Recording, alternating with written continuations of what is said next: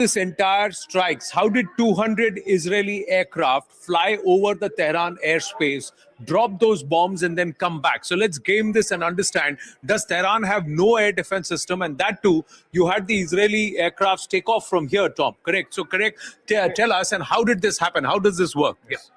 Thank you. It's like this. You have the Iranian air defense system is approximately here, around Tabriz, around Tehran, and you have Qom and Esfahan and و مجددا در گذشته رهبر اعظم انقلاب رو که شهادتی است بعد از سالهای طولانی مجاهدت، تلاش و فداکاری و بیداری و جنگ با ستمکاران، خداوند روح این بزرگوار رو شاد و رهروانش رو پاینده و سربلند نگه دارد. با امید پیروزی مسلمین بر کفار. Well, it was a short address, very, very short address. We'll try and get you the translation. But viewers, as you see that video, be mindful, he's in a bunker. He's at a place which is out of his comfort zone, and he is looking very frazzled. It looks like he's not slept through the night. He's not shaven. He's looking very, very desperate. And of course, distraught. Distraught, why?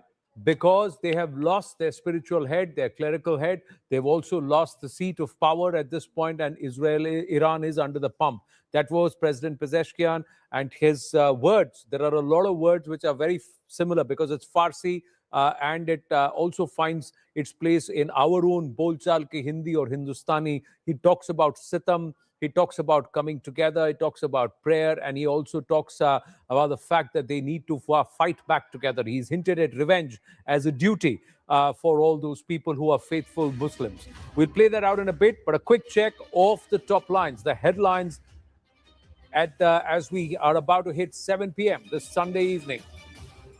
Israel Defense Forces released a video of massive strike on the IRGC headquarters, which allegedly killed not just the Supreme Leader Khamenei, but other IFGC and IRGC top brass. IDF claims 40 top commanders neutralized in less than 1 minute. Iranian strikes target Dubai's iconic Burj Al Khalifa and the Burj Hotel, along with the Dubai airport and the Jebel Ali seaport. Star Indian shuttler PV Sindhu has a narrow escape at the Dubai airport. Frenzied crowd laid siege to the U.S. consulate in Karachi, resulting in massive clashes with U.S. security forces. Reports indicate at least 10 locals killed and many others injured. Protesters tried to storm the consulate in Lahore as well. In the first ever, Iran targets the Duqm airport in Oman, hitting the workers' accommodation area, having at least 2 people injured. Saudi Arabia slams treacherous attack, vows to support any measures Oman takes in response. Thousands take to the streets across several Bharatiya cities to mourn the death of Ayatollah Khamenei. Protesters also gather outside the U.S. consulate in Chennai to protest the killing of Iran's supreme leader. Major Indian aircraft carriers, Indigo and Air India, cancelled scores of flights amid West Asia war. Thousands of flyers stranded at several airports.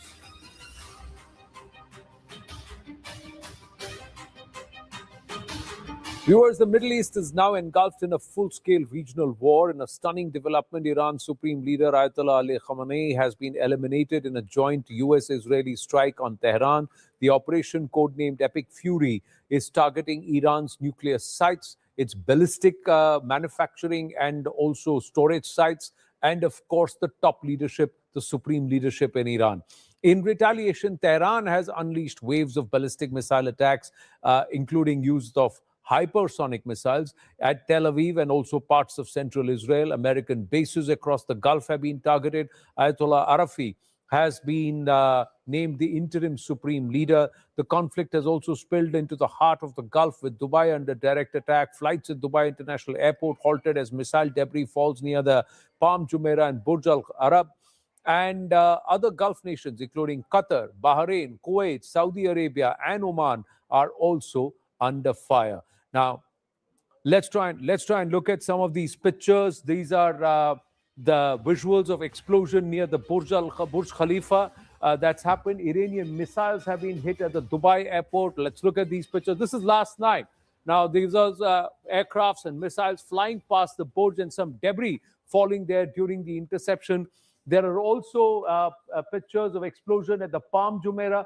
This is after the Iranian strike. So have a look at this. This is after the Iranian strike. This is in Dubai. Again, there are people who recorded this and they thought that they are being attacked. That's not the case. Largely, it's been lots of debris as per the reports. And it's confirmed by the local entities in these nations also. Dubai's Burj Al Arab Hotel was also hit by some of this debris, and the UAVs that have been neutralized, they are landing because they're off their target. Now, that is something that Tom Cooper also explained to us, viewers, that they fly in a particular height, at a particular a range, because they've got the geographic codes into them. But if there is a tall skyscraper in their path, they are not equipped to read that. And perhaps that's not been done because somebody has pushed these drones out in stress without thinking, and then just said, let's just fire them right across the Strait of Hormuz. Now, the satellite imagery of a strike at the IRGC headquarters in Tehran, oh, this has been pounded. Look at that. And the IRGC headquarters was going to be one of the targets, along with the Bus militia bases and headquarters, because the Bus militia is the police internally, and they would want to target the leadership. And the IRGC, with about 150,000, is the one that is the military muscle or the might internally to control things within Iran, along with the Bus militia that's nearly about 1 million strong. So they have targeted this, and this is heavy, heavy pounding. Also, Iran has struck Israel's Beit Shemesh, and that's where there are reports which say this is not just in a civilian area. At least 5 people have died, but this could be a hypersonic missile that's been put into play here. Now let's try and understand the Strait of Hormuz, which is currently shut, and the impact that Bharat may have because of this. There is it can fuel price-driven surge in oil prices. Brent crude prices are up from $65 a barrel. That was also up because just around $60, went up to $65. It's already gone up to $73 in the recent week. 20% of global oil and liquefied natural gas, LNG, transits through the Strait of Hormuz. Bharat imports 2 million barrels daily through the Strait of Hormuz. 50% of India's crude imports come through this route. 13% of non-oil Indian export to the Gulf is also through this route, and there is a macro pressure on the Indian economy that is likely to go up if this continues, viewers. So let's try and understand the Strait of Hormuz. We'll try and also call out that image of the parking jam that is happening around the Strait of Hormuz. Now, what is the Strait of Hormuz? Tom and Adrian, I'm just going to request you to come back on. We have our guests. I'm just going to check. Lieutenant General KJS Dhillon, Tara Karta, still with us. Please jump in. We may not be able to see you from here, but you can hear us. So if you want to add, please say that I'd like to say something, and please jump in. Now, viewers, let's try and understand what is the Strait of Hormuz. Where is this? This is the Strait of Hormuz. Tom is explaining. Adrian, you can jump in from there whenever. You can come and take this chair here, and you can sit with us, and then you can add on. Okay, and then I'll bring you on here. So this is the Strait of Hormuz. You want to take this because you're going to work the. I'm going to work. Yeah. Okay. Now. So Strait of Hormuz is 150 kilometers long. In the north is Iran. This is Oman. This is United Arab Emirates. This is Oman as well. Okay. So what is the point about the Strait of Hormuz? It is very shallow, 25 to 50 meters deep. This means if something the size of a tanker, super tanker, or ultra large crude carrier is sunk inside the Strait of Hormuz, it's very easy to block. Another point is, I'm trying to resize it just a second. Yeah. So the inboard line, the line leading into the Persian Gulf, is leading along its northern side, along the Iranian coast. That out? I draw it, yes. Good idea. So just a second. Yeah. So it's leading like this. So this is the inbound line. Yes. Okay. Just a second to delete this. A second try. And then like this. Okay. So this is the inbound line. And the inbound, sorry, you can write it as inbound. Okay, Yes. inbound. And this is Iran. This is Iran. So, North of so it. that's the Iranian side. So whatever goes in goes from via the Iranian side. Yes, exactly. Okay. What's more, partially this line is leading through the Iranian territorial waters. So Iranian territorial waters is something, just a second, are going like this. Okay. There are two important islands here, Yes. Greater and Lesser Thumb, which are disputed between Iran and the United Arab Emirates. But the IGC has missile batteries on them, anti-ship missile batteries. Anti-ship missile batteries here. Yes. These are, you can This see, is viewers, you islands. see these two small islands here, this one and this one. So this is now with Iran. And there are anti-ship missile batteries here. Anti-ship ASM. and SAM batteries as well. And SAMs also, that is surface-to-air missiles. Yes. So they are also here in this region. Exactly. So that means any ship coming here, Iran has the ability to pound them immediately. Immediately, yes. They see them. They can see them. They can watch also U.S. Navy warships moving along this line, along the inboard line. And they can watch them from the coast, from the island of Keshem. They see them, except it's very foggy, which is quite often the case in the Persian Gulf, but nevertheless. So it is also so that the American warships, every time they are passing by through these waters into the Persian Gulf, they are engaging electronic warfare systems. So strong that then all of this area in Iran is losing, for example, capability to watch TV. Right. Okay. Because such strong electronic warfare systems. Right. In turn, there is also the way out, which is leading south of this lane. It's going like approximately like this. Point is the following. Everything closer to Omani and United Arab Emirates coast is too shallow for most of huge, big tankers. So this is shallow. Yes. Okay, this part is shallow. Okay, and this is the outbound. This is the outbound region. This is out. So this is the shallow waters. The big tankers can't go from here, so they will have to move out a little more. They have to move approximately north of this line. So they're going to stay out of that because line. of this heavy traffic. We are talking about hundreds of ships every day. There are very strict regulations about the movement of ships into the Persian Gulf and out of the Persian Gulf through the Hormuz Straits. Through the Hormuz Straits. The other thing is, and Adrian, Adrian, come. Okay.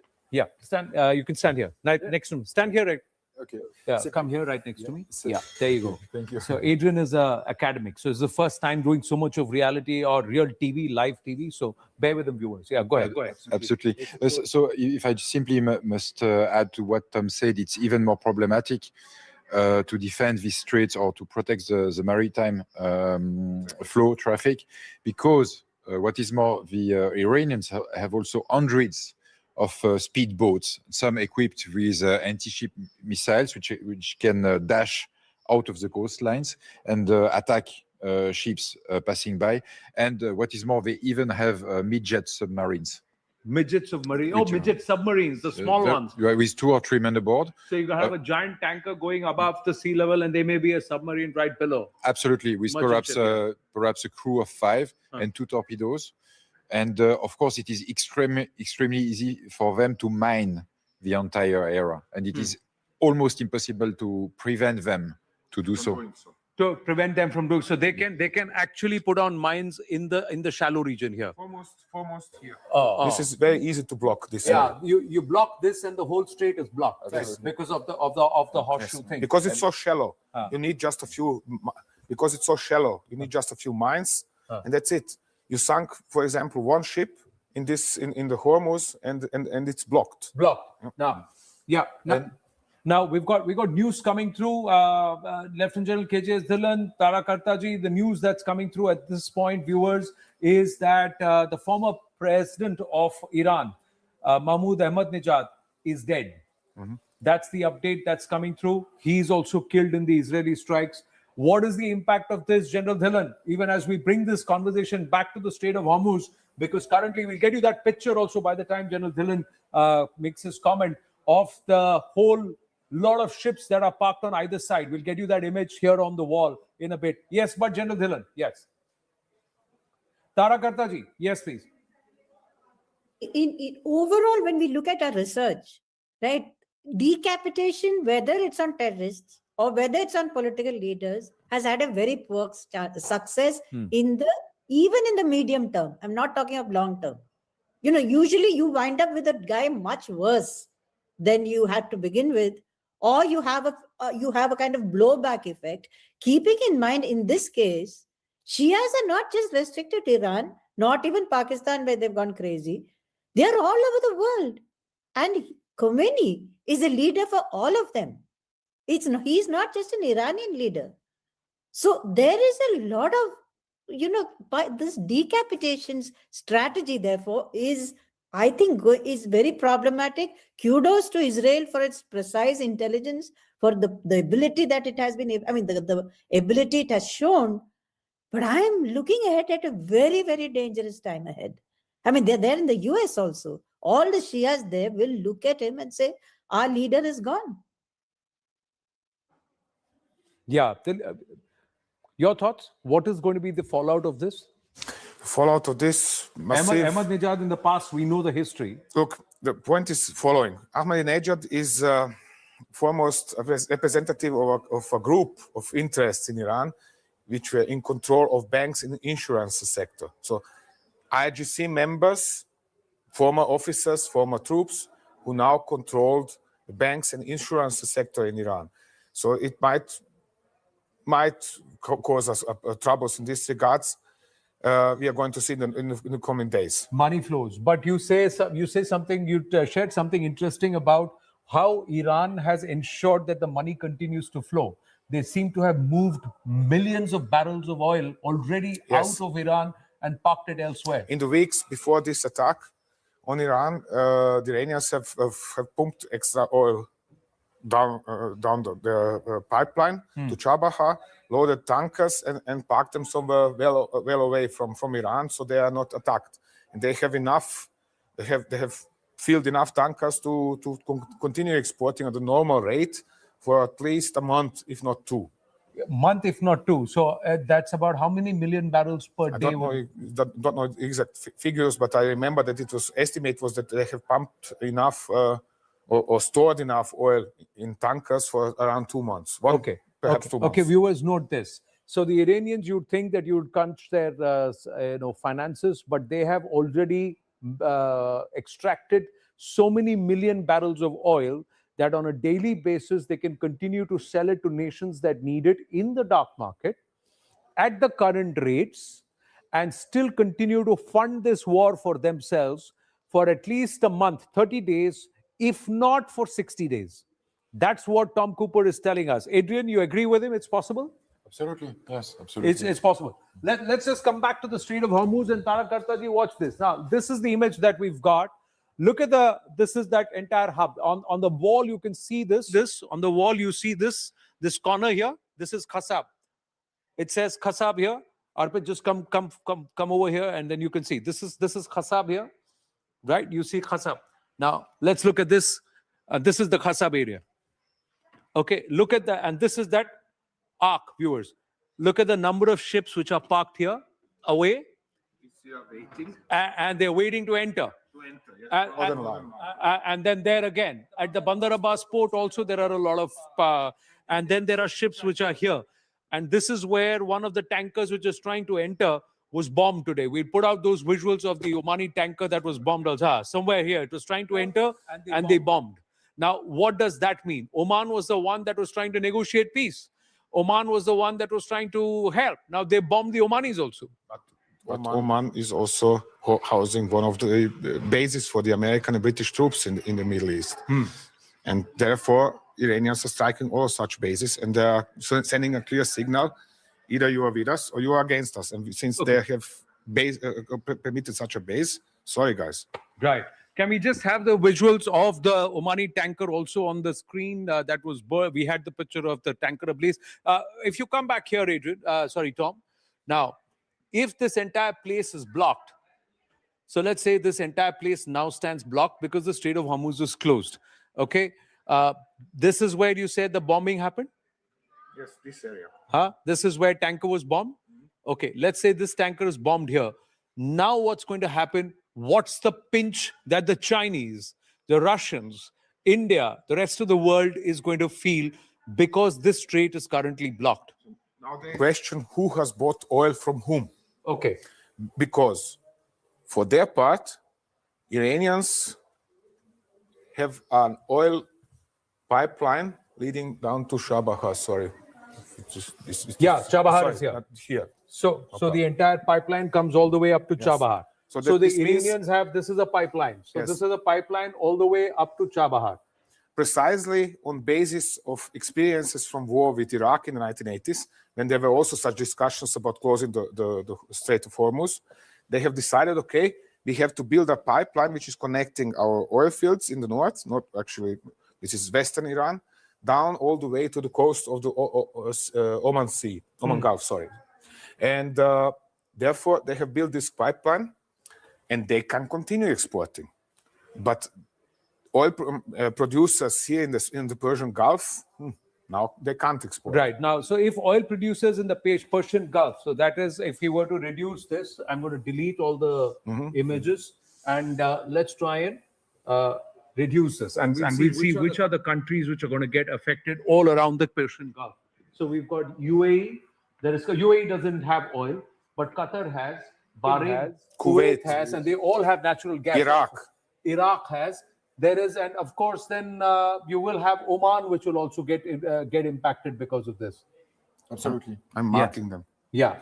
So he's marking them, and And foremost, it is enough to generate immense global pressure, because if a few tankers are burned in this area, then you can expect the price of oil worldwide to grow up drastically. And imagine the impact if you have a doubling of the price of the oil at the pump within a span of a few days in India, in Switzerland, in Austria, everywhere.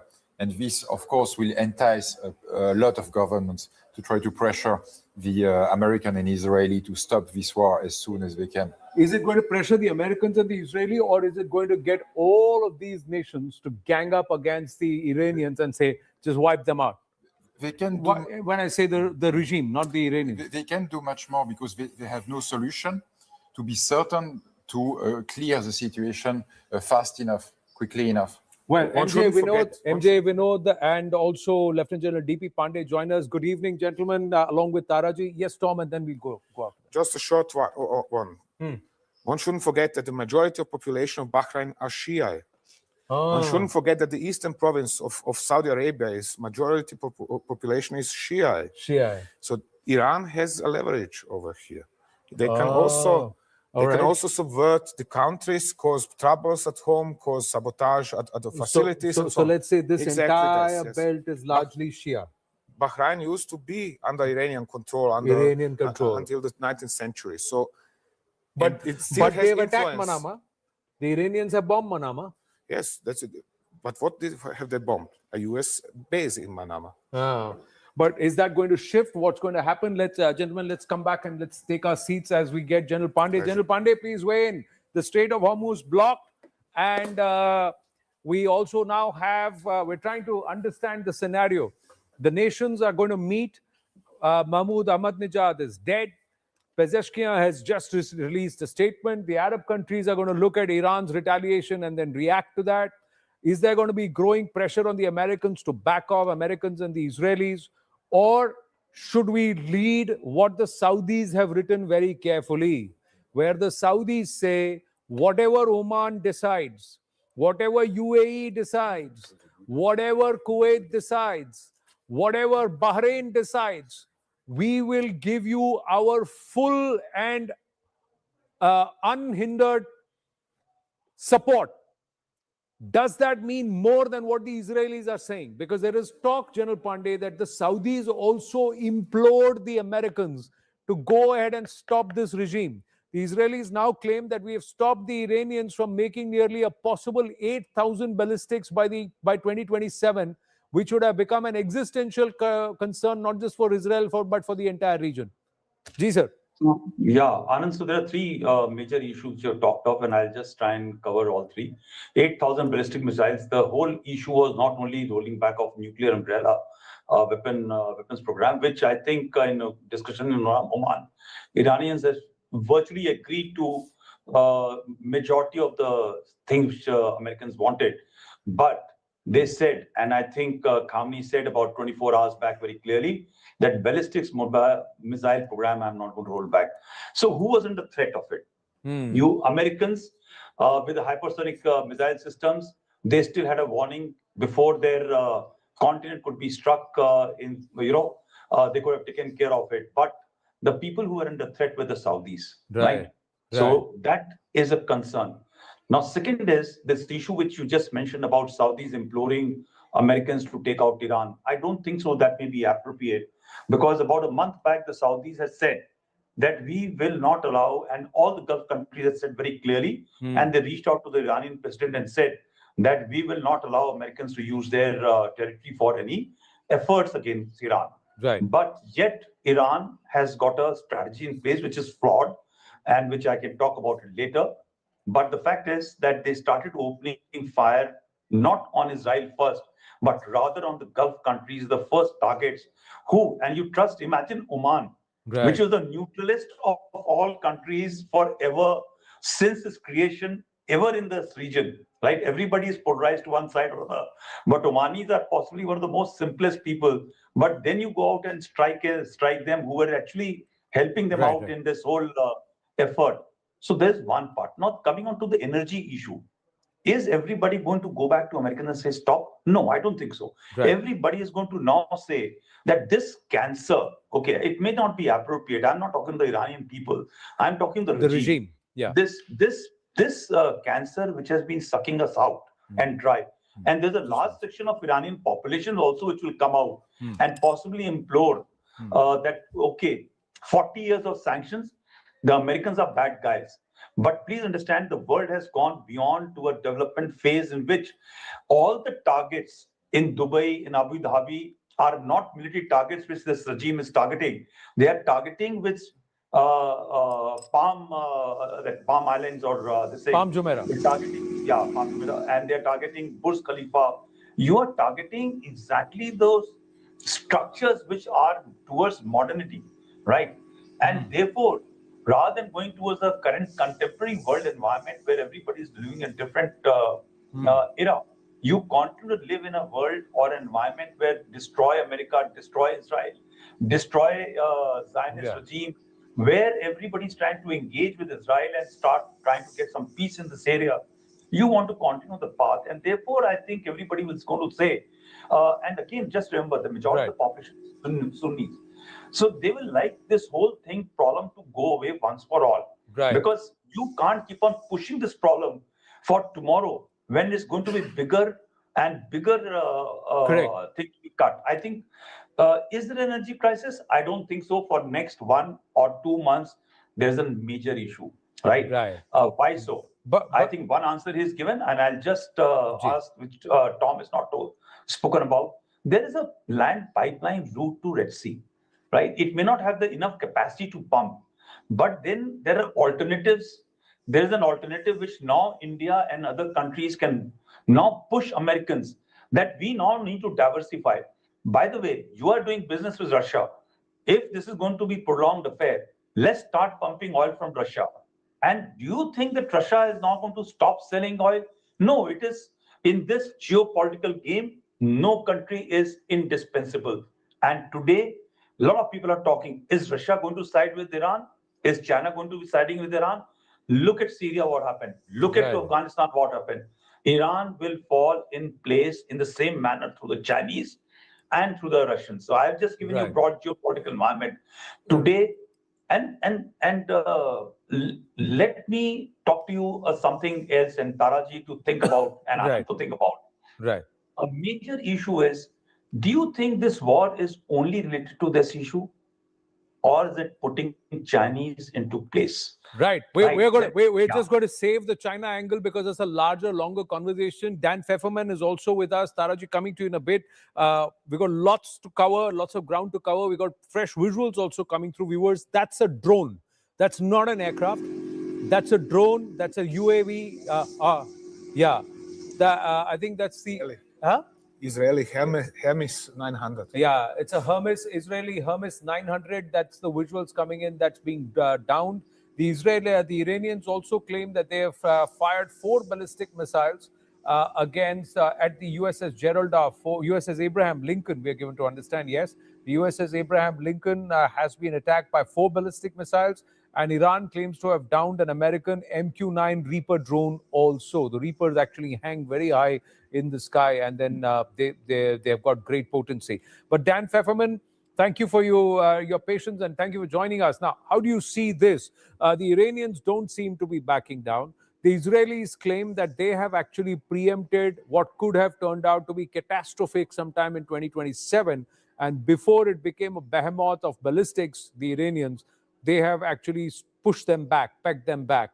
But there will be pressure, because if the Strait of Hormuz is closed, if there are civilians who are stranded, airspace is closed, there'll be pressure building on Israel and America to back off, to try and announce a ceasefire so that people can either get out or go back home. Yeah, this is a broad, multi-decade attack that Iran has been building and then launched on October 7th against Israel, and as you can see, against all of the moderate states in the region. And so from Israel's point of view, of course, we're not privy to what the CIA or the Mossad or decision makers have, but they saw this as a preemptive strike to ward off bigger offensives, bigger onslaughts by Iran and its various proxies around the region. And it was determined by the leadership, again, with information we're not all privy to, that this is the right time to strike while Iran is weak, while Iran is backed up. The Iranian proxy arrays have been all but dismantled around the region. And of course, after the June series of attacks by the United States and Israel. But this is a bigger American play that Israel is just a part of. There are bigger global geopolitical and regional issues at play here, and it was decided. I don't think a ceasefire is going to be on the table here. It was decided by the Americans, by Donald Trump, the leader of the free world, whether people like that or not, that this is time now to take down this Iranian regime. And so the scenarios that we can most likely expect, of course, I think with this American president, we've been all surprised time and again. But what we can expect and what he's said from his statements is that those in the IRGC, those in the military, can lay down their arms. New leadership, which if was not already identified and appointed, can step up, and maybe the Americans and others have worked to prepare some kind of alternative leadership similar to what happened in Venezuela. And the idea is to get some kind of leadership in Iran that would work with the international community, with the West, and would stop being a constant strategic and even existential threat to the region, to the international community. All right. We've got Dr. Ranganathan joining us. We've got MJ Vinod with us. Dan, I'm going to request you to stay on. And to all our guests and to our viewers, just stay with us. It's a compulsion. We've got to take a very short break. When we come back, we get our perspectives from all our other panelists and also expand the scope of this conversation. It's not just this area. You got to move up about 30,000 feet like a Reaper drone and look at the larger picture and say the nations that are going to be impacted and who's the actual end game here. Is it China? Is there more to it than meets the eye, as General Pandey asked? We'll try and answer all those questions. Stay with us, please.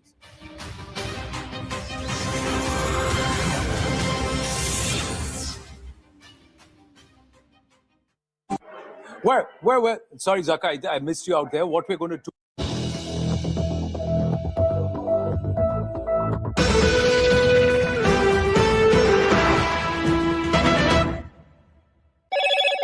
Hello, Moto.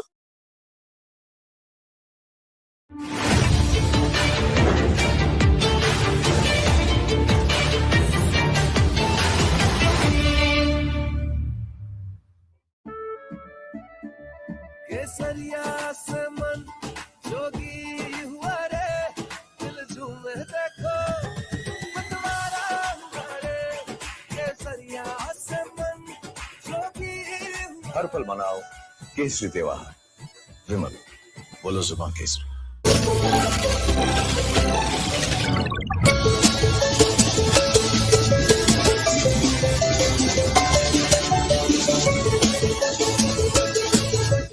Introducing Motorola's signature.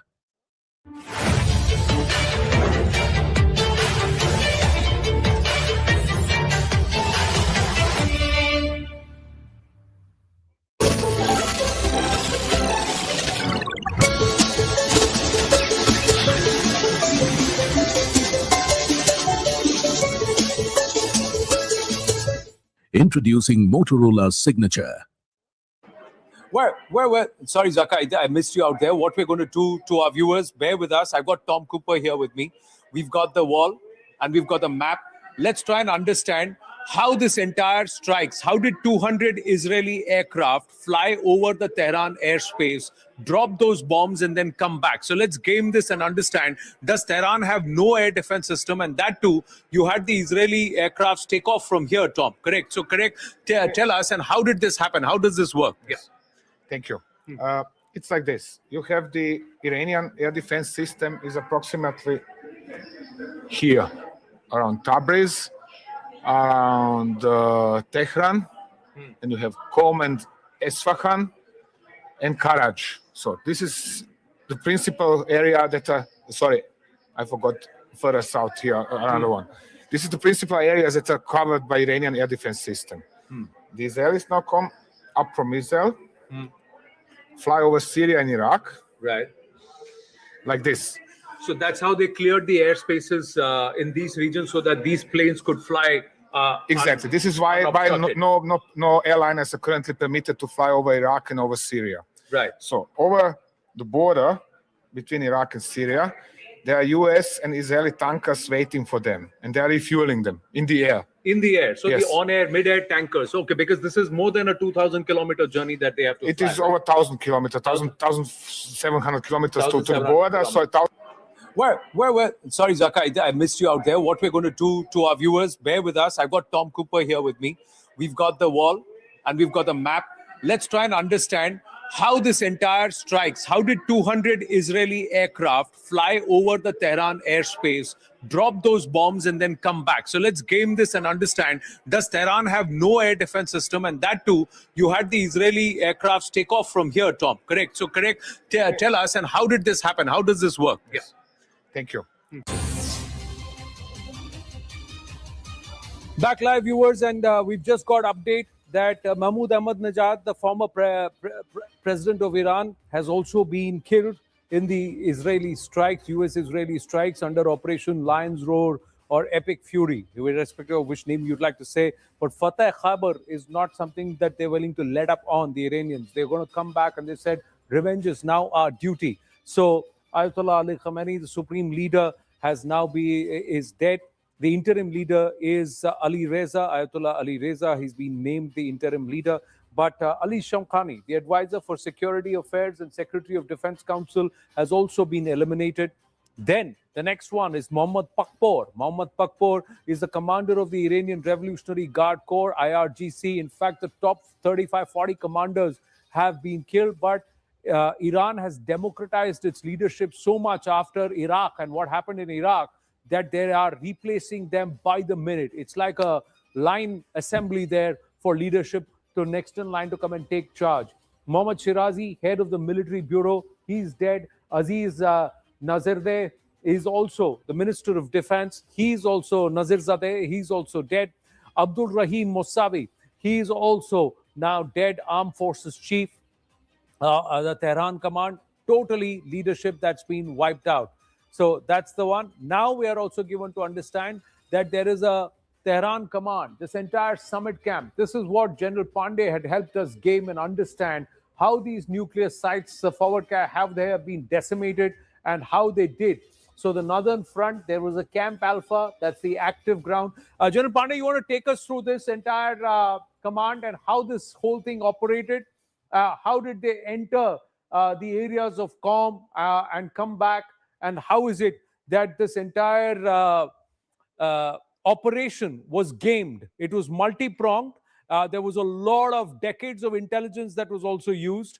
There are also these UAVs and satellites that were hovering around constantly over Iran to identify the sites, even as the ballistics were being fired from their silos, or even if there was movement of certain vehicles and people as to where they were moving. the Israelis, the Americans, they work very hard with their neighbors to do this. So can you explain this, please?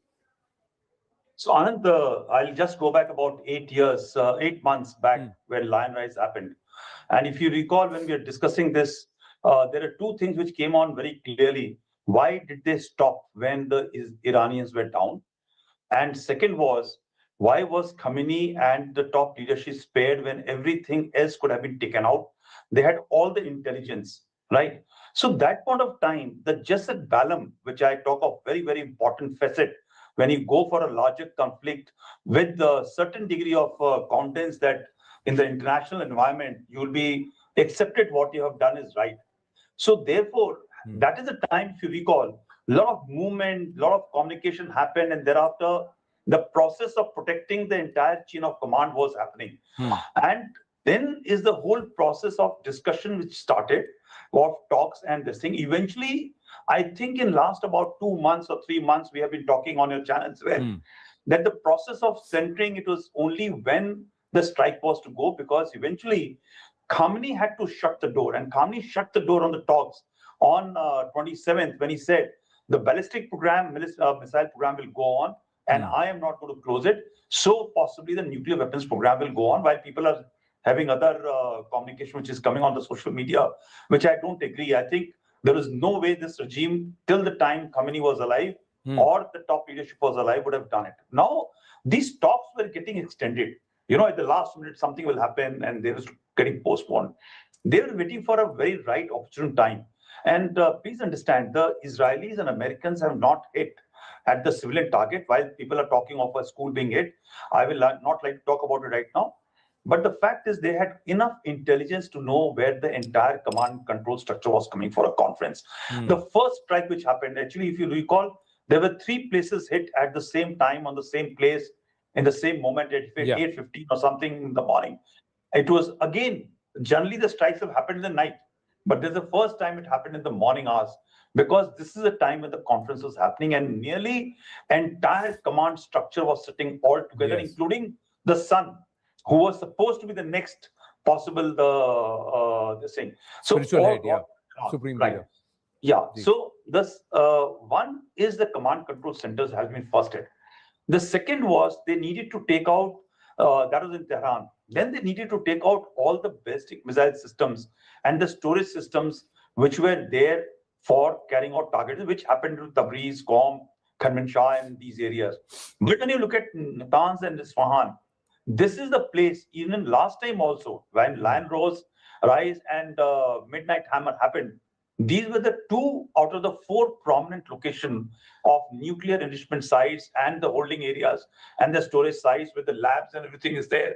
They got hit. Last time when they carried out the strikes in Midnight Hammer, they were not able to penetrate enough to reach that depth of 300, because when you carry out the bunker busters which go down, the second one has to actually go right on top of the hit, follow through, and yet they were able to achieve not more than about 240 or 250 feet. The majority, while they were collapsing, which happened, but a large amount of structures continuing to remain in the tunnels which were formed to protect themselves. And that is why, while the program got delayed by a few months, and when you say few months, and that is time, if you recall, we're talking about 7 to 8 months, and the figure which I had given was about 10 months.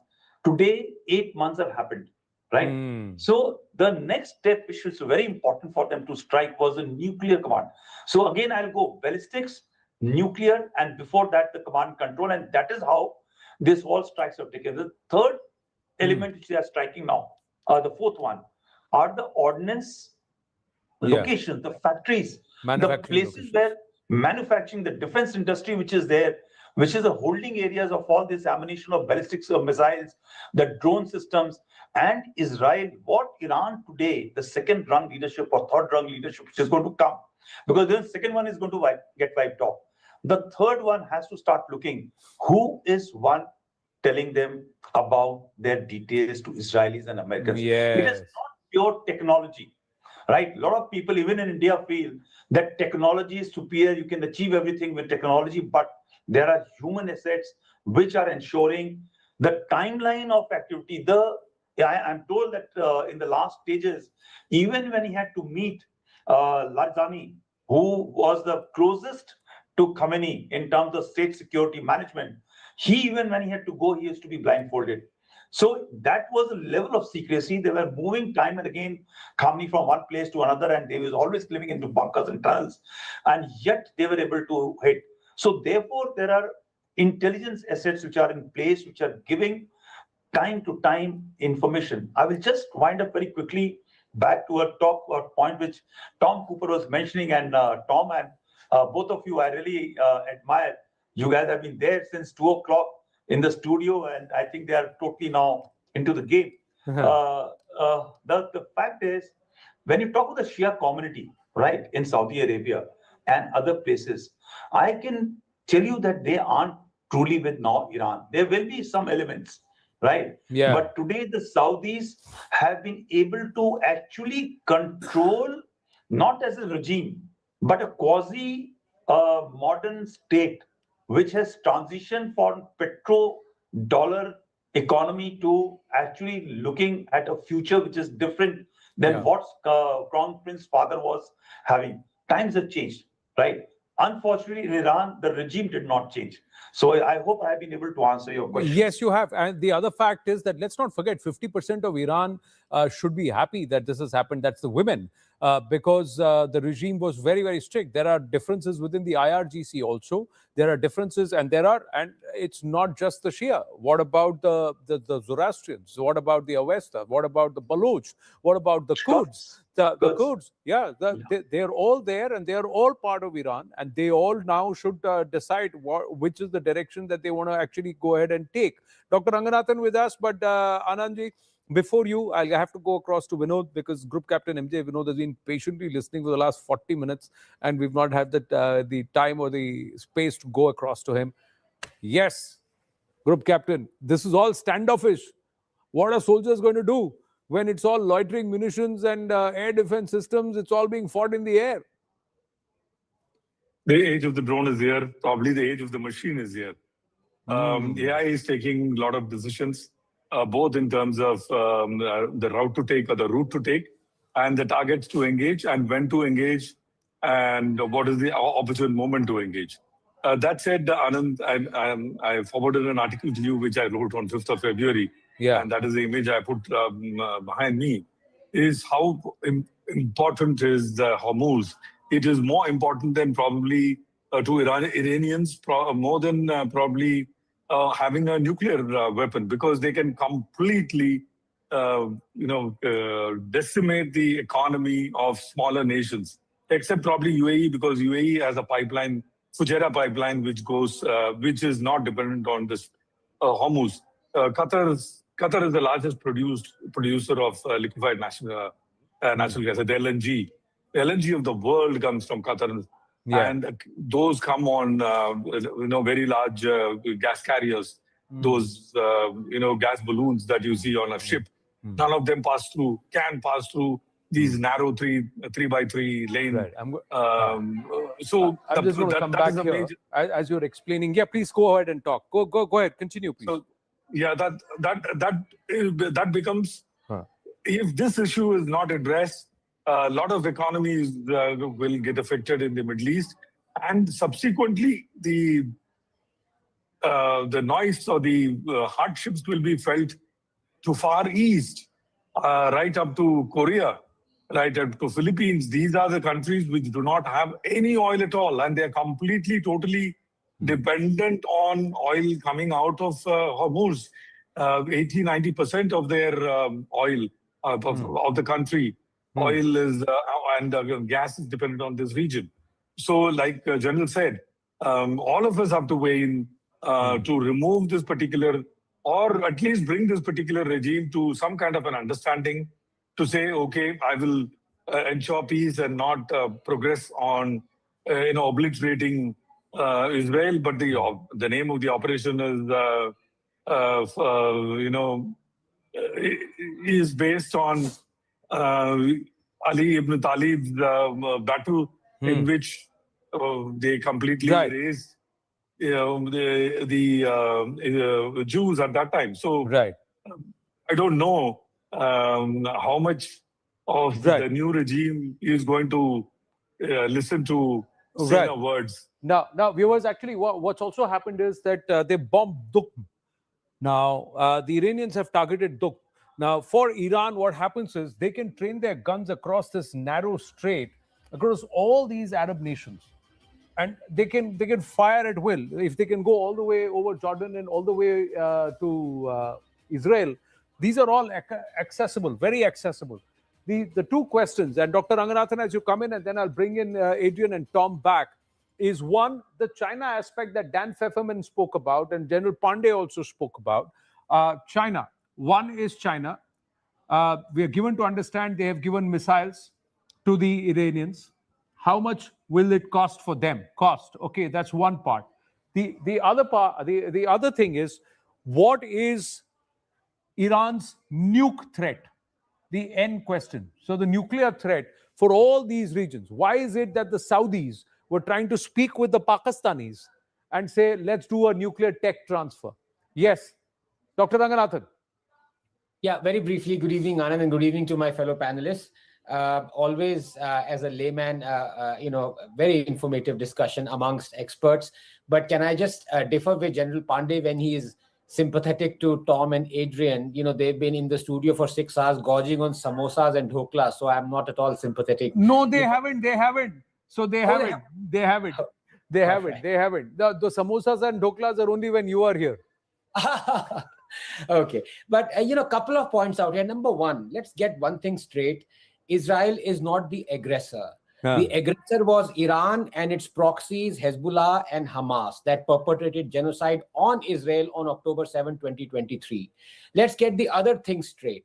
The fact of the matter is that now the war, the conclusion of it or the prolonging of it is completely independent on the decision by Iran. It is wholly and completely on America, because America does not want a war that is dragged on and on. It always loses such wars because of the domestic compulsions that it has, body bags, etc. Vietnam being one example, Afghanistan being another, unlike Russia that can carry on a war interminably, as we've seen already 3 years in Ukraine.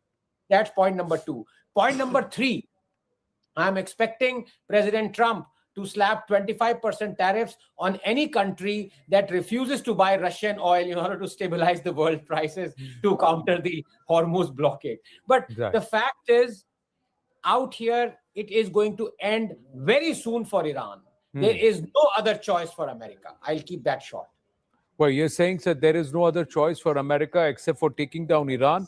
But more importantly, Tom and Adrian, we are looking at the oil prices also go up. It's gone up from about $60 a barrel to about $73. So it's gone up $13 in the last 15 days.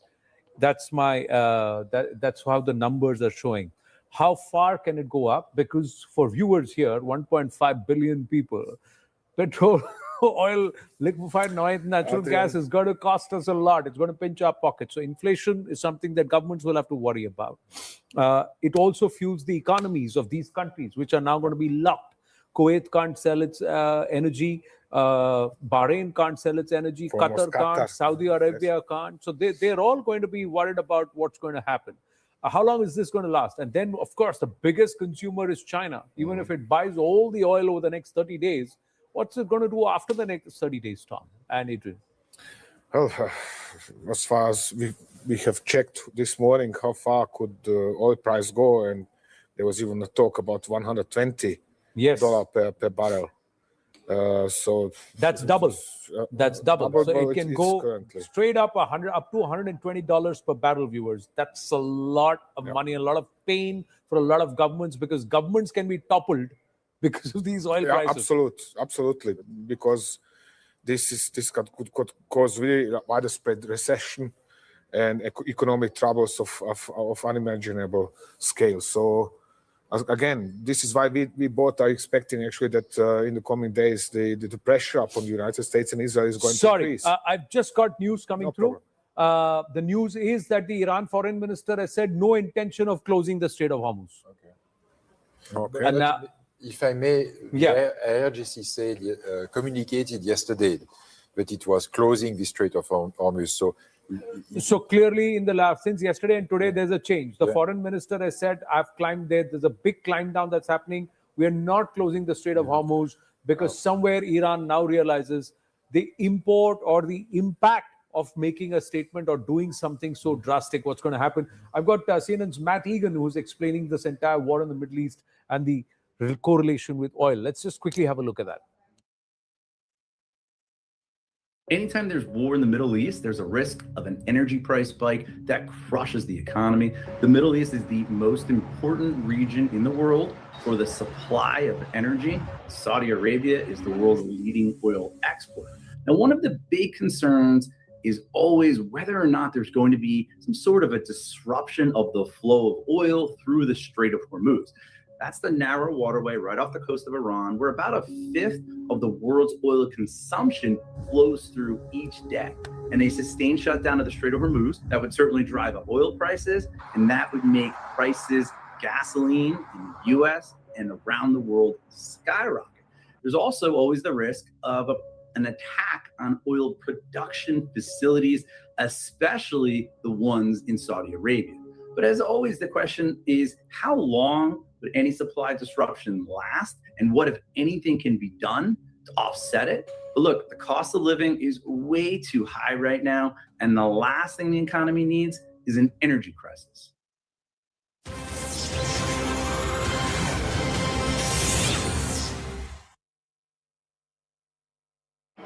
Where?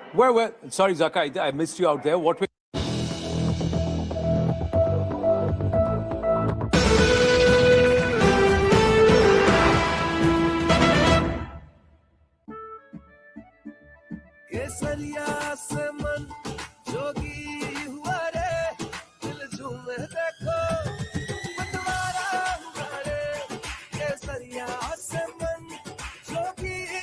हर पल मनाओ केसरी त्योहार विमल बोलो जुबान केसरी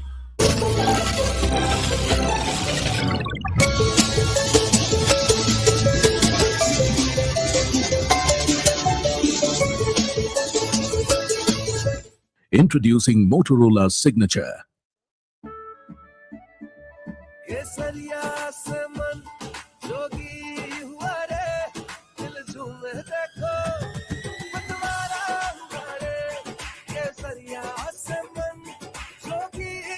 हर पल मनाओ केसरी त्योहार विमल बोलो जुबान Kesari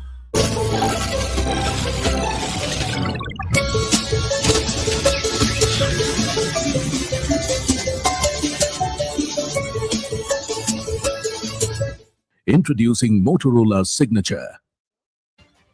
Viewers, the war is on. The war is on in the Middle East, and it is only widening by the minute. And it was expected that the Iranian regime would fold, but it hasn't. It has decided to dig its heels deep into the ground, and it is fighting with its back to the wall. Unprecedented visuals coming out from the Middle East, viewers, today. We will first begin with the most emblematic picture that we were expecting to see, or we would have expected to see, but perhaps not today, in the next few days. But viewers, unfortunately for Ayatollah Khamenei, the first visuals that are coming out from Iran are of his own decapitation. These, viewers, are the IRGC headquarters. This is where somehow, God knows how, Ayatollah was present in the most expected location. He was not supposed to be there, viewers. Anyone else would have decided not to be at the most obvious site, the site where perhaps the Americans and the Israelis would target first. Why he was there, we don't know. Did someone give him away? We don't know. But the fact is, viewers, in the first wave, in what was being called the preemptory attack by the United States and Israel, Ayatollah Khamenei's end came. Viewers, the war... Back live on our continuous coverage on this entire war in the Middle East with Iran going head to head with America and Israel together. There are plenty of fast-paced developments, and we've got on a rolling coverage through this Sunday, viewers. Israel Defense Forces have released the video of a massive strike on the IRGC headquarters. We begin the headlines at the top of 8 p.m. with this. The IRGC headquarters, which allegedly killed not just the Supreme Leader Ayatollah Ali Khamenei, but also IRGC top brass. IDF claims 40 top commanders neutralized in less than 1 minute. Iranian strikes target Dubai's iconic Burj Al Khalifa and the Burj Hotel, along with Dubai Airport and Jebel Ali Seaport. Star Indian shuttler PV Sindhu has a narrow escape at the Dubai Airport, but thanks the authorities and the embassy. Iranian media reports U.S. aircraft carrier USS Abraham Lincoln hit by 4 ballistic missiles shortly after IRGC releases video claiming to have downed an American MQ-9 Reaper drone, vows to intensify attacks. Revenge is our duty, Iranian officials say.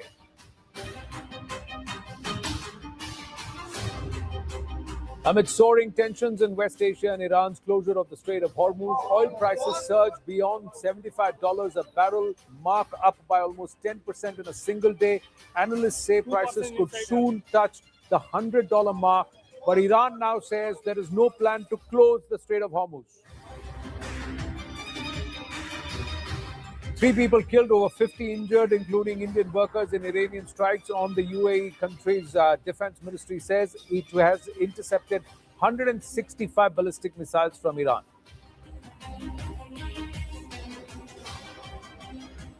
Iran's missiles still penetrate the Iron Dome. Central Israel's Beit Shemesh has been pounded, leaving at least 5 people dead and several others injured. Israel claims deliberate attack on civilian areas, hypersonic missile used, reportedly. Frenzied crowd lays siege to the U.S. consulate in Karachi, resulting in massive clashes with U.S. security forces. Reports indicate at least 10 locals killed and many others injured. Protesters also tried to storm the consulate in Lahore. Thousands take to the streets across several Indian cities to mourn the death of Ayatollah Ali Khamenei. Protesters also gather outside the U.S. consulate in Chennai to protest the killing of Iran's supreme leader.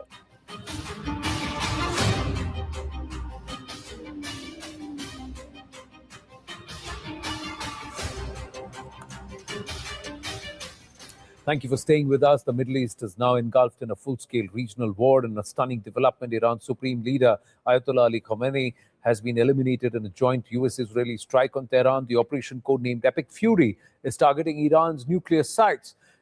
In retaliation, Tehran has unleashed a Fateh Khyber. And with that, the pledge that revenge is their duty. Waves of ballistic missiles at Tel Aviv and American bases across the Gulf. U.S. aircraft carrier USS Abraham Lincoln has also been attacked by Iran as part of its response against Washington.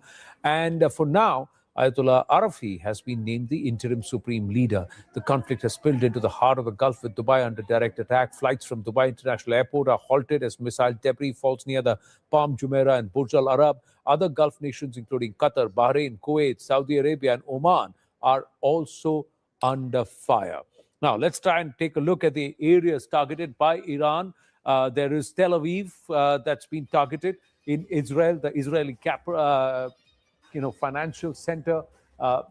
There is also Ali Al Salem, that's the airbase in Kuwait, the US 5th Fleet stationed in Bahrain, and that's why there has been sightings and drops at Manama. Al Udeid Air Base in Qatar, and that's why Doha. Al Dhafra Air Base, this is in the UAE. That's where Dubai and Abu Dhabi have come under the radar. And of course, Riyadh in Saudi Arabia has also been targeted.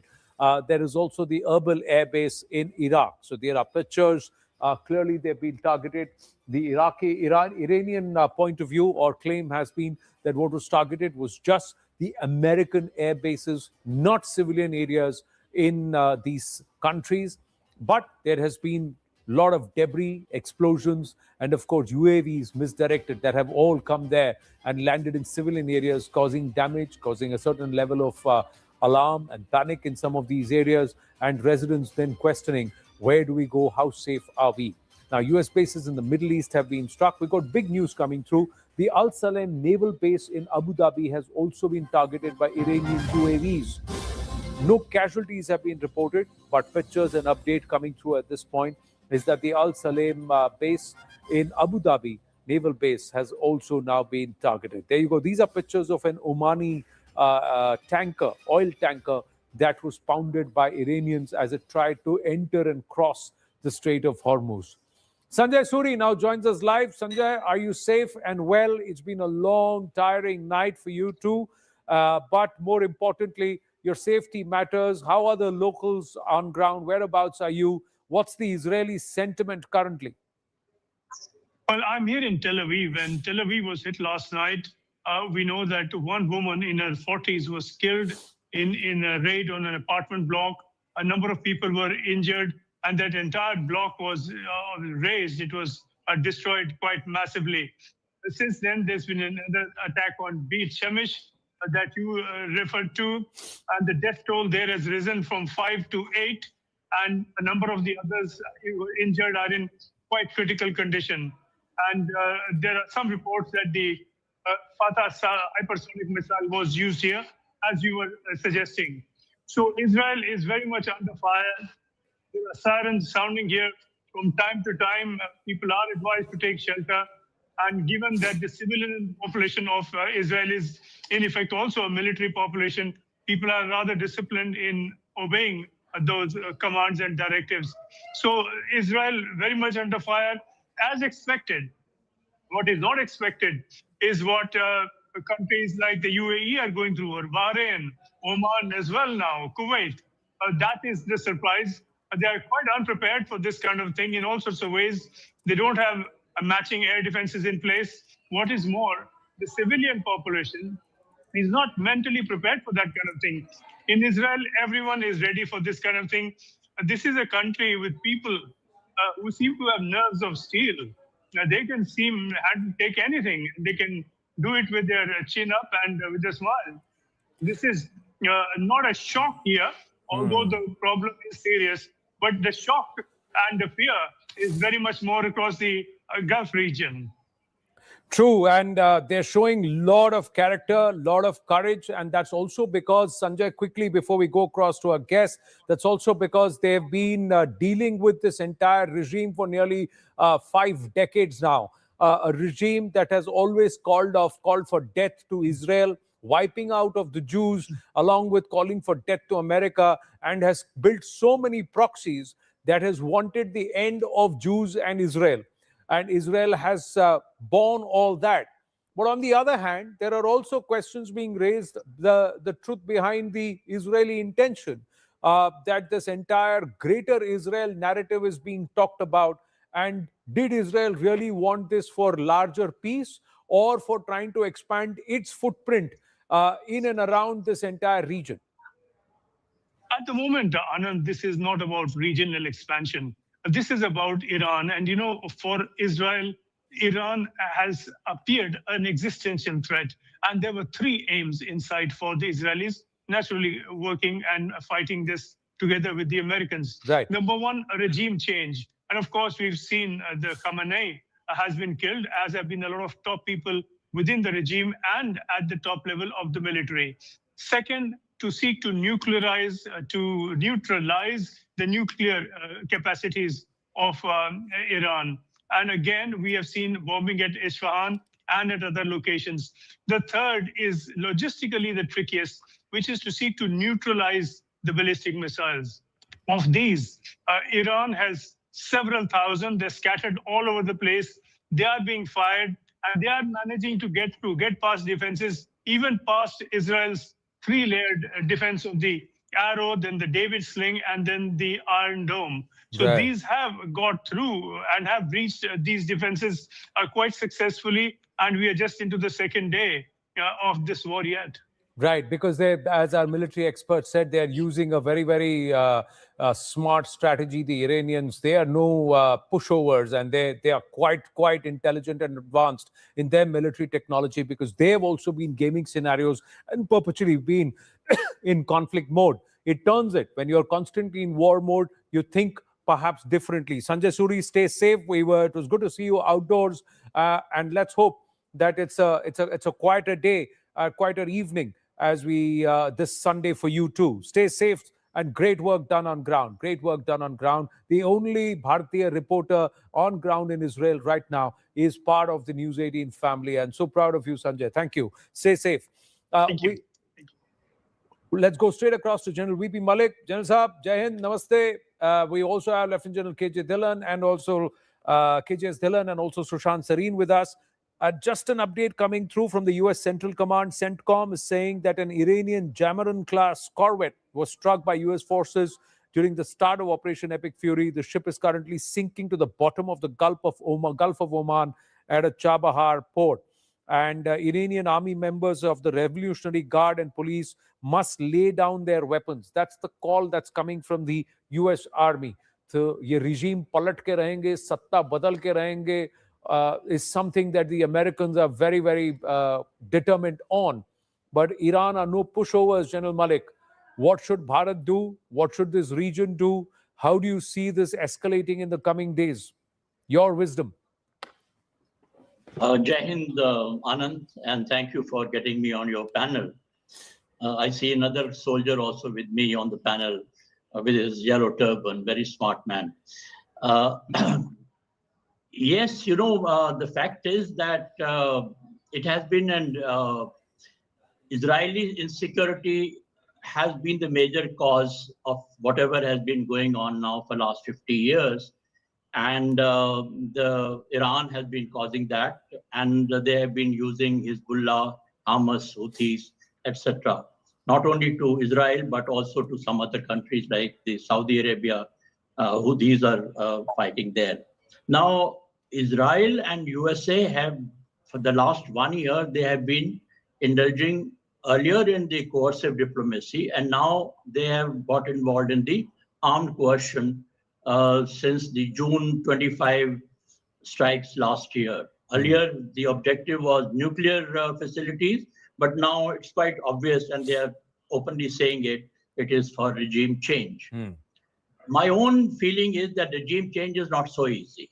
You know, and regime change, particularly a regime which has been there for the last 45 years, and well entrenched, they have their own layers of command and control.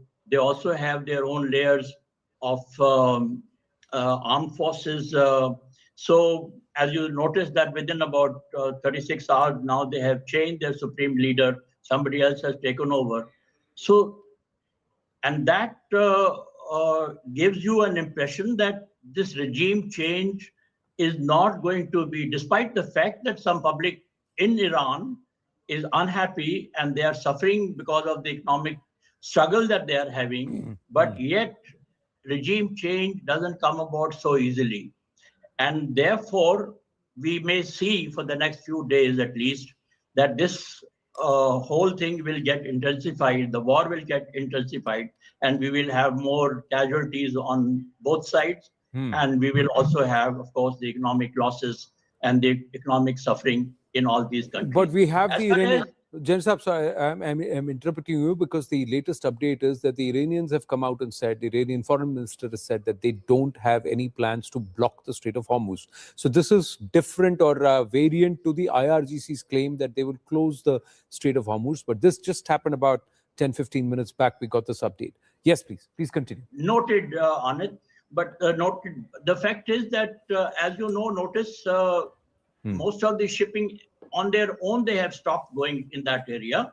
And in any case, all the airlines have stopped going into the Gulf region altogether. So it's going to be an economic loss for most people. After all, we know that almost 40%, 22%, sorry, of the oil in the world is going through this area.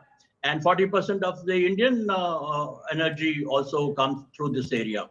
But I was talking to you, the other major thing that is going to happen and is going to affect for a long time, the Shia-Sunni divide. Yeah. That would definitely increase, as you notice from the kind of things that are happening in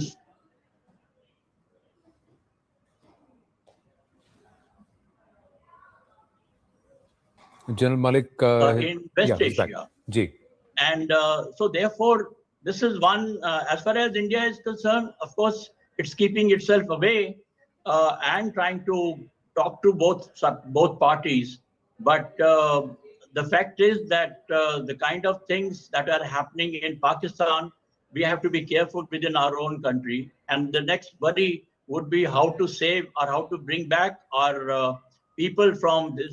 We have a very large number of people, 9 million people in this area. Even Iran has about 1,200 students from J&K.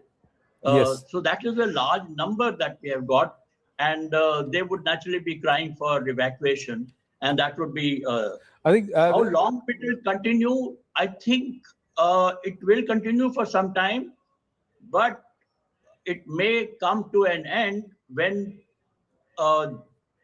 Iran may have the intention, but may not have the capacity to take it further.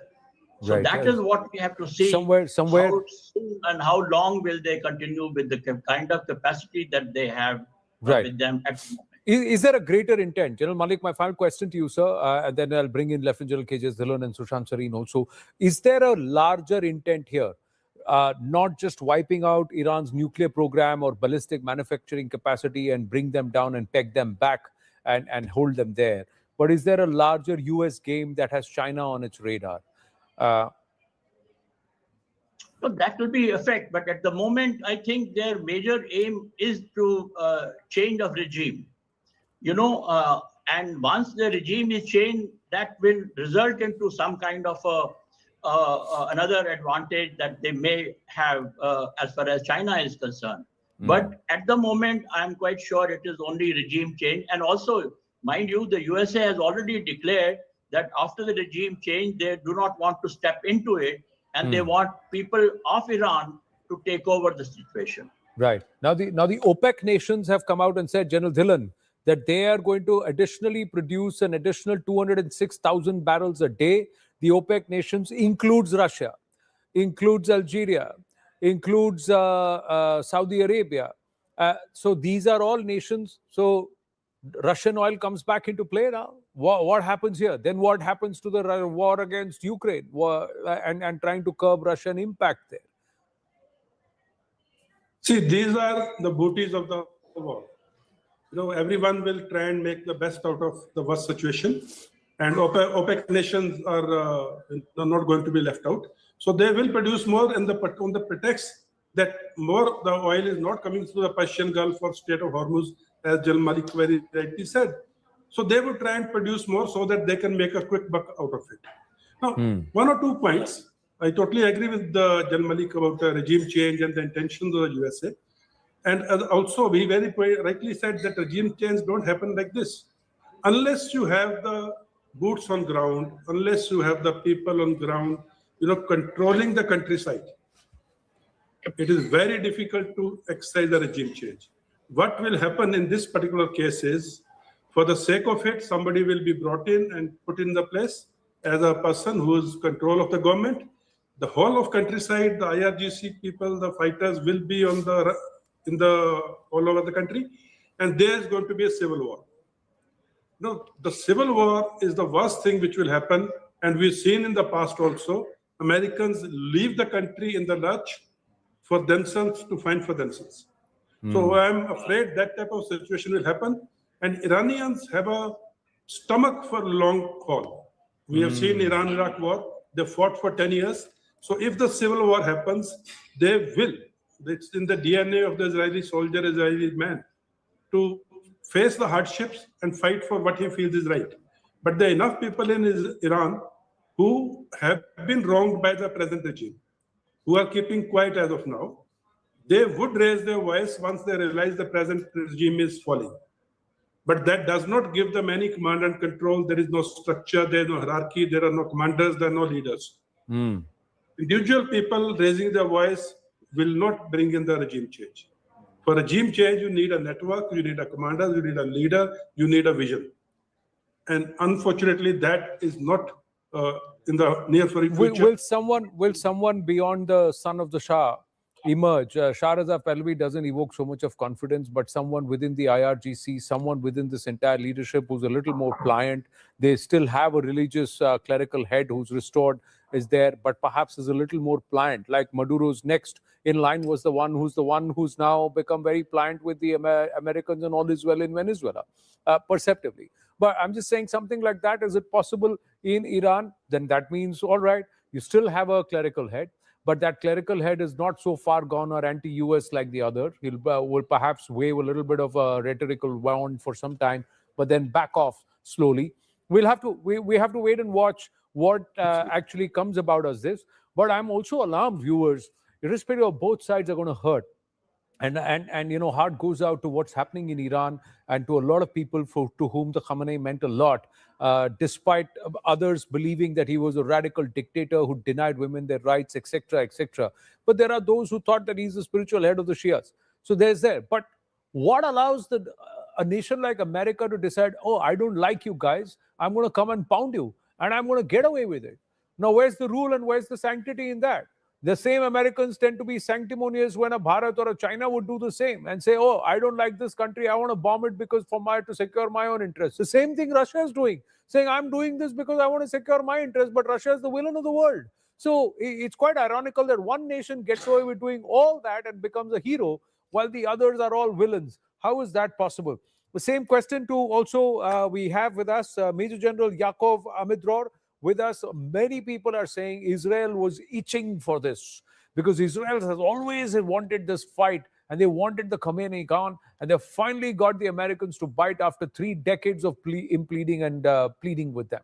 Would you agree with this, that this entire greater Israel that is also embedded on the Israeli defense forces, that's the larger agenda of Israel? Not at all.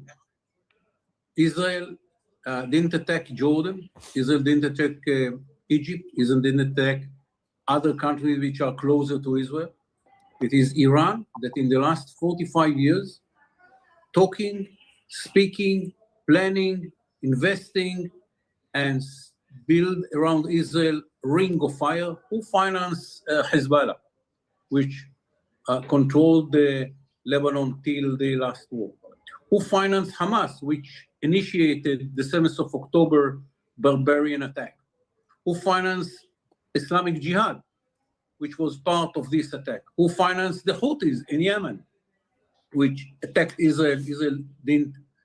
We didn't know who are the Houthis are. And they decided to attack us on behalf of Iran. Who brought the militias into Syria and to Iraq? Iran, not Israel. It is not in Tel Aviv, and not in Jerusalem, but in Tehran. There was a big clock calling for the destruction of Israel before 27. And Khamenei spoke about it all the time, that Israel should be destroyed totally because of religious and dreams of Iran to be the superpower of the Middle East.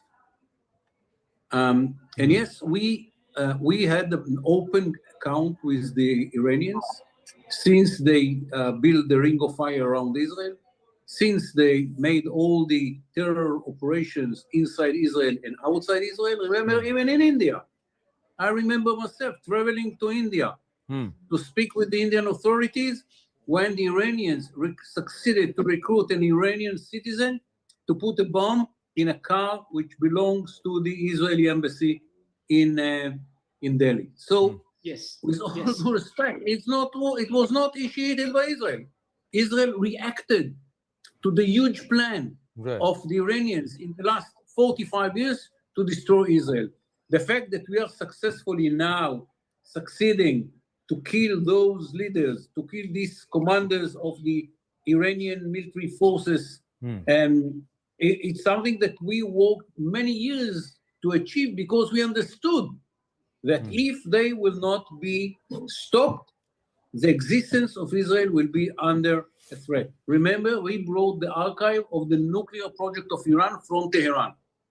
It's a very clear project to produce at first stage 5 nuclear bombs. That's what they prepared to do. Right. So from our point of view, the fact that we are acting against the regime in Tehran is a self-defense action that we are doing because they said, no, it's not that we are saying about them. They said that their goal is to destroy Israel. That is not going to happen. And for that, you have to fight. True. Major General Amit Rod, please stay with us. We've got the Deputy Foreign Minister of Iran speaking, Syed Khatibzadeh, speaking with CNN.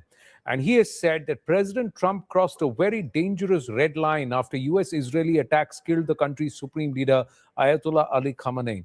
He's also said, and I'm quoting him, if President Trump didn't want to see Iran hitting back, President Trump should not have started this war. So this is what they're saying. So they are not backing off. They are going to give it their all. And in the past, they have said this, Burzin Wagmar, that Iran, if the Khamenei regime has to go, if you're going to push us out militarily, we will destroy Iran and everybody around us. So do you see that happening? And I'm asking you this, Burzin, because your ancestors have roots in Persia.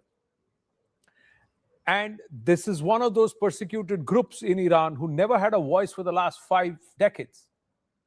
And their sacred flame is safe in Bharat, in Udwara. Burzin. Iran's bluster is all of a piece with its beleaguered, embattled paranoia, Shia paranoia, which we see playing out in these scattergun approach attacks on civilians, including Oman. And I just wonder what Badr al-Busaidi, the Omani foreign minister, who was practically rehearsing from a Iran script, never mind an Omani script, was giving out that CBS Evening News interview that there is light at the end of the tunnel and that somehow within 3 months, everything could be sorted out, including inspection sites undertaken and the rest of it. So that would be my immediate response to that.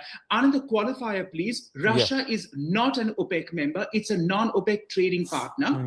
And since, just a little levity, if you will permit me, since we've been going through a lot in the last few days, there is talk of India claiming refunds for, well, tariffs from DC. I just wonder if I could bring the attention of Indians coming from Iranian studies to the 20,000 crore scam, which in independent Indian history is practically second after the Telgi Papers scam, which took place with UCO Bank Calcutta and the Indo-Iran Real Rupee trade scam, and which is still undergoing investigation from your enforcement directorate in New Delhi. So maybe it's time to garner funds on both fronts as such. So I'll leave it at that for the moment. True. And you make, it's not just levity, it makes practical sense. Everybody wants their pound of flesh. We just want our money back. So some wry humor there in a serious conversation, viewers. Please pardon that, but we couldn't resist. 3 US service members have been killed, 5 seriously injured during an operation against Iran. The Pentagon has now confirmed. The Israeli Defense Forces have now come out and said that they have just taken out, this is what the bus militia, or they've said the interim regime's general staff headquarters for internal security. So now they're now going after the bus militia and the police, because that's about 1 million strong. That's the one that polices the streets. That's the one that keeps these protesters at bay. And that's the ones who Trump has also blamed, has shot down nearly 32,000 protesters to cull down this entire wave of protests that started brewing about 2.5 weeks ago. Sushant Sareen, thank you for your patience. How do you see the situation? From which perspective would you see? Would you want to look at it tactically in this region? What's going to happen in the next 10, 15 days? Or what's the larger end game here? Thank you for your patience. No, not at all. Yeah, I understand. It's but Anand, look, let me just start by pushing back something you asked earlier. Why are the Americans doing what they are doing? And, you quoted all the laws and the rules. There's a simple answer. The Americans are doing it because they can do it.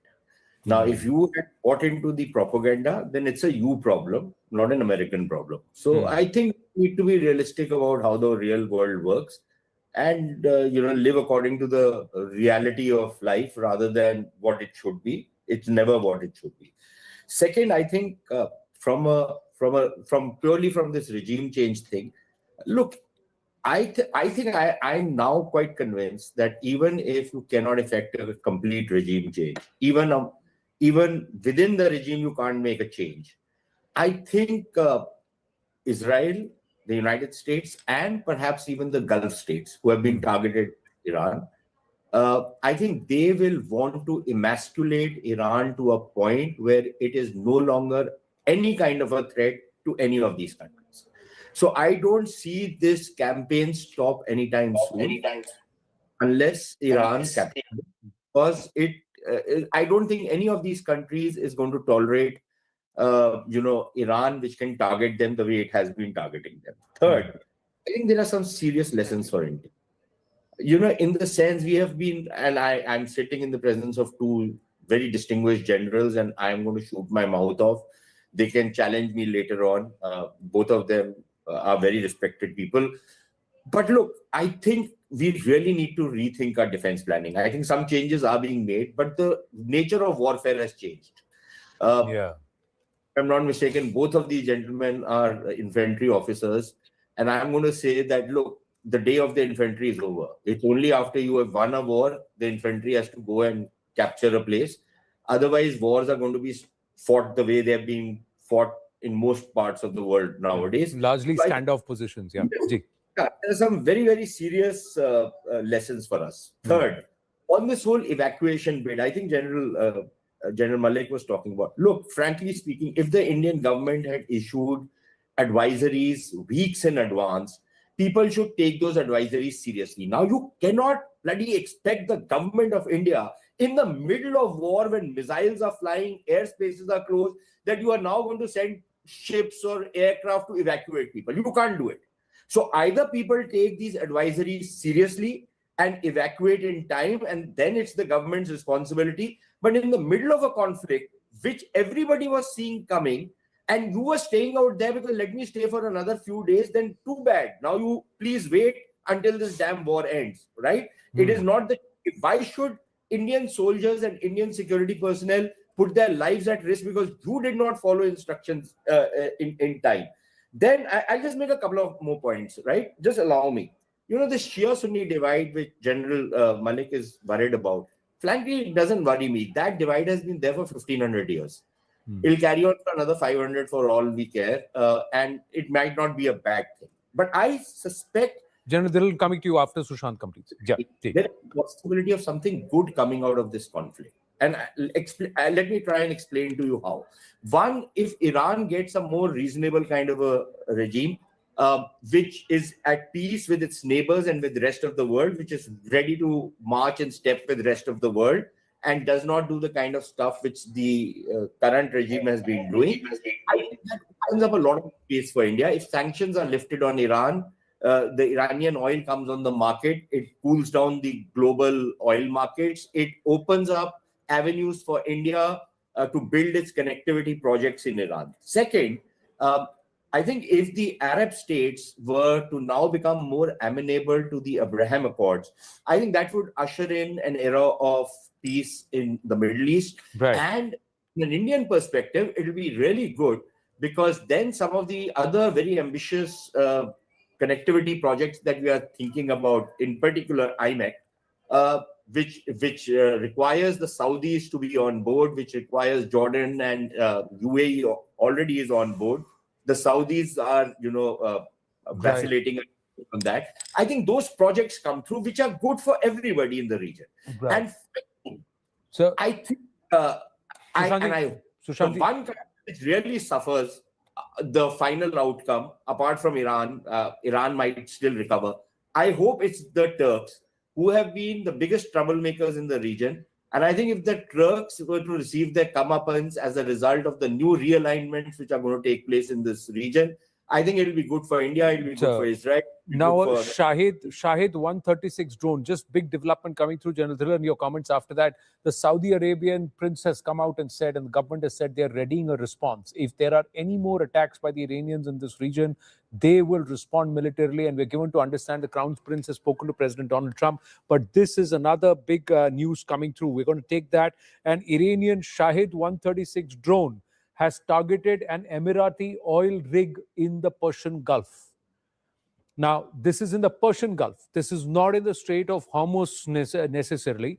So Adrian and Tom Cooper are with us in the studio. I'm just going to walk up here, and you gentlemen can sit there. I'll just mark this out and what this actually means. I'll just see if I can.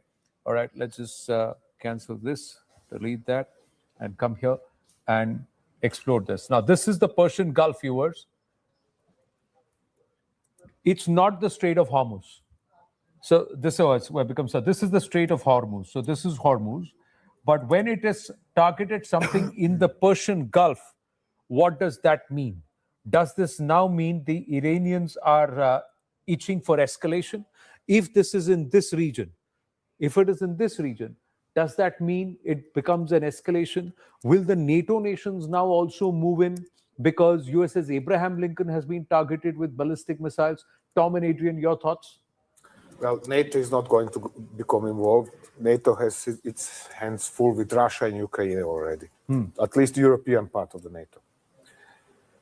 In regards of this attack on oil rigs, within the IGC, there are two streams. One is for militarization of such rigs and of islands in the Persian Gulf. The other is against it. Back in the 1980s, they have learned the lesson that that arming or striking such facilities is a bad idea. Now it could be. This could be two things. One is that somebody in the chain of command has lost control, or that the unit in question has no idea what is going on, so they have used this UAV on their own. The other is that there is an order from Tehran to do so, to strike the rig in question.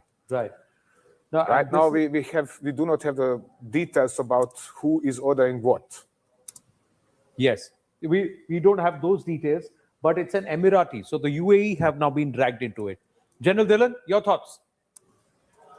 Yeah, Anand, first about this Emirati oil rig being attacked by a drone or something. In the previous part of your program, about an hour ago, it was being told that whatever is hitting the Gulf countries, these are all debris of the drones or the missiles which have been intercepted. And I was of the opinion, debris not always fall on the airports or the five-star hotels. And now in this case, on the oil rig, they fall everywhere, including the sea and the deserts. These are not the debris. These are very well targeted attacks on the installations to bring in the Gulf countries in the conflict. Now, having said this, I want to go back to a point which Mr. Sushant Sreen, a great friend, who made about infantry probably no more required. Yes, looking at the way things are happening in Gulf, he is right in saying that. But if you look at Indian borders, starting from Jammu, going right up to Siachen, and then turning eastwards along the Great Himalayas, going right up to Arunachal, then turning south against right across opposite Myanmar, everywhere, wherever we have a dispute, is a hilly terrain, is a high altitude terrain, is a jungle terrain.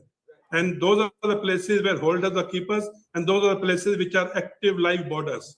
So infantry is very much required in Indian context. Let your viewers not get away with the idea that infantry is a thing of the past. Infantry was there in the past, infantry there is today. Infantry will remain relevant in Indian context, especially in the mountainous and jungle terrains where we have the live borders and live disputes with two nuclear neighbors who are not our friends. Absolutely, absolutely. Point well made, General Saab. And like I said, Sushant Sareen has this habit of tickling the generals and the soldiers with comments. So please don't take No, he's a very good friend. He's a very good friend. So that's one. The other part is, does this change the dynamics? Major General Amit Roar, your thoughts, the fact that an Emirati tanker has now been stuck in the Persian Gulf. It's not just even the Strait of Hormuz. It's happened in the Persian Gulf. What does this then do? Because in the recent past, Saudi Arabia and the UAE have had a little bit of a run-in. Will this now bring them together? And if Saudi Arabia says it's backing Bahrain, UAE, and all the other countries for whatever response, including Oman, and with its full might, how do the dynamics in this region change? We are now in the middle of this change. You heard the MBS from Saudi Arabia saying something about warning the Iranians not to continue. I hope that will bring them together, MBS and MBZ, to speak about the future of the Gulf countries. It's the interest of the Gulf countries, and indirectly or indirectly, it's in the interest of India and Israel as well. The more they will be united, it will be easier to deal with the Iranian threat in the future, if it will be a threat, and to bring the economy into the scene by uniting both the Emirates and Saudi Arabia is part of an economic line going from India into the Mediterranean through Israel. But I want to say something about the situation now in Iran. Yes, because from this reaction of Iran, I believe that the Iranians understand that they are facing a huge problem. And I don't believe that this is a mistake, that someone took the initiative. It was done by those who are controlling the Iranian forces, and it was an Iranian decision. Right. And I think that they slowly will have to understand that they don't have answer to the united capabilities of Israel and the United States of America, or better to say, America and the State of Israel. And they will have to make decision. Are they ready to continue, and we will continue to kill and to destroy part of their capabilities, or they will come to a conclusion that it is better to compromise and to understand that in the present situation, they cannot win the war. They can continue the war. They can make many harm to countries around them, like what they did into the rig of the Emirates in the Gulf, but they cannot win the war. Right. We've just got more updates. Viewers, if I'm looking down on our phone and laptop just to get more updates. There are 2-3 updates. We'll try and give it to you. Burzin Wagmar coming to you, and General Malik, thank you for your patience, sir. Coming back to you across. The IDF has just now said that they've initiated a wave of strikes in the heart of Tehran. So it's fresh strikes. Again, it's a night of, pounding that the Iranians are going to get. And there is, the Israel Air Force has initiated a wave of strikes in Tehran. Interception attempts are ongoing. That means they are now going after the internal infrastructure and to ensure a total breakdown of the regime hold, even internally within Iran. And they're going to stretch Iran thin. That's what it looks like in terms of the might of the assault. Meanwhile, U.S. Army is saying that the USS Lincoln was not hit by Iranian missiles. The Lincoln continues. In fact, the missiles didn't even come close. So calling out each other's bluff is also happening now. So 4 ballistic missiles fired, etc. Sorry, it's not happening. Lincoln continues to launch aircraft in support of CENTCOM's relentless air campaign to defend American people by eliminating threats from the Iranian regime. Clearly, they're not going to allow their aircraft carrier to be hit, because if that's hit, then it will be a huge victory for the Iranians and a loss of face perhaps for the most powerful military in the world. But General Malik, are the Iranians running out of time? When I say Iranians, the Khamenei and the IRGC, are they running out of time, sir, here? And is this something which other nations will look at in terms of uncharted territory in war gaming, what the Americans and the Israelis have done this time? Well, there is no doubt that as the events are showing, that the whole war is getting intensified for the next few days, at least one can see that. And the Arab countries are more likely to get together. You know, you were mentioning about the Saudi Arabia and the UAE, which have some kind of a divide in the area of Yemen. But I think they will get over that, and they will sooner or later, they will all fight unitedly. At the moment, they're all dependent on the USA as well as Israel for doing all the damage that is being done to Iran. Right. But if required, as it is, they are giving their basis for them to operate, and if required, they will probably get into the war themselves. But let's hope that it doesn't happen. Right. I just want to mention one point about Shia-Sunni divide. And Sushant, friend that he's always trying to tickle the soldiers, as you said correctly. You know, the point is that Shia-Sunni divide in countries like South Asia and all can be a headache for us because it can cause internal security problems. Jay. And it is happening in Pakistan. It can easily happen in India. You know the areas where they are in majority, like Kargil itself, they are a huge majority they are in. And similarly in the area of Leh Ladakh also. And so these can cause, after all, they're all emotional people. At the moment, they're all united because their spiritual head has been assassinated. Yeah. And that can cause internal security problems, that is, as it is happening in the in Pakistan.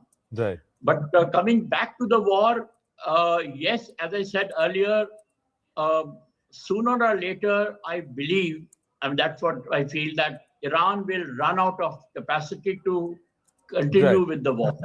Right. And that is what we have to see, how long will it take. And that, of course, would be a great advantage for the people who are fighting against them. Right. Burzin Wagmar had a comment to make. I'm going to get up and then just refocus our focus when we come back after a break. But Burzin, after your comment. Yes, Burzin. Yeah. You mentioned about a victory for the Iranians. Has anyone factored in, should the IRGC Navy, which is manning the Persian Gulf waters and Strait of Hormuz, and very adept since the Iran-Iraq war days at laying mines or driving kamikaze boats towards US naval destroyers, were to undertake a hit, they will bring on Trump's full wrath.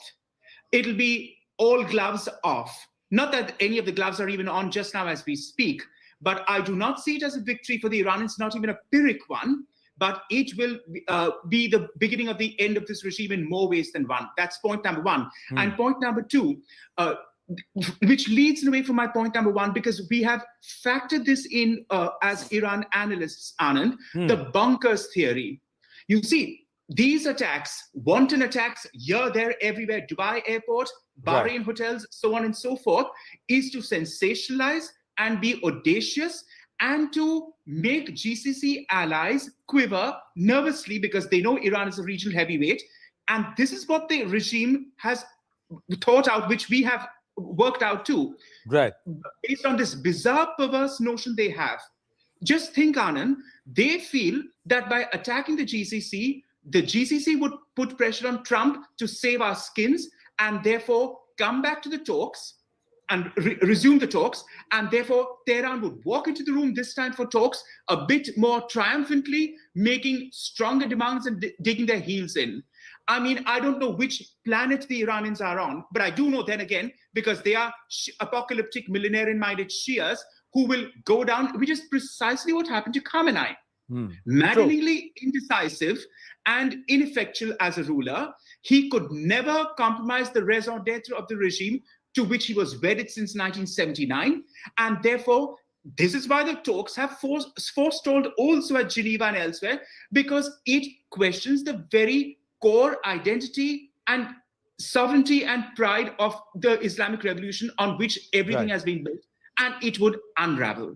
This is the bonkers theory that they have been proposing and which we have worked out, and they actually still believe that they can bring Trump back to talks by throwing a few bombs here, there in Dubai and Kuwait and elsewhere. Fat chance that is happening. Right. This time around, I think somewhere Trump had tried to delay they've come with a plan. There's a plan and it looks like it's a 10-day blueprint. In 10 days, they want a sequencing that could happen. And somewhere, if you look at Shah Reza Pahlavi, he seems to be outing the plan farther and faster than anybody else, because he keeps telling the people in Iran, get ready. I'll tell you when to start moving. Then he turns around and says, do this, because now this is going to happen. So he's as good as outing the entire blueprint for the common person. But is that, but there's a larger game too. Viewers, being very honest with you, was asked to take a break about 15 minutes ago. We just have about 8 minutes left here on this broadcast before we hit top of 9 p.m. I thank all our guests joining from outside of the studio. Before we take a break, this is what we're going to do now. We're going to now start to broaden the focus. You see, this is where the activity is happening. But these are nations who are watching closely. Turkey, there is China here, and Russia here. These are the ones who are going to look at what's going to happen here. And these developments here are going to impact them very, very strongly. Why? How? We'll tell you along with our ears to the ground with Sanjay Suri when we come back. Stay with us.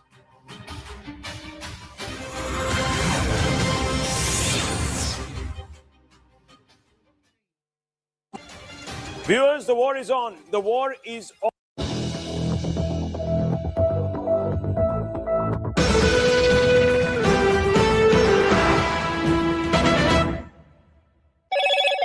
Hello, Moto.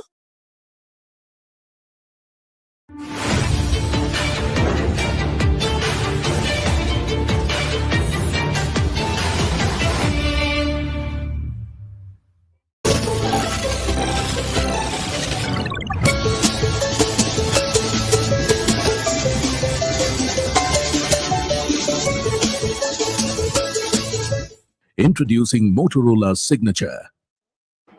Well, sorry, Zaka, I missed you out there. What we're going to do to our viewers, bear with us. I've got Tom Cooper here with me. We've got the wall and we've got the map. Let's try and understand how this entire strikes. How did 200 Israeli aircraft fly over the Tehran airspace, drop those bombs, and then come back? So let's game this and understand. Does Tehran have no air defense system? And that too, you had the Israeli aircrafts take off from here, Tom. Correct? So tell us, and how did this happen? How does this work? Yeah. Thank you. It's like this. You have the Iranian air defense system is approximately here, around Tabriz, around Tehran, and you have Qom and Esfahan and Karaj. So this is the principal area that, sorry, I forgot further south here, another one. This is the principal areas that are covered by Iranian air defense system. The Israelis now come up from Israel, fly over Syria and Iraq. Right. Like this. So that's how they cleared the airspaces in these regions so that these planes could fly. Exactly. This is why no airliners are currently permitted to fly over Iraq and over Syria. Right. So over the border between Iraq and Syria, there are US and Israeli tankers waiting for them, and they are refueling them in the air. In the air. So Yes. the on-air, mid-air tankers. Okay, because this is more than a 2,000-kilometer journey that they have to It fly. is over 1,000 kilometers, 1,700 kilometers to the border, so 1,500 kilometers. But the point is this: in order to release their missiles, they have to fly high and fast, okay, which is spending lots of fuel. Therefore, here either the Israeli or the US tankers from bases in Saudi Arabia come up here, and they are waiting for them here in this area. So that's where the on-air refueling happens over Syria and Iraq airspace. Yeah, over Iraq. About how many thousand feet high? Well, 30,000 feet. 30,000 feet plus. Okay. So more, that depends on the weather. Right. Generally, tanker aircraft is flying higher. It lowers its boom, and then comes the combat aircraft and refuels from that boom. Right. So they connect and they download the fuel. Right. So once this has happened, they accelerate. Well, sorry, Zaka, I missed you out there. What we're going to do to our viewers, bear with us. I've got Tom Cooper here with me. We've got the wall and we've got the map. Let's try and understand how this entire strikes. How did 200 Israeli aircraft fly over the Tehran airspace, drop those bombs, and then come back? So let's game this and understand. Does Tehran have...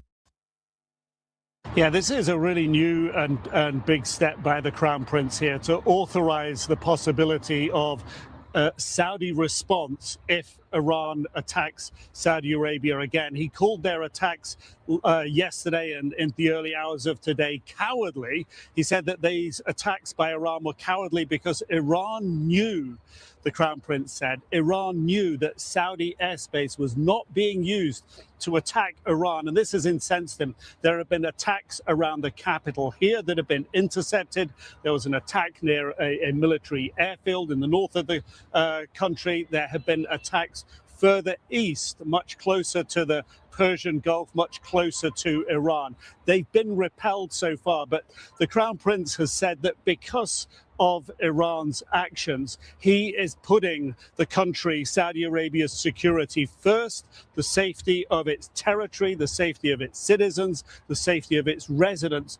He's putting those things first. And for that reason, he says, he is authorizing the right and the military here to respond if they are attacked by Iran. And also we heard from the foreign ministry here on their Twitter feed last night that the Crown Prince had a telephone conversation with President Trump, and in that conversation, the Crown Prince had full support from President Trump. This is how the Saudis were reporting it. Full support from President Trump for how they should respond. And this is yet another example of how Iran has turned these Gulf states here, these very powerful, militarily strong Gulf states, from being bystanders in Israel and the United States attacks on Iran into now potential participants. It ratchets up the fluidity of the situation here, the dynamic of what is happening. People here in Saudi Arabia are concerned about what happens next, but not as worried and not as under as much threat as some of the Gulf neighbors that are closer to Iran. And the Crown Prince has spoken with them and promised those countries like Qatar, like Bahrain, like the United Arab Emirates of support as they go through, all these countries go through this together.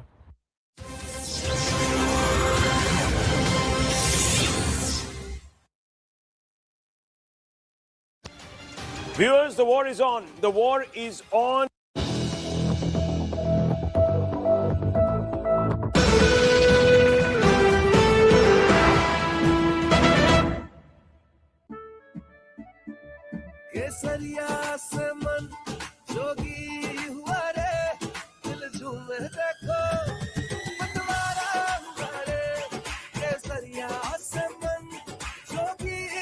हर पल मनाओ केसरी त्योहार विमल बोलो जुबान Kesari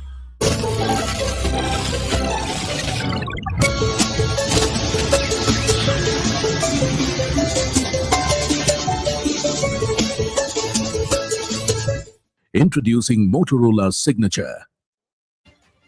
Viewers, the war is on. The war is on in the Middle East, and it is only widening by the minute. And it was expected that the Iranian regime would fold, but it hasn't. It has decided to dig its heels deep into the ground, and it is fighting with its back to the wall. Unprecedented visuals coming out from the Middle East, viewers, today. We will first begin with the most emblematic picture that we were expecting to see, or we would have expected to see, but perhaps not today, in the next few days. But viewers, unfortunately for Ayatollah Khamenei, the first visuals that are coming out from Iran are of his own decapitation. These, viewers, are the IRGC headquarters. This is where somehow, God knows how, Ayatollah was present in the most expected location. He was not supposed to be there, viewers.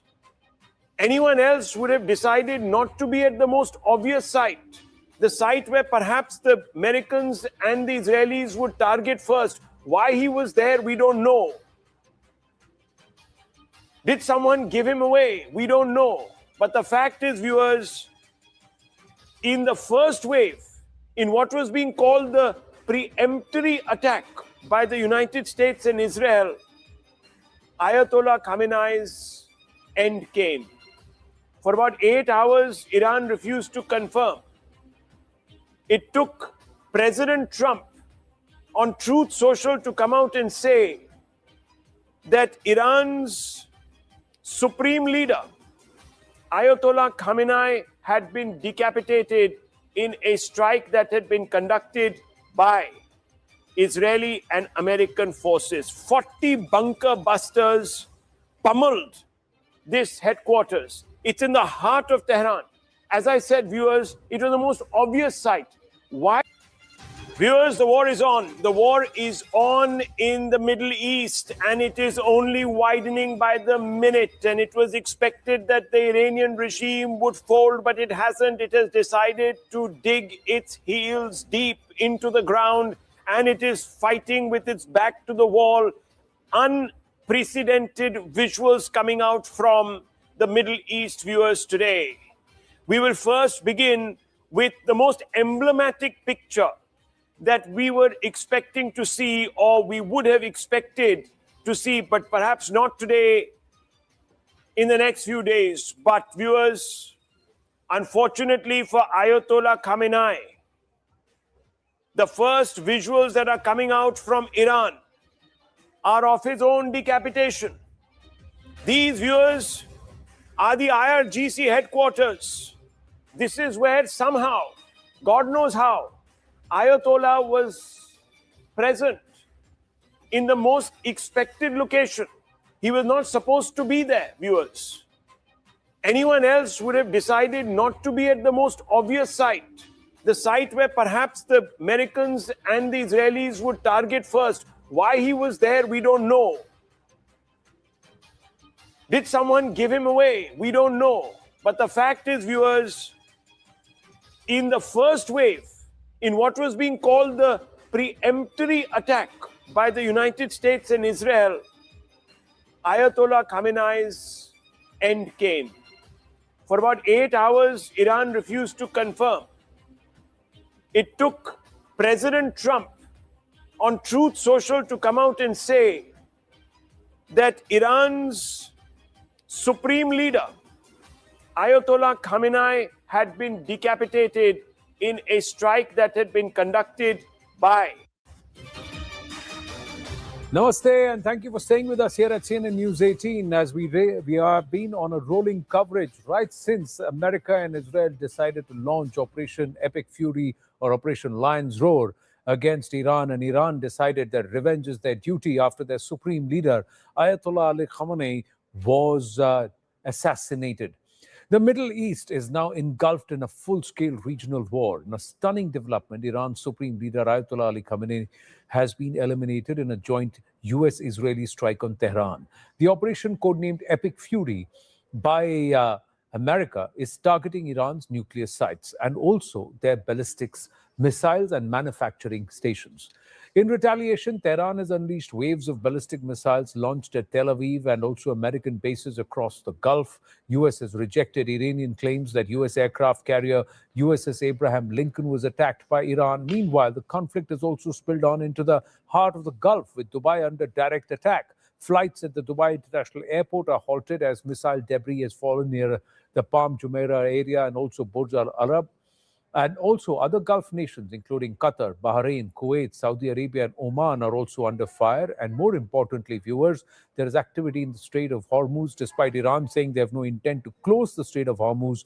But a tanker belonging to Oman and an Emirati ship has also been, merchant vessel, has also been bombed by the Iranians.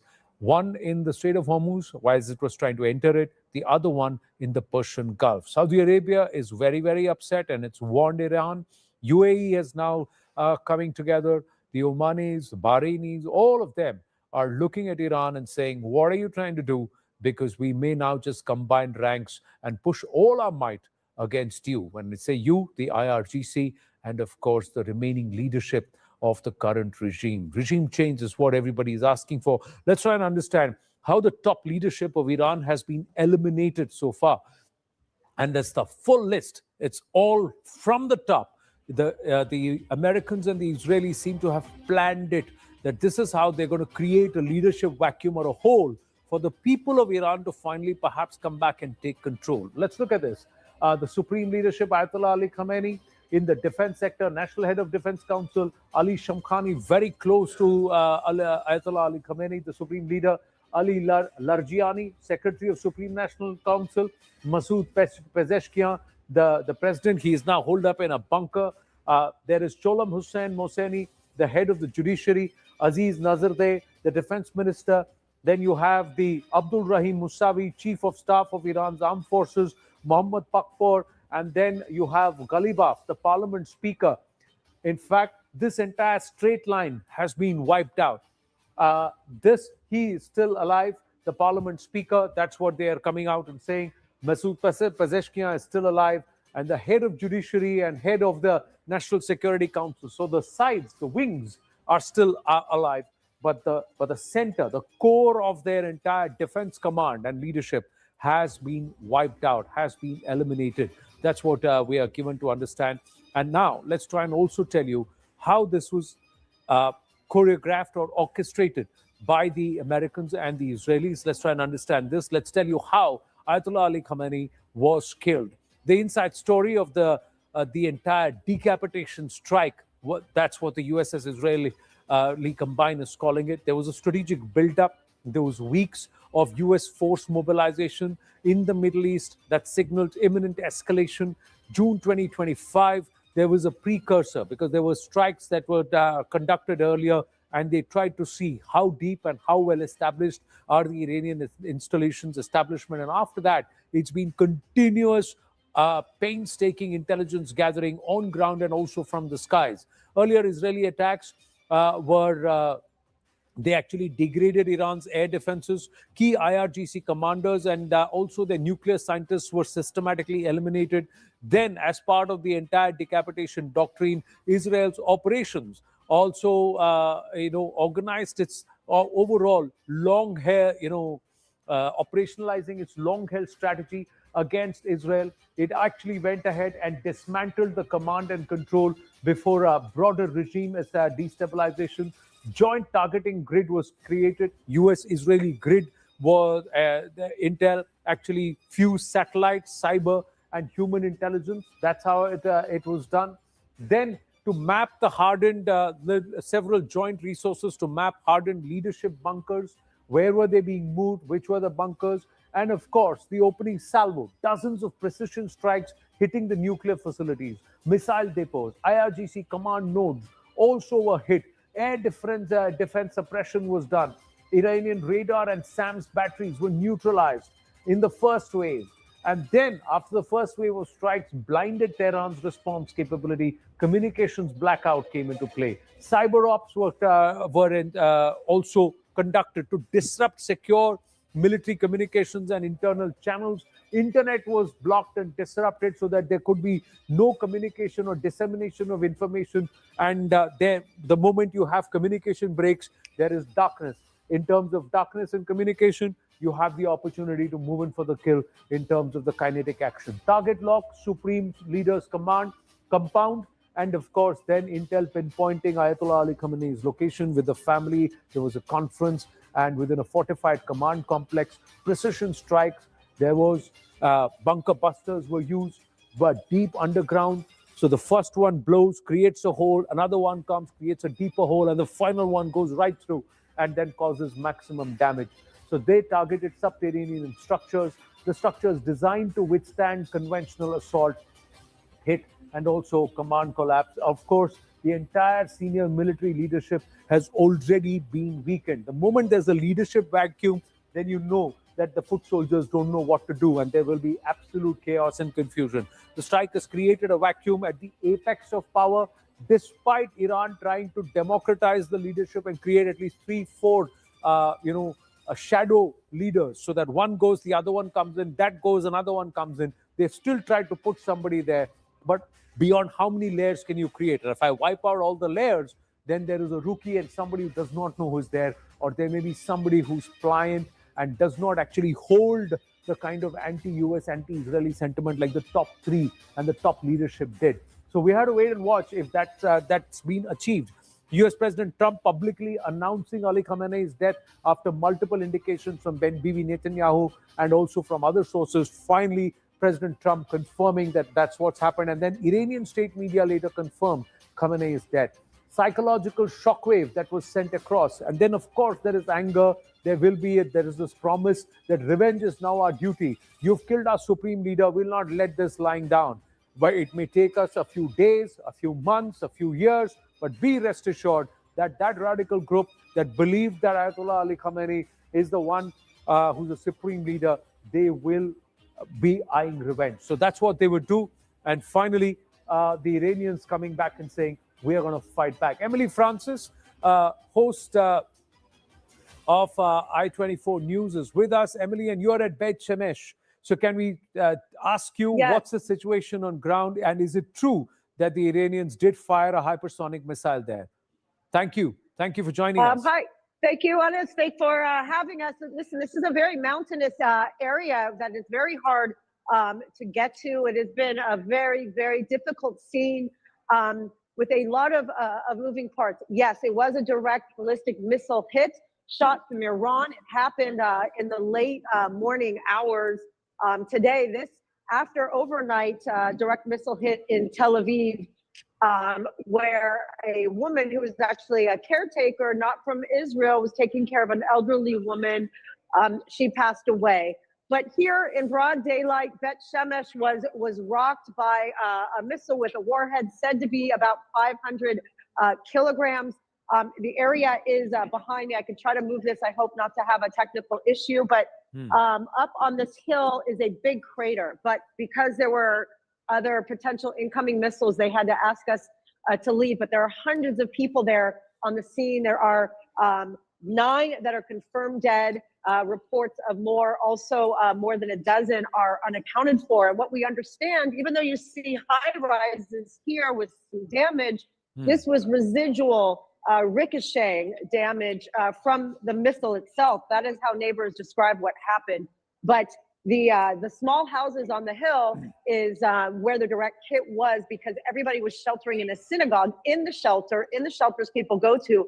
But because these buildings and shelters are old, it's not enough to withstand a ballistic missile. So that is what happened. It's quite tragic. Also, a 4-year-old was in pretty severe condition, but we're told now that he has undergone surgery and is expected to be okay. But a very grisly scene here right now in Bet Shemesh. We're told that at least 8 people are dead, and condolences. Now, what's happened is civilians being targeted is never good, either ways, whichever side faces the brunt of war or conflict. But Emily, what was the epicenter of this target? Was it an electronics facility? Was it a civilian area? What was the intended target? This is a civilian area. Yes, they are, pointing directly to civilian areas. I mean, the ones that hit in Tel Aviv was next to Habima, which is the cultural center and the famous Rothschild Avenue. I have a friend that lives there, and all of her windows broke. So they are targeting areas where civilians live. Here in Bet Shemesh, actually, is a very popular neighborhood for Anglos that move to Israel, make aliyah to Israel. There's a large English-speaking community here with English schools. Most people tend to be more observant. So this children, parks, kids' activities. I mean, this is what they're doing. They're not targeting, special intelligence facilities. They're targeting human beings, including myself. I spent the weekend yesterday with my own kids going up and down about 10 times. You could hear Air Force jet. Could you hear that? Yes. Yeah, we hear jets flying overhead. You can't see because it's cloudy.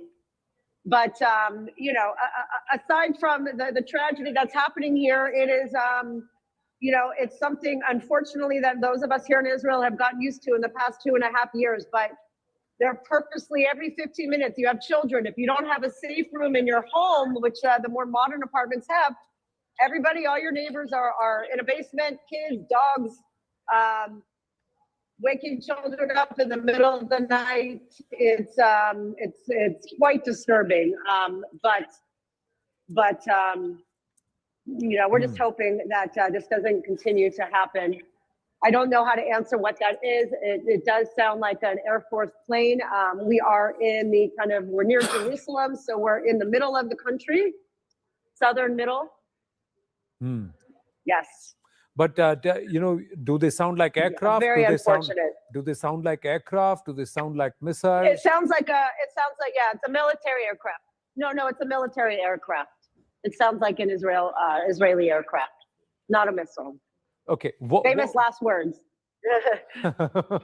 No, not last words. And we wish you good health, to you and your family. But let me ask you, Emily, and before we go across to other guests, Bibi Netanyahu has also now reacted, saying that there's going to be more in the coming days. What is Israel's expectation here? Because the world is also looking at Israel as a warmonger. Would you agree with that? Would you agree with the position that's been taken by US, Israel, and Saudi Arabia vis-a-vis the Khamenei regime in Iran? No, Israel is not. Listen, the people are divided in the country, about the prime minister and the way of handling the war. But I think that the world, as we've seen, likes to blame, everything on Israel. This is the United States. This is a threat on the United States. And the world, we know how the narrative has been framed. Clearly, not everything is perfect here, and the country itself is divided. But what I think everybody agrees, I imagine those of you in India as well, whether you're political, you're right or left, we don't want to have to live in fear of having to continue to go into bomb shelters and continue to send our children to fight in the army. Everybody wants to have peace here, and I think that the people of Iran, no one, a lot of times you see more focus on what Israel's doing versus you don't see the alarms of people in many parts of the world about all of the Iranians that want their country back as well, that are being killed. So we can't forget about how the people on the ground, who have been very supportive, the Iranian people reach out to me. Somehow they're able to see I-24, many of them, and they say, we're with you. And I think that civilians on both sides wish to have a relationship again without this regime. Well, if regime changes the intent, will that be achieved as a goal? We'll have to say. Emily, thank you very, very thank you very much, Emily. Stay safe, and thank you for joining us here. Good to have you with us. Thank you. And we love you. We love India, and your prime minister came to see us. Well, the sentiment is very, very mutual, Emily. So, and you could see that the warmth was flowing on both ends, both between the leaders and also its people. May these bonds only strengthen further. We've just got more news. Have to move on to that quickly. Viewers, Prime Minister Netanyahu on the rooftop of the IDF headquarters in Tel Aviv. And he's come out and said that the strikes on Iran will only intensify in the coming days. And he further said, we are in a battle in which we are mobilizing every force of the Israeli army as never before to ensure our existence and our future. So Tom Cooper, Adrian Fontanella is with me in the studio, and they've been tirelessly working with us. We've just perhaps understood how a newsroom in Bharat actually functions round the clock, spending the whole day with us. Very different from YouTube, very different from writing, Tom, but thank you for your time. We also introduce our other guests before I get your comments in. Professor Danny Orbach, author and military historian from the Hebrew University of Jerusalem, is also with us. Ambassador Ashok Sajana with us, and Sushant Sareen stays on. Thank you, gents. Namaste. But Tom, you heard what Emily had to say. They're saying civilian establishments, and Netanyahu has come out and said this is going to only intensify in the coming days. Just as we have confirmation from the Americans that the B-52 bombers did a full round trip, and they dropped a heavy payload at a ballistic missile manufacturing site and storage site not so long ago. Yes, your thoughts? Well, on one side, I must, for example, observe Beit Shemesh is right next to Sdot Micha, which is the main Israeli base for ballistic missiles and nuclear weapons. Oh, is that the case? So let's look at this. Let's put it in perspective. I'm going to bring up the mic. Let's understand. So there is more to it than meets the eye, viewers. So let's just shake things up, wake things up a little, and then dive in here. Okay, so this is Iraq, Iran, and then you go up to Sana. And there you go. That's Israel. Just a second to turn it around. Yes. Okay. Just some patience. Yeah. Okay. This is Beit Shemesh. Yes. Okay. We got now the pen. And now we can write. Oh, sorry. Oh, you want to increase the size? Yeah. Okay. Delete it. Yeah. Right here is Dr. Micha. Okay. Should we just open it a little? Yeah. Yeah. We open. That's Beit Shemesh. And this complex here. Okay. Now you can draw. So this complex here is Dot Micha. Micha. It's called DOT? SDOT. SDOT. Yes. And MI? MICH. CH. Yes. A. So Dot Micha. Dot Micha, what is this? This is there? This is their ballistic missile base, 140th Squadron of the Israeli Air Force with nuclear warheads and similar equipment. So 140th Squadron. 140 Squadron. Okay. Yes. This is the space. And this is where the ballistic missile the Iranians have tried to launch. I guess that they were trying either to hit electronic industry in the town or arrow batteries, anti-ballistic missile battery protecting Beit Shemesh and Sdot Micha, or the base itself. Okay, because what they said is that it was on top of a hilly area. That's why. So, this is S.Miha. This is where it is. You've got this is the S.Miha. complex. I'm pointing at the complex. This is the place called S.Miha. S.Miha. But it is known outside of Israel. It is known as .miha. .miha. So that's the place. So that's what was being targeted. And there's a reason why I asked Tom Cooper this, because when Emily said it's a civilian area that's being targeted, Tom Cooper had a wry smile on his face. And I said, there's more to it than meets the eye. So the Israelis are targeting the ballistic missile facilities of the Iranians. And the Americans as well. And the Americans as well. Yes. The Americans of the Iranians. So the Iranians are saying, hey, we also know where your depots are. Yep. So we're going to start this. So this is the real dimension of war. It's not that Iran is targeting civilian facilities. It's targeting, or its aim is to try and hit those facilities that are actually, viewers, very close to military installations, which are also close to civilian establishments. And that's where sometimes on both sides there is collateral damage. But you have to understand what's the real point of view, the real inside story. And that's why we're getting you the details from inside the bunker with Tom Cooper. But Adrian, let's just play out Bibi Netanyahu and then bring in our other guests. Let's listen into what the Israel Prime Minister had to say. Just finished a meeting with the defense minister, the chief of staff, and the head of the Mossad. I have given instructions for the continuation of the campaign. Yesterday, we eliminated the tyrant Khamenei. Along with him, we eliminated dozens of senior officials of the oppressive regime.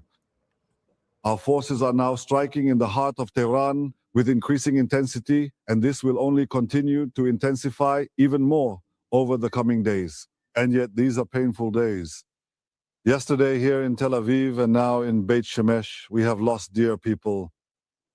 My heart goes out to the families, and I send, on behalf of all of you, citizens of Israel, wishes for a speedy recovery to the wounded.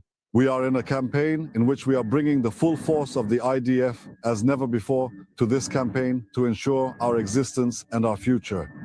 But we are also bringing to this campaign the assistance of the United States. My friend, the President of the United States, Donald Trump, the United States military, and this combination of forces allows us to do what I have been wishing to do for 40 years, to strike the terror regime hip and thigh.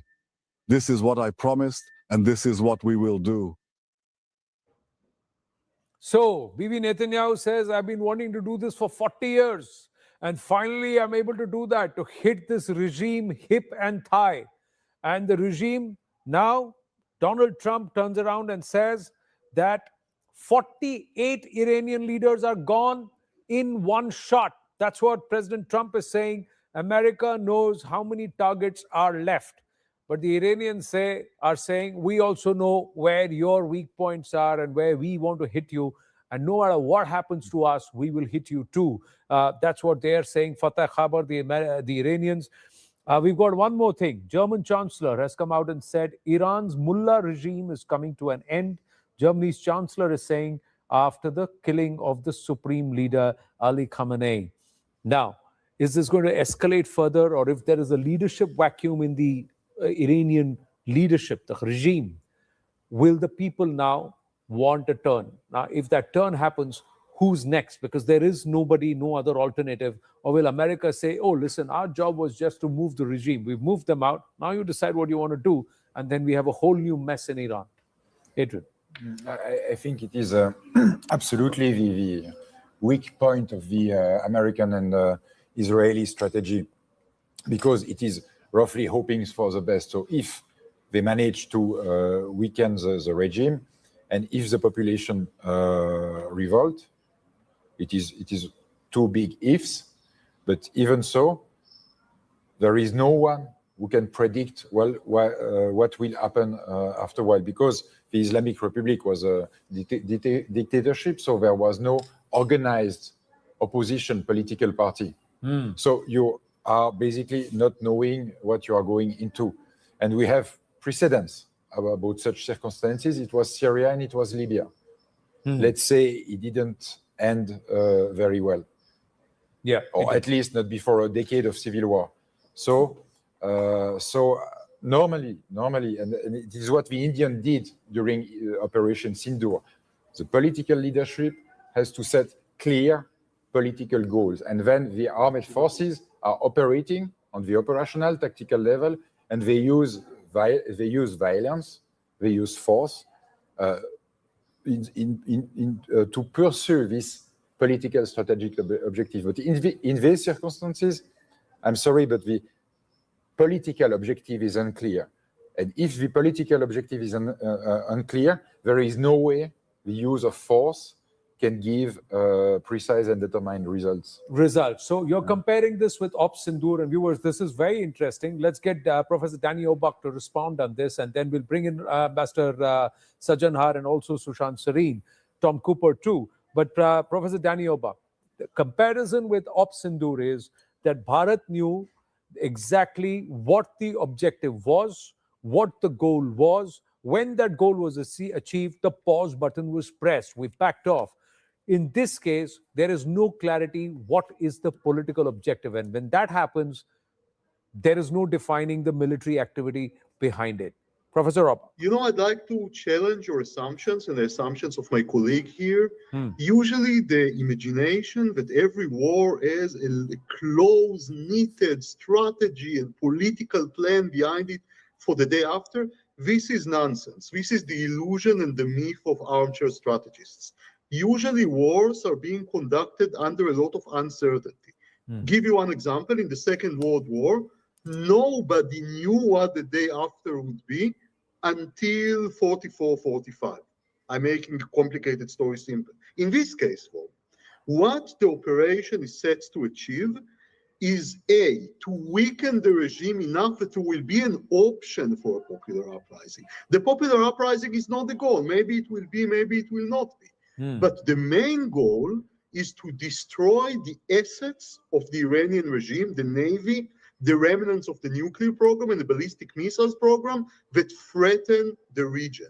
That's the main issue. Revolution in Iran, who knows?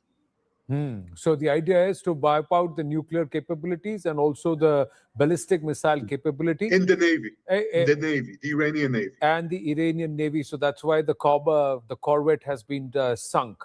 But armchair strategists will not understand this, Tom Cooper, that you cannot have a political objective during the Second World War, things are evolving. Perfectly clear. During the Second World War, things were perfectly clear as early as 1941, when Roosevelt and Churchill sat down together and started building up the future United Nations. And there was never a discussion about the beyond the fact that they are aiming to destroy the Nazi regime in Germany and remove the one in Italy, but especially to destroy the one in Germany and to replace it with one which is then peaceful. In this case, there is no such clarity. In this case, there's no such clarity. Let's bring in our other guests and ask them. Ambassador Sajanhar, which side are you on? Adrian and Tom Cooper or Professor Obak? Thank you very much, Anand. I have always been saying that the game plan, the strategy for the day after is very unclear, is very unknown. And that is very critical. That is very crucial, because you have to know how do you end it. There is the comparison that was given with Op Sindoor. We were completely dominating the escalation ladder. We knew how it was going. We were controlling it. And we knew when to stop it, when our objectives have been achieved. But as far as this is concerned, the idea that was given was regime change. Okay, fine, if you get this regime out, what comes in its place? It has not been articulated. We have heard Mr. Trump saying, I know exactly, who is going to sort of, take over. But the only person who has been on the scene, on the horizon, who has said, that I would like to come back and take over the reins, that is Reza Pahlavi. But he has received no endorsement whatsoever from the American side or from any of the others. The second point is, maybe what the Americans and the Israelis thought that there would be a huge upsurge of support for, removing this regime from there, the Islamic regime from there. But that doesn't seem to have come. And the reason, if you permit, I'll say in 2 words. Number one, Ayatollah Ali Khamenei has been killed. He's a religious leader. So all there is this uprising in terms of the religious support for him. The opposition to this regime is economic, is much more economic because of the hardships that they have been subjected to. Of course, it's been political also. But as far as religious aspect is concerned, that is where you see all these people coming out. And the last point here is any people, and the Iranian are proud people, if you try to engineer something from the outside, then it will be difficult to get people to sort of, subscribe to that point of view. That is why maybe to an extent what the Americans and the Israelis are saying, let them decide what they want to do. But without a leader, it becomes very, very difficult, if not absolutely impossible, to see where things are going. True, but the fact is that there is no internal leadership. What are you going to leave Iran back with and for the rest of the people in Iran? Sushant Sareen, which side are you on? Is there a clear objective? End the regime, finish the nuclear weapons program, damage the entire ballistics missile program, job done? Or should there be a larger, clearer objective? Ji, you're on mute. I would imagine that's a very clear objective. If those are your three objectives, even if you don't get regime change, but you denuclearize Iran and you, like I said earlier, you emasculate it so that it's not a threat to any of the other countries around, then I think the purpose of this conflict has been served. Right. And if in the process you can also effect a regime change, then yes, that's the icing on the cake. But I think we should be careful when we say about the role of the supreme leader as the religious head. Look, there are many surveys from Iran which claim that 30 to 40, maybe even a larger number of people are actually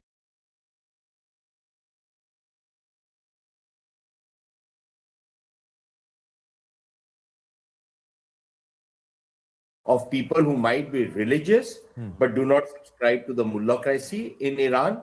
And then, of course, there would be a substantial number of people who would be entirely with the current regime and back it and actually benefit from it and support it wholeheartedly. So, in that sense, would be a split society.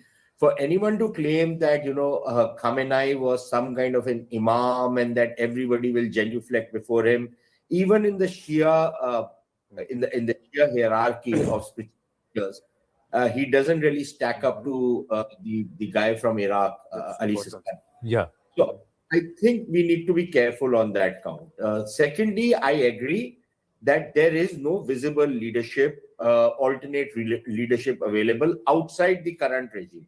Now, frankly, I think anybody who thinks that you are going to bring in Raza Pahlavi and install him out there, he will be as big a disaster as that fly-by-night operator that the Americans had got convinced by and who took them for a royal ride in Iraq, a man by the name of Ahmed Chalabi. Yeah. Right?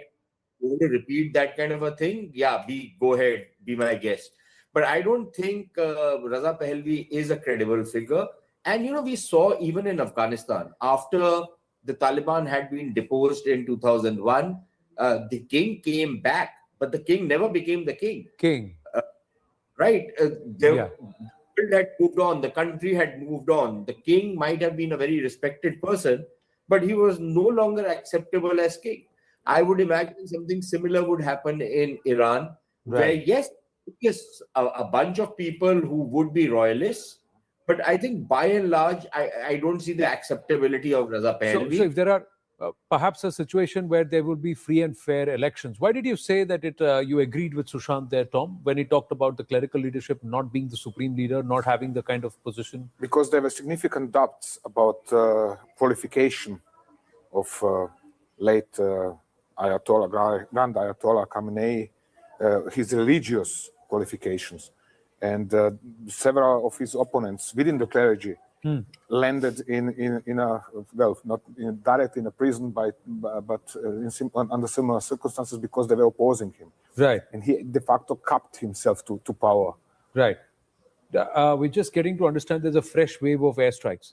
There's a larger, this one, of course. Okay, now there is some welcome news to those who are stuck in Abu Dhabi, in Dubai. The Emirati government has come out and said the Department of Culture and Tourism has directed hotels to extend the stay of guests unable to travel due to current restrictions. The authority has said the cost of extended stays will be covered by the Department of Culture and Tourism Abu Dhabi, and hotels have been asked to send related invoices to the department. So that is something which is critical, imperative, and for us to put out. We put that out. I've just read out because it's just come into the system, viewers. I've read it even before our team at the back end has been ready to even put that out. They will put it out. You'll see the notice. We'll also call out the notice here on our screens if we can, on the big screen, and I'll go across and read it just as when they're ready. Quickly, just taking 30 seconds to thank our team at the back end. There are people behind the cameras, behind the scenes, who've been working nonstop for 14 to 16 hours, if not more, ever since this development happened to get you this kind of coverage. So I'm proud to be part of a team that is News 18, and we got two fresh additions through the day who've seen what we are going through when a situation like this. That's in Adrian and Tom. But coming back to this, there is a fresh wave of strikes in Tehran. So that means there's going to be much more activity that's going to happen. Let's just broad base this conversation if we can. And I'll read out the news, the Abu Dhabi update in a bit. Let's go back to what we said, viewers, a short while ago. We are going to look at the larger picture. So let's zoom out a little more and look at this entire region and understand from a strategic point of view what this activity means to, let's say, an Ankara. And further down, I'm just going to come back and just roll this back and roll this out a little more. And let's bring out some of the other countries that we wanted to speak about. There you go. All right. This is Google, the Google map. Yeah, Russia. And this entire region. So I wanted to bring in Russia. There had to be Ankara. There is China. Now let's look at this region and what's happening here, and then try and understand from everybody, each of our guests, starting with them in the studio, what does it mean for a Turkey? What does it mean for Afghanistan, Pakistan, all that's happening here, this entire construct? And then there is Beijing, that's China, and then of course there is Moscow or Russia here. So what does it mean for this entire region and the developments here based on what is happening in this region? This is the fight and what's happening in Iran. How do things change, the dynamics? So let's start with Turkey, which is offered. So there is this Turkey, Iran, China, Pakistan kind of an axis that's been developing. What happens to that axis? Tom? You're welcome to join me here. If you don't so mind. I'll just get this mic. Yeah, go ahead. Yeah. Let's start with Turkey. So the pen is on. This was all right. To understand the Turkish position, we have to take a look over here. Right. This is the African Horn. Yeah. Lately, Turkey was concerned, together with Egypt and Algeria and Saudi Arabia, that Israel and the United Arab Emirates have a sort of alliance and are working on destroying all of these countries, breaking them up into small, ungovernable entities, parastates, and so on. For example, they have... Djibouti. Just a second. Is next to Djibouti is area called Somaliland. It is a part of Somalia, which has declared its independence from the rest of Somalia. Correspondingly, this was recognized by Israel, and it was recognized by United Arab Emirates. And they have started moving or developing diplomatic relations, and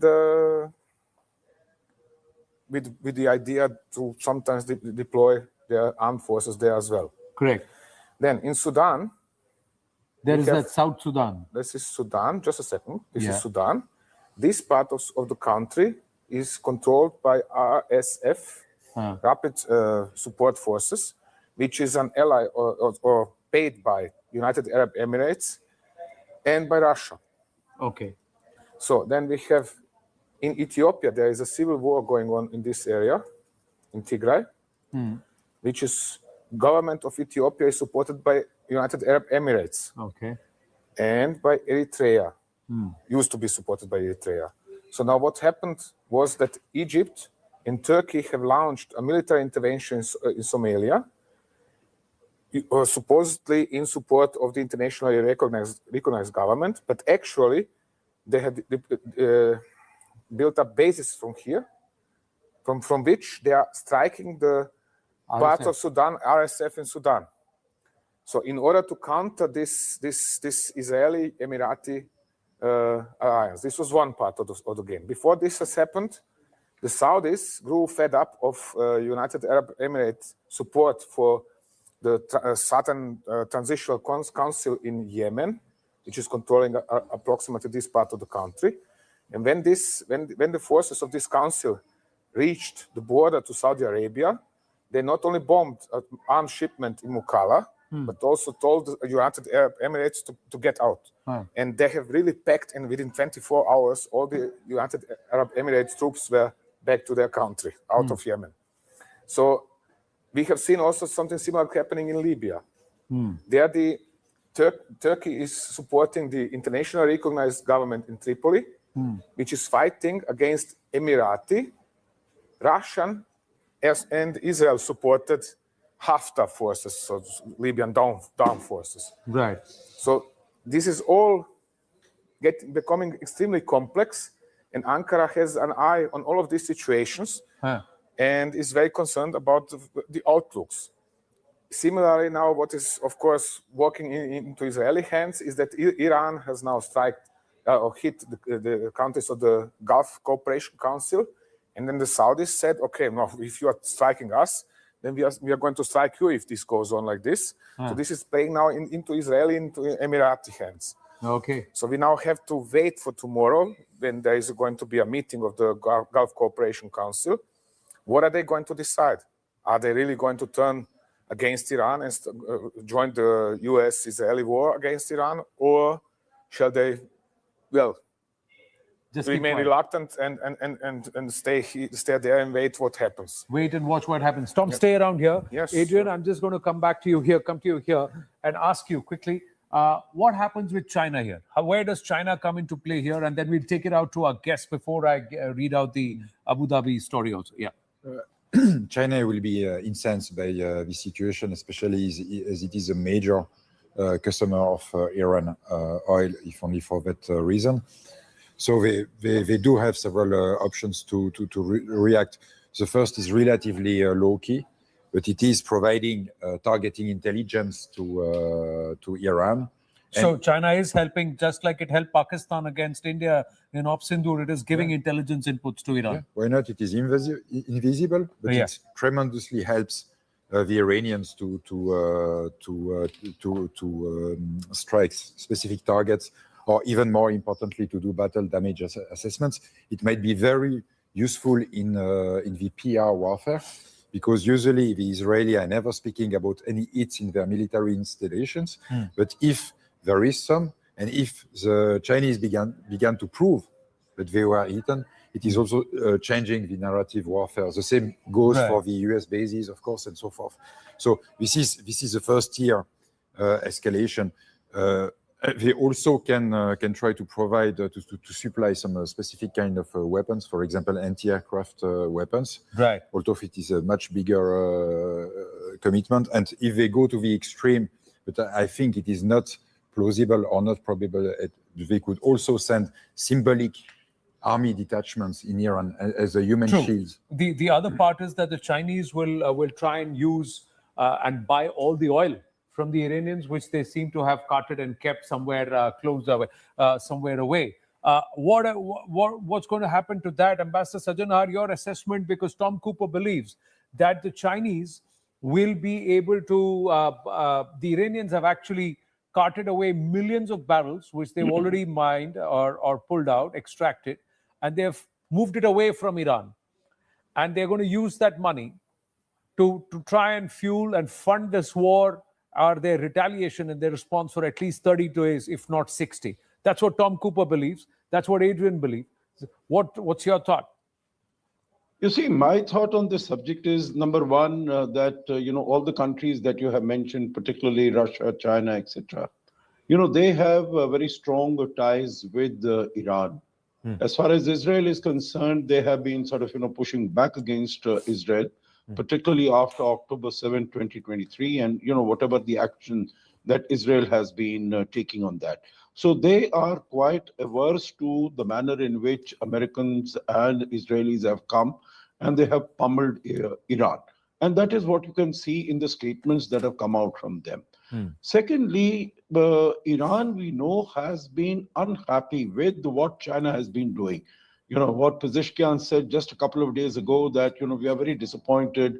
China was supposed to come $400 billion and all these sort of things, putting in infrastructure. They have not really been able to deliver. So, on that aspect, there is disappointment as far as Iran is concerned. Covertly, China might be able to do something. Russia can't even do that. Whatever they had to do, I think they did between June of last year and today. But otherwise, overtly, not even in terms of supplies, not even in terms of human detachment, I don't think anything of that nature can happen. Right. As far as, Jay, no, I just got the update. We've got that the Abu Dhabi Department of Culture and Tourism, the DCT, that has directed hotels to extend the stay of guests unable to travel due to current restrictions. We've got, we'll try and put that notice out if we can. Do we? Yeah. So let's go. Let's call it up. It's. I'll read this out, viewers, and this is important. See, this is what is. It says. This is in English, and then of course it's there in Arabic on the other side. It says extension of guest stay due to travel restrictions. Now, this is for Abu Dhabi. Whether this will be extended by Dubai also, within the Emirate, anywhere and everywhere within the Emirate, we'll have to wait and see. But this is what it says: pursuant to Law Number 8 of 2018, establishing the Department of Culture and Tourism Abu Dhabi, DCT Abu Dhabi, with a mandate to develop the tourism industry in the Emirate of Abu Dhabi. In light of the current circumstances, and given that some guests have reached their checkout date but are unable to travel for reasons beyond their control, you are kindly requested to extend their stay until they are able to depart. The cost of the extended stay will be covered by the DCT Abu Dhabi. Kindly send all related invoices to the following email address. For further inquiries, please contact the business continuity team and at the following number. So they've also put this. More importantly, viewers, anybody who's currently in Abu Dhabi and you are worried about your hotel stay, extension, etc., the government has said, don't worry, we'll take care. I think that's a big step that's come from the Emirate of Abu Dhabi, from the Sheikh itself, and kudos to MBZ for doing what he is doing. Now we got one more news coming through. 2 Jordanian F-16s hunting the Iranian drones. That's what's happening. We got pictures of that. There you go. On your screens, viewers, on your screens, the two Jordanian F-16s that are now hunting Iranian drones. So somewhere within the military industrial complex, the famed F-16s are back, which they believe are indestructible, virtually the heroes as far as American air warfare is concerned. And the F-16s, they have now been pictured hunting Iranian drones. But this is a costly hunt. If we were to say that you have to fly F-16s to hunt Iranian drones, unless these drones are something as potent as the Shahid 136 or some of the other bigger drones, which can really cause big damage. And that's why these, the F-16s have been put into service there. We're going to take a very short break. Stay with us.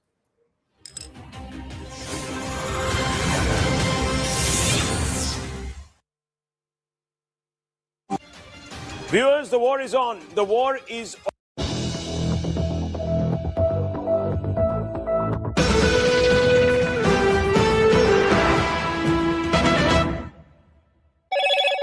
Hello, Moto.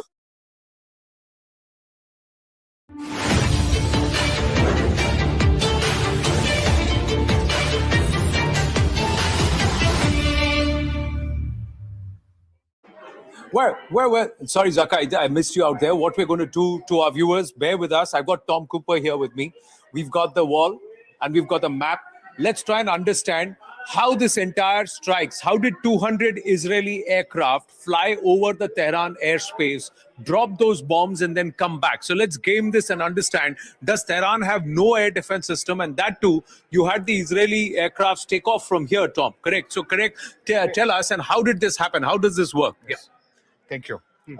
It's like this. You have the Iranian air defense system is approximately here, around Tabriz, around Tehran, and you have Qom and Esfahan and Karaj. So this is the principal area that, sorry, I forgot further south here, another one.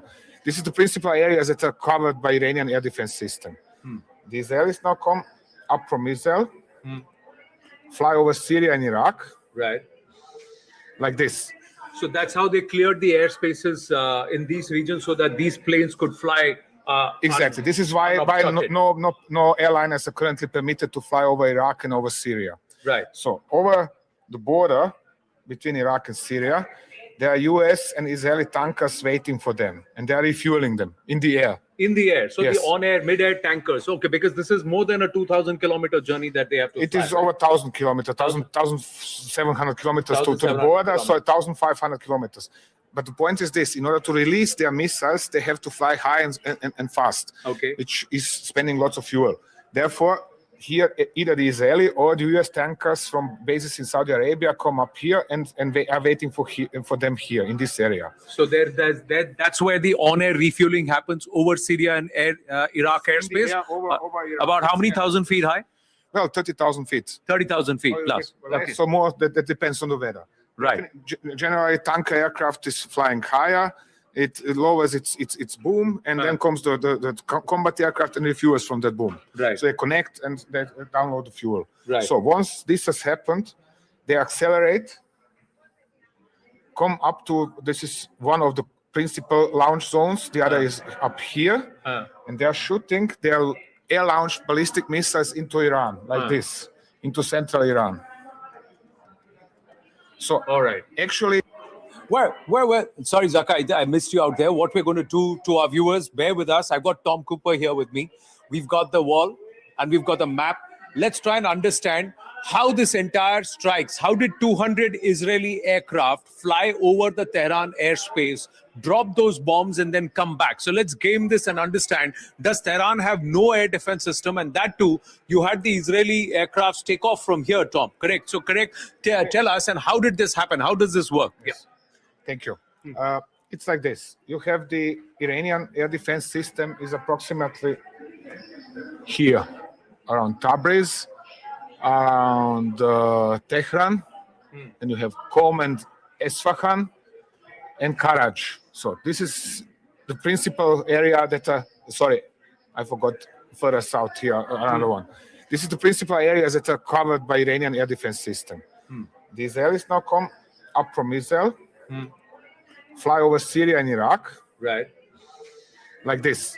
So that's how they cleared the airspaces in these regions so that these planes could fly.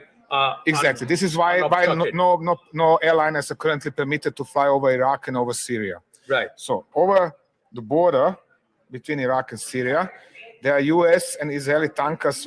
Even as Air India has extended the cancellation of all flights, suspension of all flights, even on the 2nd of March, Foreign Minister Jaishankar has just now tweeted, and he's said that I had a chat with my Omani counterpart. The EAM has said, had a telecon this evening with the Oman FM, Badr al-Busaidi, and he has said, appreciated his assessments and insights on the ongoing conflict.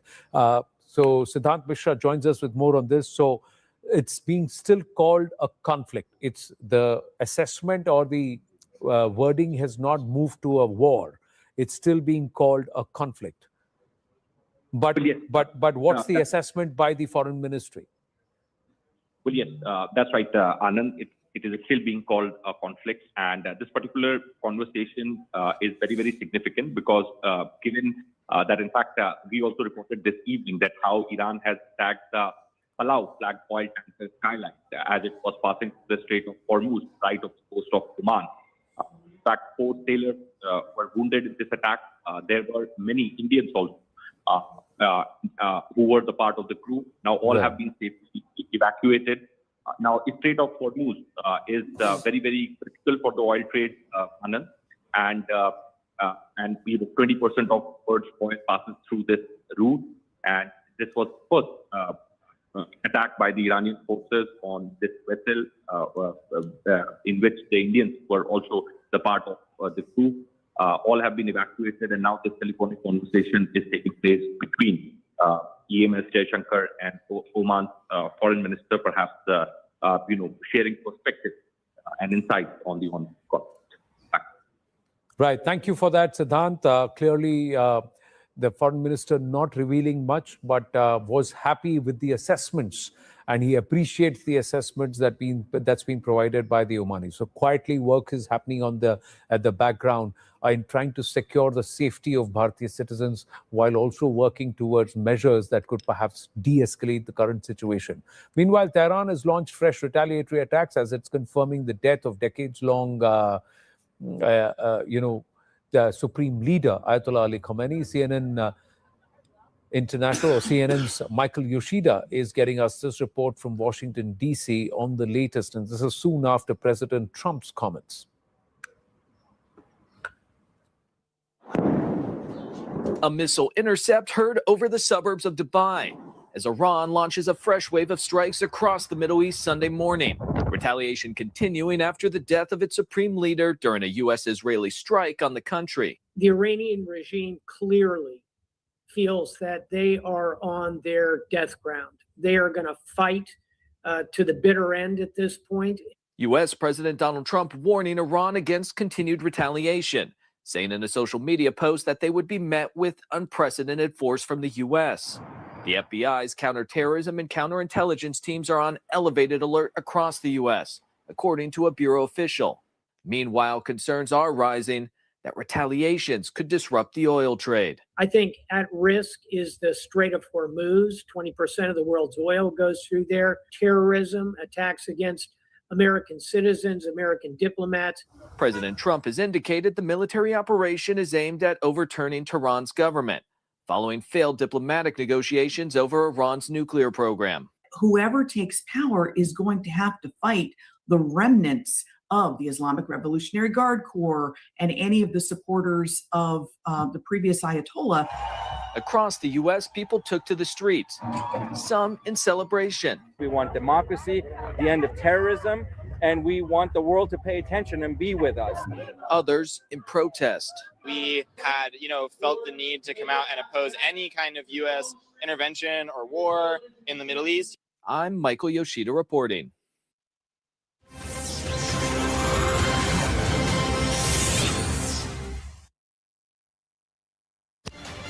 Viewers, the war is on. The war is on.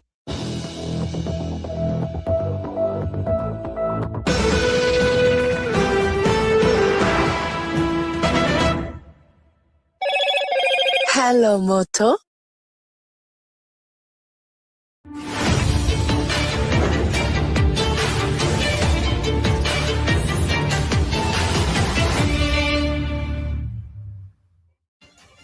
Viewers, the war is on. The war is on in the Middle East, and it is only widening by the minute. And it was expected that the Iranian regime would fold, but it hasn't. It has decided to dig its heels deep into the ground, and it is fighting with its back to the wall.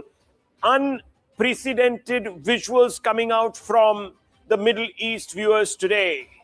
We will first begin with the most emblematic picture that we were expecting to see, or we would have expected to see, but perhaps not today, in the next few days. But viewers, unfortunately for Ayatollah Khamenei, the first visuals that are coming out from Iran are of his own decapitation. These, viewers, are the IRGC headquarters.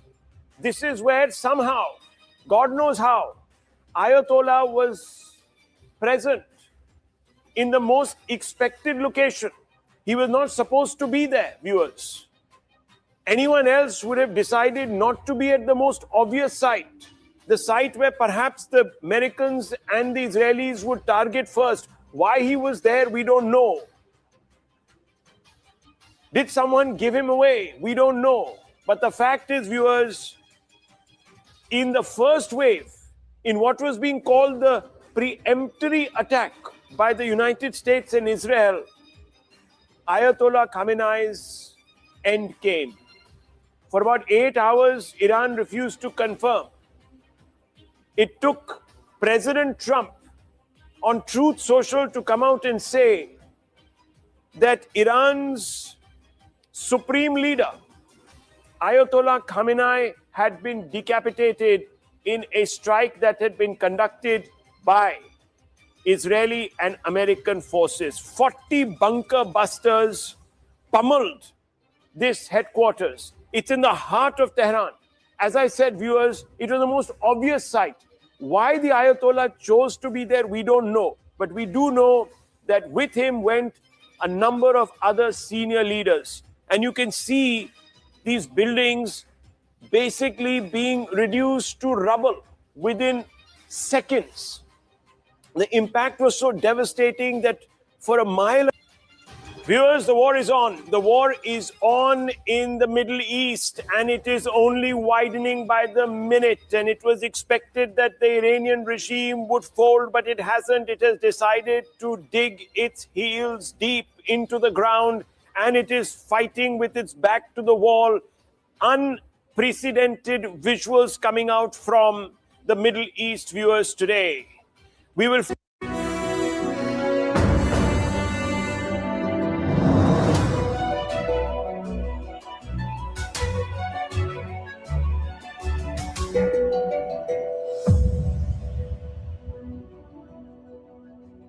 Iran's supreme leader is dead.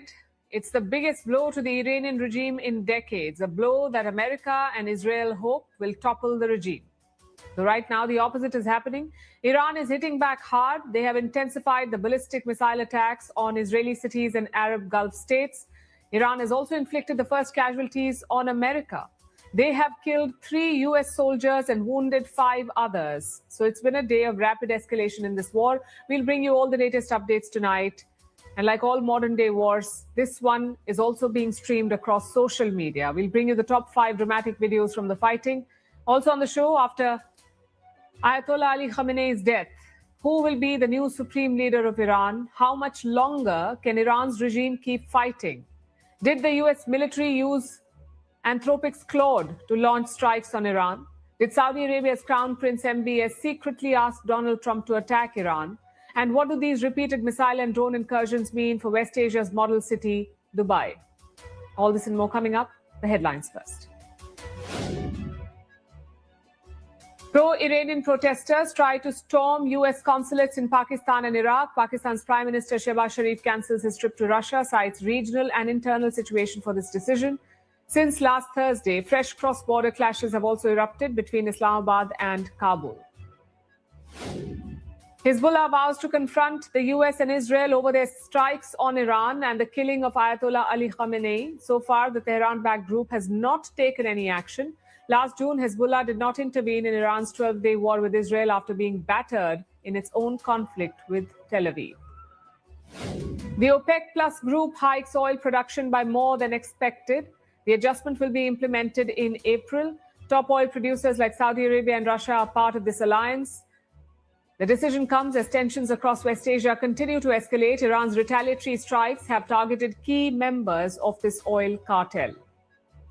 Belgium special forces board and seize an oil tanker from Russia's shadow fleet. The vessel was intercepted in the North Sea. Brussels says the tanker was sailing under the false flag of Guinea. The West has often accused Russia of using tankers of dubious ownership to evade sanctions over the Ukraine war.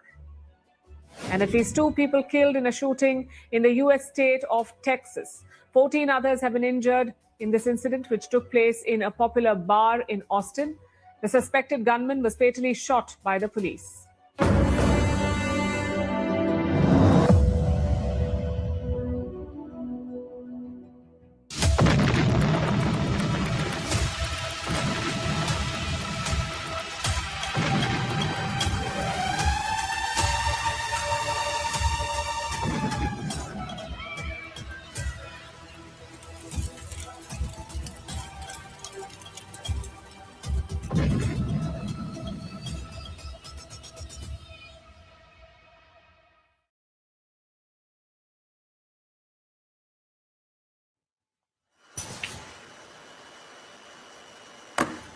It's day 2 of the war in West Asia and things are only intensifying. Missiles continue to hit Arab cities and Israel. Israeli jets continue to strike Iran. It's the ultimate battle of firepower versus endurance. And it's not stopping. A new wave is unleashed every few hours. Neither side is willing to back down right now. Despite taking severe hits, Iran is retaliating hard. They now claim to have struck America's USS Abraham Lincoln carrier in the region. This is an aircraft carrier. Iran says, we attacked it, we struck it. That too with 4 ballistic missiles. The US says the warship was not hit and that the missiles did not even come close. But the fact is, things are escalating fast. And there's a reason why. Today began with a shocking announcement.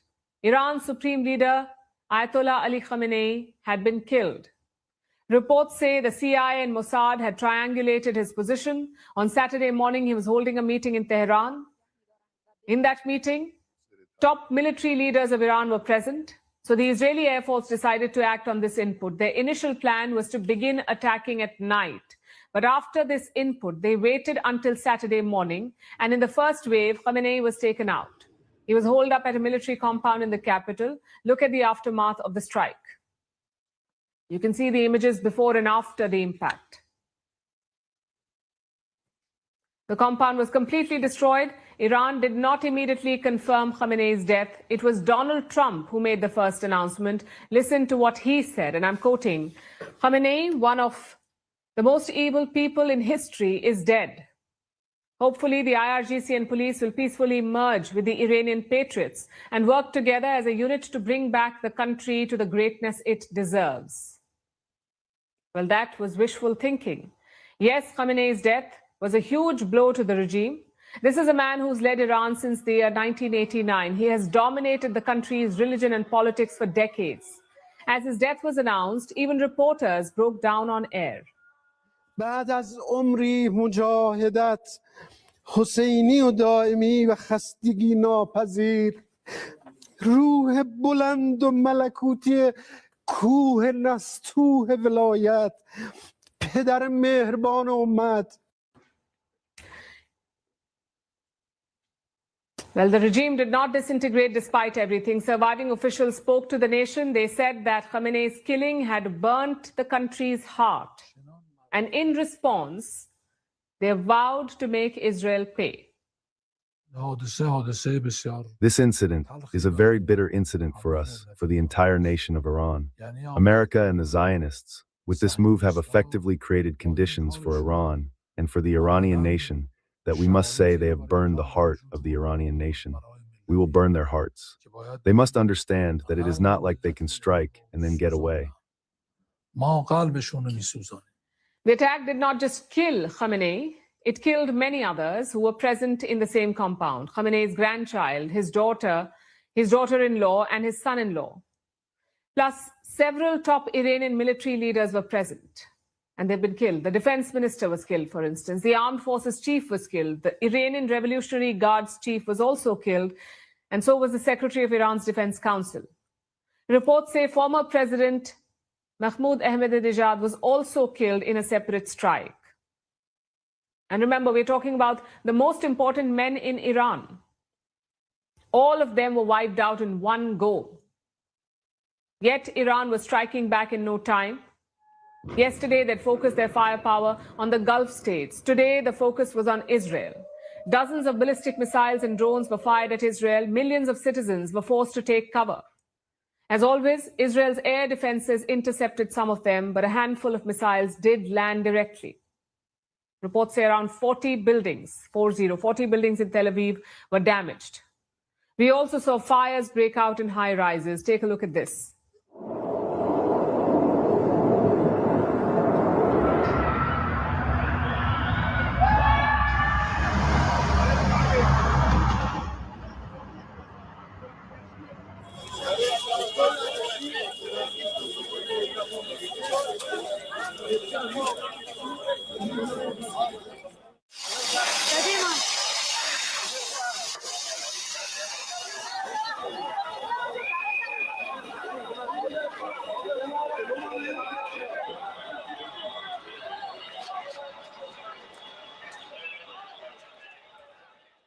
Iran is also hitting US bases.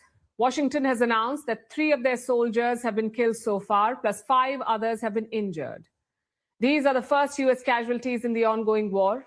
As things stand, we do not know when, where or how this happened. But the US statement does talk about shrapnel injuries and concussions. Israel was not sitting idle either. Their military also carried out attacks through the day. Operationally, the Israelis seem to have 3 goals. The first is to establish complete aerial superiority. Earlier this morning, Israel hit more than 30 targets in western and central Iran, and this included air defenses, missile launchers, and command centers. Hours later, Israel went deeper. They claim to have hit the heart of Tehran.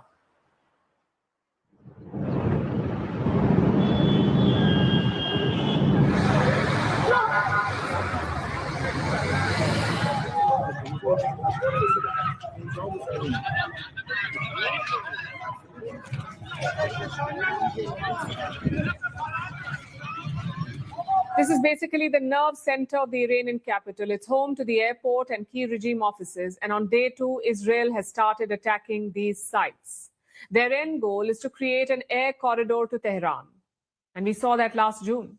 Israel used short bursts to take out Iran's air defenses. Once air superiority was achieved, the attacks became relentless, sort of like a train of jets constantly attacking. That's what Israel is eyeing again. They want to freely operate over the skies of Tehran, and for that, their first stop is Western Iran. You cannot reach Tehran without flying over Western Iran, and Israel knows this. They're taking out Iranian jets in the region, that too right on the tarmac before takeoff.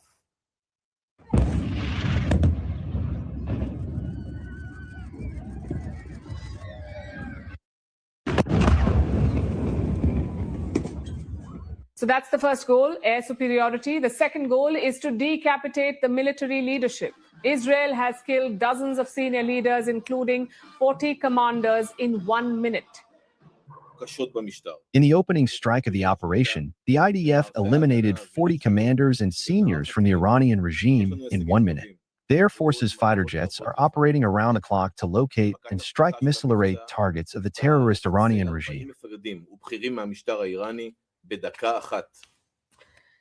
Now the third goal, take out Iran's offensive capabilities. We're talking about the missiles and the launchers here. They want to demolish them. Israeli jets are targeting launchers in the west of Iran. Some of them are being blown up while being loaded.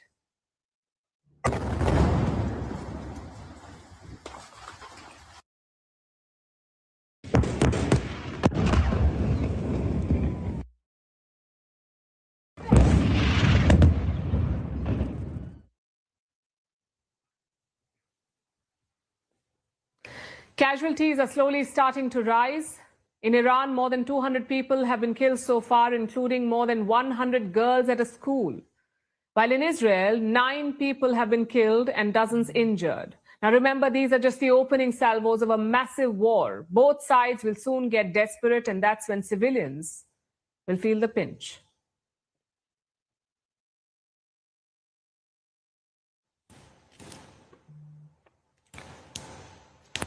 Now, here's the thing about wars like this. They don't just play out on the ground, they play out on our screens. A missile tearing through the night sky, an explosion flashing before the camera can focus, a shaky phone clip filmed by someone who never meant to become a war correspondent.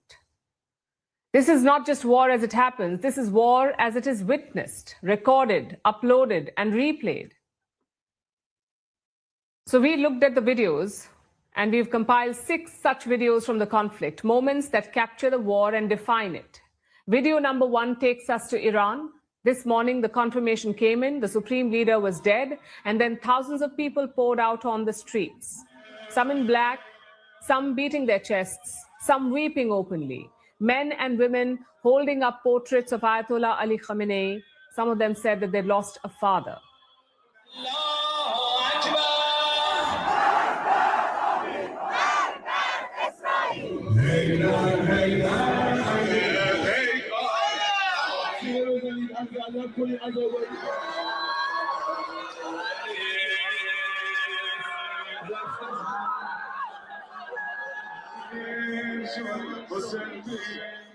But here's the other side of the frame. Not everyone was in mourning because not everyone loved this regime.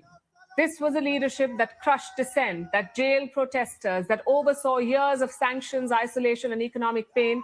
So in many corners of the country, there were also celebrations. Some people were even dancing on the streets. Some videos even show a big crowd toppling a monument built in Khamenei's honor. So two very different Irans playing out on camera.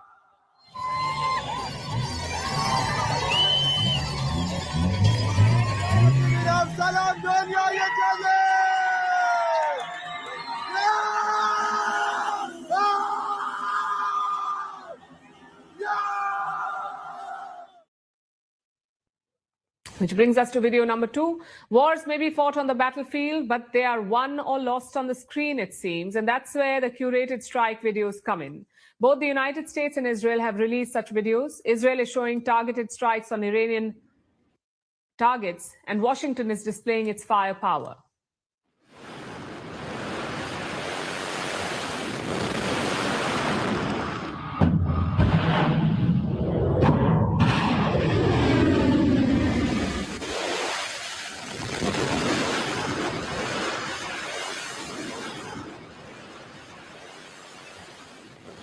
Video number 3 is from Dubai.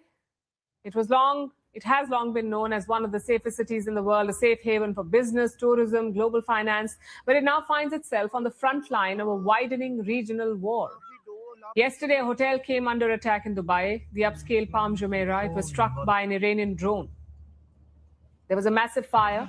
4 people were injured. Officials say that it did not cause much damage. Some 137 missiles and 209 drones were fired at the UAE. Most of them were intercepted. Today, too, there were multiple strikes. The Dubai International Airport was also attacked. This is one of the busiest airports in the world. We'll tell you about other such attacks in a bit. But this is not so much about the physical damage alone. It's more about the shock value. For many people, Dubai is no longer the safe haven they once knew. Holy mother.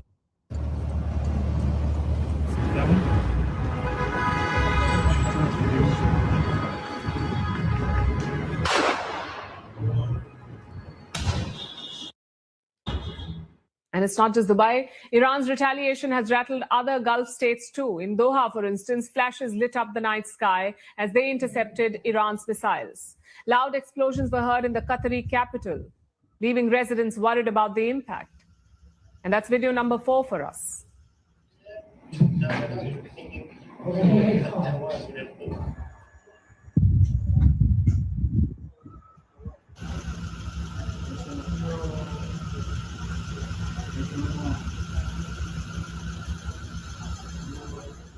In Bahrain, things were even more grave.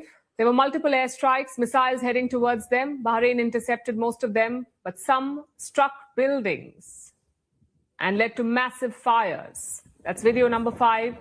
It shows flames engulfing the upper levels of a skyscraper with dense plumes of smoke rising above the Bahraini capital, Manama.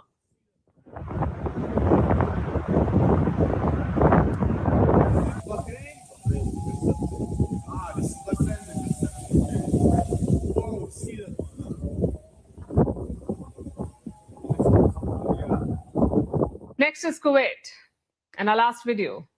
A reported drone strike hit the airport, sending passengers scrambling for cover. Videos from inside the terminal show thick smoke filling the hall, travelers running in fear, children crying, and security forces rushing to lock down the area.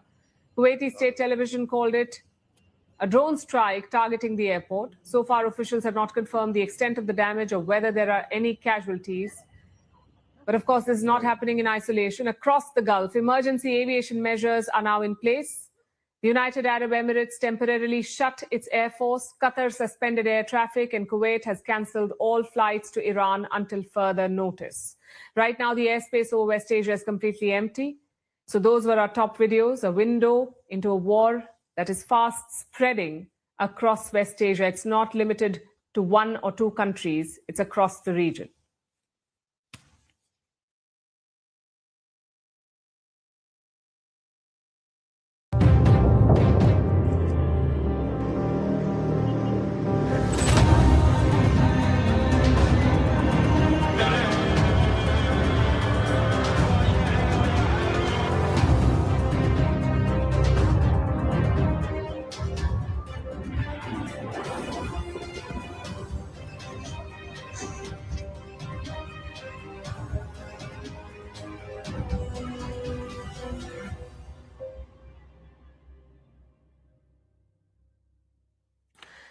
It is the perfect storm. Iran is facing a crisis on three fronts.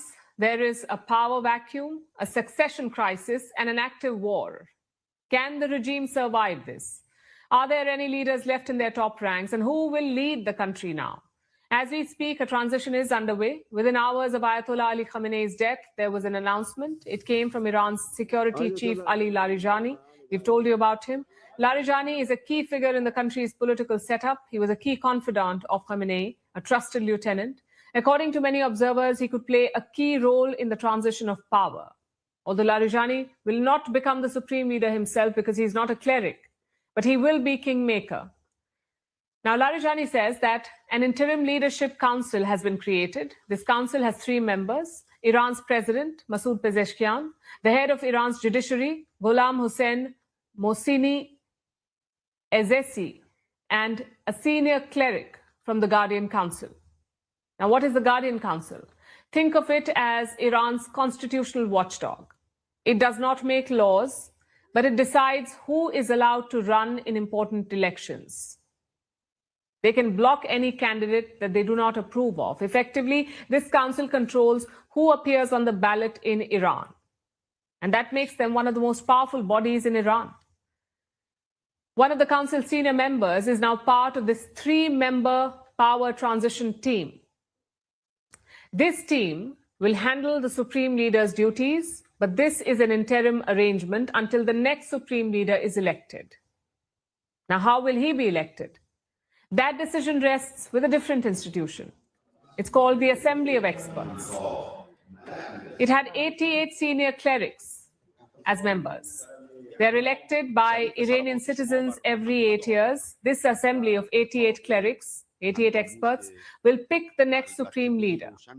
But it may not happen in a hurry because, as you can see, Iran is still fighting a war. Iranian cities, including the capital Tehran, are still being bombarded. Senior clerics are either hiding or on the move. So convening all 88 of them is going to be a challenge at this point. Observers say the work would already have begun. It is possible that senior clerics are holding discussions in secret, which brings us to the next question. Who are the potential candidates?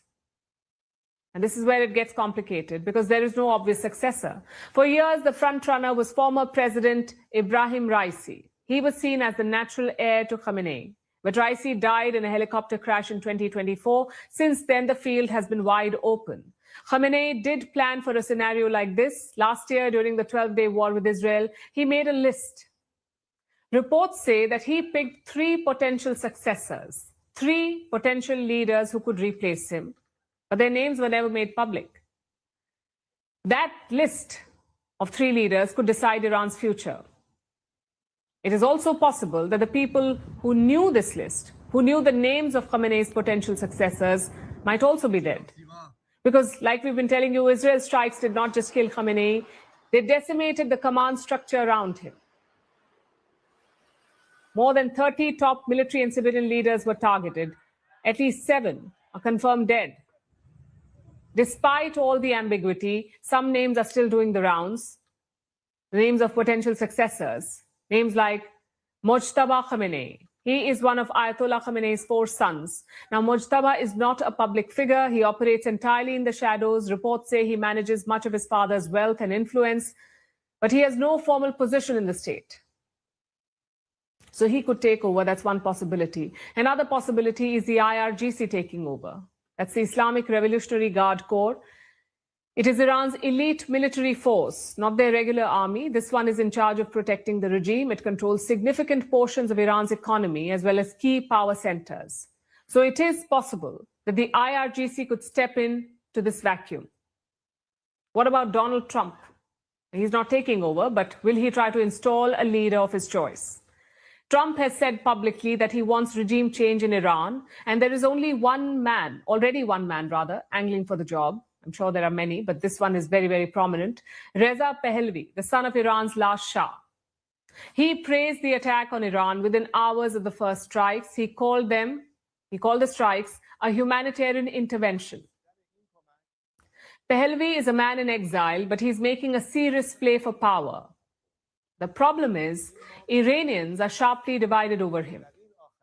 So even if he were installed, the government would be deeply unstable. The other thing is this.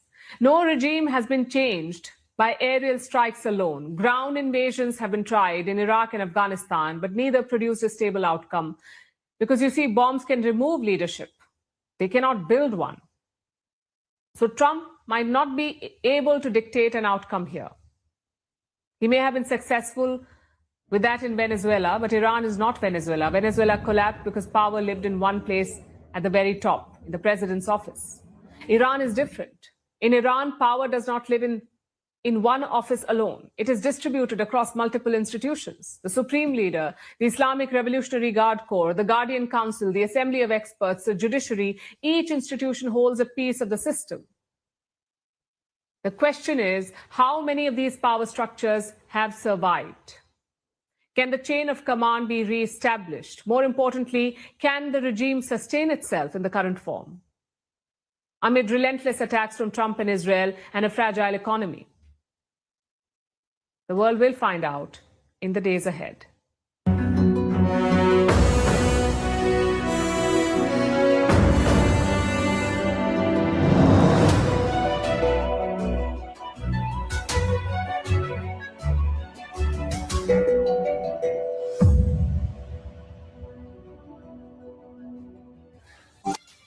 Viewers, the war is on. The war is on.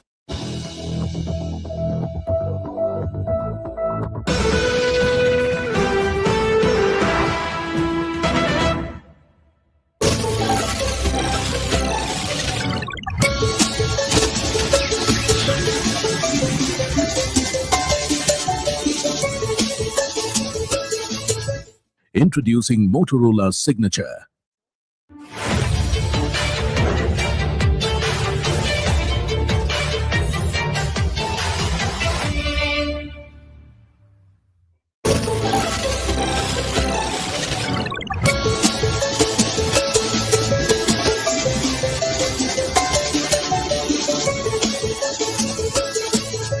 Introducing Motorola's signature. Sorry, Zaka, I missed you out there. What we're going to do to our viewers, bear with us. I've got Tom Cooper here with me. We've got the wall and we've got the map. Let's try and understand how this entire strikes. How did 200 Israeli aircraft fly over the Tehran airspace, drop those bombs and then come back? So let's game this and understand, does Tehran have no air defense system? And that too, you had the Israeli aircrafts take off from here, Tom, correct? So tell us, and how did this happen? How does this work? Yes. Thank you. It's like this. You have the Iranian air defense system is approximately here, around Tabriz, around Tehran, and you have Qom and Esfahan and Karaj. So this is the principal area that, sorry, I forgot further south here, another one. This is the principal areas that are covered by Iranian air defense system. The Israelis now come up from Israel, fly over Syria and Iraq. Right. Like this. So that's how they cleared the airspaces in these regions so that these planes could fly. Exactly. This is why no airliners are currently permitted to fly over Iraq and over Syria. Right. So over the border between Iraq and Syria, there are US and Israeli tankers waiting for them, and they are refueling them in the air. In the air. So Yes. the on-air, mid-air tankers. Okay, because this is more than a 2,000-kilometer journey that they have to It fly. is over 1,000 kilometers, 1,700 kilometers to the 1,700 border, so 1,500 kilometers. But the point is this, in order to release their missiles, they have to fly high and fast, Okay. which is spending lots of fuel. Therefore, here, either the Israeli or the US tankers from bases in Saudi Arabia come up here and they are waiting for them here in this area.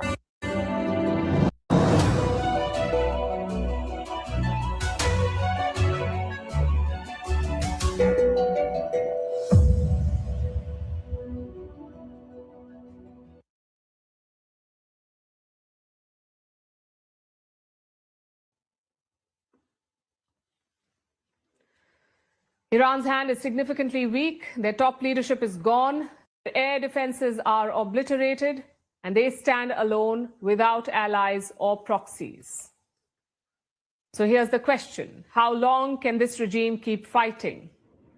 It depends on 5 factors. The first factor is geography. Iran is a vast country with deserts, mountains, and rugged hills. Not to mention, it's a massive country. Iran's size is around 1.6 million square kilometers. 1.6 million square kilometers, that's more than 3 times the size of Iraq and more than 2 times the size of Afghanistan. Remember, the US tried regime change in both these countries, Iraq and Afghanistan, and both times the Americans lost. So chances are the US will not put soldiers in Iran. And without soldiers on the ground, it will be hard to install and protect a new regime. And this is just one benefit of the geography. The vast landmass allows Iran to absorb more attacks. Just compare it to Israel. Israel's area is only 22,000 square kilometers. It's basically a packed strip of people. So any Iranian attack will cause massive damage in Israel. And we saw that last year in June. Israel landed 379 attacks on Iran. They hit 28 out of Iran's 31 provinces, and yet Iran kept firing back. In response, the Iranians landed around 50 missile hits on Israel. And 50 hits was enough to force a ceasefire. You see the difference? 379 attacks from Israel versus 50 attacks from Iran. In geopolitics, we call this strategic depth. When you're attacked, you can fall back deeper into your vast land. Iran has the depth, Israel does not. Then you have the Strait of Hormuz. Iran is located on this key waterway. It carries around 20% of global oil shipments. Iran's navy can easily block this waterway and choke oil supplies. Again, it's a blessing of geography. But geography alone cannot protect them forever. The second factor is their missile stockpile. This is the regime's offensive trump card. So far, the Iranians have fired more than 150 ballistic missiles at Israel and US targets.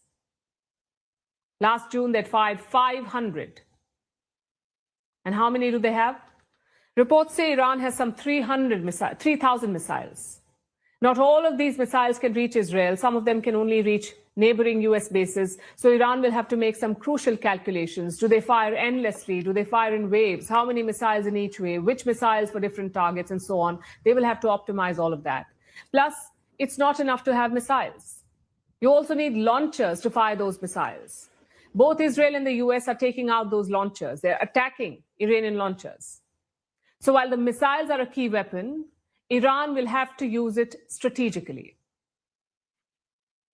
Then we come to the third factor, the role of the Iranian people. It is no secret that the regime is unpopular in Iran. A lot of Iranians are fed up with the brutal clerical rule. The question is, will that force them to hit the streets? Will they mobilize to take on the regime's forces?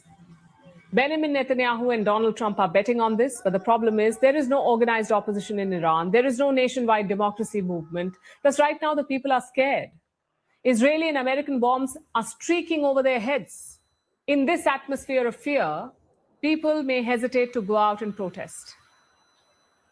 Which brings us to the fourth factor. Will the regime crack? We saw this happen in Venezuela. President Nicolas Maduro's deputy tacitly sided with the US. She agreed to take over after Maduro's capture. If that happens in Iran, the regime may collapse or transform itself. But as of now, that has not happened. Unlike Venezuela, Iran's regime is a hardened ideological theocracy. It is bound together by religion, personality, cults, and ideological rigidity. Those are extremely hard to break apart. So if the regime does not crack, you will need even more power to overthrow it. Basically, take out more and more senior leaders. And now the final factor. Can the US allies take strong punches? Say the Gulf Arab economies take a huge hit. Say Arab citizens are killed or injured in this crossfire. Will these countries absorb the punches like Iran or Israel? Will their rulers show the appetite to hit back? Iran is hoping they won't. Iran is hoping that these attacks will force the Gulf states to push Trump for peace. So far, it has not worked, but it's a strategy that Iran is betting on. Even if the regime is toppled, an orderly transition appears unlikely. History is proof of that. If Iraq did not work, if Afghanistan did not work, if Libya did not work, why would it work in a larger, more complex and powerful country like Iran? Some people may ask, what if it does work? Well, yes, there is always an outside chance that something works. But to test out your hunch, you're putting 90 million lives at risk. And that is why regime changes are universally condemned, not because people like oppressive regimes, but because the cost of failure is way too high.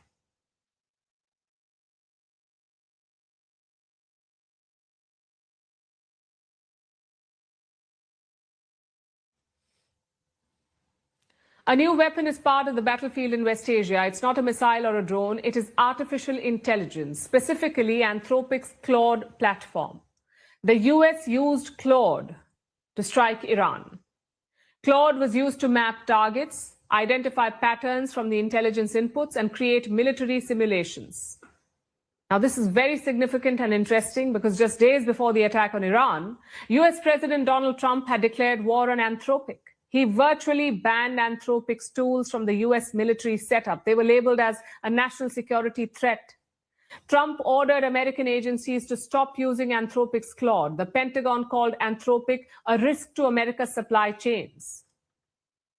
This is a kind of designation reserved only for rivals like Russia and China. They used it for Anthropic. And barely days later, Anthropic's Claude is helping the US strike Iran. The US may still stop using Claude, but not immediately. The military establishment says it could take up to 6 months for them to change platforms. Meanwhile, details of this operation are also revealing. They demonstrate how AI is changing the battlefield. The US military began using Claude in 2024, and since then, its role has grown quietly but significantly. Reports say Claude was used in Venezuela as well. For the operation to capture Venezuelan President Nicolas Maduro, they used Claude. And now it has played a role in Iran too.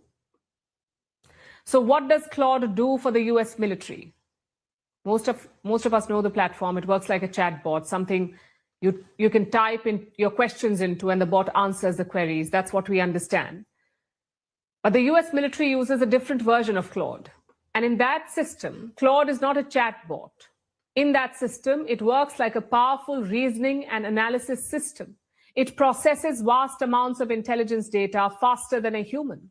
It can identify targets, it can identify patterns, and it can simulate war scenarios. You can think of it like a war room assistant, one that never misses any patterns. One of the primary users of Claude, in fact, is the US Central Command, or CENTCOM. They use Claude. Now, CENTCOM is headquartered in Florida.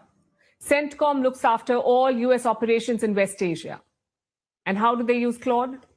Broadly for 3 purposes. One is intelligence assessments. Second, target identification. And third, battle simulation. To put it simply, Claude helps the US military decide who to strike, where to strike, and what can happen in an active battlefield next. And it gauges all of this based on previous data.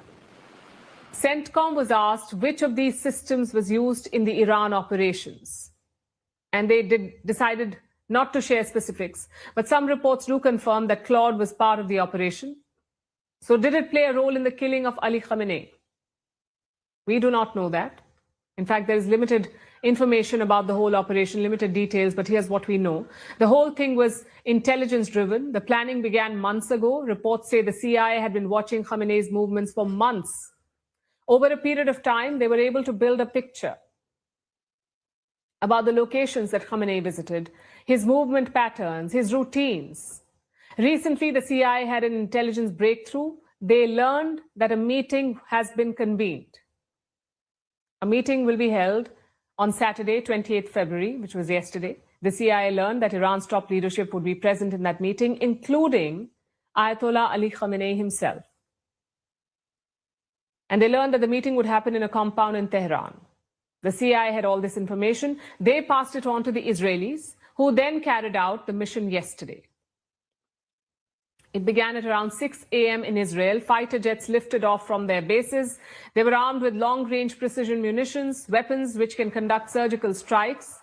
At around 9:30 a.m. in Tehran, a missile struck that compound. It took out senior Iranian officials along with Ayatollah Ali Khamenei. So the intelligence was accurate. And that can be the difference between victory and defeat in a war. Intelligence has always been critical in a war. What is new is speed. Because AI is now inside the decision-making process. Thankfully, AI is not taking decisions just yet, but it is making the process faster.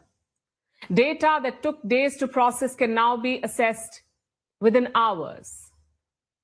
And what happened in Iran is a demonstration of that shift.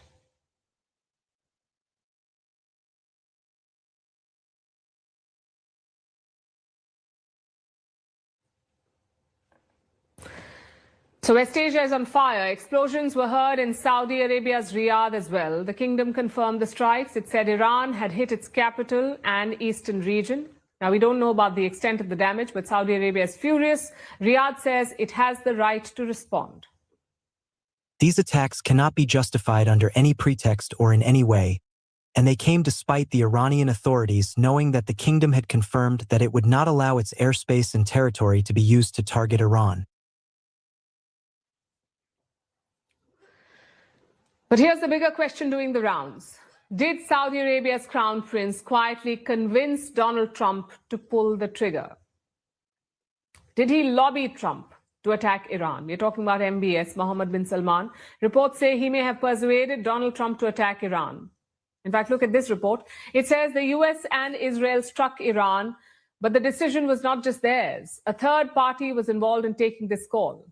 And that third party was MBS, the de facto ruler of Saudi Arabia.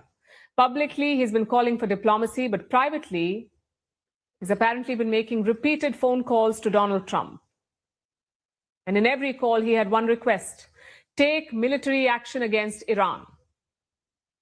Now, if this version is to be believed, MBS was pushing Trump to attack Iran. And then, of course, there's Benjamin Netanyahu, the Israeli prime minister. It's something that he's wanted for decades, attacking Iran. He wanted Trump to end an existential Iranian threat. That's what Netanyahu calls it. So you had two powerful regional leaders, MBS and Benjamin Netanyahu, both leaning on Washington, both trying to convince Trump to act. And the US president actually did. So why would MBS want this? Here's where the story gets deeper. Saudi Arabia and Iran are not just rivals, they are ideological enemies. Saudi Arabia is the center of Sunni Islam. Iran is the powerhouse of Shia Islam. The rivalry goes back to 1979, the year of the Islamic Revolution. It's when the Islamic Republic of Iran was created. Since then, the two countries have fought multiple proxy wars, from Yemen to Syria to Iraq to Lebanon. And they were never direct conflicts. But it was sort of like a West Asian Cold War, one that had been simmering for decades. And in recent years, from Riyadh's perspective, Iran has been winning. Iran controlled groups like Hezbollah in Lebanon. Iran had immense influence in Iraq. Iran had the support of the Houthis in Yemen, who kept firing missiles towards Saudi territory. So Iran had strategic depth, and Riyadh was rattled by this. Then why pretend about diplomacy? Well, that's the interesting part. In recent years, Saudi Arabia and Iran had started cautiously restoring ties. China brokered a diplomatic thaw a few years back. Also, public diplomacy protects Saudi Arabia's image. But privately, pressurizing Trump helps their security interests. After all, Khamenei's killing weakens Tehran's ideological core. And from Riyadh's perspective, that could be a positive shift. That's it. It happened without Saudi Arabia firing a single missile. So it's a win-win situation for them. But then again, why would Trump listen to MBS? Frankly, we don't know if MBS convinced him. But the report strongly suggests that he did lobby Trump, and he did it repeatedly. And Trump was already inclined to confront Iran. So the lobbying from Israel and Saudi Arabia only added to his resolve. He was already leaning towards the attack. They may have given the final push, because this aligns with everyone's interest. Israel sees Iran as a mortal enemy.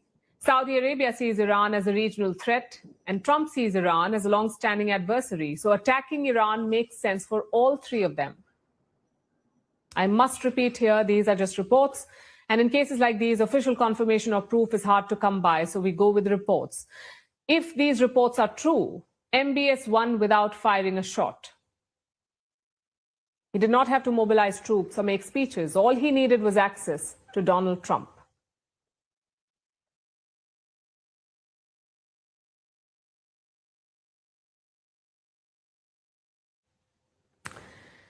Now, when you hear West Asia, what is it that comes to mind?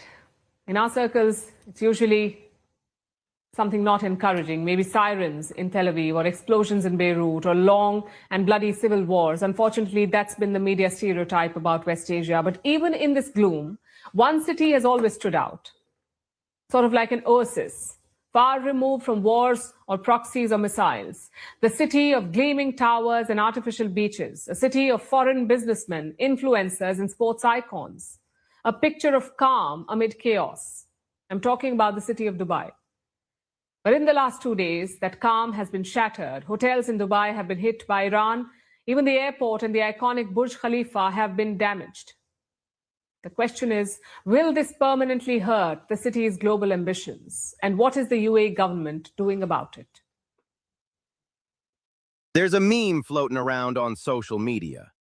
Came to Dubai for the tax shelter, now stuck in a bomb shelter. In peacetime, it may have elicited a few laughs. But now, in the middle of booming drone interceptions and burning hotels, there are few laughs. Dubai is sitting in the middle of a war zone, and the next Iranian strike could land anywhere. This footage probably sums it up best. An Iranian projectile flying dangerously close to the iconic Burj Khalifa. Thankfully, it's blown up before impact. Other sites were not so lucky. On Palm Island, the Fairmont Hotel was targeted by Iranian Shahed drones. Tourists rushed out in panic as a fire broke out. The Burj Al Arab Hotel met the same fate. This high-rise, along with the Khalifa, is the poster child of Dubai's glittering skyline. Overnight, it was hit by Iranian drone debris. Dubai's ports were not safe either. Both the airport and the seaport were hit by projectiles. Such scenes were unthinkable until yesterday. A war in West Asia may not shake you up as much, but strikes and drones in Dubai, that's enough to shake up anyone. Because Dubai wasn't just a city, it was an exception and an inspiration in a region known for instability. The city's history goes back centuries. Dubai began its journey as a small fishing village. In the 20th century, it was developed as a trading and transport hub. After all, here was a city located on the Persian Gulf near the mouth of the Strait of Hormuz. Then, in the 1960s, came the oil boom. Dubai did not squander its oil revenue. The ruling family invested all that money into infrastructure. By the 2000s, the city was home to global icons, like the Burj Khalifa, the tallest building in the world, and the Palm Island, an artificial archipelago, home to luxury residences and hotels. Even now, trade and transit remain crucial for Dubai's success. The city's airport handles 95 million passengers annually. The Jebel Ali seaport handles 15.5 million 20-foot equivalent units of cargo. As a safe, swanky, and prosperous city, Dubai is home to a cosmopolitan population. Only 10% of the population is Emirati. The remaining 90% are from outside, from dozens of nationalities. This booming success of Dubai was based on the stability and peace that it offered. Other cities like Jeddah and Doha tried to replicate its success. But if you cannot guarantee that stability and peace, will these cities flourish? Will tourism or trade thrive? Only time will tell.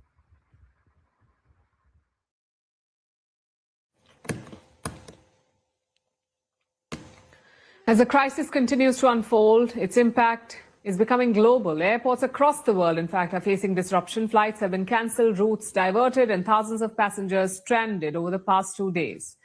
Much of the airspace over West Asia remains closed or restricted, and major hubs like Dubai, Abu Dhabi, and Doha have all come to a halt. For many travelers, there is still no clear timeline of when they can fly. So how extensive is this travel disruption? And if you are planning to fly soon, what should you be doing? Here's our report.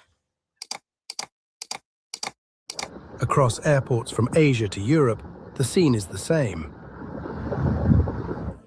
Passengers are stranded beneath flickering departure boards. The word cancelled flashes in red. Gates that should be boarding long-haul flights stand still. And no one is able to tell the travelers when that will change. Above West Asia, flight paths that normally link continents have gone quiet. The disruption followed a sudden military escalation. The United States and Israel carried out strikes on Iran on Saturday. Iran responded with missile and drone attacks across the region. Within hours, the skies began to close. Large stretches over Iran, Iraq, Kuwait, Israel, Bahrain, Qatar, and the UAE were closed or heavily restricted. Flight tracking data then showed those corridors almost empty of commercial aviation traffic. The consequences were immediate. Dubai, Abu Dhabi, and Doha are not just any destinations. They are the engine rooms of global long-haul travel, handling millions of connecting passengers every week.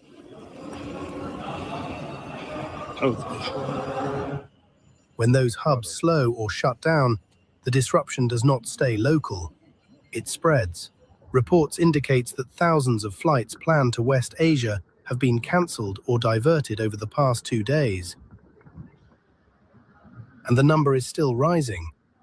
The uncertainty is now adding to the chaos inside terminals. In Bali, travelers crowded around airline counters serving Gulf routes. Departure screens showed flights to Doha and Abu Dhabi marked cancelled or postponed. At least 1,000 passengers were affected after 5 services were disrupted.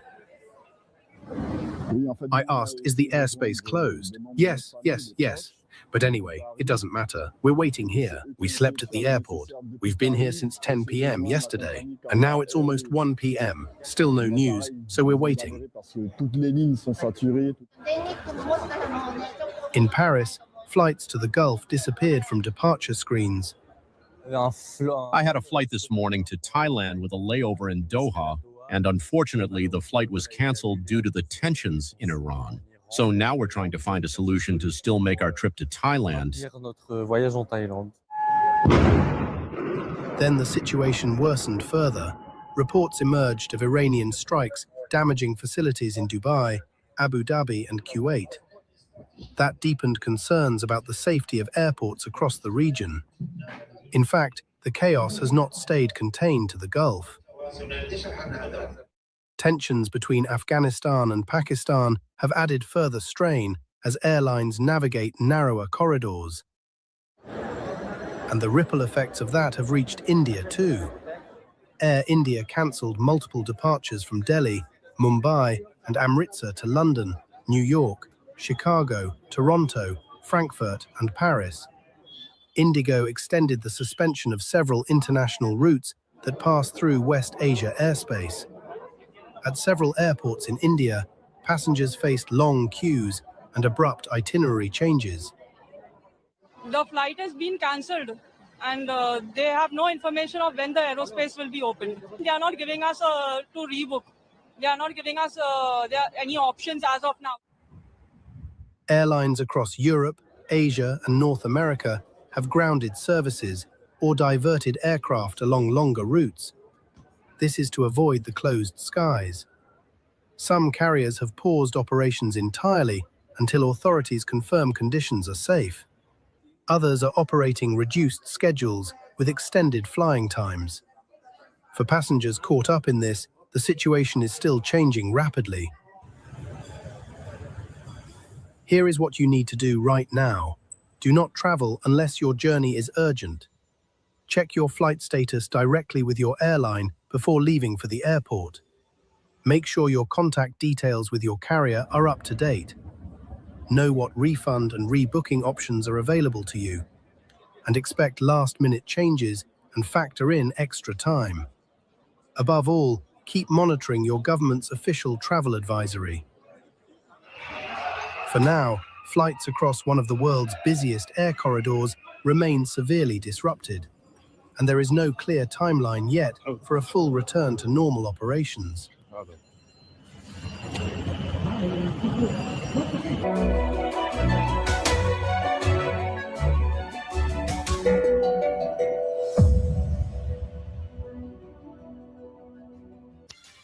Viewers, the war is on. The war is on.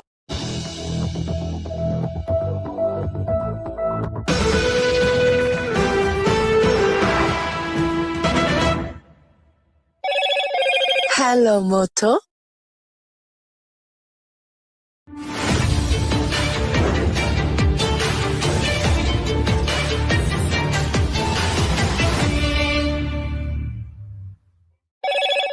Hello, Moto.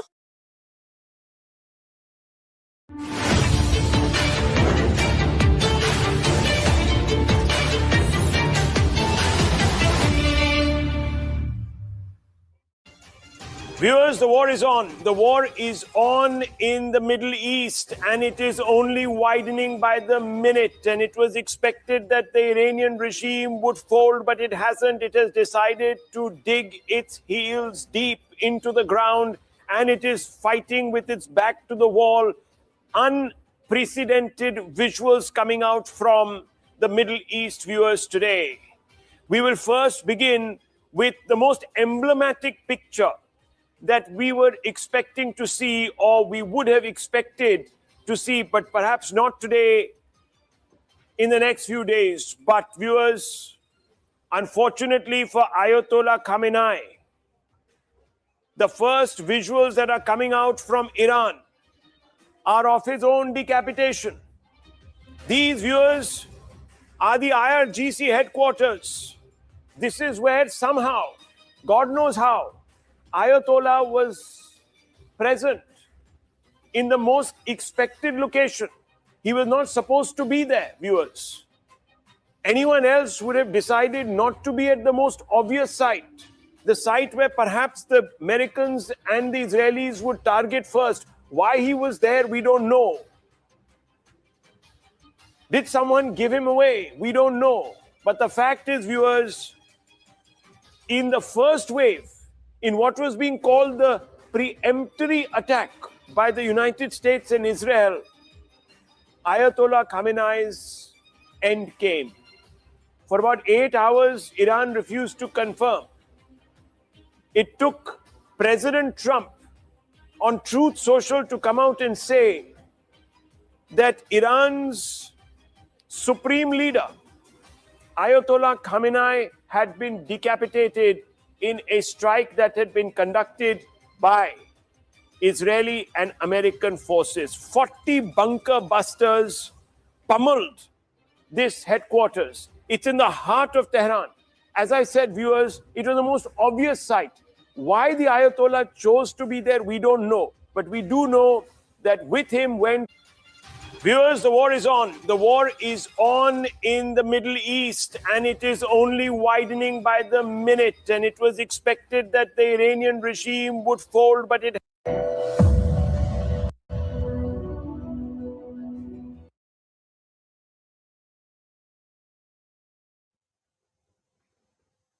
We told you about the latest developments in West Asia, but now let's also talk about the man himself. For more than 3 decades, Iran had one man at the top, Ayatollah Ali Khamenei. He was not elected as the so-called supreme leader by the public, but he controlled everything in the country. Presidents changed, policies shifted, but Khamenei stayed. He shaped Iran's nuclear ambitions. He oversaw its regional alliances and defined its confrontation with the West. But now he's gone, and he leaves the country at a crossroads. So how did Ayatollah Ali Khamenei rise to power, and what kind of Iran did he build? Here's his story. He rarely gave interviews. He never held a press conference. And for over 36 years, no one in Iran could truly challenge or question him in public. Ayatollah Ali Khamenei was the most powerful man in Iran and one of the most secretive leaders in the world. Born in 1939 in Mashhad, a holy city in northeastern Iran, he grew up poor. His family sometimes had nothing to eat but bread and raisins, but books shaped him deeply. Yet it was Islam and a fiery cleric named Ruhollah Khomeini that set the course of his life. By the time the Islamic Revolution toppled the Shah of Iran in 1979, Khamenei was already a trusted figure in the movement. He had been jailed multiple times for opposing the monarchy, and then was reportedly exiled to a remote desert city near the Pakistan border.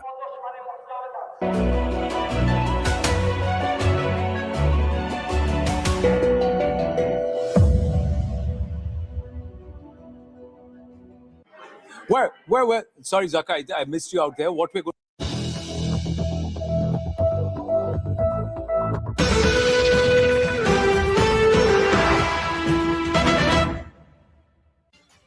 Viewers, the war is on. The war is on in the Middle East, and it is only widening by the minute. And it was expected that the Iranian regime would fold, but it hasn't. It has decided to dig its heels deep into the ground, and it is fighting with its back to the wall. Unprecedented visuals coming out from the Middle East, viewers, today. We will first begin with the most emblematic picture that we were expecting to see, or we would have expected to see, but perhaps not today, in the next few days. But viewers, unfortunately for Ayatollah Khamenei, the first visuals that are coming out from Iran are of his own decapitation. These, viewers, are the IRGC headquarters. This is where somehow, God knows how, Ayatollah was present in the most expected location. He was not supposed to be there, viewers. Anyone else would have decided not to be at the most obvious site, the site where perhaps the Americans and the Israelis would target first. Why he was there, we don't know. Did someone give him away? We don't know. But the fact is, viewers, in the first wave, in what was being called the preemptory attack by the United States and Israel, Ayatollah Khamenei's end came. For about 8 hours, Iran refused to confirm. It took President Trump on Truth Social to come out and say that Iran's supreme leader, Ayatollah Khamenei, had been decapitated in a strike that had been conducted by. मुझे एक ही लगा आज हमारी team का जीतने के बाद जो एटीट्यूड है ना वो ऐसा था यार तुम जितना भी बड़ा चेज कर लेंगे कोई बड़ी बात नहीं थी कोई somebody was asking sir कोई सेलिब्रेट क्यों नहीं कर रहा है कोई इतना ये क्यों नहीं है देख एक्चुअली मैं करूंगा करके एक बंदे ने किया let's be very honest correct हमने ये this is not team work and team ने चेस नहीं किया एक ही बंदा और मैं उठ के आना चाहता हूँ उसकी इनिंग ऐसी थी कि सामने वाली टीम ऐसी हो गई सर एक बार पैर हटाना था ये देखो उसकी इनिंग ऐसी थी कि सामने वाली टीम की हालत ऐसी हो गई सो टेक्निकली आज match India versus West Indies का नहीं था सॉरी थोड़ा चेंज करना पड़ेगा आज Sanju versus West Indies match well played यार ऐसे मत बोलो यार संजू का अपने शायद वो 50 के बाद भी आपने देखा होगा he was yes it's good to say Sanju ने खुद किया बट भगवान की शुक्र है उनको जैसे हमने बात किया था ना टीम में चेंज होगा थैंक गॉड कि संजू गॉट अनदर अपॉर्चुनिटी और जब कोई ऐसे अच्छे मौकों में अपॉर्चुनिटी मिलता है he set this on his shoulder तो आपने देखा 50 के बाद उन्होंने फिर वापस गार्ड लिया था और डीके जब कमेंट्री कर रहा था डीके ने भी वो कमेंट्री में भी बोला one thing it was very exciting that he is playing and he doesn't want to celebrate now he want to celebrate आपको बोल रहा था फोन पे कि अगर संजू 100 मारते भी इंडिया जीतने से पहले वो इंडिया जीतने के बाद भी वो सेलिब्रेट करता है, लेकिन and I love the celebration that he sent the prayer up to God and said कि thank you for blessing me, because हर बार ऐसा होता है कि मैं कुछ करता हूँ, करने जाता हूँ, लेकिन होता नहीं है। आज तुम्हारी ब्लेसिंग्स थी, तो एज अ बिलीवर तो उसने जो किया, एक ब्लैक और व्हाइट केरला वाला है ना, तो एक हक बनता है भाई। 100% ये कैमरा में बोलो संजू, मलयाली पुलियाड़ा। हाँ, आप क्या बोलने वाले थे? अड्डी बोले संजू बोले। That's nice, but you know one feels that for Sanju Samson. ये हर बार मुझे ऐसा लगता था कि इस लड़के में इतना टैलेंट है यार, ये जा करके क्यों भसोड़ी कर देता है, क्यों जाके बैंड बजा देता है? आपको नहीं लगता कभी कभार? या एक दौर था आईपीएल के, एक्चुअली 6-7 साल ऐसे थे जब 100 बनाते थे और वी उसको गो मैड, उसके बाद एकदम स्लम्प आता था। लेकिन पिछले 3-4 सालों में अगर आप देखें तो उनकी कंसिस्टेंसी थोड़ी सी बेहतर हो गई है। और ये मैं बार बार कह रहा हूँ, 305 मैचेस T20 इंटरनेशनल में जो बंदा करता है उसको आप टीम से बाहर नहीं कर सकते, और वो किया। भारत ने उनको नीचे डाल दिया, लेकिन फाइनली आज उनको मौका मिल गया ओपन करने के लिए। और इनका एक है, अगर आप देखें ना, कंसिस्टेंट है नहीं, लेकिन T20 100 जो होते हैं आईपीएल में हो या इंटरनेशनल में हो, इनके काफी है Sanju Samson, despite being inconsistent. तो ये 100 करने का इनका शौक है। पिछले 2-3 मैचेस में 20 करके आउट हुए। और दूसरी एक चीज है, वो नॉर्मल खेल के बड़ा T20 गेम खेलते। आज जिस तरह से ईशान ने शॉट मारा, ऐसा लगा कभी कभी कि थोड़ा सा लोग कोशिश कर रहे हैं बिग गेम खेलने का, you know, trying to play outside the comfort zone, थोड़ा बैलेंस चला जाता है सब कुछ। लेकिन ये जो बंदा है संजू सैमसन, नॉर्मल खेल के 200 का स्ट्राइक रेट उनका बनता है। तो दिस इज अ गिफ्ट जो पहले 10 सालों से हम देखते आ रहे हैं। And finally I think this must be, I think, the greatest performance for him. नहीं, कमिंग ऑफ एज बोलना थोड़ा लेट हो गया, पर इससे बेहतर मुझे नहीं लगता उन्होंने ग्रेटेस्ट परफॉर्मेंस ही नहीं। मैं एक और बात बताऊं दर्शकों को भी और आप सबको भी, कि भारत ने आज से पहले वर्ल्ड कप T20 में कभी भी इतना बड़ा टोटल चेज नहीं किया। 172 चेज किया था 2014 में। आज 12 साल बाद उससे बड़ा चेज टोटल जो है वो चेज किया है। तो कहीं ना कहीं ये उनकी बिलीफ को भी हेल्प करेगा उमेश। बिल्कुल, और काफी खुशी हुई संजू को ऐसे बैटिंग करते हुए देख के, क्योंकि इन परिस्थितियों में, क्योंकि जहां हमने ऊपर के 3-4 टॉप ऑर्डर बैट्समैन खो दिए थे, उसके बाद संजू ने वो एक, कहते ना कि एक मैच्योरिटी दिखाई कि मैं यहाँ खड़ा हूँ, मैं मैच खत्म करके जाऊंगा। उन्होंने 50 रन बनाने के बाद जैसे मार्क लिया, फिर से खड़े हुए, मुझे फिर स्टार्ट करना है, बिकॉज उन्हें पता था कि मैं खड़ा रहूंगा तो ये रन चेज इजी होगा। वो लड़का कैसा है? मुझे लगता है काफी इजी रिलैक्सिंग है, क्योंकि जब उसका डेब्यू भी हुआ था तो इंग्लैंड में उसका पहला टूर था, मैं भी था वहां पे। तो जिस हिसाब से संजू को मैंने देखा है, काफी रिलैक्स और काफी सामान्य सा लड़का है। और ज्यादा ने बहुत लोगों से ऐसे खुल के बात नहीं करता, वो थोड़ा सा उसको टाइम लगता है एग्जैक्ट होने में। बट मुझे लगता है जिस हिसाब से संजू बैटिंग करता है, तो हर किसी ने देखा कि उसमें जो टैलेंट है। तो हमेशा ऐसे लगता है ना कि इतना इजी, इतना मक्खन जैसा कोई लड़का बैटिंग कर रहा है और पता नहीं चल रहा, बाकी लोग रहे कि एफर्ट लगा रहे, बट जो उसके शॉट बैट से निकलते हैं ना, तो जो टाइम है उसका और जो इतना लेट खेलता है वो, है ना, उसके बाद सारे शॉट है। तो इज अमेजिंग, और मजा आया आज देख के संजू की इनिंग। और दूसरा, बाकी बैटर्स ने भी ट्राई किया, बट मुझे लगता है कि आज का जो बैटिंग हमने किया है वो वन मैन आर्मी था, जिस हिसाब से संजू ने आज एक और चीज बोलना चाहते हैं इनके साथ, जो भी वो केरला के यही कैमरा है ना, सामने वही वाला, नंबर 5 केरला के सेलेक्टर्स और सारे जो उनको एनकरेज किया था पहले, और जिसने डिस्करेज भी किया था उनको भी सैल्यूट, क्योंकि वो भी इम्पोर्टेंट था।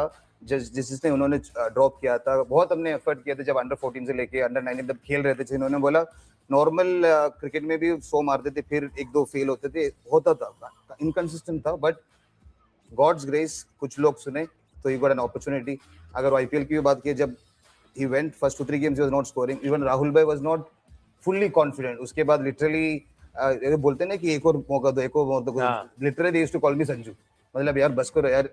इवन कमेंट्री में भी जैसे संजू का या राजस्थान रॉयल्स खेलते थे, सारे बोलते थे यार वो संजू का बंदा है। But I am so proud that whatever decision all the selectors, even I was very fortunate to be one of the messenger. जब इन्होंने पूछा कैसा बंदा है, मैं, लोग बोलते हैं गॉड फियरिंग, मैं बोलूंगा is God loving, and he loves what he does and he gives so much of effort. एक और चीज, रेफी विंसेंट गोम्स जो पहले केरला के लिए भी खेला, आईपीएल में भी खेला है, he used to train with him for the last 4 to 5 years, especially last 3 years, जिधर वो big shots और even stance में जो change हुआ, तो big salute to Rafi also यार, because he works with him literally every month before a tournament. देखिए मेहनत का रंग बहुत आराम से थोड़ा टाइम लगता है, लेकिन जब निखर के आता है ना, और उस प्रोसेस, जब बार बार संजय कहते हैं प्रोसेस पे आप काम करते रहिए, मेहनत करते रहिए, आपको रिजल्ट मिलेगा। कभी अदर थिंग इज, जब वो सिंगल ले रहे थे ना तो एक्सटेंड इनिंग, क्योंकि 2-3 विकेट गिरे, सूर्या भी आउट हो गए, तो जब वो सिंगल ले रहे थे ना, ऐसा डर नहीं लग रहा था कि रन रेट अब स्लो डाउन हो जाएगा, मेकअप कर पाएंगे या नहीं, क्योंकि जिस लय में थे और जो उनके शॉट्स थे, ऐसा पता था उनको भी कि अगर ये 2-3 ओवर स्लो चले गए, मेरे में वो काबिलियत है जो सूर्या के पास थी 5 साल पहले या 3 साल पहले या 2 साल पहले। अभी जब सूर्या एक एक लेते हैं तो थोड़ा सा टेंशन आ जाता है। सैमसन को देखकर कभी लगा नहीं कि ये थोड़ा सा रिक्वायर्ड रन रेट को बढ़ा रहा है, और उसके बाद उसको टैकल कौन करेगा, क्योंकि वो खुद उन्होंने रिस्पॉन्सिबिलिटी दी थी और उनके पास वो गेम अभी भी है, वो एक्सेलरेट करने वाला गेम। जी सर, जब वो 40 सिंगल ले रहा था, मैंने बोला यार भाई सिंगल क्यों ले रहा है, फिर मैं वो देखा 80 बॉल 87 थे 40 गेंद में यार। हाँ भाई ने इनसे मारा कहाँ है, ऐसे लोग बहुत ही स्पेशल होते हैं, ऐसा लगता है कि मिल कर रहे हैं, एंकरिंग कर रहे हैं, लेकिन स्ट्राइक रेट होता है 160। मैं एकदम बेसिक फर्स्ट क्वेश्चन पूछूंगा, जब टॉस जीत के हमने फील्डिंग लिया तो आप में से डाउट आया था क्या ये क्या कर लिया बैटिंग में? मैंने एक्चुअली अभी एक पोस्ट किया है, I think we have to upload that decision, well done to team India, क्योंकि आमतौर पे हम भी कह रहे थे ना बड़ा गेम है, यू नो पहले बैटिंग करो, put runs on the board, लेकिन उन्होंने शायद देखा कि सेकंड हाफ में पिच थोड़ा सा बेहतर होता है। एक और ड्यू भी था संजू सैमसन जो लेट खेल रहे थे ना, वो पॉसिबल है सेकंड हाफ में करना, जब पिच सूखा होता है और धूप जब सूखा बनाती है पिच को, तो आप लेट नहीं खेल सकते। तो वेस्ट इंडीज को स्लाइटली स्लोअर पिच मिला, लेकिन उसका श्रेय जाता है गौतम गंभीर, द टीम मैनेजमेंट के अगेंस्ट द नॉर्म।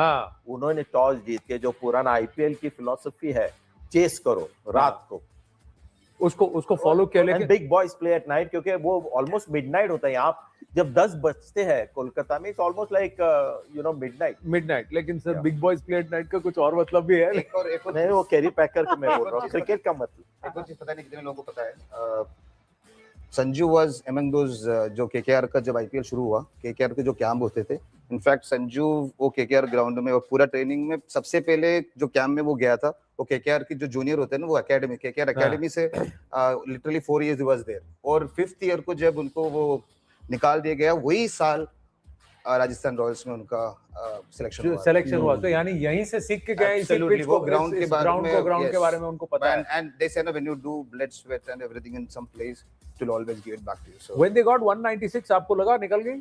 मुझको अभी ऑनेस्ट मुझको नहीं लगता था भारत एक्चुअली चेस कर पाएंगे, because obviously best chase previous 173 था, जब आई थिंक संजय मंडरेकर जी भी वो कमेंटेटिंग कर रहे थे ना, and that was the time जो किंग कोहली का पहली गेम थी जो चेस किया, and then he became the chase master, and मैं परेशान था हाफवे पॉइंट में। मैं सोचा कौन टिकेगा, कौन लंबी पारी खेलेगा, बिकॉज अभी तिलक वर्मा अच्छा खेल रहे थे, फिर आउट हो गए। सो संजू सैमसन मैं सोच रहा था मे बी वो भी आउट हो जाएंगे ना, बट आई थिंक जब भी जैसे श्री मुझको कहते हैं ना, जब भी कोई केरला का क्रिकेटर होता है ना, भारत के लिए खेलता है प्रेशर सिचुएशन में ना, आई थिंक भारत के लिए गुड लक है, एंड भारत के लिए देखिए एक मल्लू और एक सरदार जहाँ पे होता है वहाँ इंडियन टीम अच्छा करती है। हमने वही फॉर्मूला यहाँ स्टंप माइक में भी अपनाया है। अरे बाजी, यस ये हमारी टैक्टिक है, एक सरदार एक केरला, एंड नंबर 1 शो है stump mic. But if you think about it ना, 83 सरदार और मल्लू थे, वो वल्सन सर थे, बट खेले नहीं, but he was there, Sunil Valson. उसके बाद 2007 में बजीपुर में थे, 2011 में बजीपुर में थे, पिछले वर्ल्ड कप में हर्षदीप और संजू थे, खेले नहीं थे, बट इस साल देखो यार, इस वर्ल्ड कप देखो, वाओ मिक्स में, इस बार भी वो लोग मिक्स में। सर अभिषेक का 2 कैच ड्रॉप किया, इंपॉर्टेंट 20-30 रन एक्स्ट्रा हो गए, वो लग रहा है रोस्टन का आई थिंक 1 रन पे थे। और आज भारत का कैचिंग परसेंटेज 50% था। हाँ, तो यानी जितने कैच है उसके आधे छोड़े हैं। तो कैचेस आमतौर पे ड्रॉप होते थोड़ा एंजाइटी की वजह से, जब वक्त मिल जाता है ना कि ऐसा होता है और पता चलता है ये क्या मैच है, कितना इंपॉर्टेंट कैच है, तो वो वहां पर गलती हो जाती है, जो जेसन होल्डर के साथ भी हुई हारते, but I think that was too late. तो मैं समझता हूँ ये टीम में जो मैं देख रहा हूँ बैटिंग वाइज 3 लड़के हैं अभी तक, उनका जो संजू सैमसन का जो रिलैक्स कॉन्फिडेंस है वो अभी तक उनके पास आया नहीं, होपफुली आ जाएगा सेमीफाइनल्स तक। और वो है तिलक वर्मा, अभी भी मुझे लगता है कि थोड़े एंग्शियस है, इससे बेहतर बॉडी लैंग्वेज दिख सकती है। अभिषेक शर्मा क्लियरली जो पहले के अभिषेक शर्मा है उसमें थोड़ा सा अभी डाउट आता है जब वो एक मारते हिचक हैं। है, आज तो 10 of 10 बॉल्स भी थे उनके, हाँ। और ईशान किशन खेलते लेकिन आई सी मोर ब्रावाडो, जिस तरह से खेलते हैं, more than calculated confident hitting जैसे हार्दिक मारता है या संजू सैमसन। ही वो थोड़ा पॉस्चरिंग मुझे लगता है ईशान। यहाँ सर मैं ना इससे पहले कि इस पर जाएं हम लोग न्यूज़ 18 के डेटा क्रैक हीट मैप पे जाएं, मैं ये पूछना चाहता हूँ, जब आप प्रेशर में होता है, आपको एक पॉइंट प्रूव करना है। देखिए ईशान किशन का क्या था माइंडसेट कि मैं टीम से बाहर हूँ, मुझे डोमेस्टिक क्रिकेट खेलनी है, रन बनाने, अपने पॉइंट पे आना है।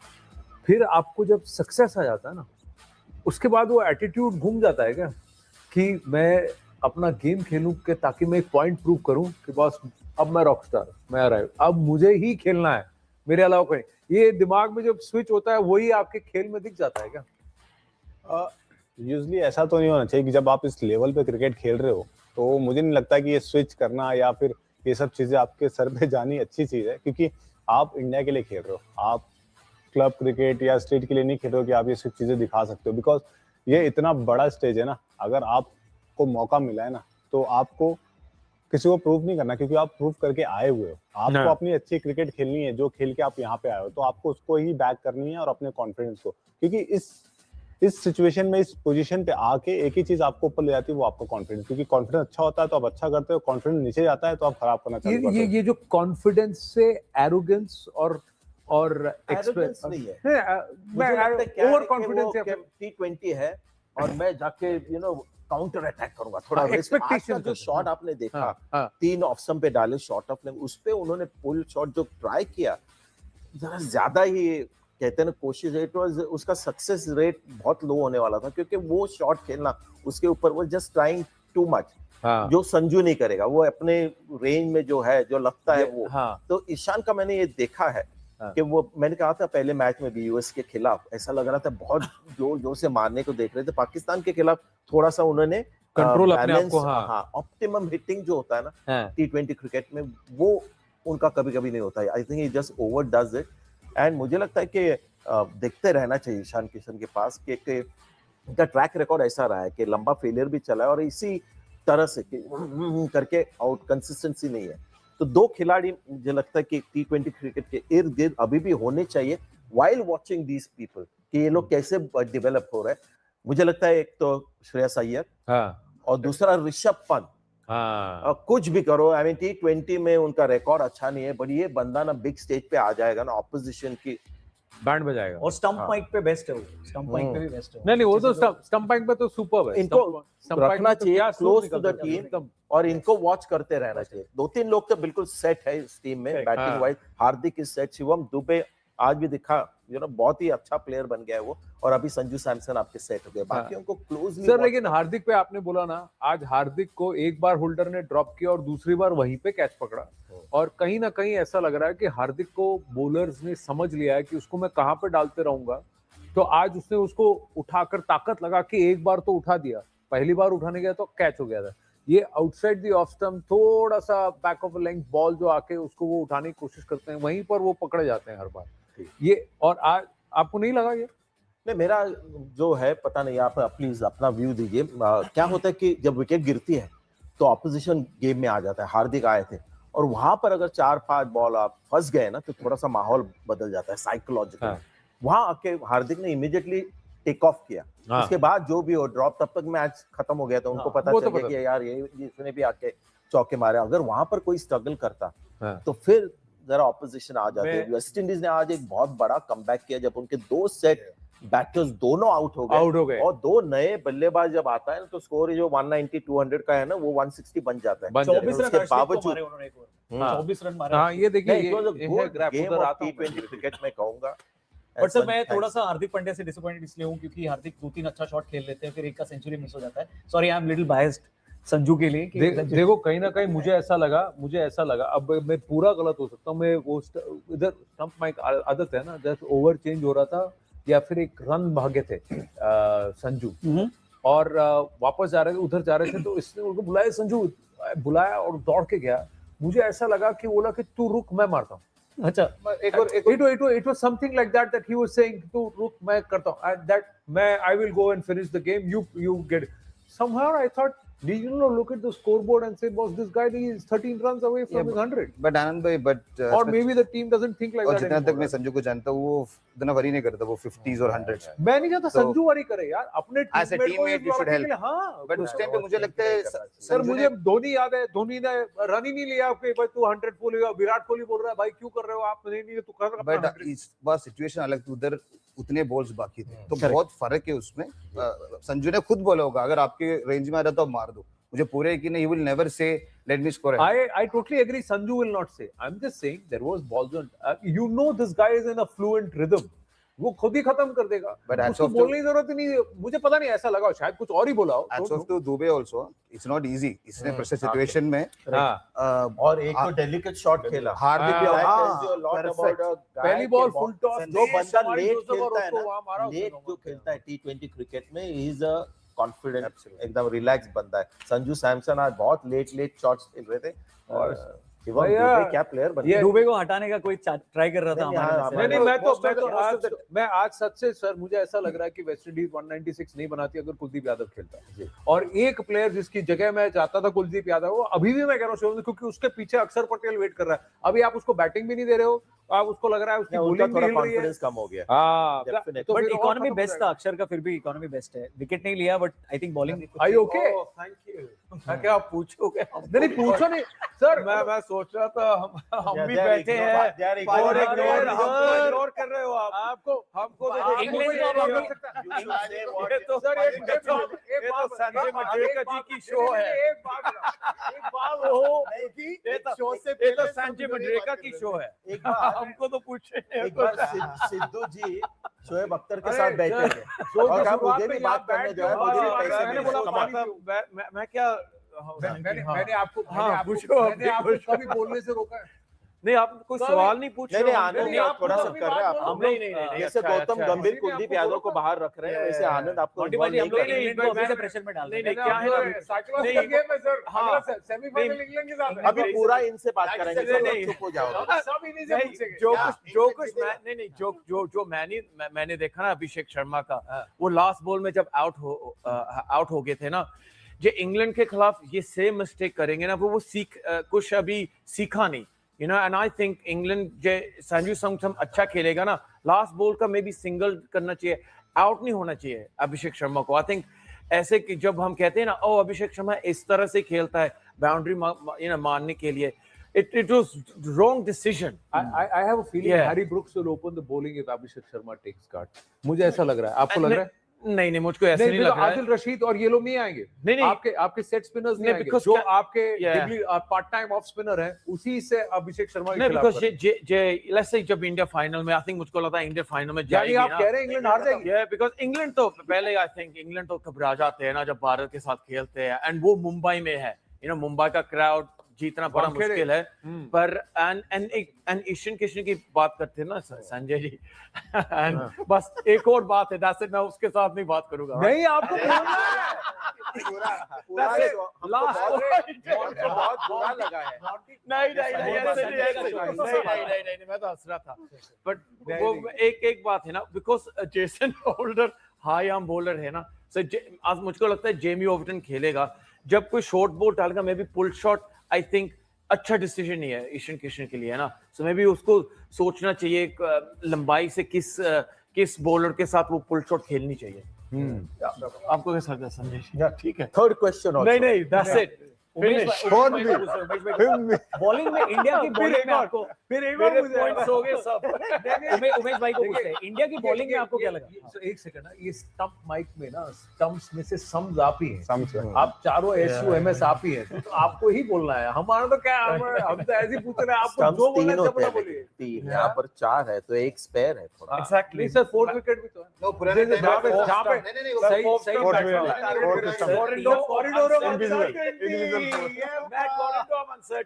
तीन स्टंप्स हैं, 2 बेल्स हैं और एक कैमरा है उसमें. नहीं हो गया. अच्छा, मैं जब पुराने टाइम पे ना कोई भी ग्राउंड पे जाता, टेनिस बॉल कोई भी हो, 6 विकेट थोड़ी होते थे, 3 विकेट इधर होते थे, उधर एक लगाते थे बस। नहीं सर, अभी एक भी नहीं, मैं तो कह रहा हूँ यही कॉरिडोर ऑफ अनसर्टेनिटी है, 4 विकेट वही बेस्ट है सर, उससे आगे क्या है। उसके आगे और 2 लगाओगे ना तो वो विराट कोहली की कॉरिडोर ऑफ अनसर्टेनिटी होगी। फिर वाइड हो स्टंप, 6 स्टंप विराट। हाँ, अब उमेश भाई और शीशुल पाजी से पूछूंगा, बॉलिंग में इंडिया को आज से क्या लर्निंग है, आज के मैच से एक पॉइंट?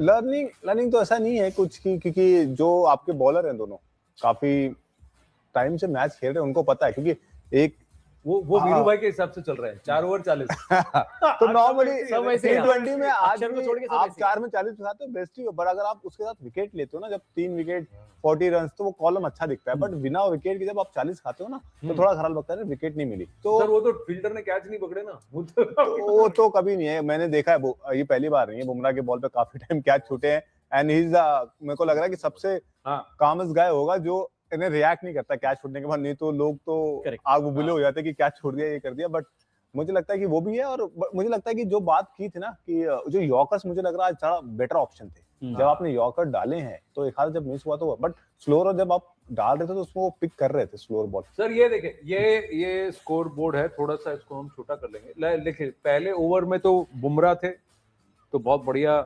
अर्शदीप ने डाला था, हाँ फर्स्ट ओवर में 3 रन, बट उसके बाद देखिए 2 ओवर बहुत महंगे पड़ गए।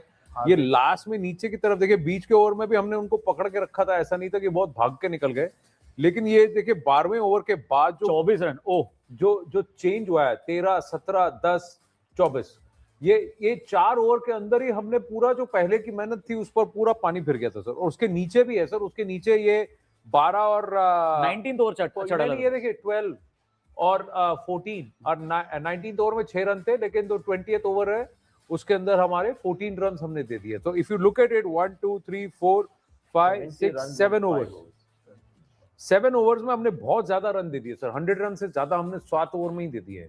ये बिकॉज़ ये अर्शदीप सिंह की गलती है। अर्शदीप सिंह क्या गलती है? 24 रन उसने दिए, और जब उसकी बॉल हवा में हिलती है ना, फिर इस anybody can hit him for 6, because उसकी बॉल हवा में हिलनी चाहिए at 130 kilometers। वो थ्रोअर बॉल कुछ ऐसा होना चाहिए ना।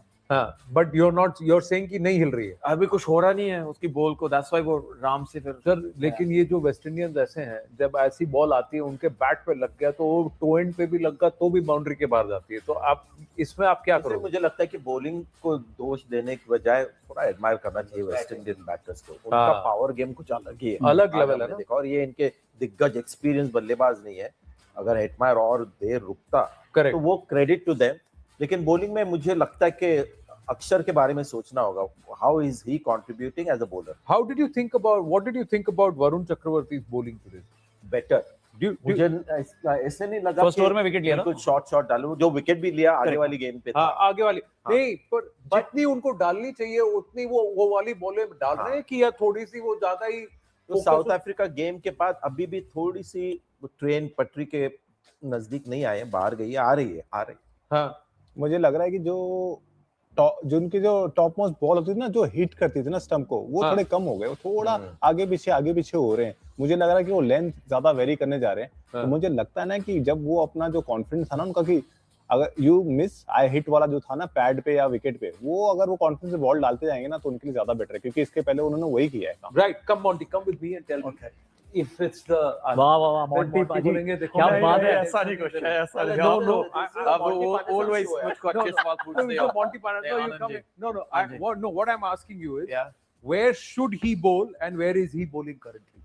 अब let's say in terms of अभी I think वो थोड़ा शॉर्ट डाल रहे हैं, इधर से डाल रहे हैं ना, फ्लैट थोड़ी ऐसी है, उसको थोड़ा आगे फ्लाइट देनी चाहिए एंड थोड़ा आगे डालना चाहिए। यहाँ पे जैसे यूएसए के खिलाफ था ना, वो क्रॉस बैट खेल रहे हैं, एंड आज विकेट जो ली थी वो भी बॉल यहीं पे गिरी, यहीं पे, बिकॉज़ जब इसी एरिया में गिरी, इधर डालते हो ना, आप क्या करते हो, आप बैकफुट से खेलोगे, देखोगे ओ क्या हो रहा है, and then you make your decision. उसको आगे लेके आना चाहिए बैट्समैन को, एंड थोड़ी ज्यादा फ्लाइट ऐसे देनी चाहिए। ये तो पहले करते थे, अभी क्यों नहीं कर रहे हैं? क्योंकि डेविड मिलर, ब्रेविस और स्टब्स ने उनको उसी गेंद पे 2-3 छक्के मारे, उसके बाद उनकी थोड़ी सी रणनीति बदली है। तो मुझे लगता है ये काम है। तो कोई अगर आपके बेस्ट बॉल पे आपको 6 मारे तो आप क्या करोगे? ये आपको बैक करना चाहिए, आपको कहना चाहिए ये नेक्स्ट टाइम नहीं मार सकता। You know Virendra Chakravarthy number 1 bowler है T20 का, पर थोड़ा कॉन्फिडेंस कम हो चुका है। उसको रिमाइंड करना चाहिए मेरी बेस्ट बॉल क्या है। बेस्ट बॉल है बैट्समैन को आगे लेके आना और क्रॉस द लाइन खेलना। जब वो बैकफुट से खेलेंगे ना वो बड़े आराम से खेल पाएंगे। सो यू नो इस तरह से उसको बॉलिंग करनी चाहिए।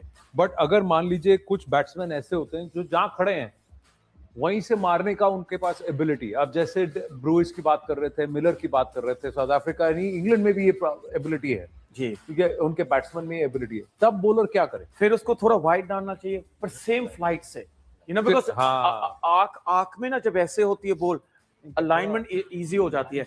जब वो इधर होगी ना फिर आपको सिर थोड़ा हिलाना पड़ेगा, फिर वो अलाइनमेंट थोड़ी डिफरेंट है, हाथ से डिफरेंट है, बट सेम पैराबोला से इधर से भी वो सोचेंगे चलो मैं उसको उधर चक्का मारता हूँ वीरेंद्र चक्रवर्ती, वो नहीं पाएंगे, फिर आउट हो जाएंगे। अभी क्या करें, तेज तेज डाल रहे हैं, ट्रैजेक्टरी बहुत फ्लैट से डाल रहे हैं जैसे डार्ट जैसे। तो you are saying length is mandatory, line is optional if you get hit at your best ball. उनके साथ इंटरव्यू भी किया था एशिया कप में और उन्होंने कहा उनकी सबसे इंपॉर्टेंट चीज जो फोकस होता है लेंथ का होता है, लाइन डजंट मैटर, लेंथ बिल्कुल आगे होनी चाहिए।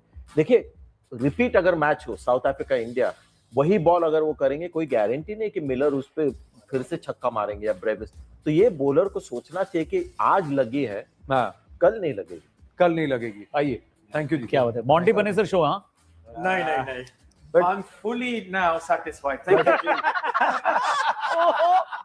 ये सही था, मुझको तो स्टार्टर मेन कोर्स और डेजर्ट दे दिया आपने, थैंक यू। संजय मुझे लगता है कि जैसे अभी अपने वरुण जो बॉलिंग कर रहे हैं वो यूजुअली ज्यादातर बॉल अंदर की तरफ डाल रहे हैं, जैसे घुगली होता है ना उस पे ज्यादा कैसे डाल रहे हैं?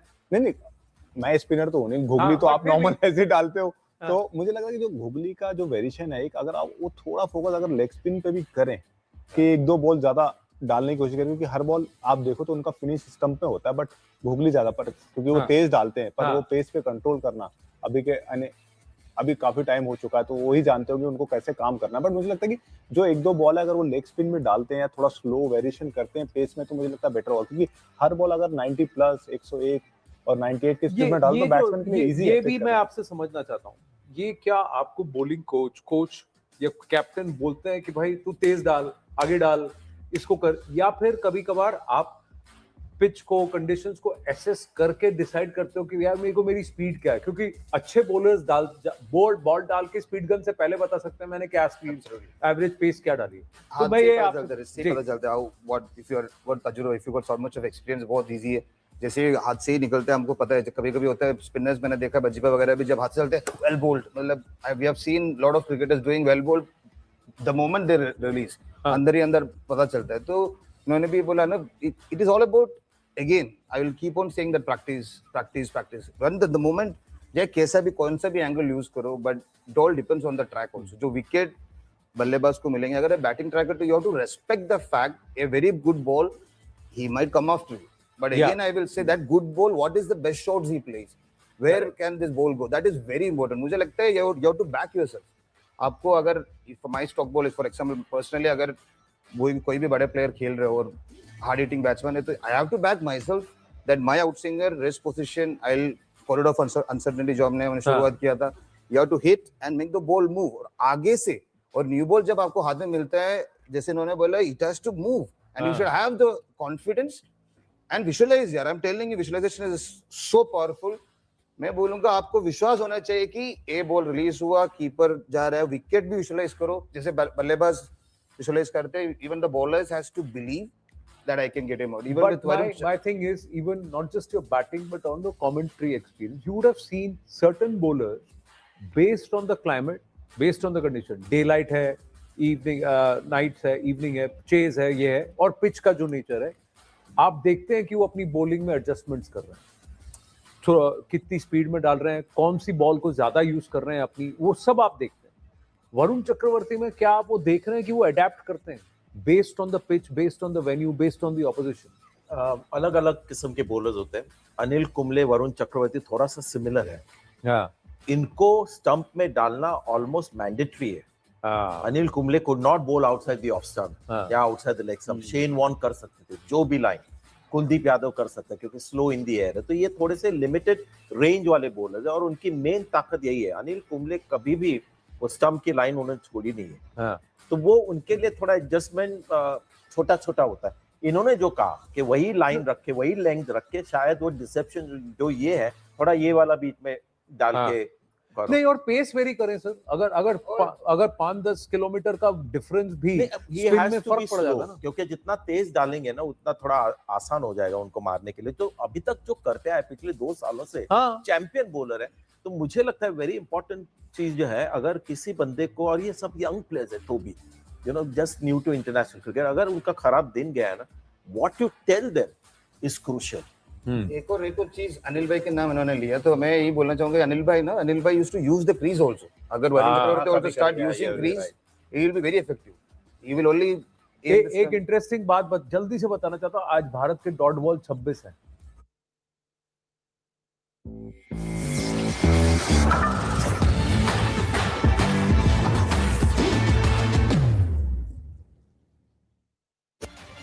Viewers, the war is on. The war is...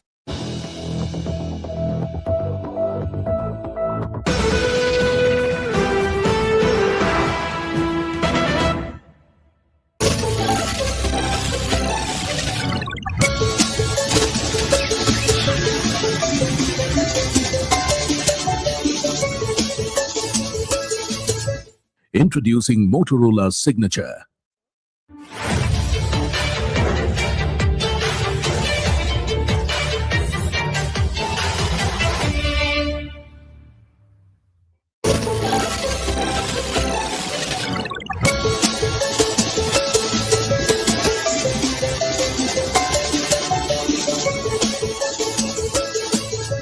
Introducing Motorola's signature. Sorry, Zaka, I missed you out there. What we're going to do to our viewers, bear with us. I've got Tom Cooper here with me. Happening now, breaking news, new attacks. The new wave of strikes from Israel hitting, quote, the heart of Tehran. Iran retaliates across the Middle East, a direct missile hit. At least 9 people killed in a residential area right near Jerusalem. And the first American casualties. We're getting late reporting. 3 U.S. troops killed in action and 5 seriously wounded. Welcome to our viewers here in the United States and around the world. I'm Wolf Blitzer, and you're in the Situation Room.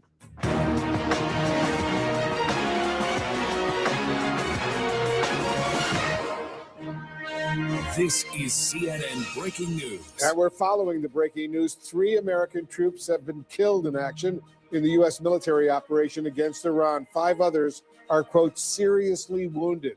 There's also a new wave of attacks from Israel on Tehran. This is new video from the Israeli Air Force showing the Iranian military headquarters in Tehran being hit. Look at that. Iran is striking Israel and several Arab countries across the region. And this is in Bahrain. Billows of smoke rising near a hotel. We're getting new video in Bahrain of an Iranian strike there on Saturday.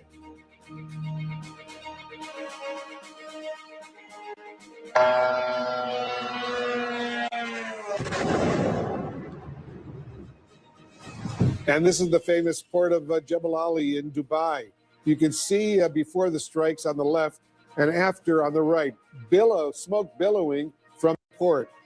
And take a look at this video. This is a tanker after being hit in the Strait of Hormuz, a major shipping route.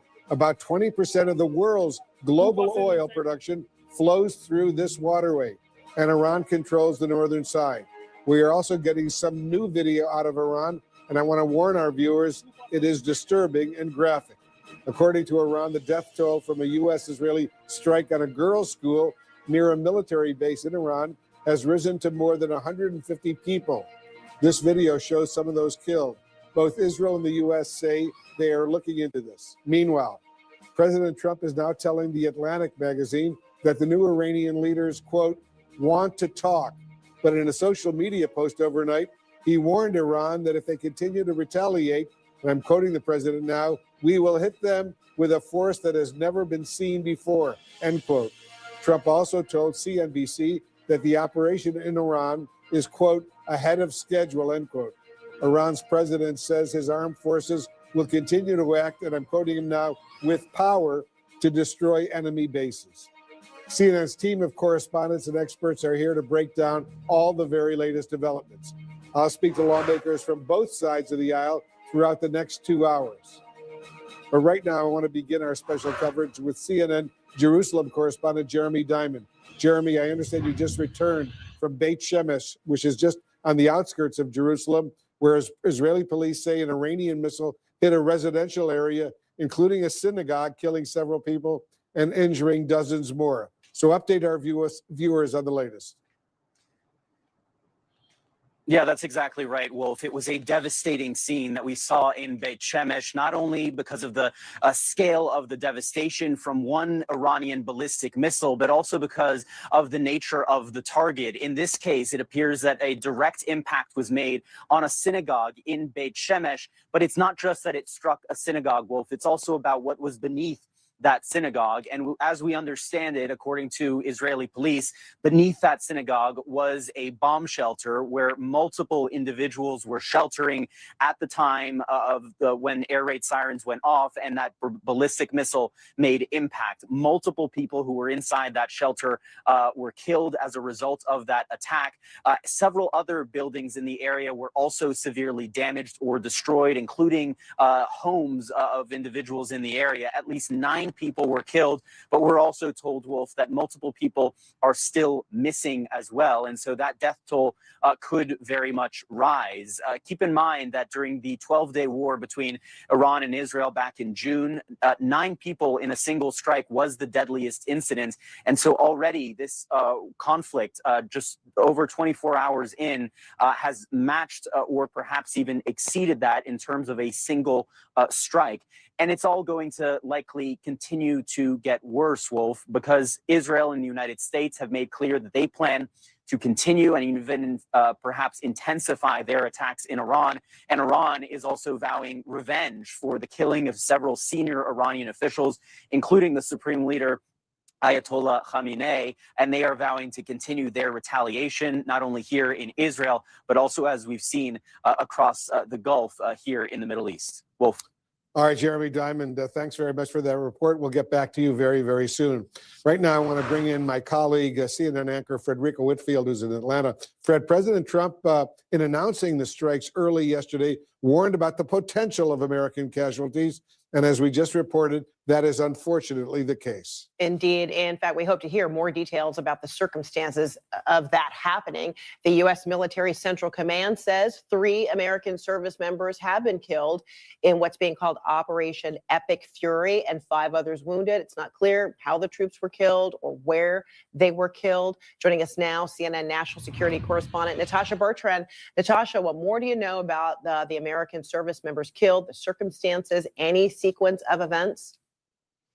Yeah, Fred, we are still working together more information on the circumstances of their deaths. U.S. Central Command, as you said, did release a statement that said simply that as of 9:30 a.m. Eastern time this morning, 3 U.S. service members have been killed in action and 5 are seriously wounded as part of this operation against Iran, which began yesterday morning. Of course, they continued by saying that several others sustained minor shrapnel injuries and concussions, and they are in the process of being returned to active duty. Major combat operations continue and our effort is ongoing. They also said that the situation is fluid, and the reason why they haven't been able to release more information is because they are still notifying the next of kin of these service members who were killed.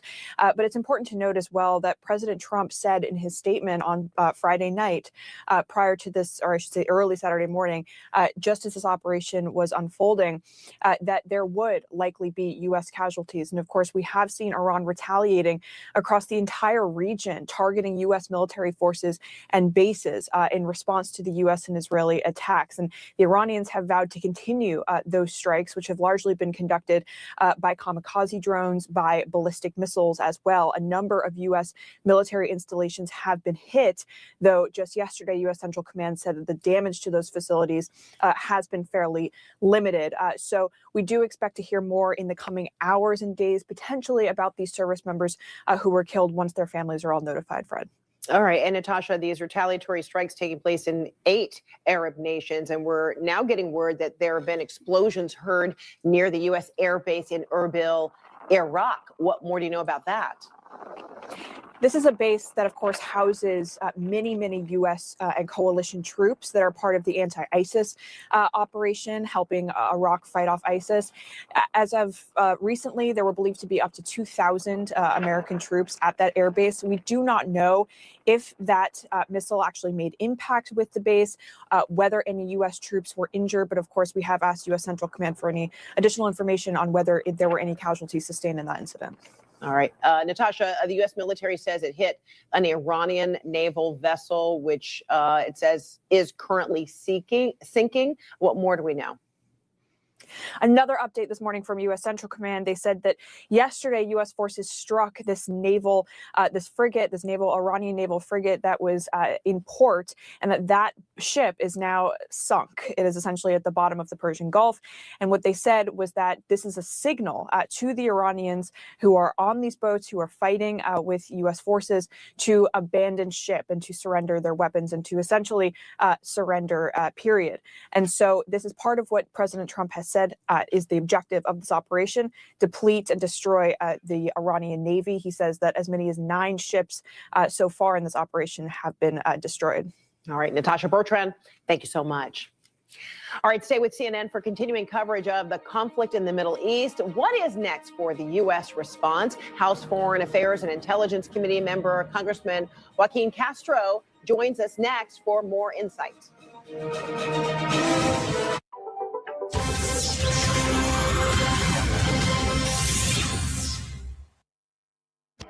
Where? Sorry, Zaka.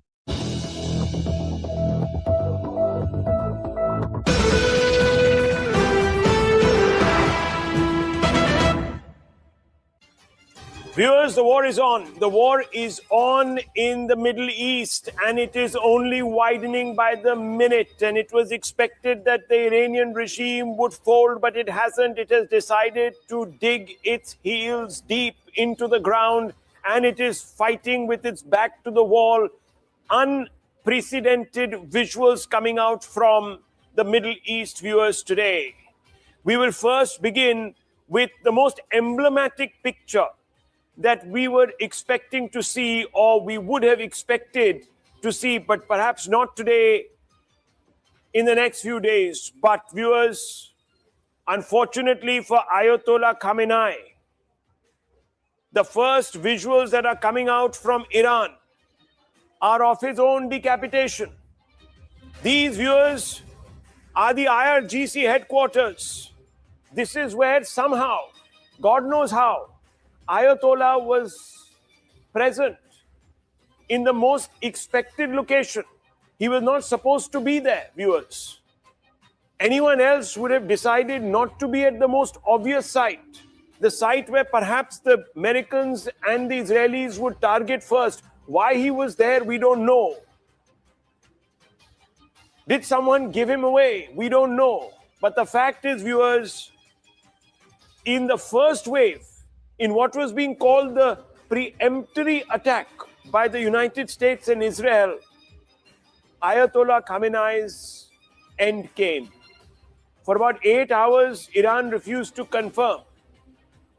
It took President Trump on Truth Social to come out and say that Iran's supreme leader, Ayatollah Khamenei, had the operation against Iran. 5 others have been seriously wounded.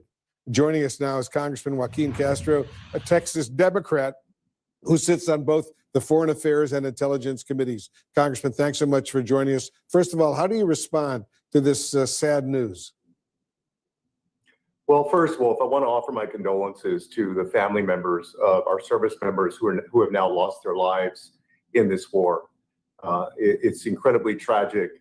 And it's one of the reasons, quite frankly, that Americans are against another war in the Middle East, because we saw the loss of life in Iraq and Afghanistan and throughout the Middle East for years. After the strikes actually began this time, Congressman, you released a statement, and let me quote from your statement. This is what you said. Rather than making life affordable for American families, the president has decided to drag our country into yet another war in the Middle East, end quote. Do you believe, Congressman, this goes beyond limited military strikes? Is the U.S. now at war with Iran? I believe so. And the United States Congress cannot be on the sidelines of a decision this big. The Congress needs to vote as soon as possible on that war powers resolution on this war with Iran. And, Iran has now struck about 7 different countries. They're closing the Strait of Hormuz, where you've got 20% of the world's oil that moves through it. And so this is has not only cost us American lives already and cost civilian lives in Iran, and quite possibly in the near future in other places, but also is going to cost billions and billions of dollars militarily and likely billions of dollars for our economy. As you note and as you point out, the military strikes by the U.S. were launched without congressional approval. You and other Democrats would like an immediate vote on what's called the War Powers Resolution. What are you hoping to achieve, and how much bipartisan support is there, do you think? I'm hopeful that it'll be not just Democrats that are supporting this War Powers Resolution, but that we'll also have at least a handful of Republicans who will join us to check the president's power to unilaterally go to war. Again, the American people didn't elect 535 members of Congress in the House and in the Senate to be on the sidelines, on the bench, when it comes to making a decision about the most consequential thing that our nation can do, which is go to war. As you probably know, Senator John Fetterman, who's a fellow Democrat, is supporting the president's authority for the military action in Iran. Now, listen to what he says. People keep described that it was a legal war. Now, read the War Powers Act. And now that has not been violated at this point, what happened yesterday. So how do you respond to him? Well, look, I mean, when we're raining missiles and bombs down continuously for days and days, when there's death of American service members and death of others whom we're fighting with, I don't see how that doesn't trigger this War Powers Resolution. And why, just generally, if you step back as an American, why you would want only one person in government, the president, whether that president is Republican or Democrat, to solely be making that decision. You've got a full Congress, a full group of people in government who are elected by the people of the United States of America that also have to have a role in making that decision. As you know, there were Democratic presidents, several, who took military action, which presumably was war action without congressional authorization approval. You know that, right? I understand that, but also, Wolf, remember, those presidents also came forward and gave some kind of justification, usually beforehand, about how and why they were doing that. With President Trump, that hasn't been the case at all. Well, do you believe that Iran is the #1 world sponsor of terrorism? Well, it's clear that with groups like Hamas and Hezbollah, they have certainly sponsored terrorism. There's no doubt about that. But remember, as a threat to the United States government and the United States mainland, that threat from Iran to the United States is not the largest threat that we face. For example, Iran right now does not have a single weapon that can reach the mainland United States. Not a single weapon. So this certainly is in the interest of countries like Israel and the UAE and Saudi Arabia, but it's not in the best interest of the United States. Well, do you care that the Iranian military is attacking U.S. forces at various bases right near Iran in the Persian Gulf, whether in the United Arab Emirates or Bahrain or even Saudi Arabia? No, absolutely. And I just like other Americans, I want it to stop. And it speaks to the need for us to de-escalate this situation, to get back to the negotiating table. Remember, we had a plan in place, an agreement in place under President Obama to contain Iran's nuclear program. And that's exactly what that agreement did. It contained its nuclear program. And then Donald Trump came along and ripped that agreement up. And so here we are now in the middle of a war. All right, Congressman Joaquin Castro, Democrat of Texas, as always, thank you so much for joining us. Great to be with you. And there is bipartisan opposition to President Trump's decision to strike Iran. In just a moment, I'll speak with Congressman Mike Lawler of New York and Josh Gottheimer. Will Congress be called to actually vote on the Iran War Powers Resolution?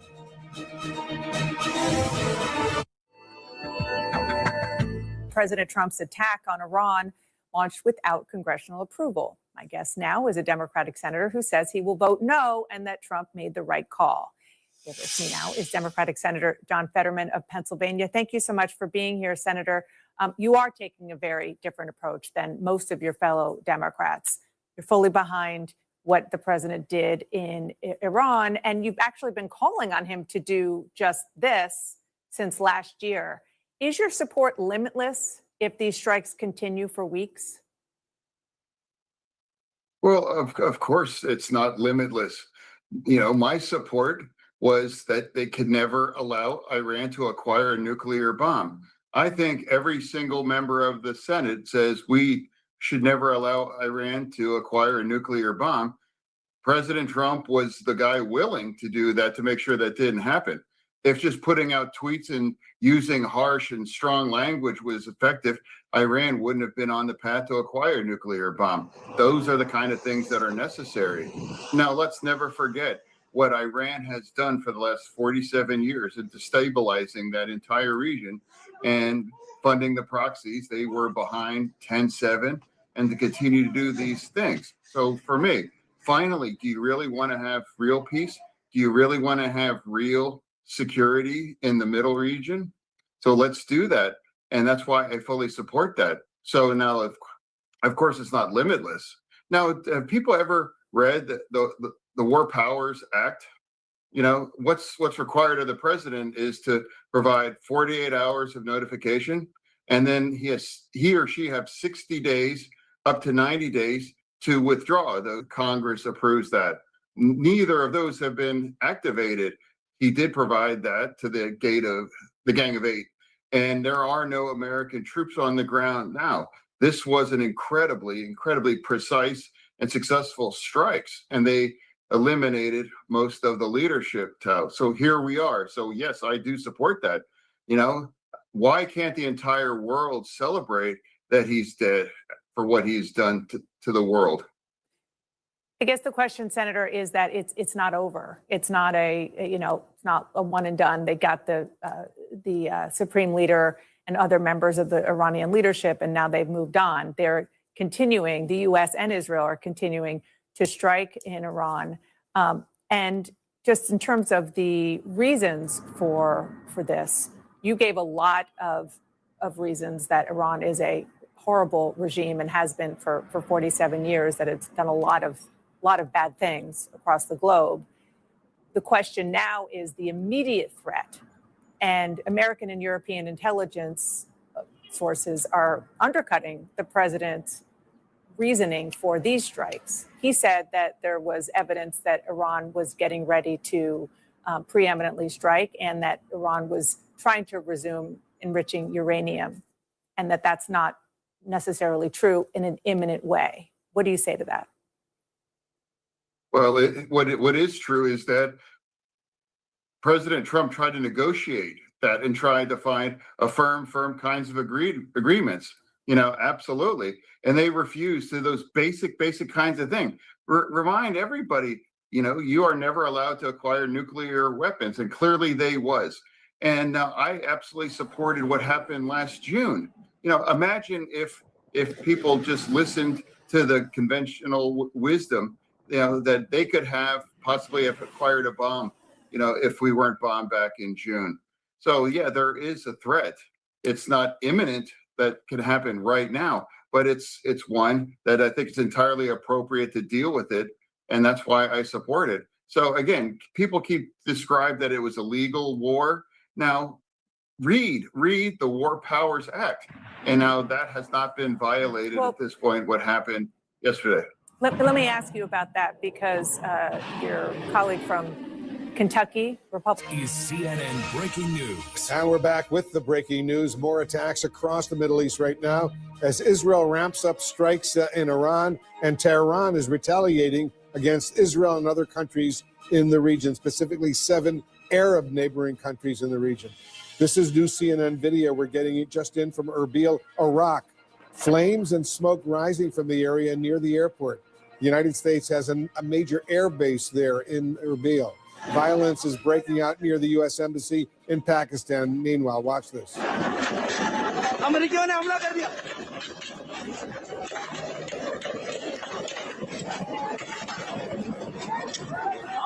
Anger is growing there against Americans after the death of Iran's supreme leader, the Ayatollah. We're also seeing celebrations and condemnation of this operation around the world. This is in Paris. Thousands marching in support of the Iranian people, flying Iranian, U.S., and Israeli flags. And this is the scene in London. Look at this.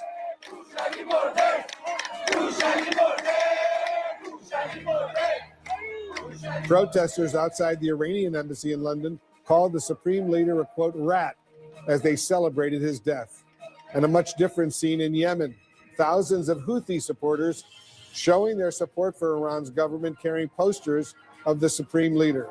And in India, protesters are mourning the death of the Ayatollah Khamenei. Some are crying, and one woman calling the supreme leader, and I'm quoting her now, my lion. Top Capitol Hill Democrats here in Washington and a few Republicans are demanding that lawmakers return to Washington this week to hold a formal vote on President Trump's war with Iran, an attack launched without formal official congressional approval.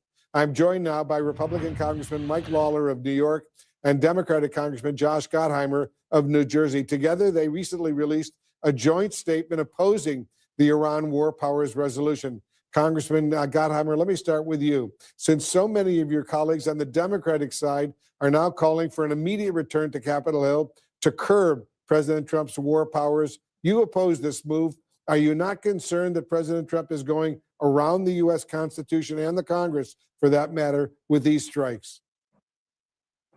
Well, thanks for having us. I mean, first, after you just showed those images of what Iran, the leading state sponsor of terror, is doing around the world, right? Attacking not just Israel, of course, but attacking American bases, going after our allies, the Arab nations. You said 7 Arab nations, like the picture in Iraq, but you've seen it with in Qatar, Jordan, Saudi, and the UAE. So this is what you're dealing with when you're talking about Iran, whose leading banner is death to America. So I think the key right now, after yesterday's attack, is to make sure that we get a classified and briefing for everyone in the Congress to understand where we're at, exactly what the president's objectives are and time frame here. That's what I've called for, and that's what's next. But the president has followed the War Powers Act in terms of notifying the Congress. And now, of course, the expectation is it sets off a clock for us to get briefed properly, and that's what I'm expecting.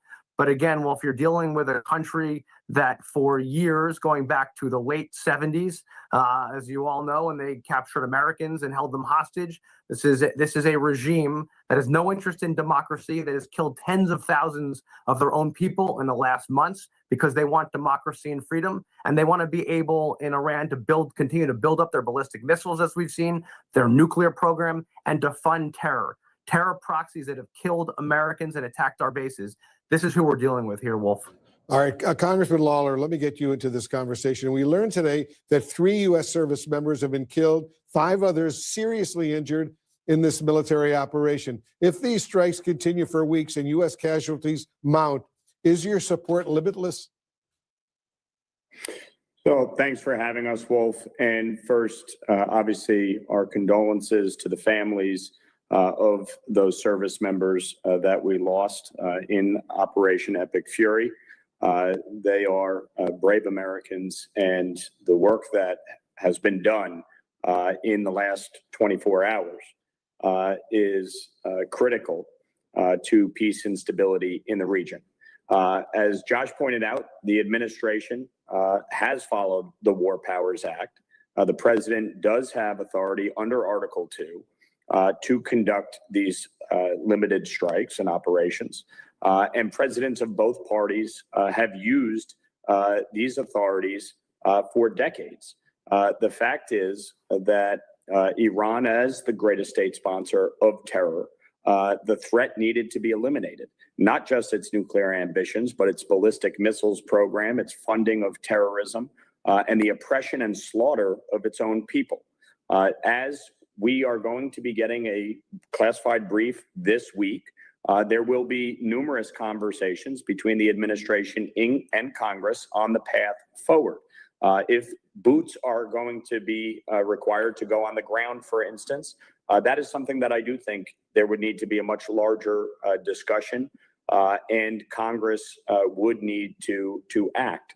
But the fact is, of course, we don't want to see any American lives lost. We don't want to see any of our soldiers die. But this is a large-scale operation, and frankly, what we have seen over the past 24 hours is a very successful operation in cutting off the head of the snake, in eliminating the Ayatollah and his regime.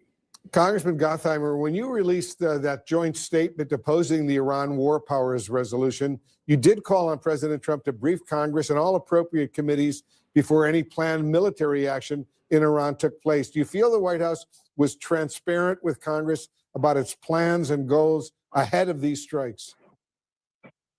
Well, I know, as you know, Wolf, they briefed the Gang of Eight before any kinetic activity, which was the expectation. And now, as Mike just pointed out, I believe it's critical that they brief the entire Congress. Now the War Powers Act has been triggered, and we're expecting on the classified side, I'm on the Intelligence Committee, further briefings. But they did brief the Congress, the Gang of Eight, which is the leadership, and as expected, and now we're asking for a further briefing. And to Mike's point, you know, the killing of the Ayatollah is to understand just how significant that is. I mean, this is one of the leading, not just faces, but literally purveyors of terror that's killed tens of thousands of Americans over the years. And so that is a very important thing and step for our national security. Congressman Lawler, President Trump told the Atlantic magazine today that Iran's new leadership wants to talk. Are you optimistic at all that these strikes will force Iran back to the bargaining table and bring some real change potentially to Iran? Well, look, there's always the hope, and you always keep diplomatic channels open. You know, war and the use of military force should always be a last resort. But as President Trump has shown, he has given the opportunity time and again for talks, for negotiations. And last summer, after 60 days of negotiations in which Iran refused to give up its nuclear program, the president acted. Just last month, we saw with Nicolas Maduro, after his refusal to negotiate, the president acted. And again here, after the Ayatollah and his regime refused to cooperate on its ballistic missiles program, on its financing of terrorism, and were working to reestablish their nuclear ambitions, the president acted. So my message to the new leadership would be, take this seriously, and finally, with the Ayatollah gone, negotiate an end to this 47-year reign of terror that has brought nothing but death and destruction. There's a reason, Wolf, that the Iranian people are celebrating in Tehran and around the globe. And there's a reason the Venezuelan people were celebrating when Nicolas Maduro was removed. They understand that both Maduro and the Ayatollah brought death and destruction to their own people. The world is safer today with the Ayatollah dead. All right, Congressman Mike Lawler and Congressman Josh Gottheimer. Yeah, one quick final point. Go ahead. Opportunity. I just want to say, as Mike pointed out, there's now an opportunity for peace in Iran and for freedom in Iran. That's why people are celebrating around the world and in our country, because they recognize that. And that's one of the things that's so significant about this campaign. And I think that's critically important. It's fighting terror, it's fighting nuclear weapons, it's fighting, of course, ballistic missile attacks around the world, but it's also a great sign of democracy and freedom for the people in Iran. All right, thanks to both of you for joining us. We'll continue, of course, this conversation as this fighting continues as well. Fred. All right, well, straight ahead, Iran launched retaliation strikes against several countries in the region, including Saudi Arabia, which has vowed to take necessary measures in defense. A live report from Riyadh next.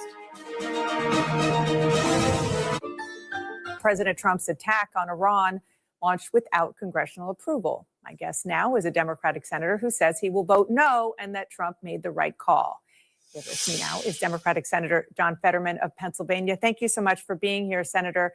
You are taking a very different approach than most of your fellow Democrats. You're fully behind what the president did in Iran, and you've actually been calling on him to do just this since last year.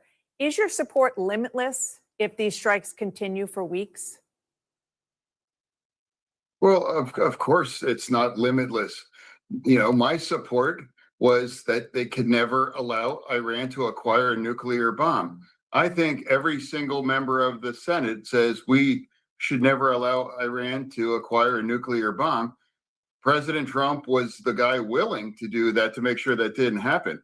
If just putting out tweets and using harsh and strong language was effective, Iran wouldn't have been on the path to acquire a nuclear bomb. Those are the kind of things that are necessary.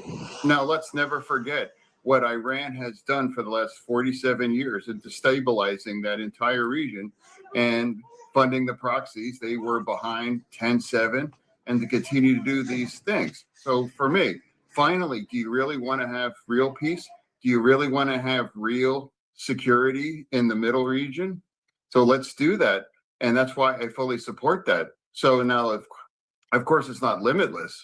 Now, have people ever read the War Powers Act? You know, what's required of the president is to provide 48 hours of notification, and then he or she have 60 days, up to 90 days to withdraw those troops, you know, before Congress approves that. Neither of those have been activated. He did provide that to the Gang of Eight, and there are no American troops on the ground now. This was an incredibly precise and successful strikes, and they eliminated most of the leadership. So here we are. So yes, I do support that. You know, why can't the entire world celebrate that he's dead for what he's done to the world? I guess the question, Senator, is that it's not over. It's not it's not a one and done. They got the supreme leader and other members of the Iranian leadership, and now they've moved on. They're continuing. The U.S. and Israel are continuing to strike in Iran. And just in terms of the reasons for this, you gave a lot of reasons that Iran is a horrible regime and has been for 47 years, that it's done a lot of bad things across the globe. The question now is the immediate threat, and American and European intelligence sources are undercutting the president's reasoning for these strikes. He said that there was evidence that Iran was getting ready to preeminently strike, and that Iran was trying to resume enriching uranium, and that that's not necessarily true in an imminent way. What do you say to that? Well, what is true is that President Trump tried to negotiate that and tried to find a firm kinds of agreements. You know, absolutely. And they refused to those basic kinds of things. Remind everybody, you know, you are never allowed to acquire nuclear weapons, and clearly they was. And I absolutely supported what happened last June. You know, imagine if people just listened to the conventional wisdom, you know, that they could have possibly have acquired a bomb, you know, if we weren't bombed back in June. So yeah, there is a threat. It's not imminent that can happen right now, but it's one that I think it's entirely appropriate to deal with it, and that's why I support it. So again, people keep described that it was a legal war. Now, read the War Powers Act, and now that has not been violated at this point. What happened yesterday? Let me ask you about that, because your colleague from Kentucky, Republican Senator Rand Paul, posted the Constitution conferred the power to declare or initiate war to Congress for a reason, to make war less likely. My oath of office is to the Constitution. So with studied care, I must oppose another presidential war. So just to be clear, it doesn't concern you that President Trump launched these strikes. I understand that he came. They are preparing them again for the possibility of taking action back against Iran. Now, the reason for this, the Crown Prince Mohammed bin Salman, de facto ruler here, has said that Iran's attacks and strikes around Riyadh, they've been intercepted further east in the country where it's much closer to Iran, efforts to strike there. He's called those cowardly, he said, because Iran knows that the airspace in Saudi Arabia is not being used for strikes against Iran. So this has really driven up a level of bitterness and anger about that, to the point that if there is more aggression, as he says, Saudi Arabia will use everything it has to secure defend its security and protect its territory, its citizens, and the residents here as well, up to the point of responding or potentially responding if there is aggression. And I think there's a sense here in Saudi Arabia tonight from sources that we're talking to that the next 12 hours are critical. They perceive that there's been this high-level conversation in Iran with remnants of whatever leaderships are left deciding what to do next. There's a sense that if Iran wants to escalate, then it would target Saudi Arabia's oil infrastructure because it's potentially vulnerable, because it could drive up the price of oil. And the expectation very clearly here in Saudi Arabia is if Iran did that, Saudi Arabia would respond in a like way against Iranian oil infrastructure. That's the expectation. Now, as all of that is going on, there's a phone conversation going on right now between the GCC, the Gulf Community foreign ministers, to discuss what they think is going to happen. But it is a real concern that this region, and Saudi Arabia in particular, that hasn't been as badly affected as the UAE, as Bahrain, as Kuwait, as Qatar, could really become the center focus if Iran wants to escalate the situation significantly further. Nick Robertson, we'll leave it there for now. And Riyadh, thank you so much. Wolf? Fred, as we continue our special coverage of the strikes in the Middle East, one of the most vital shipping lanes of the oil industry is at the center of the conflict. We're going to discuss the impact on the world economy. That's next. President Trump's attack on Iran launched without congressional approval. My guest now is a Democratic senator who says he will vote no and that Trump made the right call. With us now is Democratic Senator John Fetterman of Pennsylvania. Thank you so much for being here, Senator. You are taking a very different approach than most of your fellow Democrats. You're fully behind what the president did in Iran, and you've actually been calling on him to do just this since last year. Is your support limitless if these strikes continue for weeks? Well, of course, it's not limitless. You know, my support was that they could never allow Iran to acquire a nuclear bomb. I think every single member of the Senate says we should never allow Iran to acquire a nuclear bomb. President Trump was the guy willing to do that to make sure that didn't happen. If just putting out tweets and using harsh and strong language was effective, Iran wouldn't have been on the path to acquire a nuclear bomb. Those are the kind of things that are necessary. Now, let's never forget what Iran has done for the last 47 years in destabilizing that entire region and funding the proxies. They were behind 10-7 and to continue to do these things. So for me, finally, do you really want to have real peace? Do you really want to have real security in the middle region? So let's do that. And that's why I fully support that. So now, of course, it's not limitless. Now, have people ever read the War Powers Act?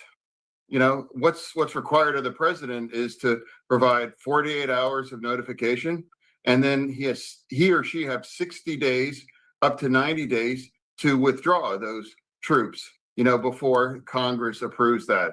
Neither of those have been activated. He did provide that to the Gang of Eight, and there are no American troops on the ground now.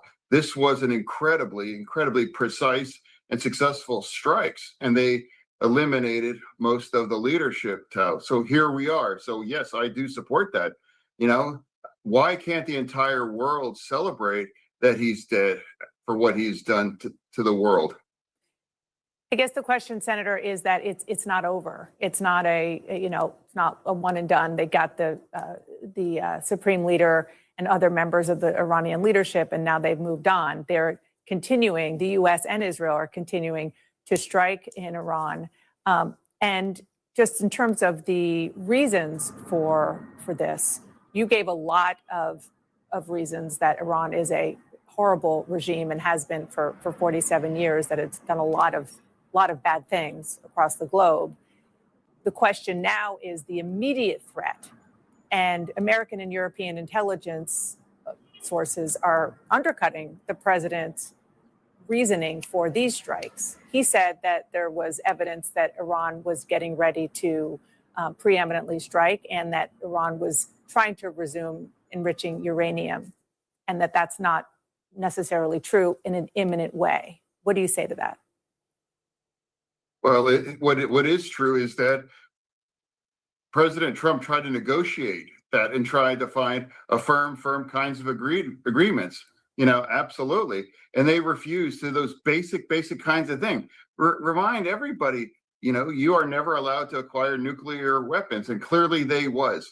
And I absolutely supported what happened last June. You know, imagine if people just listened to the conventional wisdom, you know, that they could have possibly have acquired a bomb, you know, if we weren't bombed back in June. So, yeah, there is a threat. It's not imminent that can happen right now, but it's one that I think it's entirely appropriate to deal with it. And that's why I support it. So, again, people keep described that it was a legal war. Now, read the War Powers Act. And now that has not been violated at this point, what happened yesterday. Let me ask you about that, because your colleague from Kentucky, Republican Senator Rand Paul, posted, the Constitution conferred the power to declare or initiate war to Congress for a reason, to make war less likely. My oath of office is to the Constitution. So with studied care, I must oppose another presidential war. So just to be clear, it doesn't concern you that President Trump launched these strikes. I understand that he came to the so-called Gang of Eight, the leadership and members of the Intelligence Committee, but also very close to a U.S. military base in Erbil. Joining us now is Brett McGurk. He's a CNN Global Affairs analyst, a former Middle East and North Africa coordinator at the National Security Council. Also with us, Sabrina Singh, a CNN Global Affairs commentator, former deputy Pentagon press secretary, and Cedric Leighton, a CNN military analyst and retired U.S. Air Force colonel. Brett, let me start with you. President Trump says that Iran now wants to talk, and he's ready to talk with them as well. Do you see the possibility of a real diplomatic solution emerging at this point? Well, we're just about 36 hours into this thing, so I think right now that's highly unlikely, because it's unclear who is even running Iran. They've announced this interim council, which is part of their constitution. That would be the president who has not been seen. It would be the chief justice who has not been seen, and a cleric to be named. So unclear who is even speaking for the Iranian government. You know, well, the Iranian foreign minister today said that their military is actually acting independently on orders that were given before this attack, suggesting a breakdown in the chain of command. So the possibility for real meaningful talks right now, I think, are fairly slim. Do you think, Sabrina, that the Iranians miscalculated by attacking several of their neighboring Arab countries where U.S. troops are based? And I'll give you a whole list: UAE, Bahrain, Qatar, Jordan, Kuwait, Saudi Arabia, and even Iraq, Erbil now in Iraq. Did they miscalculate doing that? I do. I think this was a pretty significant miscalculation by the Iranians. The fact that they are not only targeting, places where civilians are, they're not military centers. I think this does spill out potentially into a larger regional war, or potentially bring the Gulf countries in to align with the U.S. and potentially, we were talking about this earlier, join in some type of joint strike. So I do think this was a miscalculation. And frankly, it's further isolating Iran and drawing countries closer to the U.S. and Israel as they continue their campaign. Colonel Leighton, this is very significant and very newsworthy. Israel now says it's calling up 100,000 military reservists in Israel their reserve duty. Does that lead you to think they could be preparing for an even more protracted conflict with Iran, including potentially ground troops? It certainly sounds like a protracted conflict maybe in the offing, Wolf. And, when you call up that amount of reservists, as you know, in Israel, that affects the economy. They've already been severely strained by the Gaza operation and by all the other operations that they've conducted in Lebanon and other parts of their near abroad, so to speak. And that makes a big difference. So if they are calling up that many reservists, get set for all kinds of things to happen, and to include the possibility of ground troops. But that would be really hard for them to get the ground troops there logistically. They'd have to transit Arab countries. And for that to happen, there'd have to be some diplomatic miracles, I think. What do you think, Brett? That's a signal to Hezbollah. That's basically Israel saying, Hezbollah, if you're thinking of getting into this, Hezbollah, of course, the Iranian-backed group in Lebanon, stay on the sidelines. Of course, the U.S. has an aircraft carrier off the coast of Lebanon. That's a deterrent to Hezbollah. That's how I'd read that. And just to Sabrina's point, I think this is really critical to watch over the next couple of days. Iran is hoping that by attacking these Gulf countries and attacking hotels and civilian areas, the Gulf states will call President Trump and say, hey, let's knock this off. I think it's having the opposite effect. Right now, the Gulf states are thinking about whether their air forces are engaged in defense, but whether to actually join in some of the attacks against Iran in self-defense. So this will unfold over the next couple of days. I agree with Sabrina. I think Iran is miscalculating in those attacks to the extent they even have any strategic direction. This could just be their missile corps firing off orders that were given before this started. We have some video. I think we could show it to our viewers, Sabrina, of a major hotel, a hotel where I've stayed in Dubai. I don't know if you've been to Dubai and stayed at that hotel, but I want to show our viewers this video if we can show it to our viewers, and I want to get your reaction to what's going on. This is not a military facility in Dubai. This is a hotel where a lot of tourists come, a lot of business leaders. Take a look at this.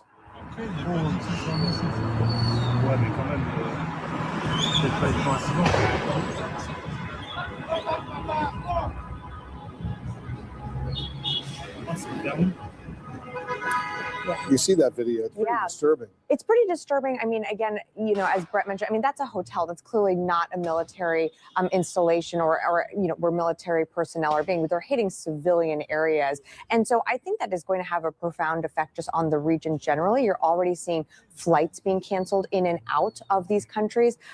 Shipping has already been directed. I think like 70% of shipping in the Strait of Hormuz is already being rerouted.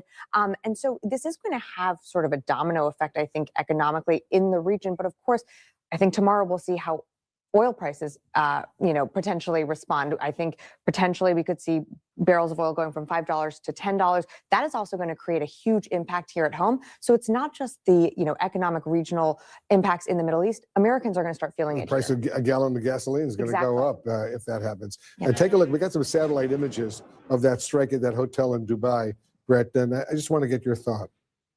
Well, again, I think this comes down to these leaders in the Gulf. They hope to be on the sidelines here. They didn't want to be part of this. There it is right there, the satellite. I don't believe we've been using many of their facilities for this attack. They, of course, have not attacked Iran, and Iran has chosen to attack their cities and their civilian areas and hotels and residential areas. And again, I think they're going to have to make some decisions whether to just remain on defense or whether to actually join in this attack into Iran. And that's something that was really not in contemplation when this kicked off a couple nights ago, Wolf. So how does the U.S. Military Central Command, which is in charge of the region, deal with these issues like going after U.S. facilities, U.S. bases, U.S. troops in these neighboring Arab countries? So one of the things that they do, Wolf, of course, is position things like the Patriot missile system as an air defense and missile defense system. They also have the THAAD system, which is designed for high altitude intercepts. So that's part of it. But they're also working very closely with the Arab nations to make sure that they have protection on the ground for the forces that are there. Basically, it's a force protection issue first and foremost, but it is also an area where the coalition between the U.S. forces and those Arab forces can now really be solidified because the common enemy is now Iran. Yeah, it's interesting because, Brett, I want to get your thoughts. President Trump says he wants, he isn't saying who he wants to see emerge as the new leader of Iran, but do you see somebody emerging who could move this whole situation away and move towards a more peaceful Middle East? I think, well, if he's hoping for Delcy Rodriguez kind of Venezuela, not a regime change, but a regime behavior alteration, I think it's much harder in Iran. This This is a country that is devoted to its philosophy of resistance and revolution that is just ingrained in the leadership. You hear people's names like Ali Larijani, who's been an advisor to the Supreme Leader for decades. He might step up, but again, he is also ingrained with that ideology. It'd be hard for them to first move out of the gates to then make a deal with the President of the United States, who launched this attack and has just eliminated the Supreme Leader. I think this has a ways to play out. That's the bottom line. We just don't know. We don't know. Looks like it's going to go on and on and on. We'll see what happens. All right, guys, thanks very, very much. Brett McGurk, Cedric Layton, and Sabrina Singh. Appreciate it. We have all the latest developments on the retaliation from Iran coming up right at the top of the next hour. Our special coverage here in the Situation Room. New details on the explosions felt near U.S. air bases in the Middle East, and an update on the American casualties from this conflict. Our live coverage will return in just a moment. President Trump's attack on Iran launched without congressional approval. My guest now is a Democratic senator who says he will vote no and that Trump made the right call. With us now is Democratic Senator John Fetterman of Pennsylvania. Thank you so much for being here, Senator. You are taking a very different approach than most of your fellow Democrats. You're fully behind what the president did in Iran, and you've actually been calling on him to do just this since last year. Is your support limitless if these strikes continue for weeks? Well, of course, it's not limitless. You know, my support was that they could never allow Iran to acquire a nuclear bomb. I think every single member of the Senate says we should never allow Iran to acquire a nuclear bomb. President Trump was the guy willing to do that to make sure that didn't happen. If just putting out tweets and using harsh and strong language was effective, Iran wouldn't have been on the path to acquire a nuclear bomb. Those are the kind of things that are necessary. Now, let's never forget what Iran has done for the last 47 years in destabilizing that entire region and funding the proxies. They were behind 10-7 and to continue to do these things. So for me, finally, do you really want to have real peace? Do you really want to have real security in the middle region? So let's do that. And that's why I fully support that. So now, of course, it's not limitless. Now, have people ever read the War Powers Act? You know, what's required of the president is to provide 48 hours of notification, and then he or she have 60 days, up to 90 days to withdraw those troops, you know, before Congress approves that. Neither of those have been activated. He did provide that to the Gang of Eight, and there are no American troops on the ground now. This was an incredibly precise and successful strikes, and they eliminated most of the leadership. So here we are. So yes, I do support that. You know, why can't the entire world celebrate that he's dead for what he's done to the world? I guess the question, Senator, is that it's not over. It's not it's not a one and done. They got the Supreme Leader and other members of the Iranian leadership, and now they've moved on. They're continuing. The U.S. and Israel are continuing to strike in Iran. And just in terms of the reasons for this, you gave a lot of reasons that Iran is a horrible regime and has been for 47 years, that it's done a lot of bad things across the globe. The question now is the immediate threat, and American and European intelligence sources are undercutting the president's reasoning for these strikes. He said that there was evidence that Iran was getting ready to preeminently strike, and that Iran was trying to resume enriching uranium, and that that's not necessarily true in an imminent way. What do you say to that? Well, what is true is that President Trump tried to negotiate that and tried to find a firm kinds of agreements. You know, absolutely. And they refused to those basic kinds of things. Remind everybody, you know, you are never allowed to acquire nuclear weapons, and clearly they was. And I absolutely supported what happened last June. You know, imagine if people just listened to the conventional wisdom, you know, that they could have possibly have acquired a bomb, you know, if we weren't bombed back in June. So yeah, there is a threat. It's not imminent. That can happen right now. but it's one that I think it's entirely appropriate to deal with it, and that's why I support it. So again, people keep described that it was a legal war. Now, read the War Powers Act, and now that has not been violated at this point. What happened yesterday? Let me ask you about that, because your colleague from Kentucky, Republican Senator Rand Paul, posted the Constitution conferred the power to declare or initiate war. Just the last hour. In just the last hour, explosions inside Tehran. Welcome to our viewers here in the United States and around the world. I'm Wolf Blitzer. You're in the Situation Room.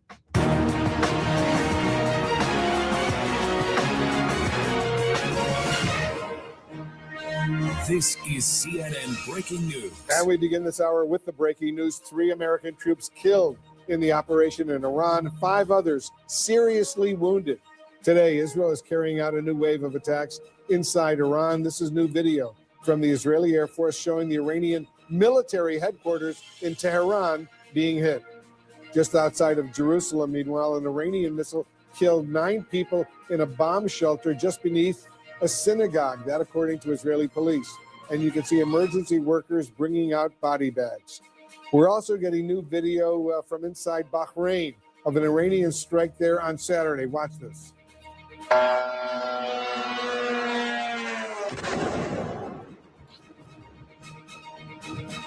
Bahrain, the home of the U.S. military's 5th Fleet. President Trump is telling the Atlantic magazine that the new Iranian leaders do want to talk, although he did not specify who the new leaders are. CNN's team of correspondents and experts are here to break down all the very latest developments. I'll also speak to lawmakers from both sides of the aisle. Joining us now is Senator Tim Sheehy, a Republican from Montana. He serves on the Armed Services Committee. He's a retired U.S. Navy SEAL. Senator, thanks so much for your service. Thanks so much for joining us. I know you have said that President Trump made the right decision in launching these strikes on Iran. You are a combat veteran. You were awarded a Bronze Star with Valor and a Purple Heart. You know the military. You know war. First of all, can I get your reaction to the very sad news that 3 U.S. service members are confirmed killed during this operation in Iran, and at least 5 others seriously, according to the Central Command, seriously wounded? What's your reaction? Well, of course, any loss of life or injuries for our men and women in uniform is unfortunate, Wolf. And as you know from decades reporting in the region, this is par for the course for Iran, and we have to unfortunately weigh the risk to our current forces against the risk to our future forces. And of course, as you know, for decades, the Iranians have killed thousands of American servicemen all over the world. And as you all know, in the past several weeks, they've been killing tens of thousands of their own people. So unfortunately, risk reward is part of what we have to weigh in any of these operations. This was the right call, and we got to finish the job. So tell us a little bit more why you support this military action. Well, again, as you know, as you just said, you've been throughout the region. I myself served at that naval base in Bahrain during my time in service. And Iran acts as the single largest destabilizing force in that region, has been for the last half century through their proxy groups, Hezbollah, Hamas, of course, the Houthi rebels, and a global network of terrorist organizations. They also, of course, Wolf, as you know, serve as a regional attack dog for groups like China and Russia, who use Iran and other rogue states like Venezuela as destabilizing forces so that they can keep us tied down doing things that keep us from doing things they don't want us to be doing, like supporting Ukraine, like defending Taiwan. So this type of operation to finally behead and hopefully permanently degrade the ability of Iran to launch these destabilizing strikes is very important. It's long overdue. And I'm very grateful the president has made the decision to finally take these folks out. Because again, as you know, since the 1980s, this regime has been murdering in the most brutal way, not just American servicemen, but innocent civilians the world over. Iran's supreme leader, the Ayatollah Khamenei, has been killed in these strikes, along with other top Iranian military leaders. President Trump, in fact, says 48 Iranian leaders have been killed, and he tells the Atlantic magazine that Iran's new leaders want to resume negotiations. The president says he has agreed to talk with them. Has the U.S. military objective been met? What is the end game of this mission? Listen, the end game is pretty clear. We need to stop the terror coming out of the IRGC, the Iranian Revolutionary Guard Corps. That terror will continue as long as this regime is in place. And I think the Iranian people, most importantly, have made clear they're ready to take their country back. They're ready to finally topple this regime. but they need help. And we've been helping them now here these past several months since Midnight Hammer and through now. And my hope is that we're able to weaken the regime to the point where the Iranian people can rise up and once again build a government that represents their interests, and they can live free in their own country. And that will also provide stability to the rest of the region and ultimately the world. And as you know, Senator, just a few nights ago, President Trump addressed the nation with his State of the Union speech that ran just short of 2 hours, an hour and 47 minutes. The president spent only 3 minutes talking about Iran. Did he adequately prepare the American public for this military action? Well, as you all know, he's been very consistent in this. Let's not forget, he took out Soleimani during his first term, and Soleimani was the architect of the death of many of my friends, many folks you know as well, from journalists to civilians to servicemen. And he set the tone with killing Soleimani in 2020 that showed that we were actually going to enforce the red lines that we set out. We weren't going to talk big and let Iran continue to spread their reign of terror. When they did something that was bad, we were going to hit them back, and he did. He did again with Midnight Hammer when they were told repeatedly through negotiations that lasted decades that their nuclear program was not to progress. They ignored those warnings. They continued to progress, and we took that out. Now, over the past several months, they've been given consistent signaling from the administration that any attempt to rebuild this program or any attempt to continue their reign of terror was going to be met with another strike, and it was. So this has been a pretty steady ratcheting of pressure, be it economic sanctions or military action. So I think to say this wasn't signaled pretty clearly is just not accurate. The president and this administration have signaled very clearly what the consequences of bad action are going to be. And it's about time we punish bad behavior on the world stage from Iran, and that's what we're doing. Iran has targeted U.S. military bases and U.S. Troops inside 7 neighboring Arab countries, and I'll read them: Bahrain, UAE, Qatar, Jordan, Kuwait, Saudi Arabia, and most recently now in Iraq. Are you worried about this conflict escalating big time right now, or destabilizing, in fact, the entire region? Well, the simple fact is it's already destabilized, Wolf, as you know. I mean, Iran has been destabilizing the region for 46 years. So to say that to take them out is going to destabilize the region, I think is a little bit backwards. Their very presence and their very continued action has been destabilizing. Now, getting rid of them, we're only 24 hours, 48 hours into this, is probably going to last another several days, if not weeks. But short-term destabilization here in the immediate is going to lead to a longer-term runway for the region to get back, hopefully to a economic and diplomatic stability that they all want and we all want. I think it's pretty clear. I've served in every single one of those countries you've talked about. I'm sure you've been there as well. Most of those countries have been in a very uncomfortable spot these past couple of decades between wanting to be part of the 21st century global economy, wanting to be in the good graces of the United States and the global economy, while also being quite annoyed and frankly scared of what they have on their back doorstep, which is a murderous terrorist regime. So most of these ruling governments throughout the region want the IRGC gone. They want them completely neutered. And I think they're willing, as we've seen in their rhetoric and their action, to help partake in that. And of course, there's going to be hopefully not much longer, a few days, a couple of weeks of more action. We're going to have to wear that risk, as are they. But it's clear that they're with us in this endeavor, and we got to finish the job we started. These U.S. military strikes against Iran were launched without congressional approval. Democrats are demanding an immediate vote on what's called the War Powers Resolution. What do you say to those who want to restrain the president right now from further military action against Iran? Listen, Congress has a constitutional role in this, no question. The Democrats have every right to bring war powers resolutions to the floor. I wouldn't dispute that.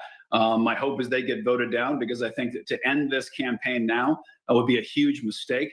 The regime is at its weakest point ever. In 46 and a half years, they're at their weakest point right now in every possible way, economically, militarily, politically. And to stop now and allow them to potentially regroup and rearm would be a huge mistake. So there's no question we have the constitutional right to check executive power. But right now, this is well within the executive branch's control. This is well within not just the Constitution, but also historical precedent for an executive to take this kind of action. I hope that we finish the job, as I said. I would urge my congressional partners on both sides of the aisle, despite what their feelings about the president personally may be, to realize that this is good for America. It's good for the free world. The IRGC does not care whether Republicans or Democrats. They do not care what administration is in the White House. They're going to kill Americans one way or the other. They're going to take us hostage. They're going to murder our citizens and our allies. And it's about time, as I said, we finally put the IRGC down and allow the people of Iran to take over their own country again. All right, Senator Tim Sheehy, thanks so much for joining us. The great state of Montana. Love Montana. All right, thank you very, very much. Thank you, Wolf. And we're continuing to follow the breaking news out of the Middle East right now. There's going to be a quick break first. Let's take a quick break. And with the push to get lawmakers back up on Capitol Hill immediately for a war powers vote, Senator Adam Schiff is among the Democrats making the demand. He's standing by live. He'll join us here in the Situation Room. This is what President Trump's attack on Iran launched without congressional approval. My guest now is a Democratic senator who says he will vote no and that Trump made the right call. With us now is Democratic Senator John Fetterman of Pennsylvania. Thank you so much for being here, Senator. You are taking a very different approach than most of your fellow Democrats. You're fully behind what the president did in Iran, and you've actually been calling on him to do just this since last year. Is your support limitless if these strikes continue for weeks? Well, of course, it's not limitless. You know, my support was that they could never allow Iran to acquire a nuclear bomb. I think every single member of the Senate says we should never allow Iran to acquire a nuclear bomb. President Trump was the guy willing to do that to make sure that didn't happen. If just putting out tweets and using harsh and strong language was effective, Iran wouldn't have been on the path to acquire a nuclear bomb. Those are the kind of things that are necessary.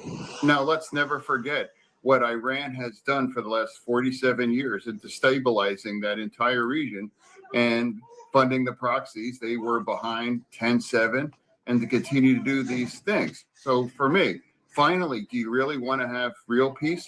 Do you really want to have real security in the middle region? So let's do that. And that's why I fully support that. So now, of course, it's not limitless. Now, have people ever read the War Powers Act? You know, what's required of the president is to provide 48 hours of notification, and then he or she have 60 days, up to 90 days to withdraw those troops, you know, before Congress approves that. Neither of those have been activated. He did provide that to the Gang of Eight, and there are no American troops on the ground now. This was an incredibly precise and successful strikes, and they eliminated most of the leadership. So here we are. So yes, I do support that. You know, why can't the entire world celebrate that he's dead for what he's done to the world? I guess the question, Senator, is that it's not over. It's not it's not a one and done. They got the supreme leader and other members of the Iranian leadership, and now they've moved on. They're continuing. The U.S. and Israel are continuing to strike in Iran. And just in terms of the reasons for this, you gave a lot of reasons that Iran is a horrible regime and has been for 47 years, that it's done a lot of bad things across the globe. The question now is the immediate threat, and American and European intelligence sources are undercutting the president's reasoning for these strikes. He said that there was evidence that Iran was getting ready to preeminently strike, and that Iran was trying to resume enriching uranium, and that that's not necessarily true in an imminent way. What do you say to that? Well, what is true is that President Trump tried to negotiate that and tried to find a firm kinds of agreements. You know, absolutely. And they refused to those basic kinds of things. Remind everybody, you know, you are never allowed to acquire nuclear weapons. And clearly they was. And I absolutely supported what happened last June. You know, imagine if people just listened to the conventional wisdom, you know, that they could have possibly have acquired a bomb, you know, if we weren't bombed back in June. So, yeah, there is a threat. It's not imminent that can happen right now, but it's one that I think it's entirely appropriate to deal with it. And that's why I support it. So, again, people keep described that it was a legal war. Now, read the War Powers Act. And now that has not been violated at this point, what happened yesterday. Let me ask you about that, because your colleague from Kentucky, Republican Senator Rand Paul posted, "The Constitution conferred the power to declare or initiate war to Congress for a reason, to make war less likely. My oath of office is to..." The United States military says 3 American service members have been killed in the U.S.-Israeli military operation against Iran, and 5 others have been seriously wounded, according to the U.S. military's Central Command, which released a statement. I want to bring in Senator Adam Schiff right now, a California Democrat. Senator, thanks so much for sharing part of your Sunday with us. I want to begin with your reaction to this very sad news of these American military casualties. It's a terrible loss. It's devastating. And my heart goes out to the family of those service members and the others who've been injured. This is the terrible cost of going to war, as the president described earlier. And it's a decision the president should not have made. He has not made the case to the American people. He has not made the case to Congress. He sought no authorization. And he hasn't made the case because there was no imminent threat from Iran. They were not in the process of rebuilding their nuclear program or building a bomb. The president said only months ago that he had obliterated their nuclear program. Now, that was, I think, an exaggerated claim.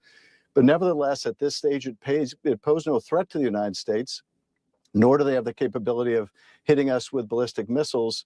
So there was no cause for us to go to war with Iran. And to go to war with Iran over regime change and risk American lives with such tragic result, I think, was a terrible mistake by the president. You say no imminent threat, but is there a long-term threat from this regime in Iran?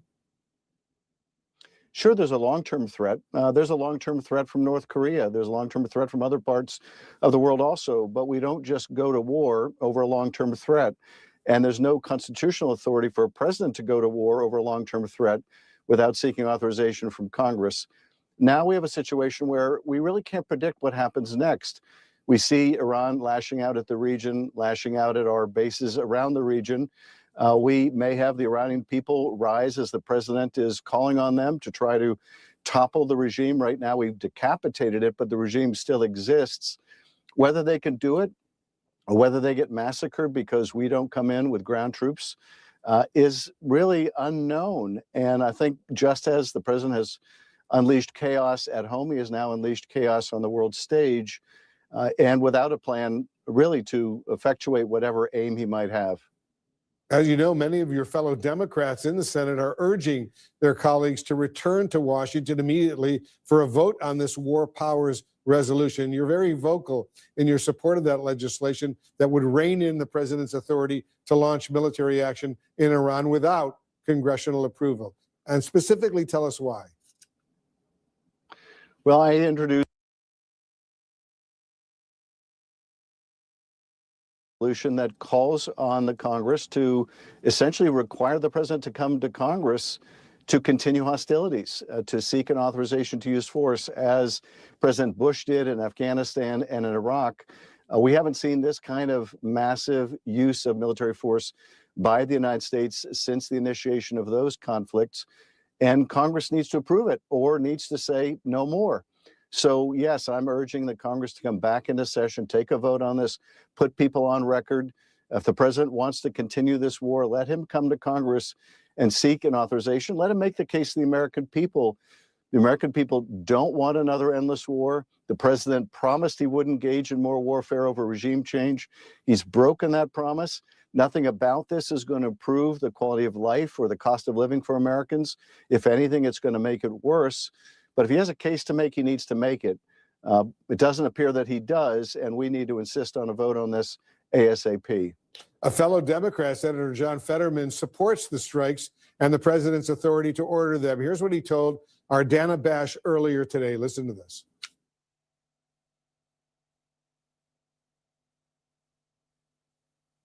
People keep described that it was a legal war. Now, read the War Powers Act. And now that has not been violated at this point, what happened yesterday. So how do you respond to that, Senator Schiff? And specifically, if there's a formal vote to authorize this military action, are there enough Republicans to join a lot of Democrats in passing it? First of all, I'm a good friend of John's, but I don't agree with him here. The Constitution makes it very clear that Congress has the power to declare war. The president essentially declared war in his midnight address the other night, but he does not have that power.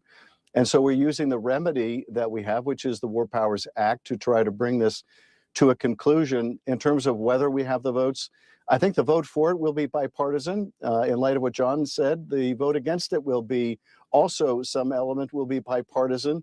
Whether we'll have enough votes, I don't know. It may depend on what happens between now and the time that votes takes place, and how long this conflict continues. If it continues, we will bring up undoubtedly successive war powers resolutions. But I would hope that we could insist that if a president of the United States wants to declare war, they need to come to Congress. This president has shown all too much willingness, whether it's in Venezuela or Nigeria or Iran or elsewhere, to simply let loose the dogs of war, and we need to rein that in. Senator Adam Schiff, thanks so much for joining us. Thank you, Wolf.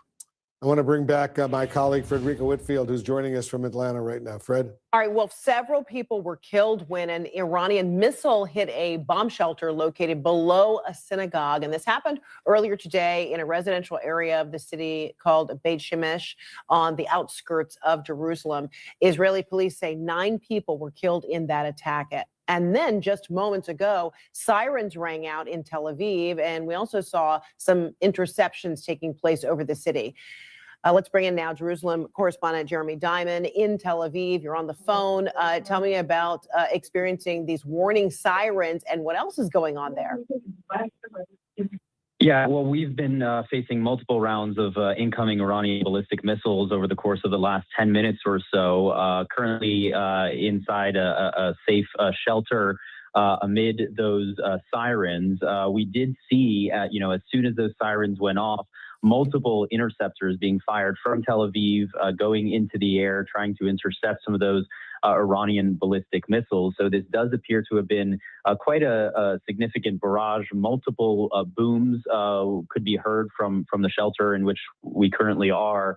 That is notable. We've seen some of these barrages have grown more frequent, but sometimes they've been smaller in number. Sometimes you only hear one interception actually taking place. In this case, we heard multiple. As it relates to earlier today, we were in the city of Beit Shemesh, a really tragic scene there where you had not only the fact that this ballistic missile appears to have made direct impact onto a synagogue there, but also the fact that a bomb shelter was beneath that synagogue. Multiple people were sheltering inside that bomb shelter, but unfortunately, several of them were killed as a result of the direct impact in the synagogue caving in on that shelter. I spoke to residents there who were very shaken by what had taken place, shaken by the fact that people who tried to get to a safe place were ultimately killed inside that shelter. At least 9 people have been killed in that attack, according to Israeli paramedics.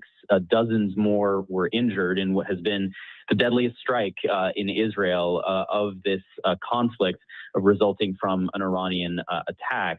This brings a total to 10 people who've now been killed in Israel over the course of the last day and a half since this conflict broke out. And of course, the risk is now that this could all continue to get worse as Israeli officials vow to continue to expand their operations in Iran, and Iranian officials vowing to continue to retaliate and to avenge the killing of the supreme leader, Ayatollah Khamenei.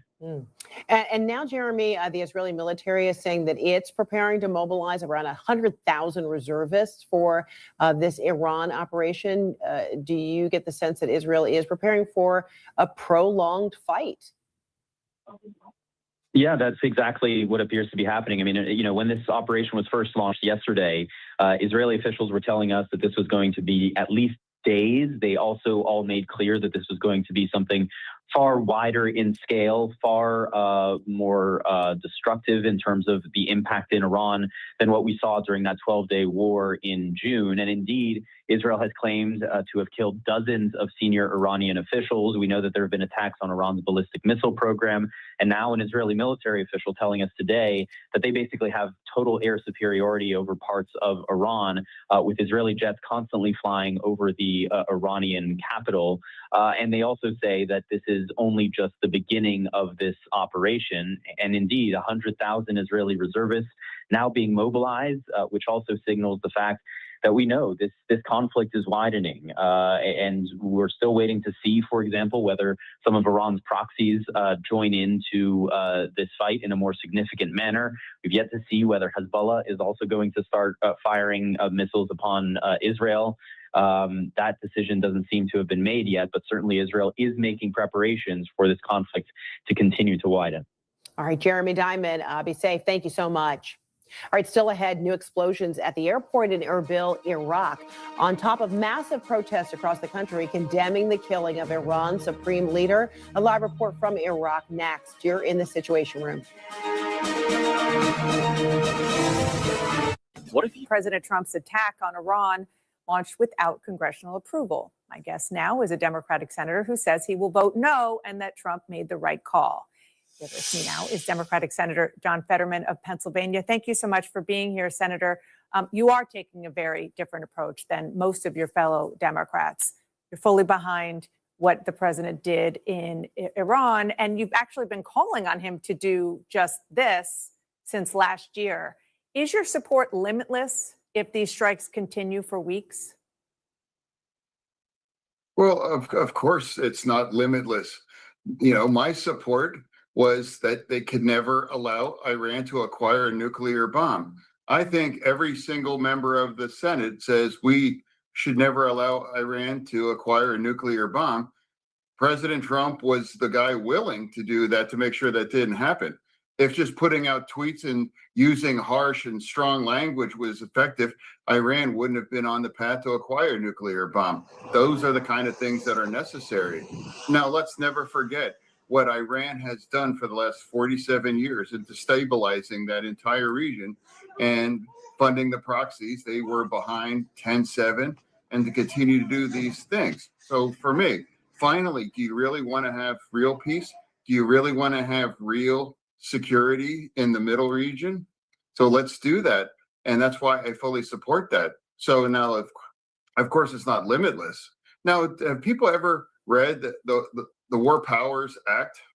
What's required of the president is to provide 48 hours of notification, and then he or she have 60 days, up to 90 days to withdraw those troops, before Congress approves that. Neither of those have been activated.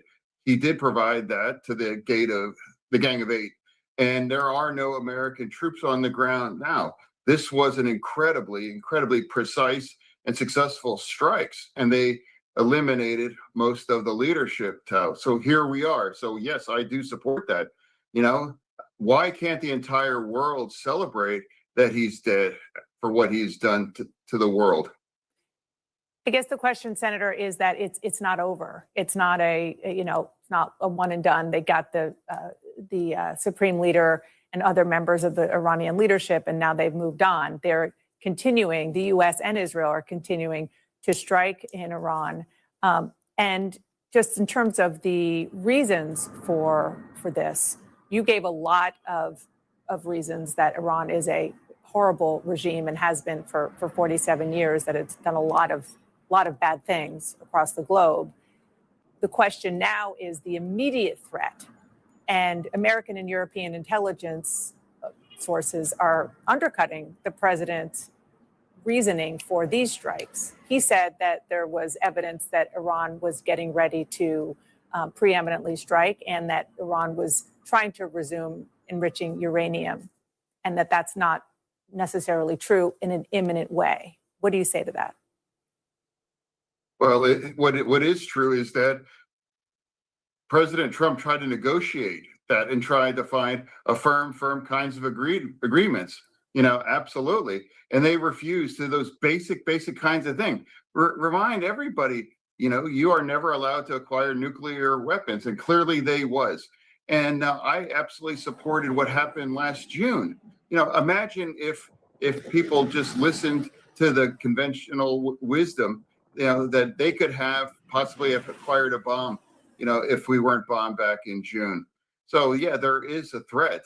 It's not imminent that can happen right now, but it's one that I think it's entirely appropriate to deal with it, and that's why I support it. So again, people keep described that it was a legal war. Now, read the War Powers Act. And now that has not been violated at this point, what happened yesterday. Let me ask you about that, because your colleague from Kentucky, Republican Senator Rand Paul, posted the Constitution conferred the power to declare or initiate war. Doing its attacks on Iran, and today struck the country's military headquarters. Tehran has retaliated with missiles and drones hitting countries throughout the Middle East, including Iraq, where Iran-backed factions are claiming they used missiles to strike Erbil. That part of Iraq is home to some U.S. military assets. And then in the last hour, a CNN team captured a series of explosions near the U.S. air base in Erbil. And that's what you're looking at right now. And here you can see a large plume of smoke rising from the airport there. Let's go live now to CNN's Chief International Correspondent Clarissa Ward in Erbil, Iraq. Clarissa, I mean, what is the latest there, and what has been the reaction in that region to these stunning developments over the last 24 hours? Well, Frederica, I think people are just trying to get their heads around the rapidly escalating pace of the events of the last couple of days. Here in Erbil, over the course of the past few hours, people heard a series of booms. This has become quite common here now. These booms came from the Erbil air base attached to the airport, and we actually drove to take a look. And I just want to share with our viewers some footage that we took from outside the perimeter from inside our car. Take a look. Okay, so you can see there flames and black smoke that is inside the perimeter of the Erbil airport, which is one of the very few places in Iraq where you can still find U.S. service members. There appears to be some kind, or have been some kind of a direct impact there. Unclear what the cause of it was, potentially rockets. We have seen a big uptick in the last few hours with not just Iran striking Iraqi Kurdistan and here in Erbil, but also Iran-backed militias inside Iraq, which have significantly escalated their attacks. You can smell that very distinctive smoky kind of cordite smell. Again, we don't know exactly what was hit. We don't know if there were any casualties, but certainly we have been hearing regular booms. We also heard air defenses going off, and we're trying to find out more details as to what the exact target was and whether anyone was hurt as a result. Now, Frederica, since we visited the site there, we have seen a statement that's been put out by an umbrella group of 4 different Iran-backed Iraqi militias taking credit or responsibility for that attack on the Erbil airport. They said that there was a drone that was used. Again, we still haven't heard anything with regards to casualties. There's been some speculation that it might have been some kind of an ammunition dump that was hit. Some of the amateur footage that we saw on social media early on showed a sort of cascade of explosions, indicating that might be a possibility. But what's interesting here in Erbil is that the Kurds here find themselves in the unpleasant position of being sandwiched almost between strikes from Iran and from those Iran-backed militias. Although I do think, which are inside Iraq, I do think it's worth noting, though, that those Iran-backed militias in Iraq are getting hit very hard. One of them coming out today saying that 4 militiamen were killed in airstrikes. And as regular as these attacks have been, Frederica, so far they are not having a huge impact or major casualties, thankfully. Yeah, the volatility continues. All right, Clarissa Ward, thank you so much. All right, straight ahead, some lawmakers, U.S. lawmakers, are calling for Congress to return to Capitol Hill for a war powers vote, and how this conflict with Iran could square with the American people who were sold a promise from Trump of no more foreign wars. A Republican member of the Senate Armed Services Committee, Mark Wayne Mullen of Oklahoma, is with us. President Trump's attack on Iran launched without congressional approval. My guest now is a Democratic senator who says he will vote no and that Trump made the right call. With us now is Democratic Senator John Fetterman of Pennsylvania. Thank you so much for being here, Senator. You are taking a very different approach than most of your fellow Democrats. You're fully behind what the president did in Iran, and you've actually been calling on him to do just this since last year. Is your support limitless if these strikes continue for weeks? Well, of course, it's not limitless. You know, my support was that they could never allow Iran to acquire a nuclear bomb. I think every single member of the Senate says we should never allow Iran to acquire a nuclear bomb. President Trump was the guy willing to do that to make sure that didn't happen. If just putting out tweets and using harsh and strong language was effective, Iran wouldn't have been on the path to acquire a nuclear bomb. Those are the kind of things that are necessary. Now, let's never forget what Iran has done for the last 47 years in destabilizing that entire region and funding the proxies. They were behind 10-7 and to continue to do these things. So for me, finally, do you really want to have real peace? Do you really want to have real security in the middle region? So let's do that. And that's why I fully support that. So now, of course, it's not limitless. Now, have people ever read the War Powers Act? You know, what's required of the president is to provide 48 hours of notification, and then he or she have 60 days, up to 90 days to withdraw those troops, you know, before Congress approves that. Neither of those have been activated. He did provide that to the Gang of Eight, and there are no American troops on the ground now. This was an incredibly precise and successful strikes, and they eliminated most of the leadership. So here we are. So yes, I do support that. You know, why can't the entire world celebrate that he's dead for what he's done to the world? I guess the question, Senator, is that it's not over. It's not it's not a one and done. They got the supreme leader and other members of the Iranian leadership, and now they've moved on. They're continuing. The U.S. and Israel are continuing to strike in Iran. And just in terms of the reasons for this, you gave a lot of reasons that Iran is a horrible regime and has been for 47 years, that it's done a lot of bad things across the globe. The question now is the immediate threat, and American and European intelligence sources are undercutting the president's reasoning for these strikes. He said that there was evidence that Iran was getting ready to preeminently strike, and that Iran was trying to resume enriching uranium, and that that's not necessarily true in an imminent way. What do you say to that? Well, what is true is that President Trump tried to negotiate that and tried to find a firm kinds of agreements. You know, absolutely. And they refused to those basic kinds of things. Remind everybody, you know, you are never allowed to acquire nuclear weapons. And clearly they was. And I absolutely supported what happened last June. You know, imagine if people just listened to the conventional wisdom, you know, that they could have possibly have acquired a bomb, you know, if we weren't bombed back in June. So yeah, there is a threat. It's not imminent that can happen right now, but it's one that I think it's entirely appropriate to deal with it. And that's why I support it. So again, people keep described that it was a legal war. Now, read the War Powers Act. And now that has not been violated at this point, what happened yesterday. Let me ask you about that, because your colleague from Kentucky, Republican Senator Rand Paul, posted the Constitution conferred the power to declare or initiate war to Congress for a reason, to make war less likely. My oath of office is to the Constitution. So with studied care, I must oppose another presidential war.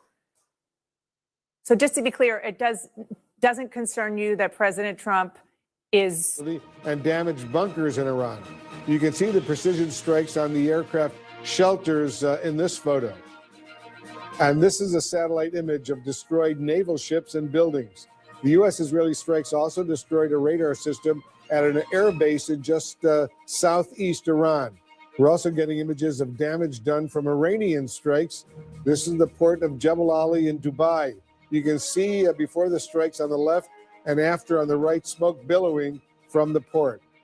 And this is in Beit Shemesh, right outside Jerusalem, Israel. You can see the destruction from an Iranian strike in a residential area. Israeli police say the attack killed 9 people, killed several people at a bomb shelter under a synagogue. The death toll has now reached, as I said, at least 9 people. It could go up. Several are still seriously injured. I'm joined now by Republican Senator Mark Wayne Mullen. He's from Oklahoma. He's a key member of the Senate Armed Services Committee. Thanks so much, Senator, for joining us. I want to start with your reaction to the news that 3 U.S. service members have been killed, 5 seriously injured in this military operation. How do you react when you hear that?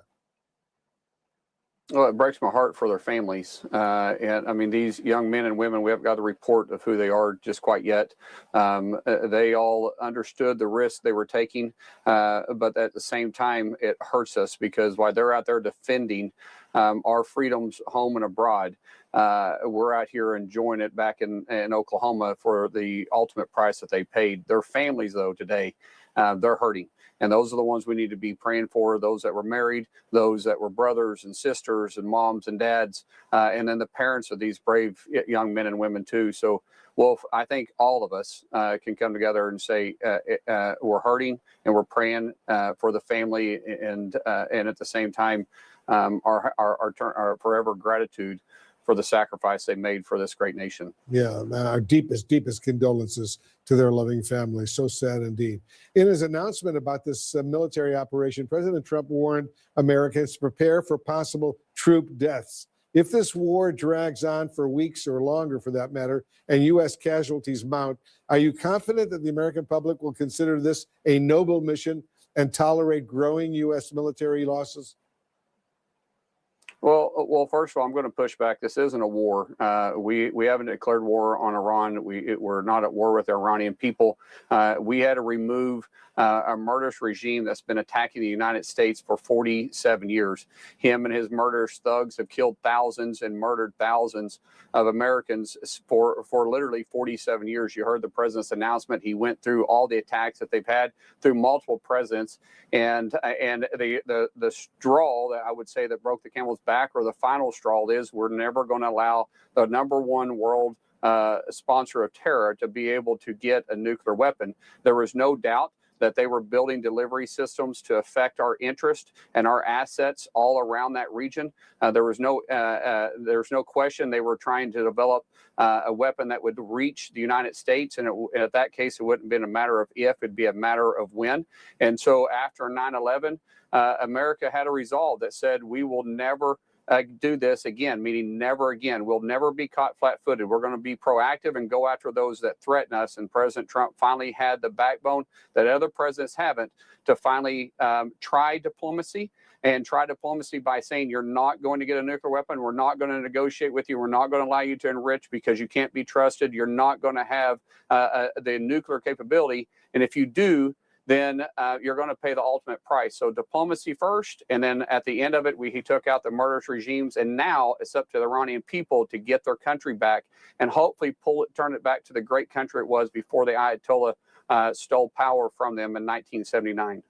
In his State of the Union address, if you listen carefully, as I did, when he was speaking about Iran, and he spoke about Iran for about 3 minutes out of nearly 2 hours, he did use the word at one point, he said war. And that jumped out at me at the time. I don't know if you remember that, but if you want to go back and listen to that, you'll see he used the word war. He's repeatedly over these many months as president referred to himself as an anti-war, anti-foreign conflicts president.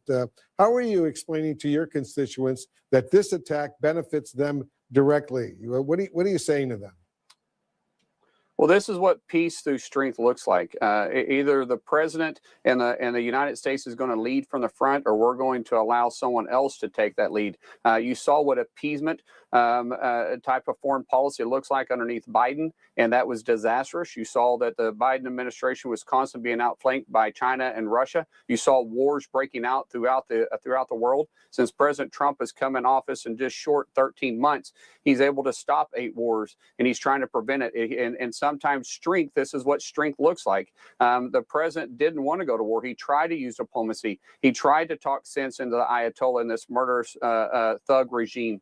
The truth is, they didn't want that. They had this fantasy of having a nuclear weapon ever since 1979. The Ayatollah has talked about that, and we have been absolute final resolve of saying we're not going to let that take place because it would disrupt us. And so, the way I talk to those that may have questions about it, it's very simple. It is in our interest, because what happens around the world will affect the United States. Our economy is a world economy, regardless if we like it or not. The dollar is the world currency. And with Iran having a nuclear weapon, it would destabilize over 20% of the world's oil, which does directly affect all of us, because you cannot build a product and you cannot deliver a product without factoring in the energy costs. And then the shipping lanes that they could easily disrupt with the Suez Canal and the other straits that are around there, it would make the economy constantly volatile. So bringing stability to the Middle East is in the United States' best interest. So that's why we have so many assets there.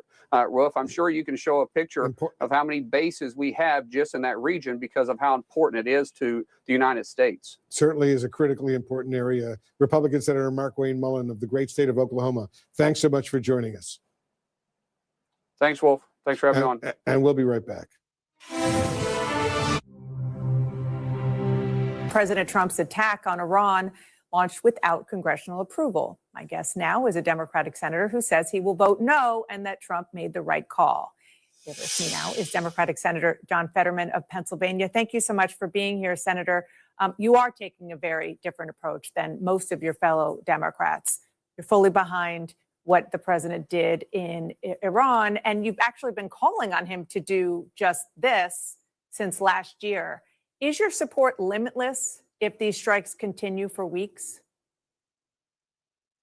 Well, of course, it's not limitless. You know, my support was that they could never allow Iran to acquire a nuclear bomb.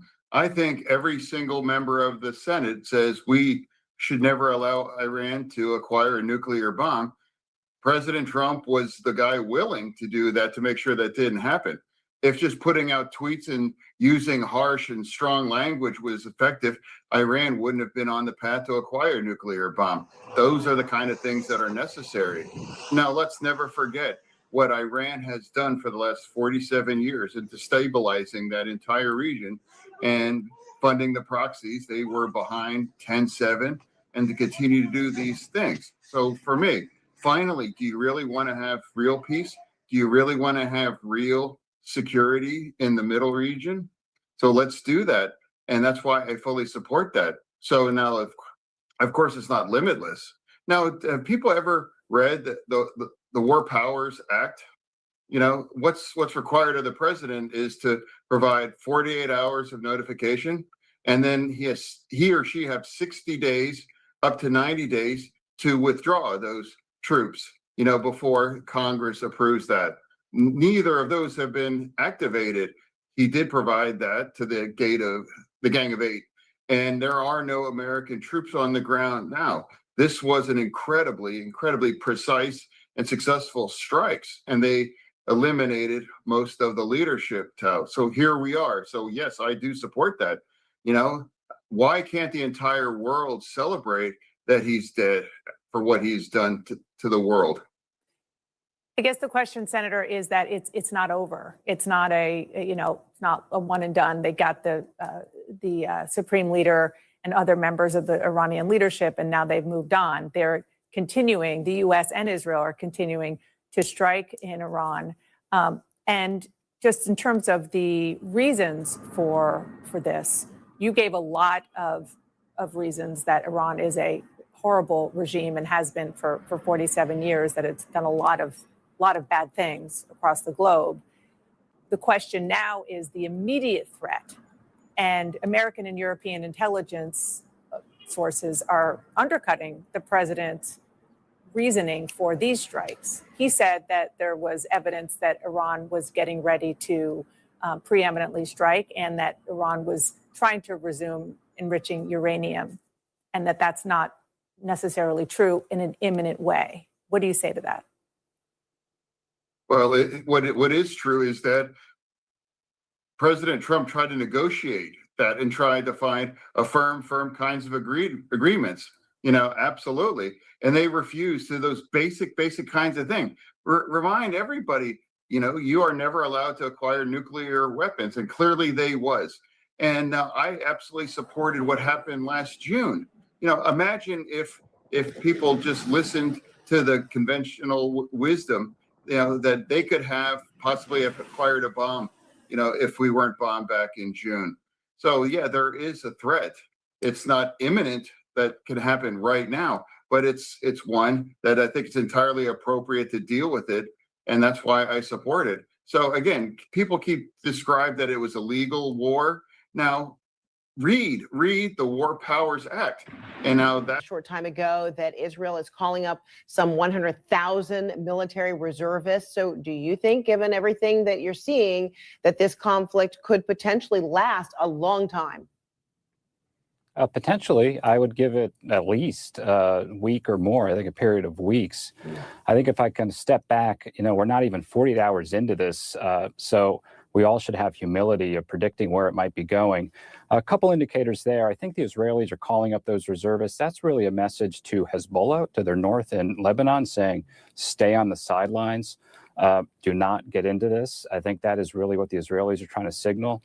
But the missiles coming from Iran, again, not unexpected. I think there's a major military focus right now on the U.S. side and the Israeli side, targeting that missile infrastructure, the missiles and the launchers. And this is going to go on for a period of days. I'll be watching over the coming days whether the Iranians are able to continue these barrages. The medium-range missiles to Israel, they're in fewer supply, but those short-range missiles targeting the Gulf states, targeting Iraq, Iran has a large supply and stockpile of those. CNN Global Affairs commentator Sabrina Singh also with us here. So Saudi Arabia now being pulled into this conflict. What might have been Iran's expectation after launching attacks on other neighboring countries in the Middle East? Well, I think Iran made a huge miscalculation by targeting, not only expanding outside of just military targets. I mean, they're hitting civilian infrastructure. You're seeing hotels being set on fire, places where there's no military infrastructure or personnel being stationed. And so what this is actually doing is bringing Gulf nations in closer with the United States, who are very upset by Iran's attack on their own civilians, and potentially bring them into this war and potential strikes that the U.S. is continuing along with Israel. And so I think what we're going to have to watch for is if those Gulf countries do join the United States and Israel in striking back against Iran inside Iran. And of course, the regional and economic impacts. I mean, you're already seeing flights being canceled. I think tomorrow we'll get an indication of where the oil markets are. And so this is going to have profound impacts, not just for the region, but for Americans here at home as well. Iran's foreign minister has said they had every right to defend itself. CNN military analyst Colonel Cedric Layton also with us now. So, Colonel, President Trump says the U.S. has sunk 9 Iranian Navy ships and has damaged the Navy headquarters. So how strategically important is this for the U.S. to cripple Iran's Navy? Actually, Fred, it's really important, and one of the reasons is that Iran sits on the northern side of the Strait of Hormuz. The Strait of Hormuz is, as many have said before me, about 20% of the world's oil supply goes through there, and that is a critical lifeline not only for countries in Europe, but also for countries in Asia, because they get most of their oil from the Middle East and specifically from the Persian Gulf region. So it's in the vital interests of the United States States and many other countries, that waterway be kept open. In other words, that freedom of navigation be allowed through that area. The other thing is that just for the safety of the U.S. Navy vessels that are already in the Persian Gulf and in the Arabian Sea right next to the Persian Gulf, they need to make sure that they are not threatened by Iranian naval forces. And they were able to, at the very beginning of this operation, sink a vessel that the Iranians had, a corvette, which is a type of warship that the Iranians have. They were able to sink that in port, and basically that was a message to the Iranians that they would not tolerate any efforts to limit the freedom of navigation in this area. And then, Brett, quickly, Iran has formed a transitional council and is preparing to appoint a new leader. So what do you expect that process will be like? Would the Revolutionary Guard get involved, or even simply take control potentially? Great question. Well, they say they have a process. They formed an interim council. This is in their constitution. Decisions now being made by the president, Pezeshkian, the chief justice, and a cleric to be named, but none of those people have been seen publicly. Very unclear. And the extent of that leadership decapitation, one of the candidates to replace Khamenei was his son, and he might have actually, Mostada, and he might have actually been killed also in that strike. Look, Iran has only had one secession from the supreme leader, from Khomeini to Khamenei, and since its revolution in 1979. So they are kind of in uncharted territory here, and given that leadership disarray, this might be why extraordinary statement today by the Iranian Foreign Minister Araghchi. He basically acknowledged in an interview that Iran's military is acting independently, perhaps without command and control, in orders that were given to them before this conflict started. That suggests a real breakdown in command and control. But again, they might get their act together here and come together. The regime has been around for a long time, and they're not going away anytime soon. All right, we'll leave it there. Again, it's been reported some 48 top Iranian leaders, or at least, among their leadership, have been killed in this. All right, Brett McCurk, Cedric Clayton, Sabrina Singh, thanks to all of you. Wolf. Thanks, Fred. And to our viewers, thanks very much for joining us this afternoon. I'll be back tomorrow morning, every weekday morning, 10 a.m. Eastern, in the Situation Room. CNN's breaking news coverage from the Middle East continues with Abby Phillip and Aaron Burnett right after this quick break.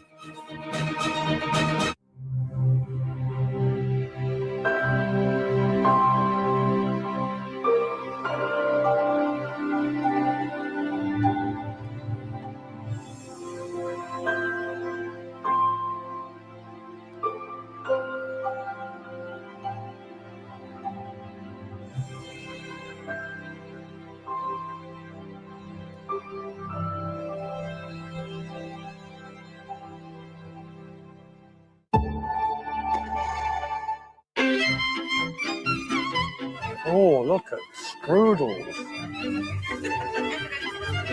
Right. Right. I don't want the whole thing to slide off. Right. This is Budapest at its absolute glorious best. For instance, the Ruin Bar district. Wow. Oh, look at this. And you see, it's so much color, disco lamps and everything. You choose your adjective by your generation. Budapest is in. It's hip. It's happening. Or simply, it's cool. Everybody's getting ready for a summer. But who wants to wait till summer? President Trump said.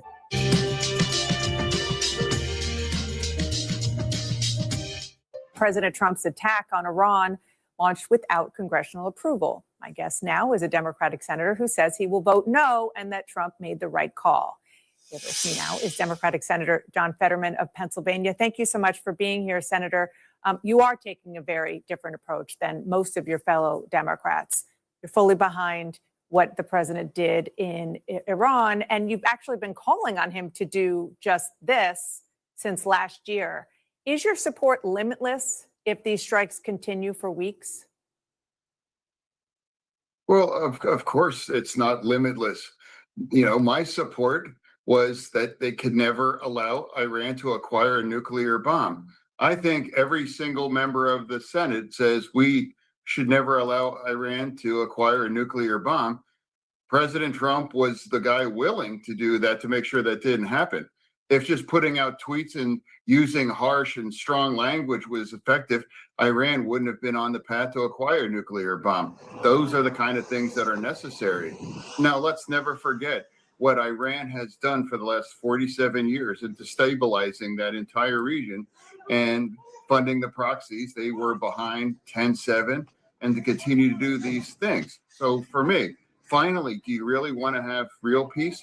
Do you really want to have real security in the middle region? So let's do that.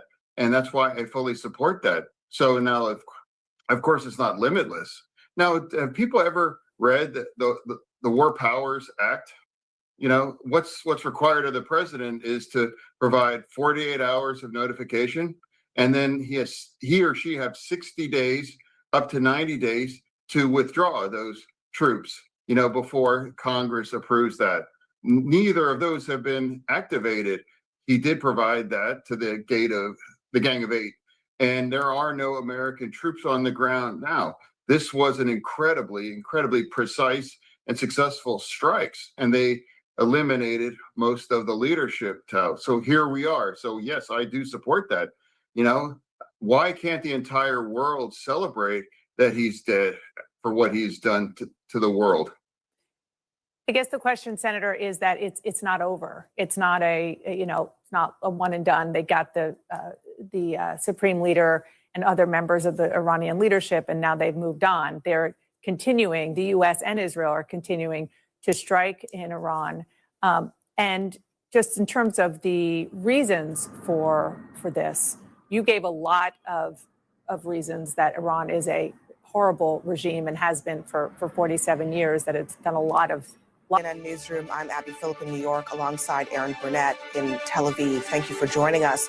Just moments ago, CNN's crew in Tel Aviv captured the moment that air raid sirens rang out over the city.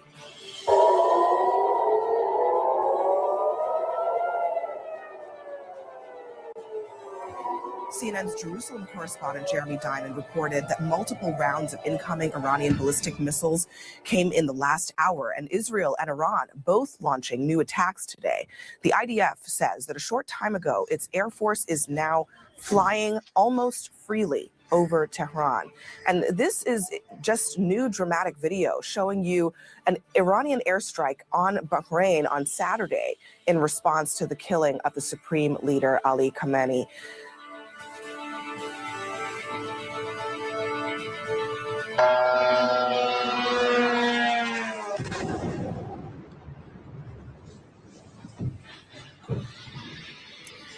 Now, this is coming today as we just learned of the first American casualties in President Trump's conflict with Iran.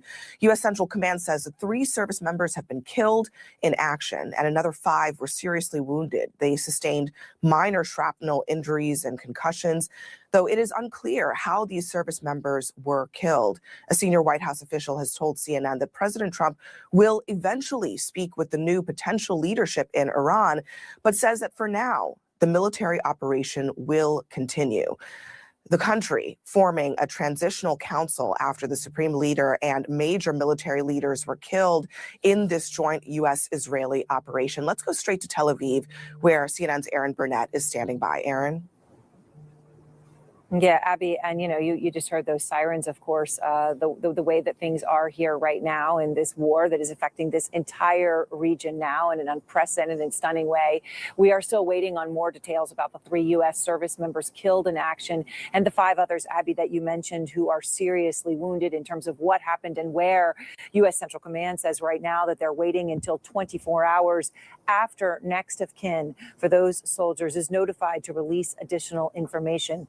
An incredible moment to think about, right? That just days ago, this was something many would think was impossible. And now here we are. Americans have died in action in this war.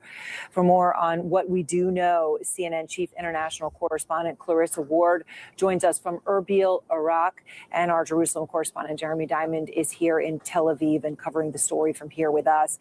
So, Clarissa, what is the latest that we understand about these U.S. service members as these details are just starting to come in?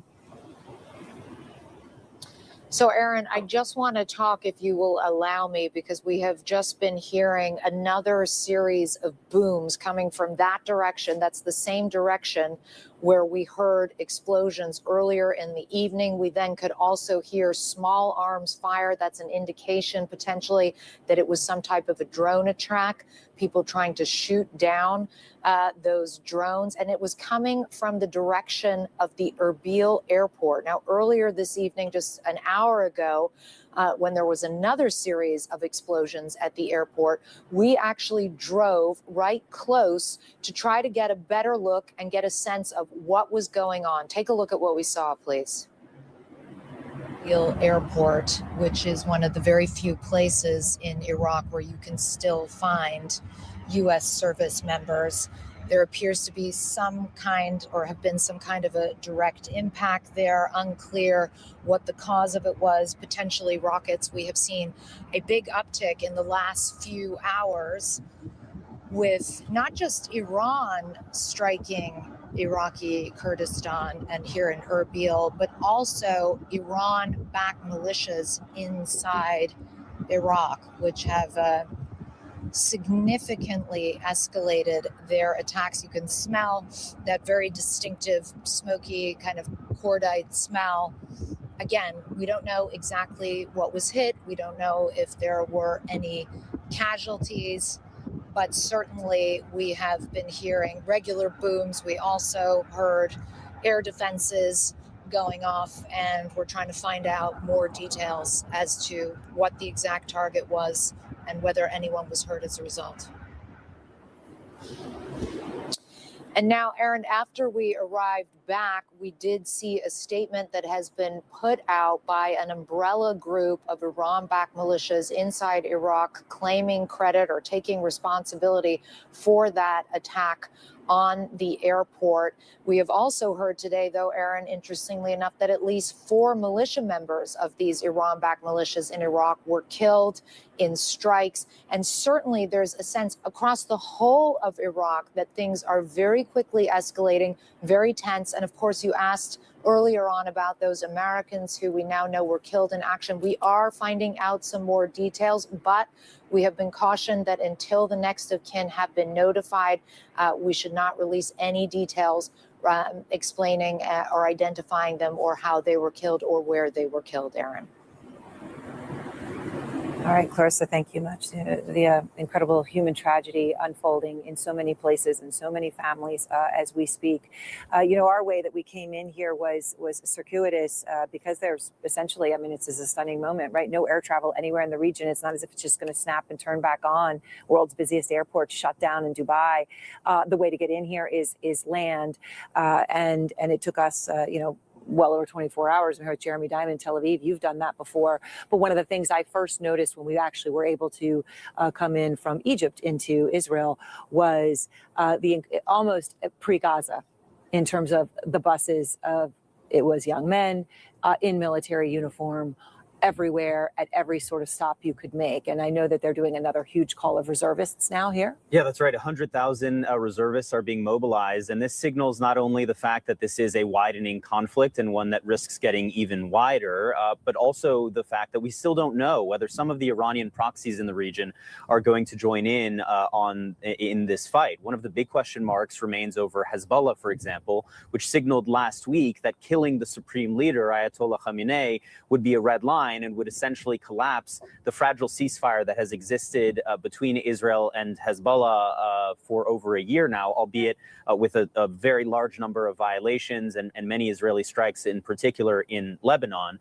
So that is one of the questions, maybe one of the reasons why they are calling in so many more reservists. But certainly Israel is preparing for this to be a days-long campaign. We've heard the Israeli prime minister and other officials talking about the fact that this is going to continue until they get the job done.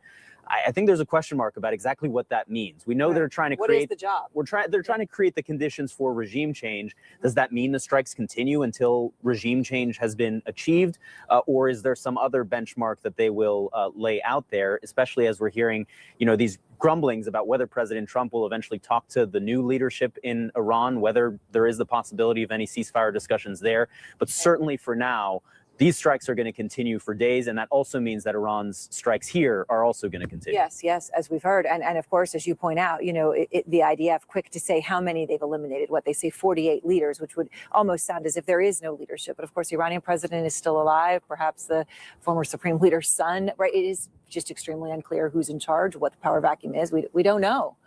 All right, Jeremy Diamond, thank you very much. And of course, Jeremy here in Tel Aviv, he's been, indefatigably covering this. I want to go now to the former NATO Supreme Allied Commander, CNN senior military analyst, Admiral James Stavridis, also partner of Carlyle Group, the international investment firm.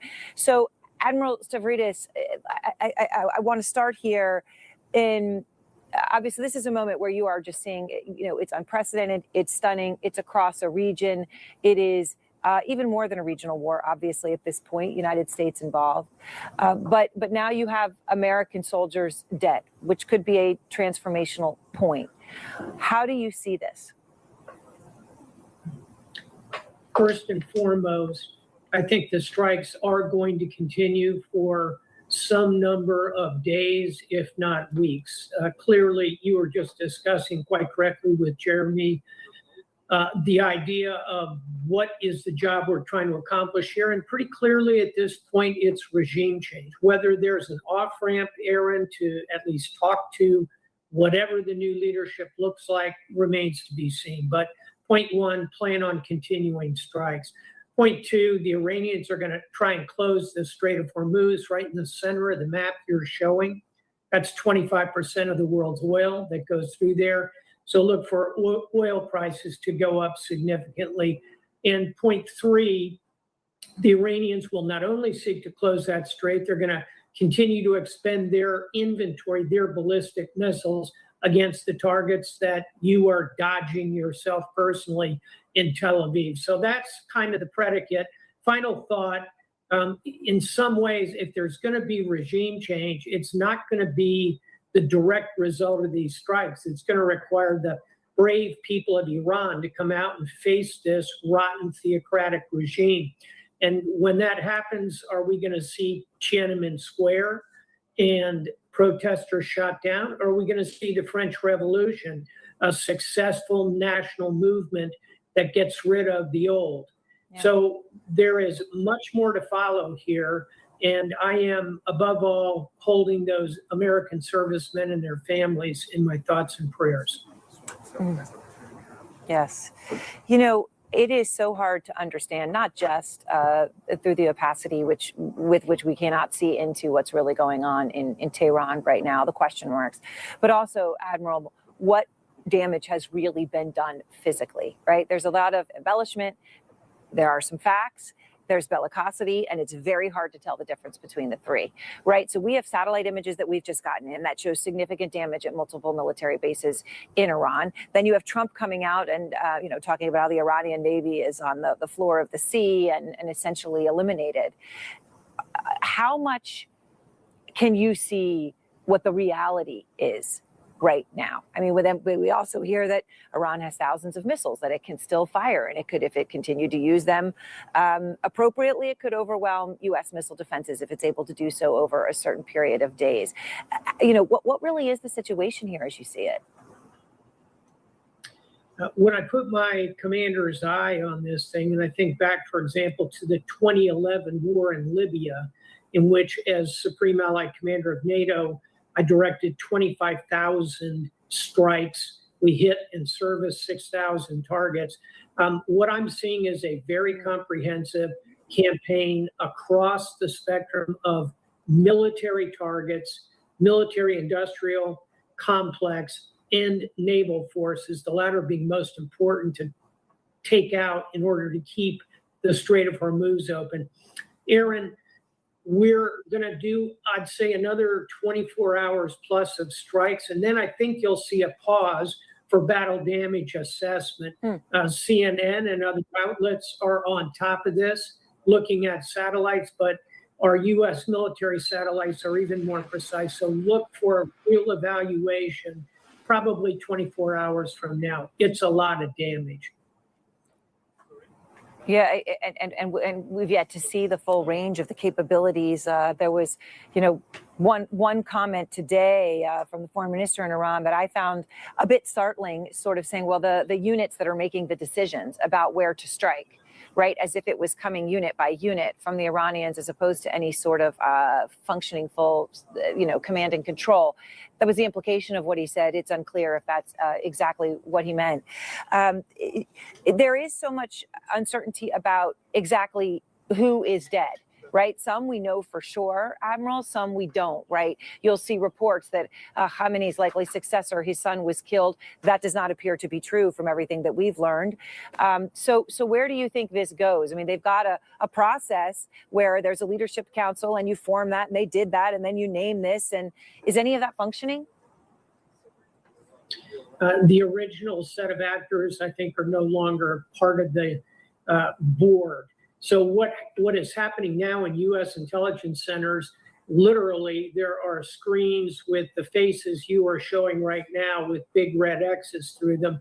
And that next level that's coming up are going to become the target set. And if you think back to our global war on terror against al-Qaeda, we were always after Osama bin Laden, of course, but we were methodically killing the deputies, the operations officers. We used to say the most dangerous job on the planet is being the COO of al-Qaeda. We killed him 25 times. Yeah. It shows you that the groups will continue to surface talent. There'll be opportunities for promotion, but our folks are pretty relentless, and I think they'll continue to drive down those numbers. All right, Admiral Stavridis, I always appreciate your time. Thanks so much from us. We appreciate it. And our breaking news coverage continues from here in the Middle East, around this region, a dangerous escalation in this war. Iranian strikes targeting American military assets now have killed 3 American service members. And President Trump tonight coming out, and his former national security advisor, John Bolton, will join us. So does he support this? Is this nation building and regime change? We'll be back. President Trump's attack on Iran launched without congressional approval. My guest now is a Democratic senator who says he will vote no and that Trump made the right call. Here with me now is Democratic Senator John Fetterman of Pennsylvania. Thank you so much for being here, Senator. You are taking a very different approach than most of your fellow Democrats.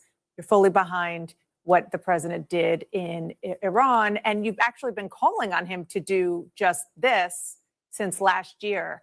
Is your support limitless if these strikes continue for weeks? Well, of course, it's not limitless.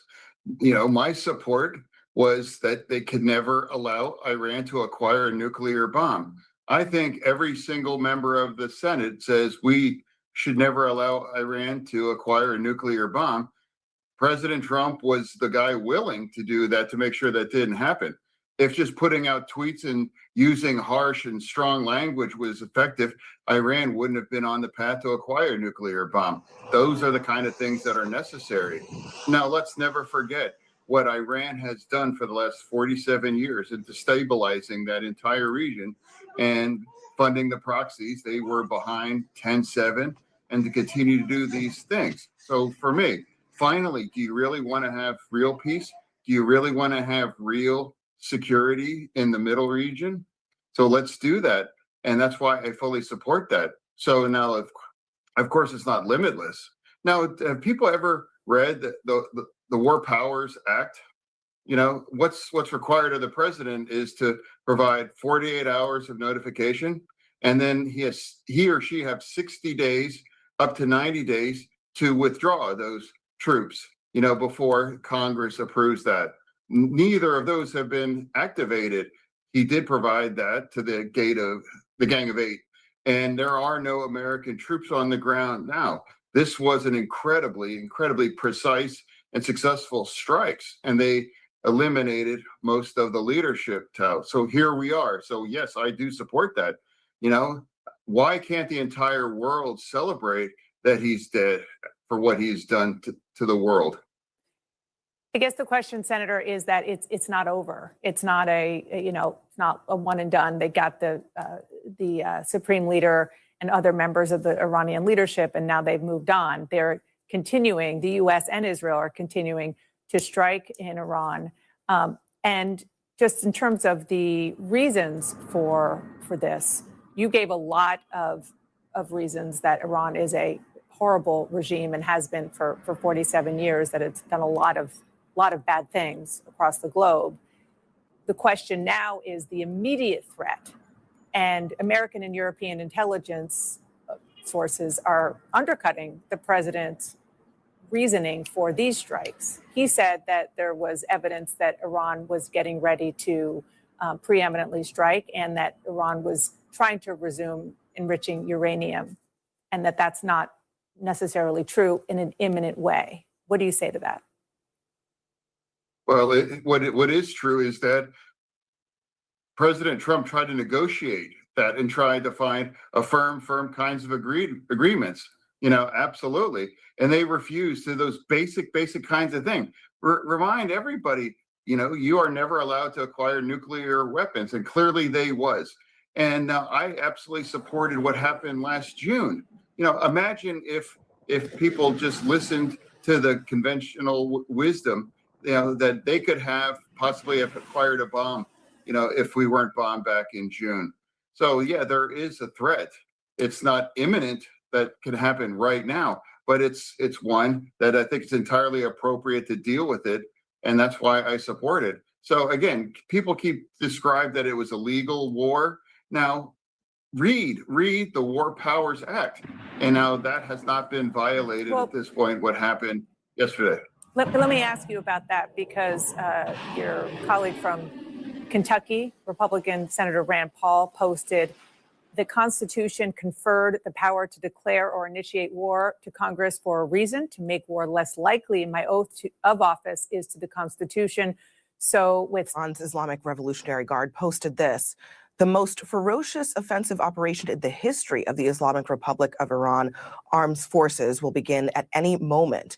And shortly after that, at midnight in Mar-a-Lago, the president posted this on Truth Social.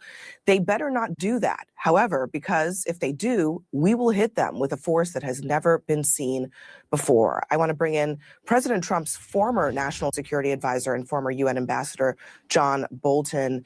Ambassador Bolton, the day started with that exchange of threats, but by the late morning, as President Trump has been calling around to media outlets, he told The Atlantic that the new leaders in Iran, quote, want to talk. And on top of that, Oman's foreign ministry also says that Iran is open to any serious efforts at de-escalation. So should the U.S. work with the remnants of the existing Iranian regime, similar to what they have done so far in Venezuela? Of course not. It's a mistake in Venezuela. It would be a mistake in Iran. I have no doubt that whatever is left of Iran's top leadership is perfectly happy to talk to the United States, to play for time, to stop us and the Israelis from pounding them. Their word is no good. The threat that they pose to us remains unresolved. Their behavior is not going to change. That's why the president has selected the correct objective here, which is regime change. We're less than 2 days into it. We need to have patience and not listen to those that will do anything, say anything to get us to stop.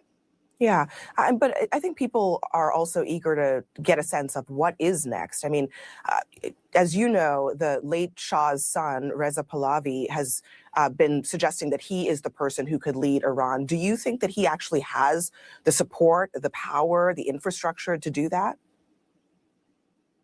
Well, we don't know whether he does or anybody else does. And I think it's a mistake to focus on who the next leader of a non-Ayatollah-led Iran will be. Once we have a non-Ayatollah-led Iran, then we can worry about it.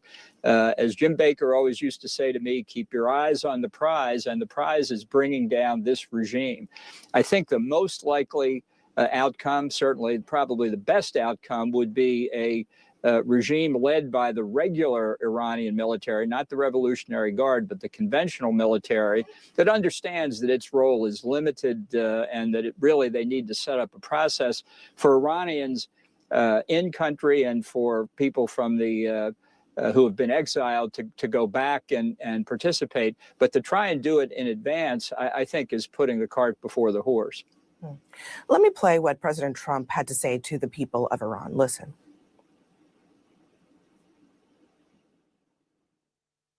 When we are finished, take over your government. It will be yours to take. This will be probably your only chance for generations. I'm curious what your reaction to that is, and also how would that be done? How can the regular Iranian people take over their government at this stage?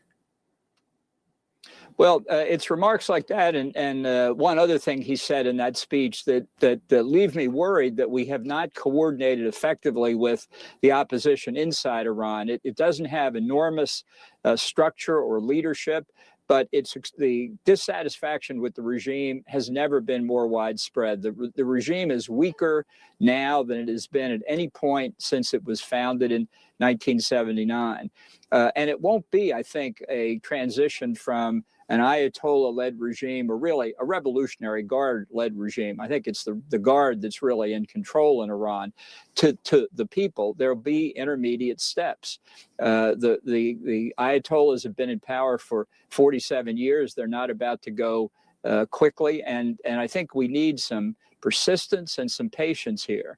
I hope the administration is ready for that. I hope they make the case better than they have so far to the American people that this could take time.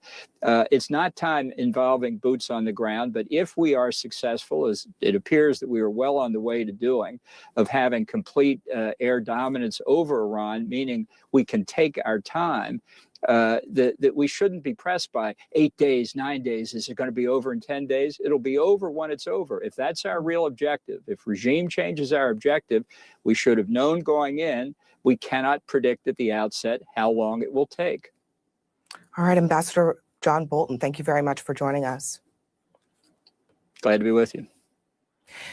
Iran's retaliation targeted popular tourist destinations like Dubai, which are usually considered safe. CNN's Fareed Zakaria is here to talk about that and much more ahead.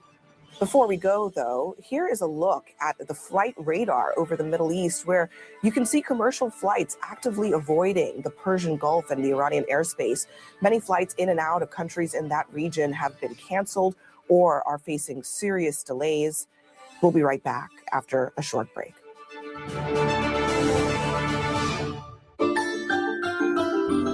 President Trump's attack on Iran launched without congressional approval. My guest now is a Democratic senator who says he will vote no and that Trump made the right call.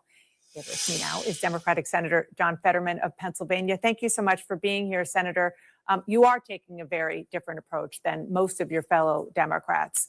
You're fully behind what the president did in Iran, and you've actually been calling on him to do just this since last year. Is your support limitless if these strikes continue for weeks?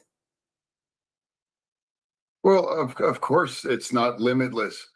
You know, my support was that they could never allow Iran to acquire a nuclear bomb. I think every single member of the Senate says we should never allow Iran to acquire a nuclear bomb. President Trump was the guy willing to do that to make sure that didn't happen.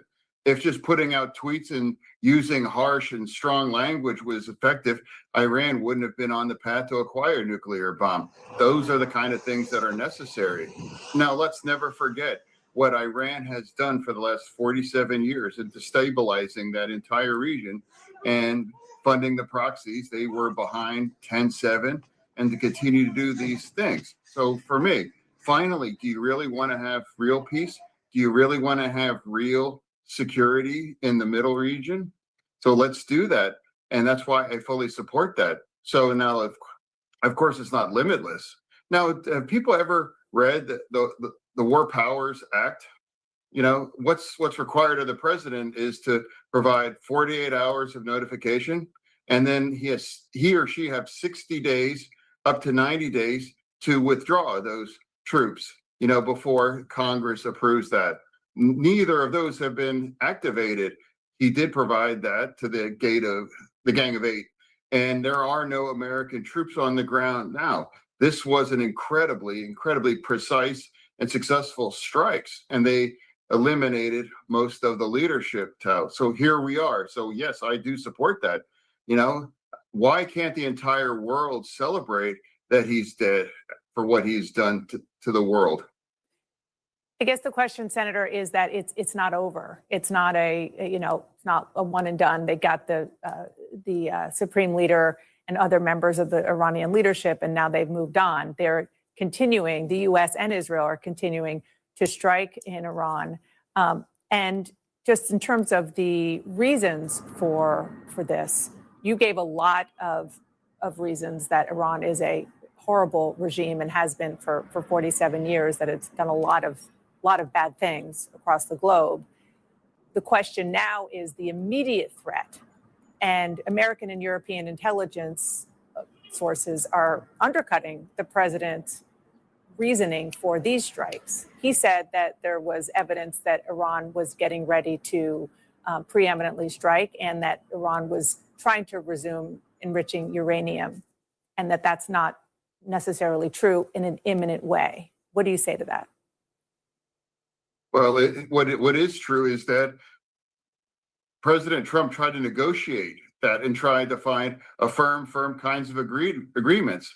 You know, absolutely, and they refused to those basic kinds of things. Remind everybody, you know, you are never allowed to acquire nuclear weapons, and clearly they was.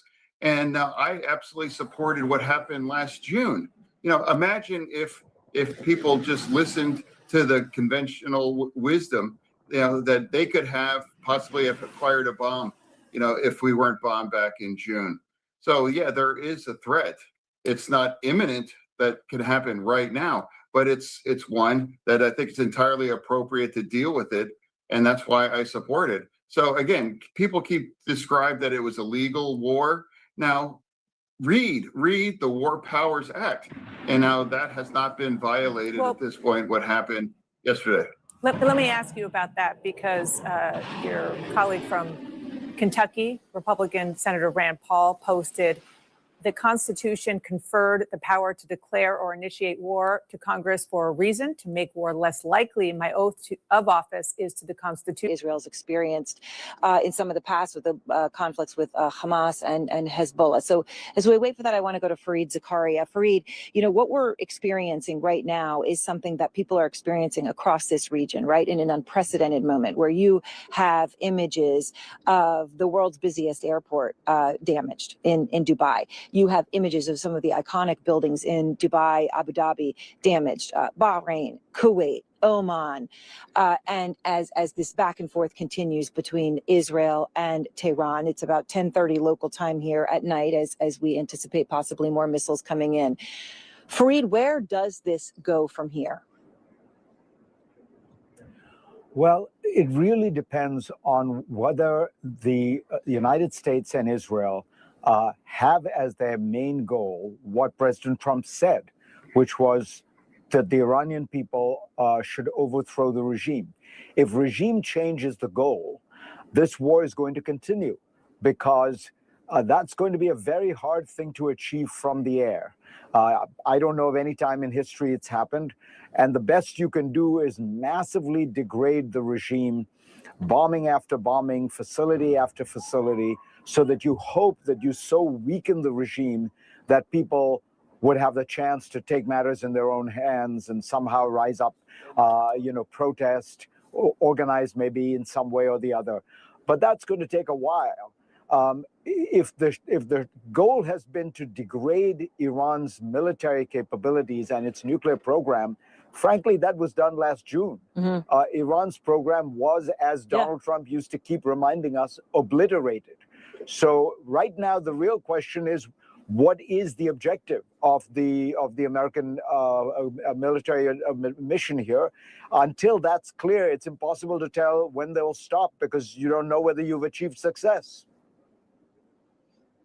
And Fareed, I mean, what is the visibility as you see it into what is actually happening in Tehran? You know, I mean, I just think about it even as journalists, right? Individuals that we may deal with there, many of them are still doing their jobs and they are still operating. And yet you've had mass evisceration of many people in the military leadership.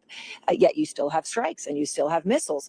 You know, what is there an assessment at this point? And I know Admiral Stavridis was talking a few moments ago about how, well, it will take another 24 hours or so before they can do the first quote unquote battleground assessment. But where are we right now in terms of knowing what damage was truly done to Iran, to its military installations, and to its leadership, and then its next layer, and its next layer, and its next layer of potential hardline leadership? Well, we know for sure that there's been enormous damage because they can't respond. I mean, if the retaliation that they're doing is pretty small bore, it's a drone here, a drone there. Yeah.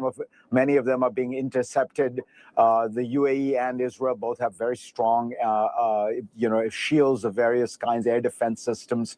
But what we do know is that the Iranian leadership is very institutionalized. It's not one person who's running things. It's not 10 people who are running things. And so my suspicion is if we're searching for that moment, that critical moment where we have in some way or the other, kind of cut the head of the snake or decapitated the regime, that's going to be very hard to achieve because it's institutionalized. They have layers and layers of people working there. And look, Iran is a country of 92 million people. It's not like they're going to run out of people to run these things.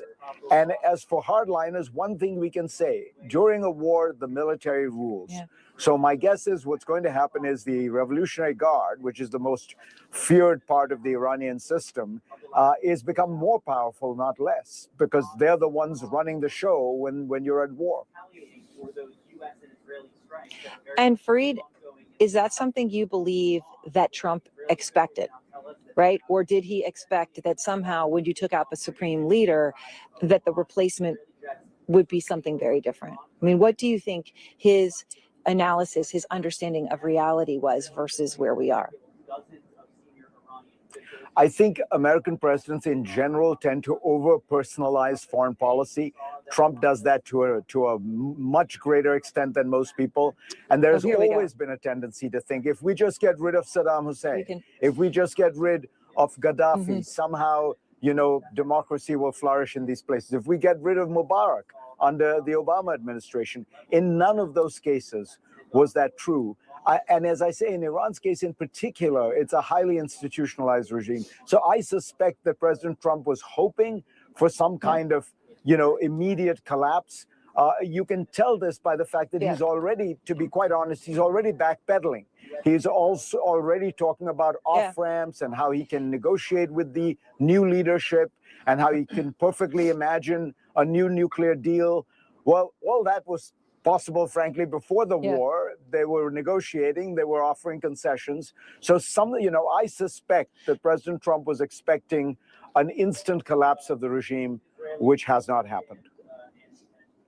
Which has not happened. And Fareed, as you were speaking, I don't know if you could see, but we were panning over because while we did not hear those interceptions, we did see interceptors go up, and we saw some in the distance here over Tel Aviv. So we were showing some of that. And I just, in the context, as we're still awaiting to see whether there'll be sirens and more, want to ask you how you see Iran's capabilities right now, because I keep seeing discussion about the ratio between U.S. missile defense and THAAD and what was used last summer and what's still here, right? The whittling down of that arsenal compared to what Iran really has, right? A couple thousand ballistic missiles or what they have. How much visibility do you think the United States and Israel have into that ratio right now? I think a pretty strong visibility because, first of all, as you pointed out, they destroyed most of it 8 months ago. All the nuclear programs, they destroyed a large number of the anti-aircraft, the anti-missile batteries. That's why Iran is basically, it lacks any air defenses. That's why both Israeli and American pilots can fly freely into Iranian airspace. Now they're going after the ballistic missiles sites, the ballistic missile production facilities, the Navy. So I think Iran is very weak and is going to get much, much weaker. That doesn't mean the regime will collapse. Just remember, the Saudi Arabia and the UAE, helped by the United States on occasion, bombed Yemen, this tiny country, for 7 years. The regime did not collapse. There are two different things. You can degrade the capacities of a regime. But Aaron, if I can say one thing, I don't think this is about degrading Iran's capacities. As Prime Minister Netanyahu explicitly explained in a video, this is about his 40-year dream of getting rid of the Islamic Republic altogether. And that, of course, is something that it puts a level of emotion in it that is so central. Fareed, thank you very much. Fareed Zakaria, as we're here in Tel Aviv, and we just showed you some of those interceptions. Have not heard the sirens that usually come after the warnings we have. So we're keeping a very obviously close eye and ear on that as we are standing here over the skyline in Tel Aviv. We'll be back in just a couple of moments with our breaking coverage continuing here with myself and Abby Phillip. President Trump's attack on Iran launched without congressional approval. My guest now is a Democratic senator who says he will vote no and that Trump made the right call. With us me now is Democratic Senator John Fetterman of Pennsylvania. Thank you so much for being here, Senator. You are taking a very different approach than most of your fellow Democrats. You're fully behind what the president did in Iran, and you've actually been calling on him to do just this since last year. Is your support limitless if these strikes continue for weeks? Well, of course, it's not limitless. My support was that they could never allow Iran to acquire a nuclear bomb. I think every single member of the Senate says we should never allow Iran to acquire a nuclear bomb. President Trump was the guy willing to do that to make sure that didn't happen. If just putting out tweets and using harsh and strong language was effective, Iran wouldn't have been on the path to acquire a nuclear bomb. Those are the kind of things that are necessary. Now, let's never forget what Iran has done for the last 47 years in destabilizing that entire region and funding the proxies. They were behind 10-7 and to continue to do these things. So for me, finally, do you really want to have real peace? Do you really want to have real security in the middle region? So let's do that. And that's why I fully support that. So now, of course, it's not limitless. Now, have people ever read the War Powers Act? What's required of the president is to provide 48 hours of notification, and then he or she have 60 days, up to 90 days to withdraw those troops, before Congress approves that. Neither of those have been activated. He did provide that to the Gang of Eight, and there are no American troops on the ground now. This was an incredibly precise and successful strikes, and they eliminated most of the leadership. So here we are. So yes, I do support that. Why can't the entire world celebrate that he's dead for what he's done to the world? I guess the question, Senator, is that it's not over. It's not it's not a one and done. They got the supreme leader and other members of the Iranian leadership, and now they've moved on. They're continuing. The U.S. and Israel are continuing to strike in Iran. And just in terms of the reasons for this, you gave a lot of reasons that Iran is a horrible regime and has been for 47 years, that it's done a lot of bad things across the globe. The question now is the immediate threat, and American and European intelligence sources are undercutting the president's reasoning for these strikes. He said that there was evidence that Iran was getting ready to preeminently strike, and that Iran was trying to resume enriching uranium, and that that's not necessarily true in an imminent way. What do you say to that? Well, what is true is that President Trump tried to negotiate that and tried to find a firm kinds of agreements. Absolutely. And they refuse to those basic kinds of things. Remind everybody, you are never allowed to acquire nuclear weapons, and clearly they was. And I absolutely supported what happened last June. Imagine if people just listened to the conventional wisdom, that they could possibly have acquired a bomb, if we weren't bombed back in June. So yeah, there is a threat. It's not imminent that can happen right now, but it's one that I think it's entirely appropriate to deal with it, and that's why I support it. So again, people keep described that it was a legal war. Now, read the War Powers Act, and now that has not been violated at this point. What happened yesterday?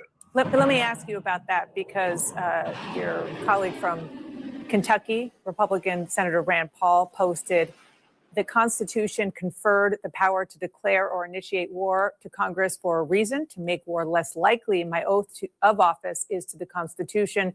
So with studied care, I must oppose another presidential war. So just to be clear, it doesn't concern you that President Trump is launched these strikes. I understand that he came to the so-called Gang of Eight, the leadership and members of the Intelligence Committee. But more broadly, if these strikes continue, you don't think Congress should have a role? First of all, who does Rand Paul agree with?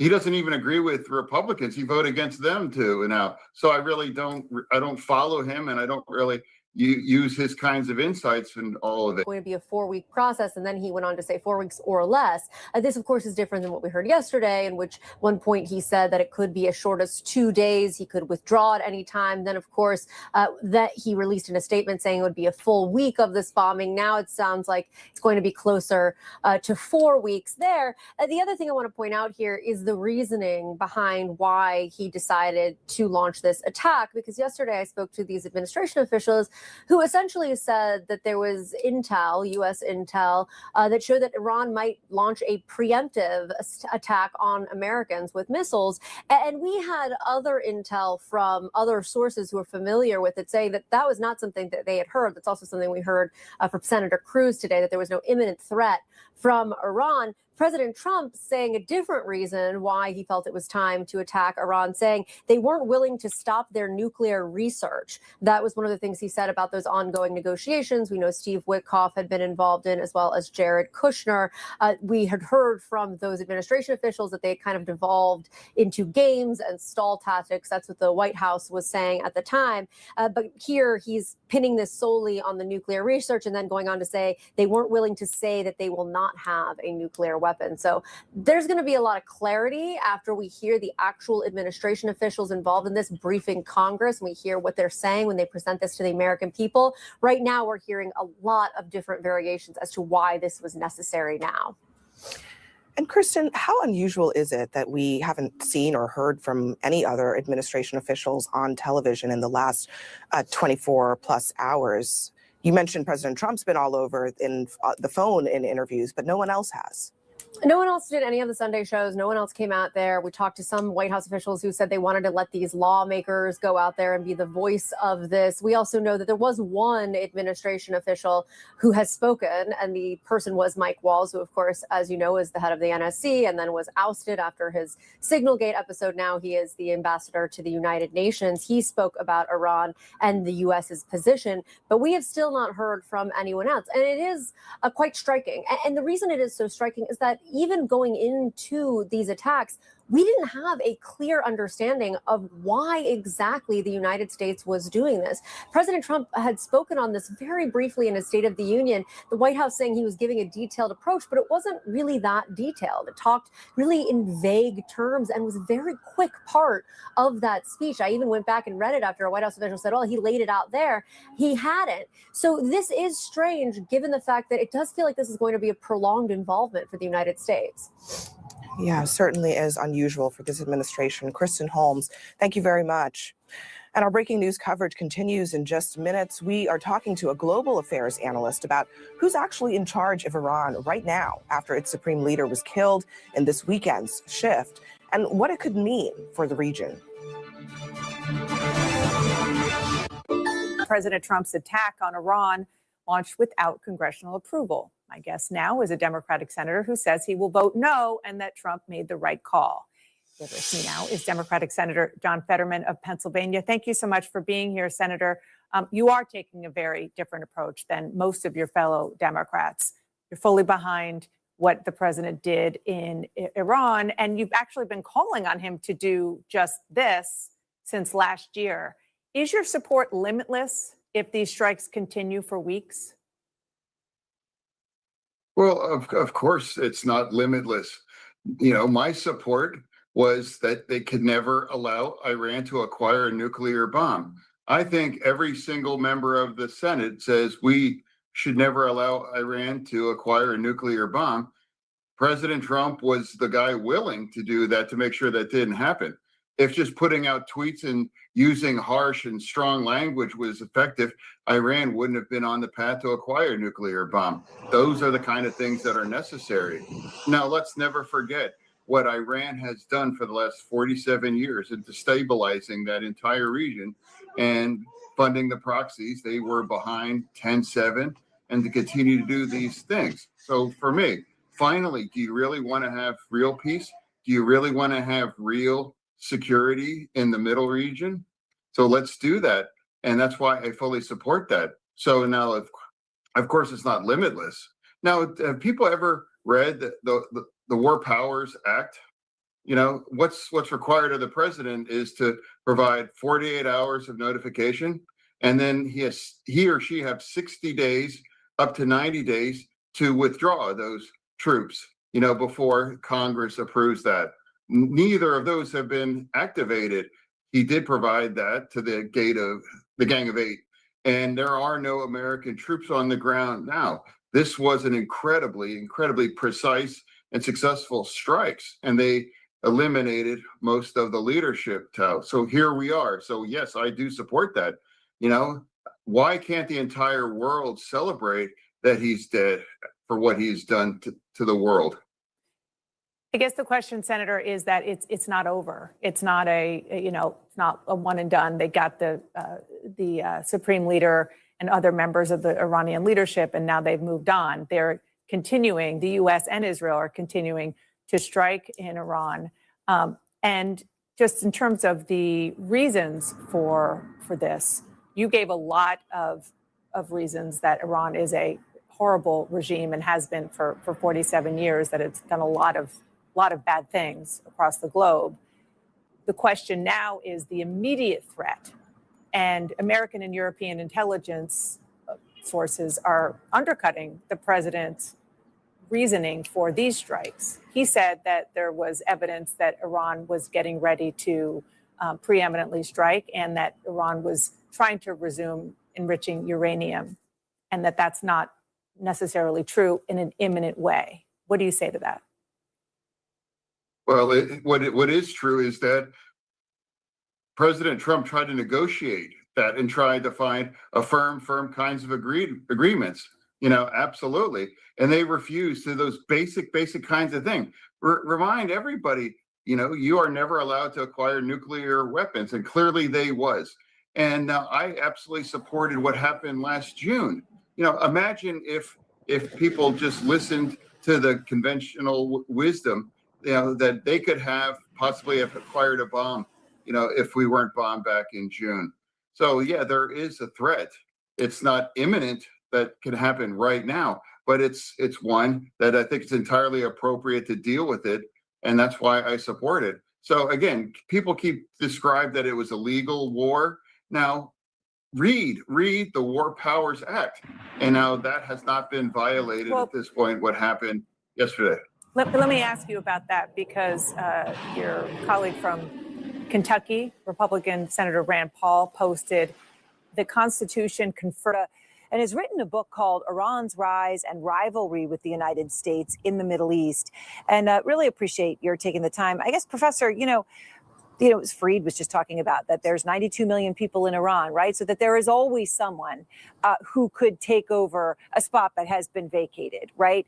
But another way of looking at that is just the incredible depth and size and power of the nation. And that for 92 million people, life has forever changed. It's been since 1981 that the Ayatollah Khamenei has been president or supreme leader of Iran. You left Tehran for the United States in the 1960s as a teenager. Then came the revolution in 1979, and you couldn't go back. So now here you are at this point in your life watching this happen. How does it feel? Thank you for having me on your show. It feels very strange because to be honest with you, I am very worried about the future of the country because we are going through perhaps the most volatile and the most dangerous period since the Islamic Revolution of 1979. We have this war with the United States, the greatest military power in the world, with Israel, the greatest military power in the Middle East, and then at the same time, the leader of Iran, who had ruled Iran for 37 long years, has been killed. And therefore, now there is not only we have a crisis in terms of Iran's military confrontation with two great powers, there is also internal turmoil as the country has to decide who is going to replace Ayatollah Khamenei. Moreover, there are a number of people who operate outside the governing elite in Iran, some of them inside the country and some outside of the country, who now see the opportunity to try to shape the future of the Islamic Republic. Adding to all of this is that we have the US, who seems to have a short-term plan to force Iran to come to the negotiating table. We have Israel that has a longer plan, because the Israeli plan seems to be to really degrade Iranian military capabilities. And then we have the policy or the strategy of Iran, which wants to make this war as long as possible, to make it as costly on the United States as possible. So President Trump, I mean, and I don't know whether you think it's an oversimplification, but there has, sort of been initially, the feeling that was put out there was the U.S. and Israel will take out the supreme leader and then leave the rest to the Iranian people. That this sort of the runway has been cleared for the Iranian people to rise up and take over and ride into the sunset. And I'm obviously oversimplifying, but that's the feeling out there for some. New Yorker columnist Robin Wright was reacting to Trump's comments on CNN last night when he talked about the Iranian people now taking over for themselves. Here's some of what she said. The Iranians have many young Nelson Mandelas, but they don't have the kind of African National Congress you had in South Africa that had years to form an infrastructure, to define what the alternative to apartheid might look like, and who would be its leadership. And Iran doesn't have any of that. So I remember being in Iran for the election of President Rouhani and seeing, the way they would open up mosques for voting, right? That there was a voting process, but it was completely controlled, right? Completely controlled by the regime. Do opposition leaders in Iran right now have any sort of an infrastructure or a path to power? Well, the academic literature is very clear that air power alone is not going to overthrow a well-fortified revolutionary regime like the Islamic Republic. You need to have people inside the country who have weapons, who have financial support, and above all, who are organized. At this time, to be honest with you, I do not see anyone with the capability to immediately take over the government. However, as I said, there are contenders outside of Iran and inside Iran who believe they can actually change the regime. At this time, it seems to me the odds are against those who want to immediately overthrow the Islamic Republic, because as I have said numerously and I have written about it, the Islamic Republic has proven in the past 48 years that it is not a government that is good at economic prosperity, in bringing economic prosperity, in governing, but it is an extremely effective government for suppressing people and for survival. And the idea in Tehran The idea that is unifying everybody who has one way or another worked with the Islamic Republic is that we have entered an existential moment, precisely because the President of the United States has called for the overthrow of the Islamic Republic. So it's going to be tough.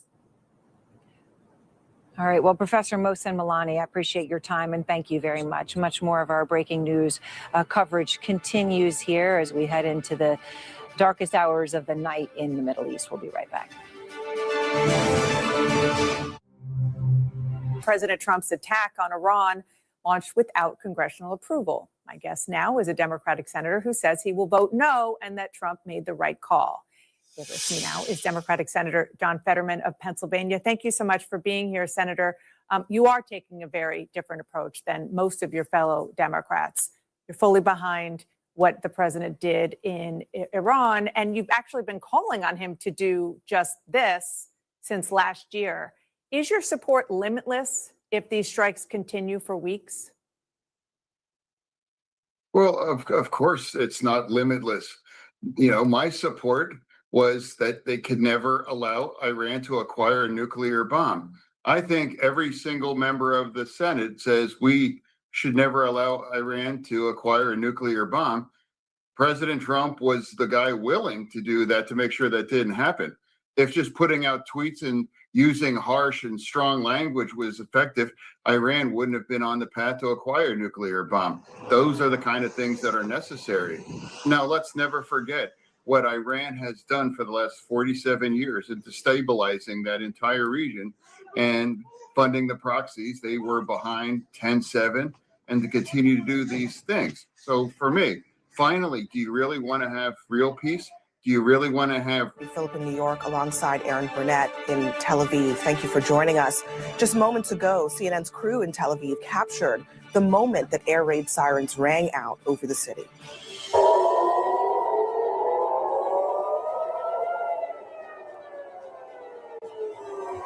CNN's Jerusalem correspondent Jeremy Diamond reported that multiple rounds of incoming Iranian ballistic missiles came in the last hour, and Israel and Iran both launching new attacks today. The IDF says that a short time ago, its air force is now flying almost freely over Tehran.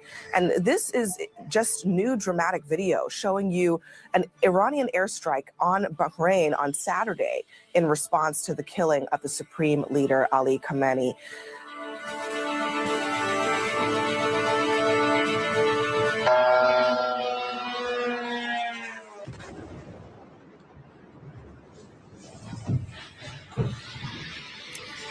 Now, this is coming today as we just learned of the first American casualties in President Trump's conflict with Iran.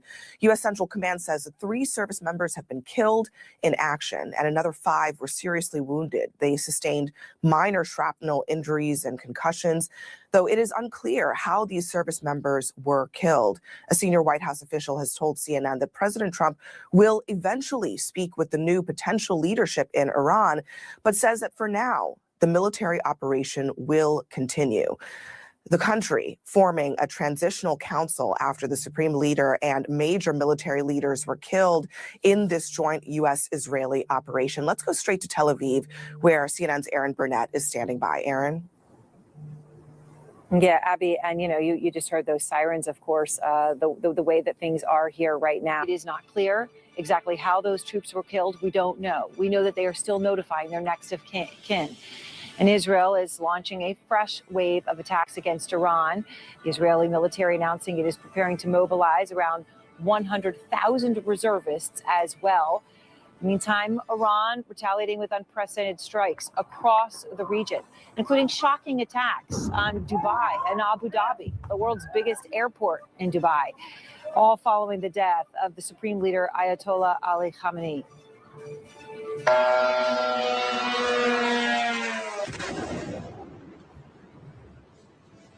A senior White House official tells CNN, and this is very interesting, that President Donald Trump will eventually speak with new leadership in Iran. course, we don't know what that leadership is or what it entails at this point, but that is perhaps why the White House says that the military operation for now will continue, quote unquote, unabated. Meanwhile, the Iranian foreign minister is speaking out, posting on social media, quote, "It was Mr. Trump yet again who ultimately ordered bombing of the negotiating table."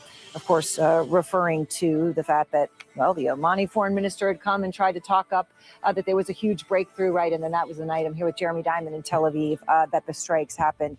So, Jeremy, as we are seeing this unprecedented moment, right? A moment that none of us have experienced in our lifetimes. Israel taking out a leader the way it has with Iran has never happened.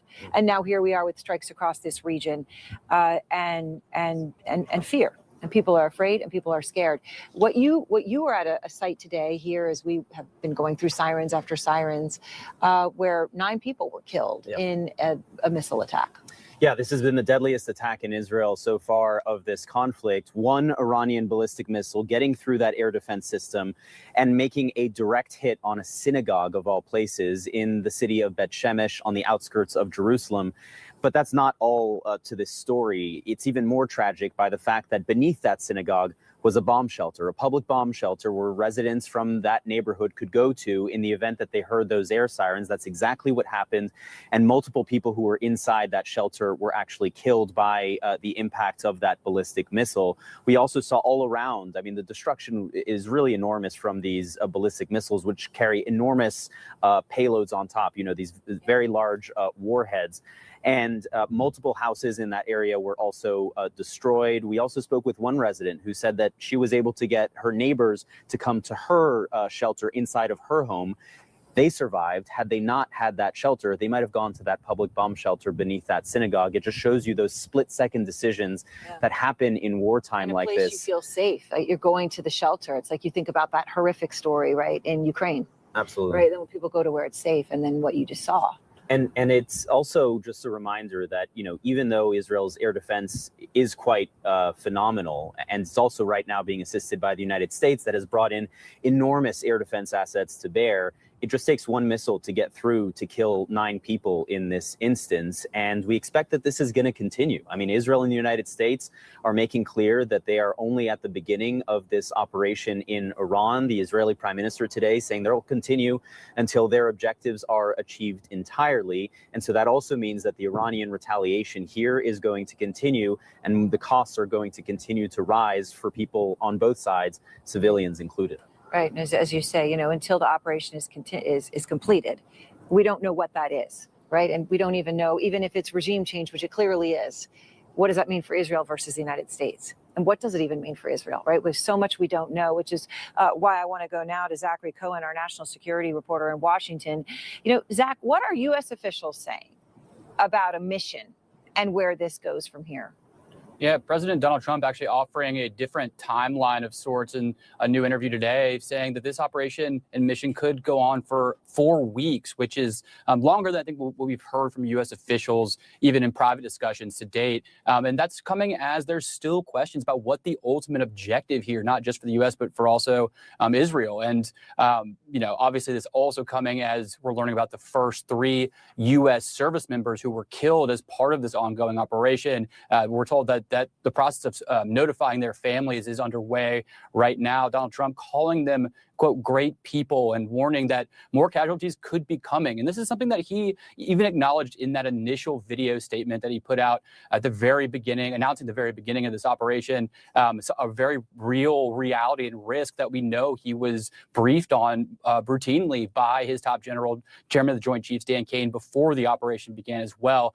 So again, these questions about what the ultimate goal here, especially on the U.S. side, still are lingering. And we're hearing from some Republican lawmakers today who have offered some interesting commentary about what the goal is. We've heard from Donald Trump that part of his objective is to prevent Iran from ever obtaining a nuclear weapon. But one of his closest allies in Congress, Senator Ted Cruz, a Republican from Texas, saying this today, raising questions about how far away Iran was from obtaining such a weapon. I don't have present day intelligence on what progress they had made towards rebuilding nuclear weapons since we bombed their facilities. I have no indication that they were anywhere close to getting nuclear weapons because our bombing was devastating. So we've also heard President Trump say that Iran's ballistic missile program posed an imminent threat to the U.S., and that is part of the justification for this U.S. involvement in this operation. Of course, we've reported that U.S. intelligence did not really corroborate that statement from the president. And lastly, President Trump has alluded to this desire for the Iranian people to rise up and take control of their government now that several key regime figures have been eliminated. Again, U.S. intelligence and U.S. officials have repeatedly told me that the U.S. does not have a clear picture of what would come next if a regime change operation was successfully carried out. And I think those questions still remain to this day. All right, Zachary Cohen, thank you very much. And I'm here with Nick Payton-Walsh. And Nick, you know, whatever their expectation may have been about what would happen when they did this, the United States and Israel, right? They killed the supreme leader. Was there some expectation that there would be an immediate uprising in the streets of celebration? There was in some places, but that this, you know, this groundswell of this is our moment, right? And the reports that, you know, that the Israelis had tried to alert members of the military and the IRGC that this is your chance to defect and this is your chance to come up.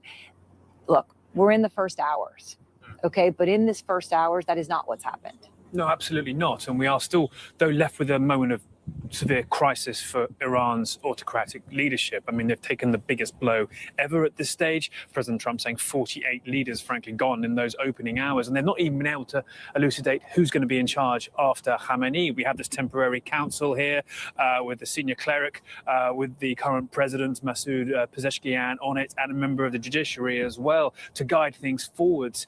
President Trump has said he kind of thinks he knows who is in charge, who he might potentially talk to at some particular point, but there is this vacuum here, certainly. And I think that is also somewhat undermined by the fact we have not seen a mass popular uprising or some sort of sense of that big groundswell of change that many hoped or felt might follow here. Certainly President Trump felt might particularly follow. And we had this curious comment by the Iranian foreign minister, Mr. Araghchi, who basically said something on the lines of how Iran's military are acting independently on previously given Yes, it was a very odd thing, sort of that the individual units, I'm paraphrasing here, but are making the decisions. It was sort of in the context of Oman, we're sorry, we didn't mean to hit you. Well, because individual units are making decisions on where they're going to strike, which sounds kind of terrifying. Yes, right? it does. Particularly if you're seeing the extraordinary, massive retaliation by Iran across the region against neighbors, countries that have not always been an aggressor, where they're seeing their shopping malls being hit by drones. I mean, that has been utterly startling. He used the phrase decentralized mosaic defense, which sounds like quite a euphemistic way of saying we told people what to do before this happened, and now they're just getting on with it. Now they're just off doing it. They're just getting on with it. Now, that is, I think, a real moment potentially where we see the weakness of the Iranian government here, because they can't get that military totally under their control. Then how do they slow things down? And that, right. And then, of course, the IRGC, which we know as a military, you know, is so strong and entrenched and deep. But then I asked, because you and I are both sitting here tonight, it took us a long time to get here, okay, because we came via land border, via Sinai. Okay, that's just Israel. But there isn't anywhere else you can fly into either. The entire region shut down. So when Donald Trump comes out and says, President of the United States, to the Daily Mail, which is an interesting interview, to say 4 weeks possibly. Now, I know that could change on a dime, but if you're the world's biggest airport and the financial capital of this region, and some of your biggest buildings that the world sees as, you know, cities on a hill were on fire today because of drones and missiles, and you're saying, wait, 4 weeks? I would be surprised if we saw 4 weeks of this, to be honest, not just because of the economic huge turmoil you're talking about here, but because the Iranians clearly don't have 4 weeks worth of retaliation in them. They don't have a leadership at this point. They were weak before this happened. Suddenly getting attacked and retaliating like this with the majority, you must think of their arsenal by now. They're not suddenly massively strong again. Maybe Trump means what he says, or maybe he's purposely putting out such a clock. He's just saying we can go as long as you need.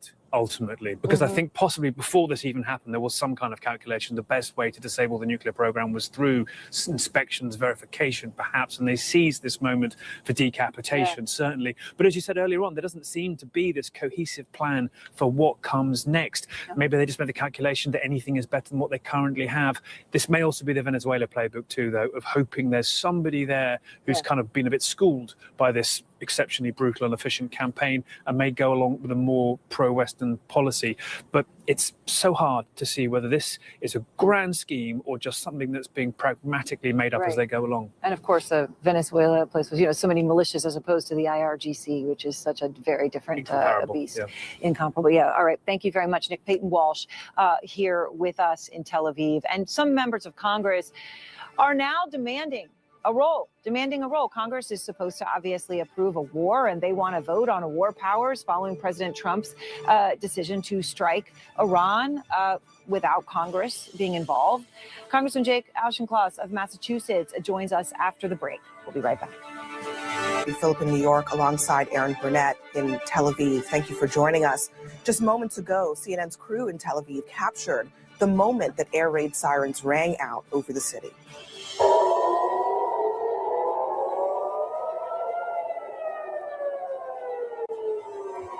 CNN's Jerusalem correspondent Jeremy Diamond reported that multiple rounds of incoming Iranian ballistic missiles came in the last hour, and Israel and Iran both launching new attacks today.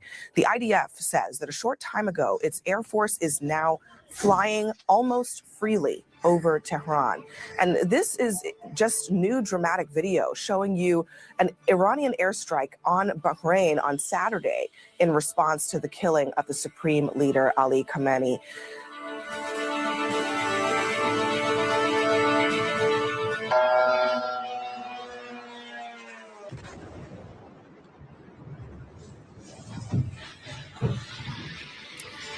Now, this is coming today as we just learned of the first American casualties in President Trump's conflict with Iran. U.S. Central Command says that 3 service members have been killed in action and another 5 were seriously wounded. They sustained minor shrapnel injuries and concussions, though it is unclear how these service members were killed. A senior White House official has told CNN that President Trump will eventually speak with the new potential leadership in Iran, but says that for now, the military operation will continue. The country forming a transitional council after the supreme leader and major military leaders were killed in this joint U.S.-Israeli operation. Let's go straight to Tel Aviv, where CNN's Aaron Burnett is standing by. Aaron? Yeah, Abby, and you just heard those sirens, of course, the way that things are here right now in this war that is affecting this entire region now in an unprecedented and stunning way. We are still waiting on more details about the 3 U.S. service members killed in action and the 5 others, Abby, that you mentioned who are seriously wounded in terms of what happened and where. U.S. Central Command says right now that they're waiting until 24 hours after next of kin for those soldiers is notified to release additional information. An incredible moment to think about, right? That just days ago, this was something many would think was impossible. And now here we are. Americans have died in action in this war. For more on what we do know, CNN Chief International Correspondent Clarissa Ward joins us from Erbil, Iraq. And our Jerusalem correspondent Jeremy Diamond is here in Tel Aviv and covering the story from here with us. So, Clarissa, what is the latest that we understand about these U.S. service members as these details are just starting to come in? So, Aaron, I just want to talk, if you will allow me, because we have just been hearing another series of booms coming from that direction. That's the same direction where we heard explosions earlier in the evening. We then could also hear small arms fire. That's an indication potentially that it was some type of a drone attack, people trying to shoot down those drones. And it was coming from the direction of the Erbil airport. Now, earlier this evening, just an hour ago, when there was another series of explosions at the airport, we actually drove right close to try to get a better look and get a sense of what was going on. Take a look at what we saw, please. Erbil Airport, which is one of the very few places in Iraq where you can still find U.S. service members. There appears to be some kind or have been some kind of a direct impact there. Unclear what the cause of it was, potentially rockets. We have seen a big uptick in the last few hours with not just Iran striking Iraqi Kurdistan and here in Erbil, but also Iran-backed militias inside Iraq, which have significantly escalated their attacks. You can smell that very distinctive, smoky, kind of cordite smell.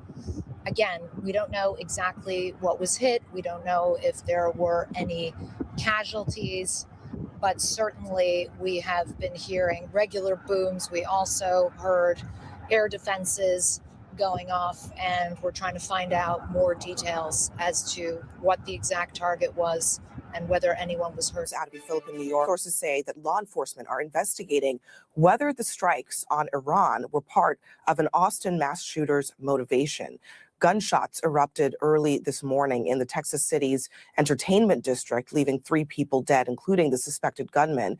14 other people were injured. Rafael Romo has been following this story very closely, along with Chief Law Enforcement and Intelligence Analyst John Miller. Rafael, I'll start with you. Walk us through what we know about this shooter and what might have motivated him. Hi, Abby. Well, officials are still trying to get all the facts in the shooting, but the FBI said earlier today there are indications it might be linked to terrorism. And this just in, Abby, we are getting live pictures of authorities in Pflugerville, Texas, at what is believed to be the suspect's home. We know ATF agents and others are there, and we're just now getting more details on what happened. 2 law enforcement officials briefed on the attack told CNN the suspect had a shirt with an Iranian flag design. The officials also said that law enforcement is investigating a series of factors, including whether the suspect may have been motivated by the attacks on Iran. Though officials cautioned that it was too early to draw any conclusions. The deadly mass shooting began just before 2 in the morning in Austin's entertainment districts, as you previously mentioned. According to officials, the gunman killed 2 people and wounded 14 others before being shot and killed by officers. According to a law enforcement official familiar with the investigation, the suspected gunman was originally from Senegal and appears to have arrived in the United States in the early 2000s, settling in New York. It's not clear when he arrived in Texas, but did have multiple addresses in the state, according to the same officials. Alex Doran, the acting special agent in charge for the FBI in San Antonio, said a digital forensics team and others have joined the investigation with the Austin Police Department. As for a motive, this is what he had to say. Obviously, it's still way too early in the process to determine an exact motivation, but there were indicators that on the subject and in his vehicle that indicate potential nexus to terrorism. Again, it's still too early to make a determination on that. That's why we are investigating it very closely with our partners with Austin Police Department. And finally, Abby, officials also told CNN that authorities are also reviewing past mental health encounters that the suspect had while living in Texas. That's what they said. Now back to you. All right, Rafael, thank you for that reporting. John Miller, I know you're very familiar with what might be going through the minds of the FBI and other investigators, especially after a major international event like this strike in Iran has happened. What do you think is going on here, and what are you hearing from your sources and connections?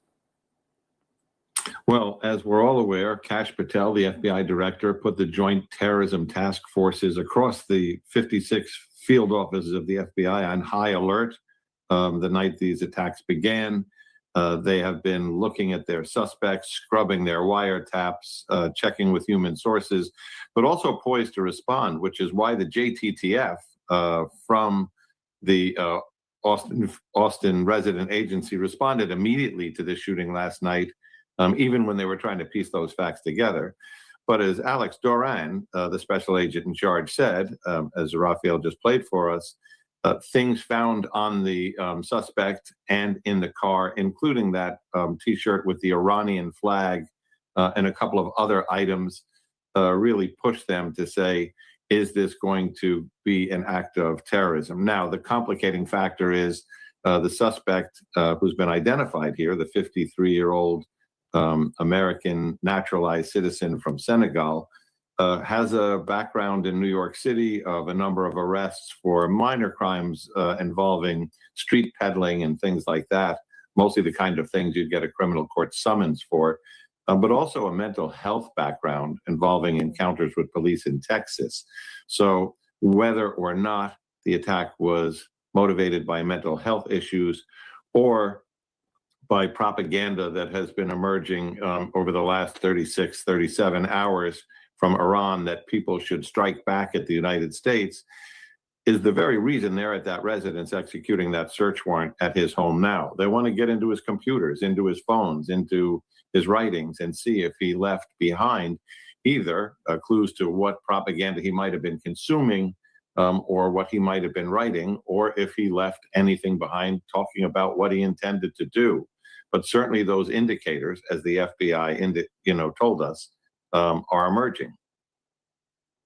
And this is exactly why major police departments all across the country are in high alert right now as a result of what we've been covering all weekend. John Miller, Rafael Romo, thank you both very much for that reporting.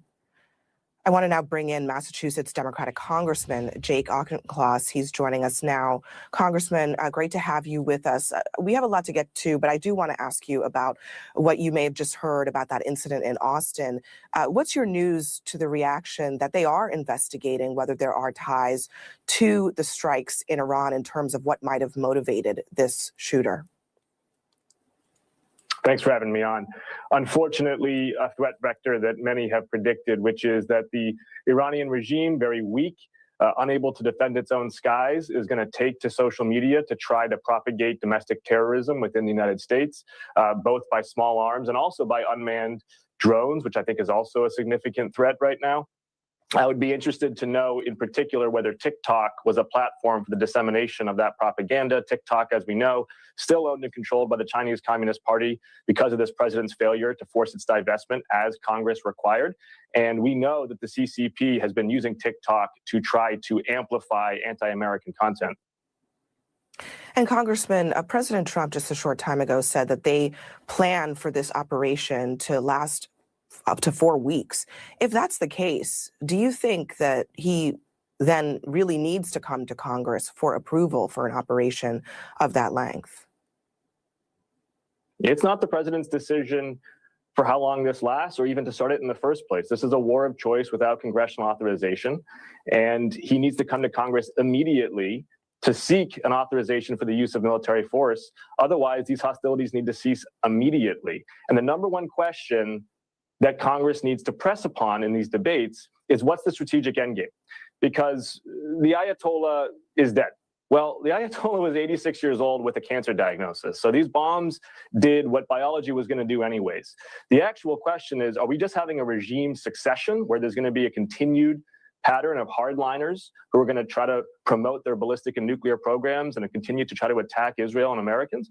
Or are we going to actually have a regime change where Iran is willing to rejoin the community of nations, accept that they're not going to have air supremacy in the region, accept that there has to be a policy of mutual non-interference where they cannot foment terrorism in Syria and Lebanon and beyond. Because if we don't have clarity about that strategic endgame, then the American public don't understand why their service members are being put in harm's way. Democrats right now, I understand they're planning to meet this afternoon, but your party seems to be somewhat divided. One of your colleagues on the Senate side, John Fetterman, has said publicly that he supports this operation. He also says he does not believe that it violates the War Powers Act. What's your response to him? I think the senator is on an island within the party about this not violating the War Powers Act. The vast majority of Democrats in Congress in both chambers are going to vote for this War Powers resolution that makes clear the president violated the law by not seeking an authorization for the use of military force. I do think that many Democrats understand, and I count myself among them, that Iran cannot be allowed to promote a nuclear or ballistic missile program. Iran cannot be funding proxy terror forces throughout the region. Iran cannot seek Israel's annihilation or continue to kill American troops. And America does need to ensure that whoever is leading Iran understands that if they're going to continue to try to kill Americans, Israelis, Saudis, then they're going to continue to be at risk themselves. I just messaged a good friend of mine, an Israeli, who is about my age. He's got a young family, and they're huddled in a bomb shelter right now with a newborn child, with several young daughters. And I asked him, what should the world know about how you're feeling? And he said two things. First, morale is high. They're exhausted and worse, but they know they're in it to win it. And number two, that they feel a sense of solidarity, not just with Americans who are supporting them, but also with Saudis and Emiratis who are going through the same thing. And I think the Iranian regime needs to understand that sense of we're in it to win it and there's solidarity. The world is not going to accept this terror regime continuing to operate. So with that in mind, the president has said that the Iranian people should rise up. But what do you realistically see as the future of Iranian leadership after this military phase of the campaign is over? Abby, I can tell you with high degree of confidence that there is nobody in the United States government, not the intelligence services, not the Department of War, not in Congress, who has any degree of certainty about who is going to succeed the Ayatollah in the medium term. And that's an issue because the greatest leverage that the United States has is not in killing the Ayatollah. As I said, the guy was 86. The greatest leverage is in empowering the Iranian people to self-determine and in placing a moderate who actually seeks what's best for the Iranian people, not the annihilation of other nations.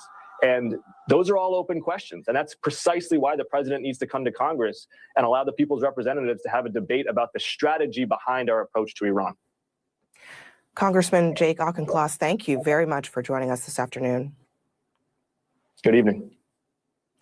We've got a lot more of our breaking news coverage of the U.S.-Israeli strikes on Iran ahead, including you're in the newsroom. We'll be right back. Philip in New York alongside Aaron Burnett in Tel Aviv. Thank you for joining us.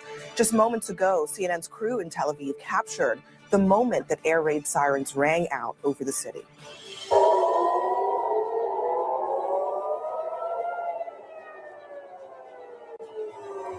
CNN's Jerusalem correspondent Jeremy Diamond reported that multiple rounds of incoming Iranian ballistic missiles came in the last hour, and Israel and Iran both launching new attacks today. The IDF says that a short time ago, its air force is now flying almost freely over Tehran. And this is just new dramatic video showing you an Iranian airstrike on Bahrain on Saturday in response to the killing of the supreme leader Ali Khamenei.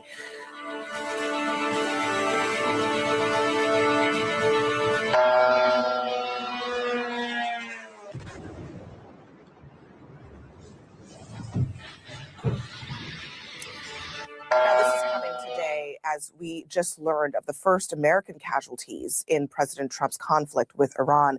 U.S. Central Command says that 3 service members have been killed in action and another 5 were seriously wounded. They sustained minor shrapnel injuries and concussions, though it is unclear how these service members were killed. A senior White House official has told CNN that President Trump will eventually speak with the new potential leadership in Iran, but says that for now, the military operation will continue. The country forming a transitional council after the supreme leader and major military leaders were killed in this joint U.S.-Israeli operation. Let's go straight to Tel Aviv, where CNN's Aaron Burnett is standing by. Aaron? Yeah, Abby, and you just heard those sirens, of course, the way that things are here right now in this war that is affecting this entire region now in an unprecedented and stunning way. We are still waiting on more details about the 3 U.S. service members killed in action and the 5 others, Abby, that you mentioned who are seriously wounded in terms of what happened and where. U.S. Central Command says right now that they're waiting until 24 hours after next of kin for those soldiers is notified to release additional information. An incredible moment to think about, right? That just days ago, this was something many would think was impossible. And now here we are. Americans have died in action in this war. For more on what we do know, CNN Chief International Correspondent Clarissa Ward joins us from Erbil, Iraq. And our Jerusalem correspondent Jeremy Diamond is here in Tel Aviv and covering the story from here with us. So, Clarissa, what is the latest that we understand about these U.S. service members as these details are just starting to come in? So, Aaron, I just want to talk, if you will allow me, because we have just been hearing another series of booms coming from that direction. That's the same direction where we heard explosions earlier in the evening. We then could also hear small arms fire. That's an indication potentially that it was some type of a drone attack, people trying to shoot down those drones, and it was coming from the direction of the Erbil airport. Now, earlier this evening, just an hour ago, when there was another series of explosions at the airport, we actually drove right close to try to get a better look and get a sense of what was going on. Take a look at what we saw, please. Erbil Airport, which is one of the very few places in Iraq where you can still find U.S. service members. There appears to be some kind, or have been some kind of a direct impact there. Unclear what the cause of it was, potentially rockets. We have seen a big uptick in the last few hours with not just Iran striking Iraqi Kurdistan and here in Erbil, but also Iran-backed militias inside Iraq, which have significantly escalated their attacks. You can smell that very distinctive, smoky kind of cordite smell. Again, we don't know exactly what was hit. We don't know if there were any and we'll listen to it in full. Here's the president. Over the past 36 hours, the United States and its partners have launched Operation Epic Fury, one of the largest, most complex, most overwhelming military offensives the world has ever seen. Nobody's seen anything like it. We have hit hundreds of targets in Iran, including Revolutionary Guard facilities, Iranian air defense systems. Just now was announced that we knocked out 9 ships plus their naval building, all in a matter of literally minutes. Iran's formerly supreme leader, Ayatollah Khamenei, is dead.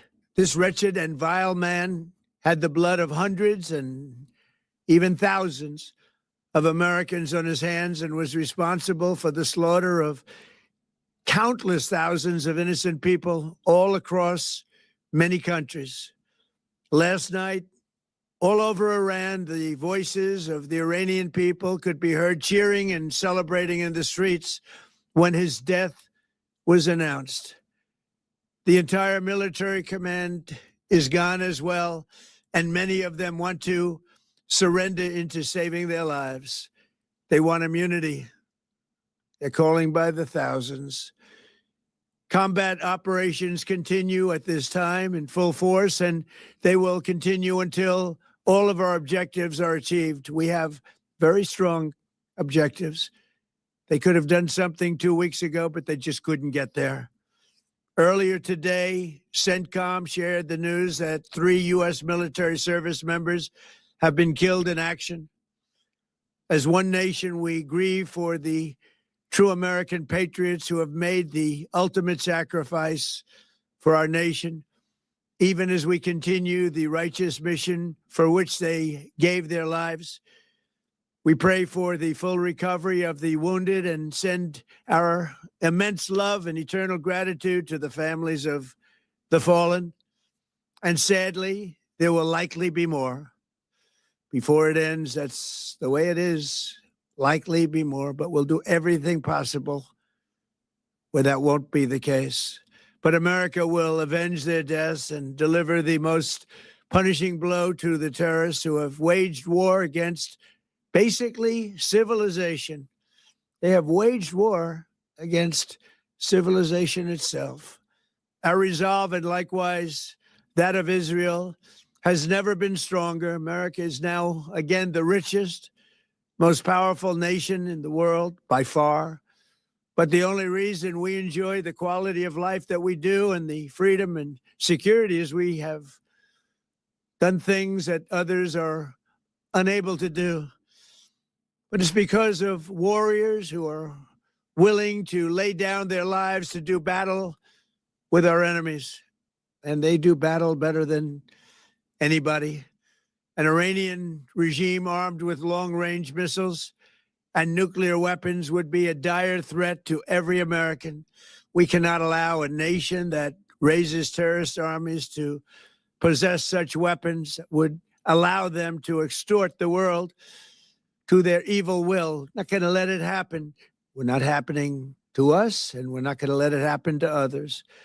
The United States has the strongest military the world has ever seen. I rebuilt our military in my first term. There's never been a military like we possess. And frankly, there's nobody even close, but we are now using that military for good. We want to have it for good purpose. We're undertaking this massive operation not merely to ensure security for our own time and place, but for our children and their children, just as our ancestors have done for us many, many years ago. This is the duty and the burden of a free people. These actions are right, and they are necessary to ensure that Americans will never have to face a radical, bloodthirsty terrorist regime armed with nuclear weapons and lots of threats. For almost 50 years, these wicked extremists have been attacking the United States while chanting the slogan, "Death to America," or "Death to Israel," or both. They are the world's #1 state sponsor of terror. We are the world's greatest and most powerful nation, so we can do something about what they do. These intolerable threats will not continue any longer. I once again urge the Revolutionary Guard, the Iranian military, police, to lay down your arms and receive full immunity or face certain death. It will be certain death. Won't be pretty. I call upon all Iranian patriots who yearn for freedom to seize this moment, to be brave, be bold, be heroic, and take back your country. America is with you. I made a promise to you, and I fulfilled that promise. The rest will be up to you, but we'll be there to help. Thank you. God bless you to our incredible warriors, and God bless the United States of America. Thank you.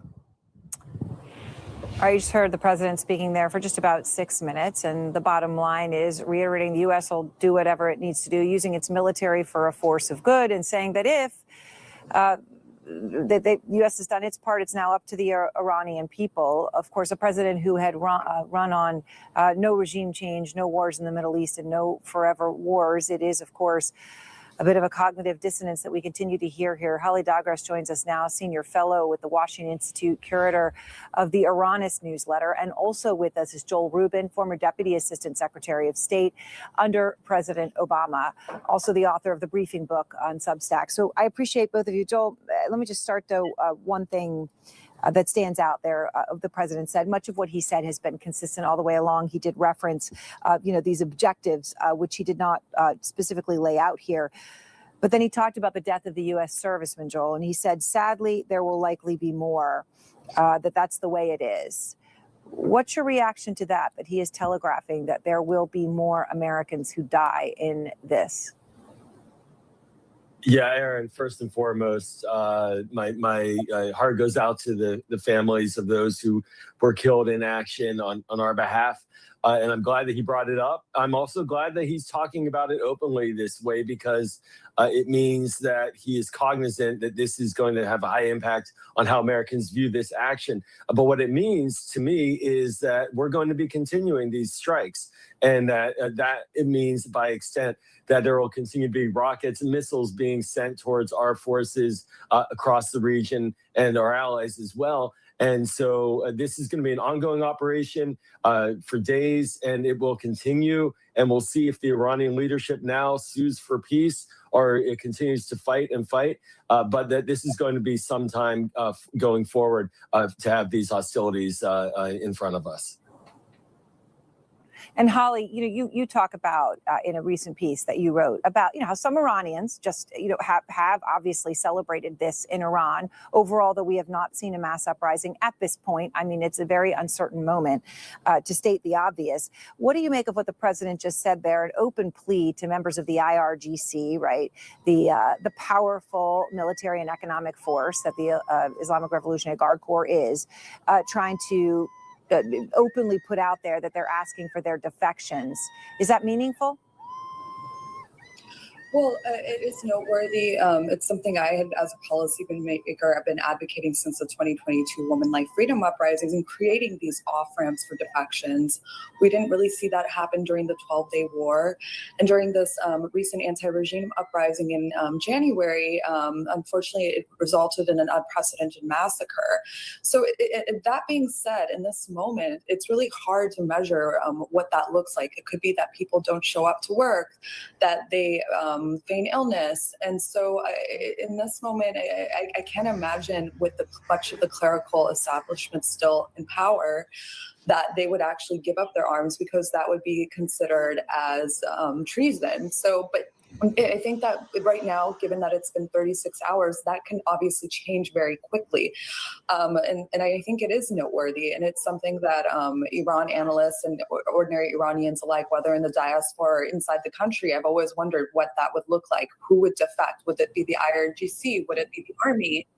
But again, some of these characters are ideological and would rather be, quote unquote, martyred than actually give up their arms. But I think we have to wait and see in the days and weeks to come if this continues.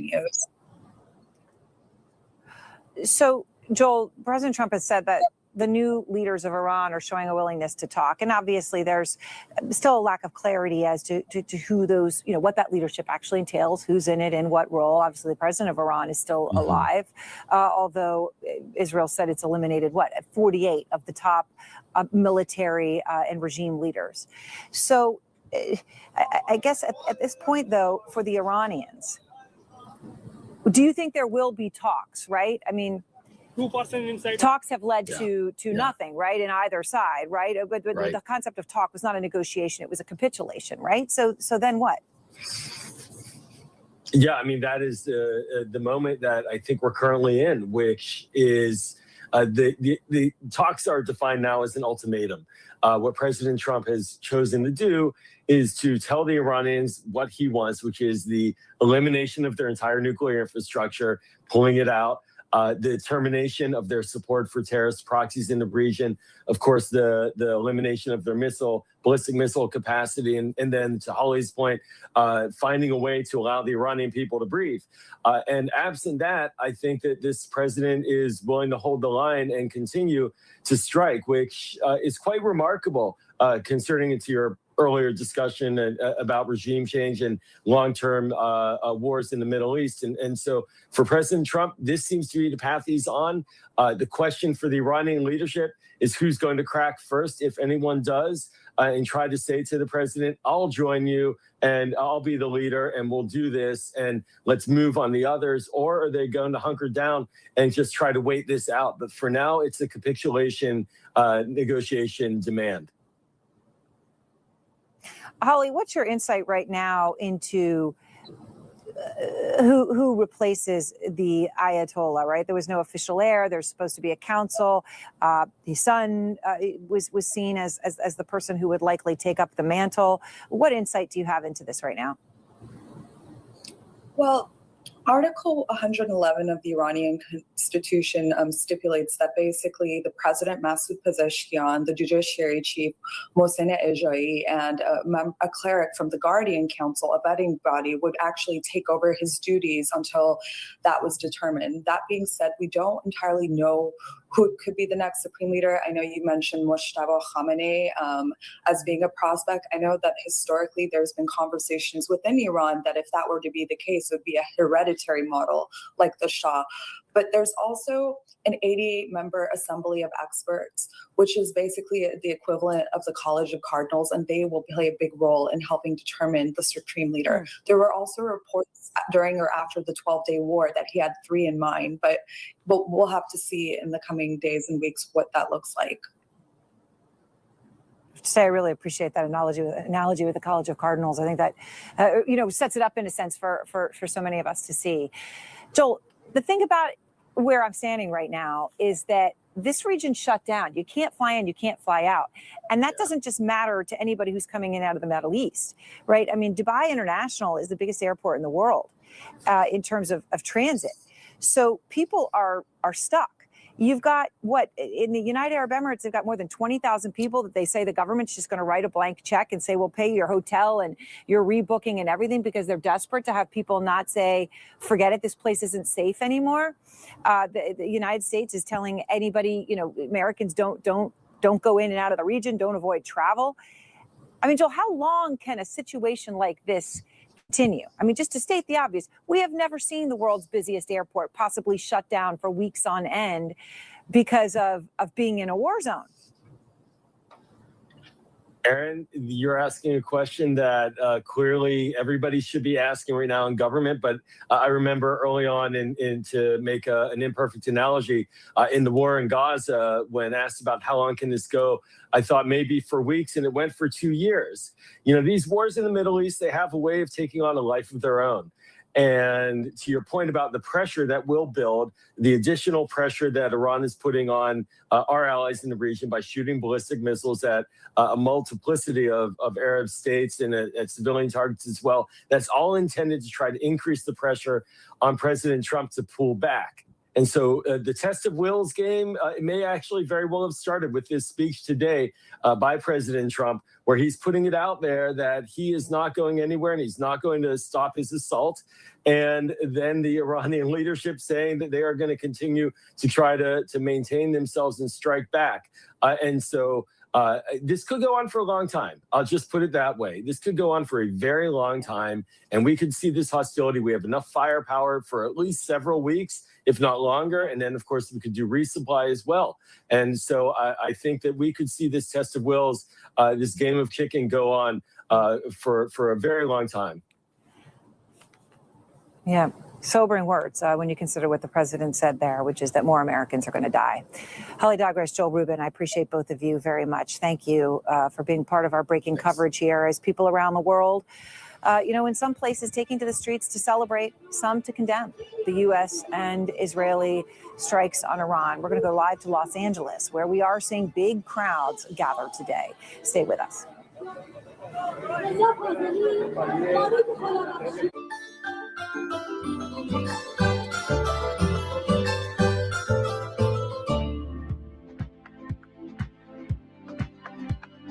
Philip in New York alongside Aaron Burnett in Tel Aviv. Thank you for joining us. Just moments ago, CNN's crew in Tel Aviv captured the moment that air raid sirens rang out over the city.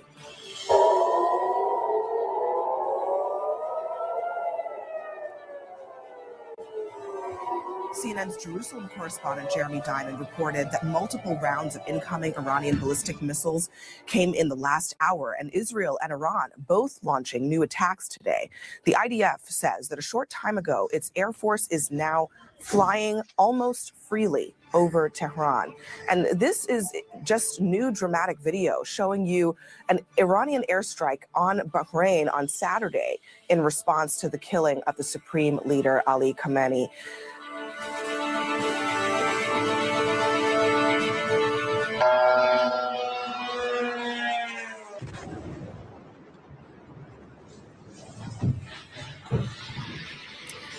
Now, this is coming today as we just learned of the first American casualties in President Trump's conflict with Iran. U.S. Central Command says that 3 service members have been killed in action and another 5 were seriously wounded. They sustained minor shrapnel injuries and concussions, though it is unclear how these service members were killed. A senior White House official has told CNN that President Trump will eventually speak with the new potential leadership in Iran, but says that for now, the military operation will continue. The country forming a transitional council after the supreme leader and major military leaders were killed in this joint U.S.-Israeli operation. Let's go straight to Tel Aviv, where CNN's Aaron Burnett is standing by. Aaron? Yeah, Abby, and you just heard those sirens, of course, the way that things are here right now in this war that is affecting this entire region now in an unprecedented and stunning way. We are still waiting on more details about the 3 U.S. service members killed in action and the 5 others, Abby, that you mentioned who are seriously wounded in terms of what happened and where. U.S. Central Command says right now that they're waiting until 24 hours after next of kin for those soldiers is notified to release additional information. An incredible moment to think about, right? That just days ago, this was something many would think was impossible. And now here we are. Americans have died in action in this war. For more on what we do know, CNN Chief International Correspondent Clarissa Ward joins us from Erbil, Iraq, and our Jerusalem correspondent Jeremy Diamond is here in Tel Aviv and covering the story from here with us. So, Clarissa, what is the latest that we understand about these U.S. service members as these details are just starting to come in? So, Aaron, I just want to talk, if you will allow me, because we have just been hearing another series of booms coming from that direction. That's the same direction where we heard explosions earlier in the evening. We then could also hear small arms fire. That's an indication potentially that it was some type of a drone attack, people trying to shoot down those drones. And it was coming from the direction of the Erbil airport. Now, earlier this evening, just an hour ago, when there was another series of explosions at the airport, we actually drove right close to try to get a better look and get a sense of what was going on. Take a look at what we saw, please. Erbil Airport, which is one of the very few places in Iraq where you can still find U.S. service members. There appears to be some kind, or have been some kind of a direct impact there. Unclear what the cause of it was, potentially rockets. We have seen a big uptick in the last few hours with not just Iran striking Iraqi Kurdistan and here in Erbil, but also Iran-backed militias inside Iraq, which have significantly escalated their attacks. You can smell that very distinctive, smoky kind of cordite smell. Again, we don't know exactly what was hit. We don't know if there were any casualties, but certainly we have been hearing regular boom or condemn the United States and Israel striking Iran.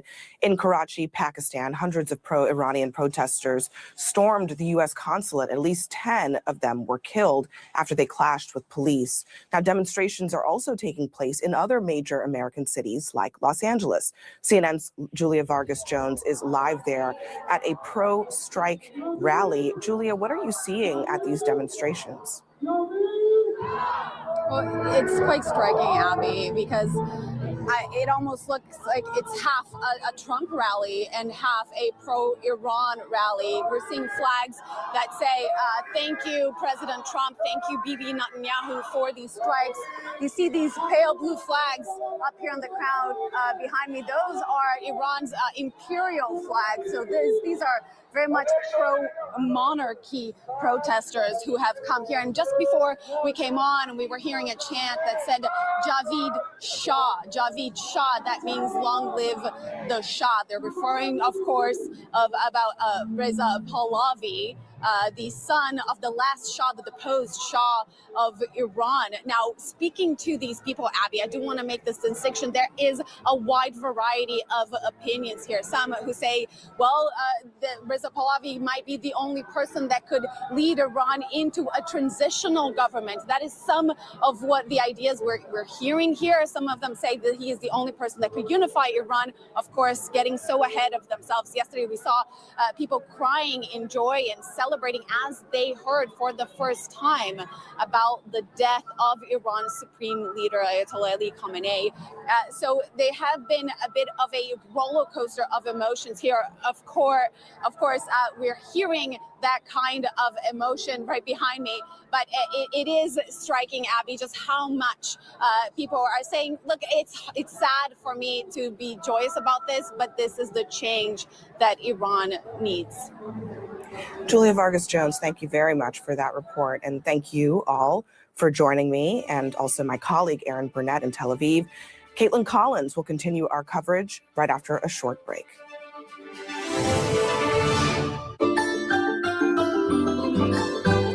Philip in New York alongside Aaron Burnett in Tel Aviv. Thank you for joining us. Just moments ago, CNN's crew in Tel Aviv captured the moment that air raid sirens rang out over the city.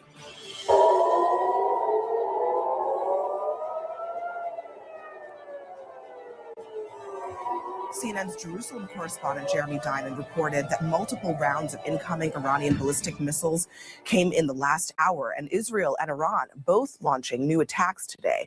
The IDF says that a short time ago, its air force is now flying almost freely over Tehran. And this is just new dramatic video showing you an Iranian airstrike on Bahrain on Saturday in response to the killing of the supreme leader Ali Khamenei.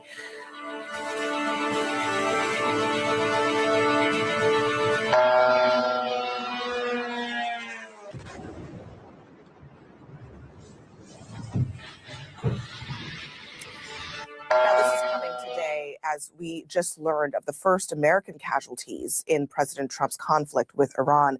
U.S. Central Command says that 3 service members have been killed in action and another 5 were seriously wounded. They sustained minor shrapnel injuries and concussions, though it is unclear how these service members were killed. A senior White House official has told CNN that President Trump will eventually speak with the new potential leadership in Iran, but says that for now, the military operation will continue.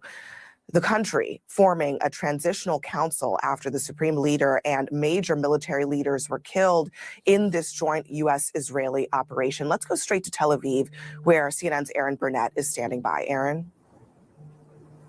Yeah, Abby, and you just heard those sirens, of course, the way that things are here right now in this war that is affecting this entire region now in an unprecedented and stunning way. We are still waiting on more details about the 3 U.S. service members killed in action and the 5 others, Abby, that you mentioned who are seriously wounded in terms of what happened and where. U.S. Central Command says right now that they're waiting until 24 hours after next of kin for those soldiers is notified to release additional information. An incredible moment to think about, right? That just days ago, this was something many would think was impossible. And now here we are. Americans have died in action in this war. For more on what we do know, CNN Chief International Correspondent Clarissa Ward joins us from Erbil, Iraq. And our Jerusalem correspondent Jeremy Diamond is here in Tel Aviv and covering the story from here with us. So, Clarissa, what is the latest that we understand about these U.S. service members as these details are just starting to come in?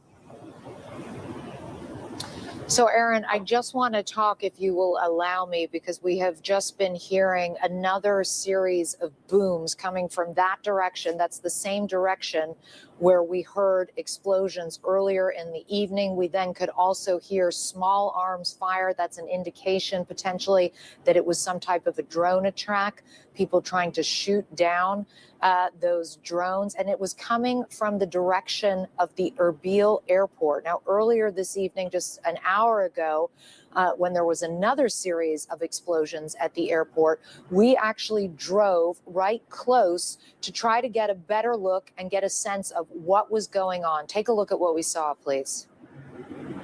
Erbil Airport, which is one of the very few places in Iraq where you can still find U.S. service members. There appears to be some kind or have been some kind of a direct impact there. Unclear what the cause of it was, potentially rockets. We have seen a big uptick in the last few hours with not just Iran striking Iraqi Kurdistan and here in Erbil, but also Iran-backed militias inside Iraq, which have significantly escalated their attacks. You can smell that very distinctive, smoky kind of cordite smell.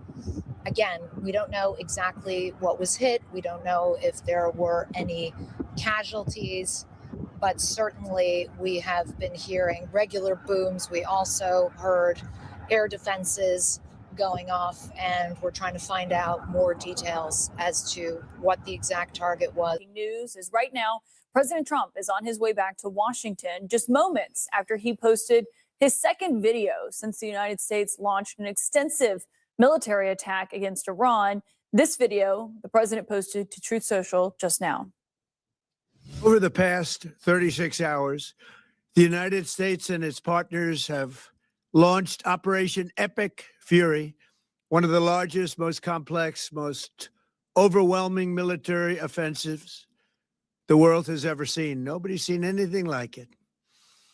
We have hit hundreds of targets in Iran, including Revolutionary Guard facilities, Iranian air defense systems. Just now was announced that we knocked out 9 ships plus their naval building, all in a matter of literally minutes.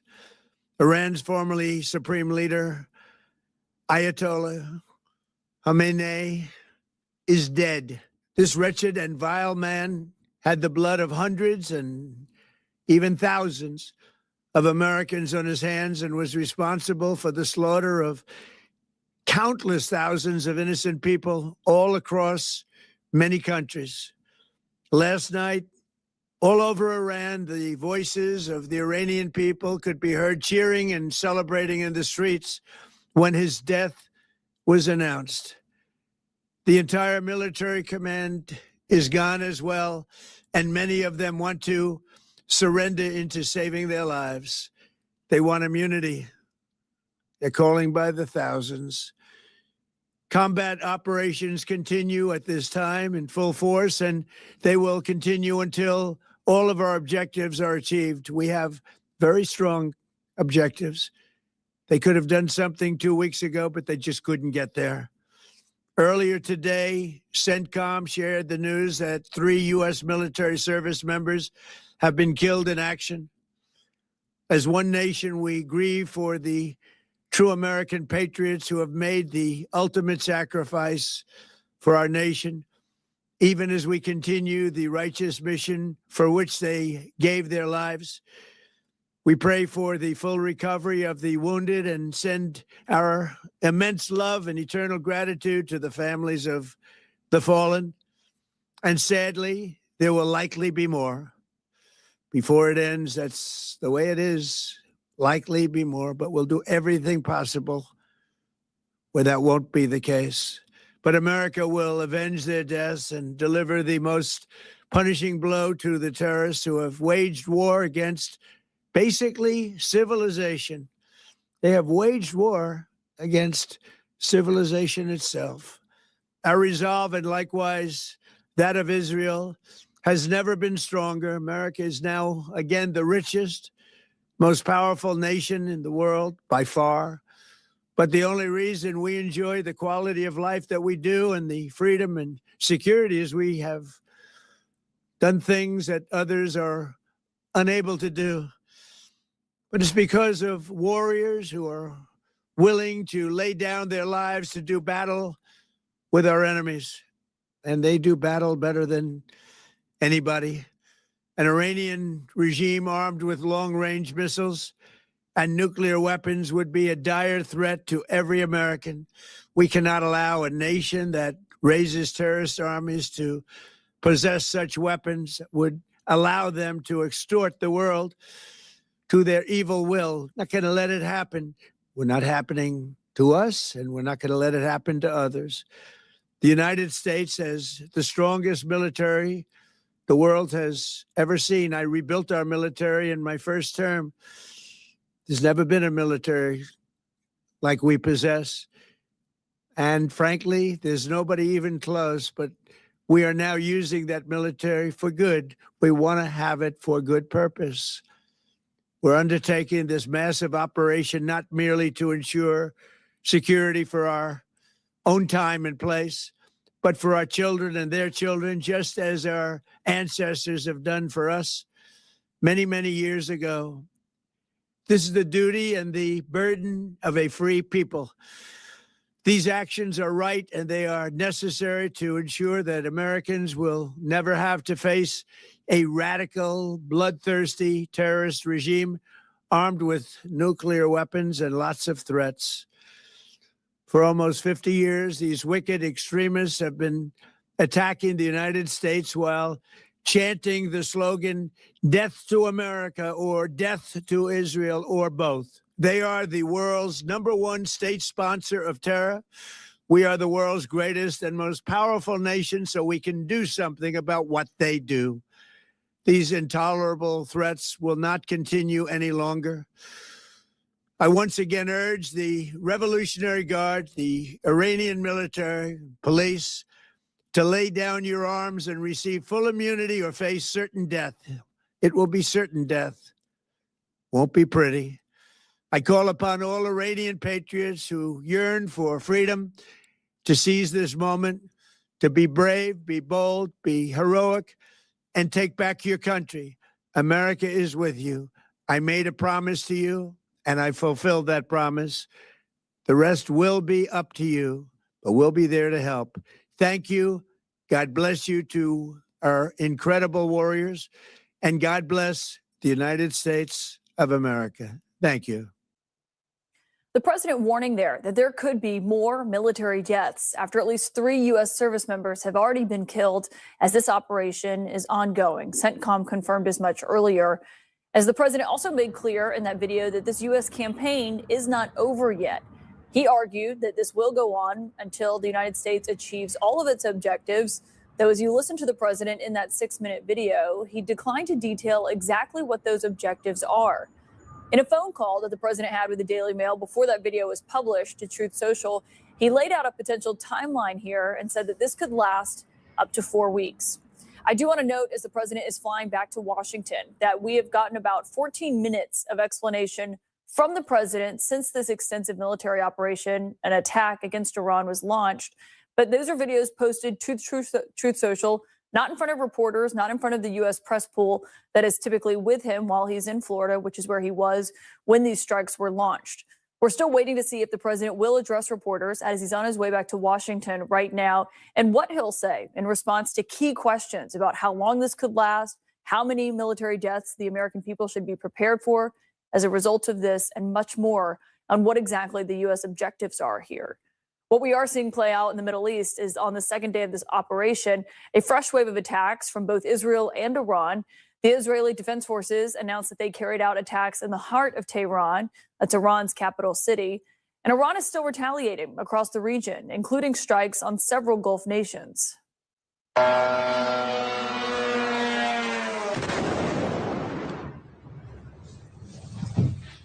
That's what was playing out in the skies of Bahrain as a top Iranian official tells CNN exclusively that the president, in their view, crossed a very dangerous red line, referring to the killing of Iran's supreme leader, as the president referenced there. They added that they believe Iran has no option but to respond. Joining me now is CNN's chief international correspondent, Nick Payton-Walsh. And obviously, Nick, we're watching all of this play out, and not just what's happening inside Iran and this extensive campaign by the United States and Israel, but how this is playing out and creating these shockwaves across the region that could have huge ramifications for the Middle East, period, going forward here. Yeah, look, I mean, it is utterly startling how at this moment of extraordinary weakness for Iran, Trump said, lacking 48 leaders killed in a matter of hours at the beginning of this American and Israeli onslaught here, that they are choosing to attack neighbors, regional powers like Saudi Arabia, Bahrain, Kuwait, the United Arab Emirates, with whom it has not traditionally had a long-term public quarrel, but has essentially here picked an entirely new fight, hitting civilian targets by mistake or by accident or error at some point.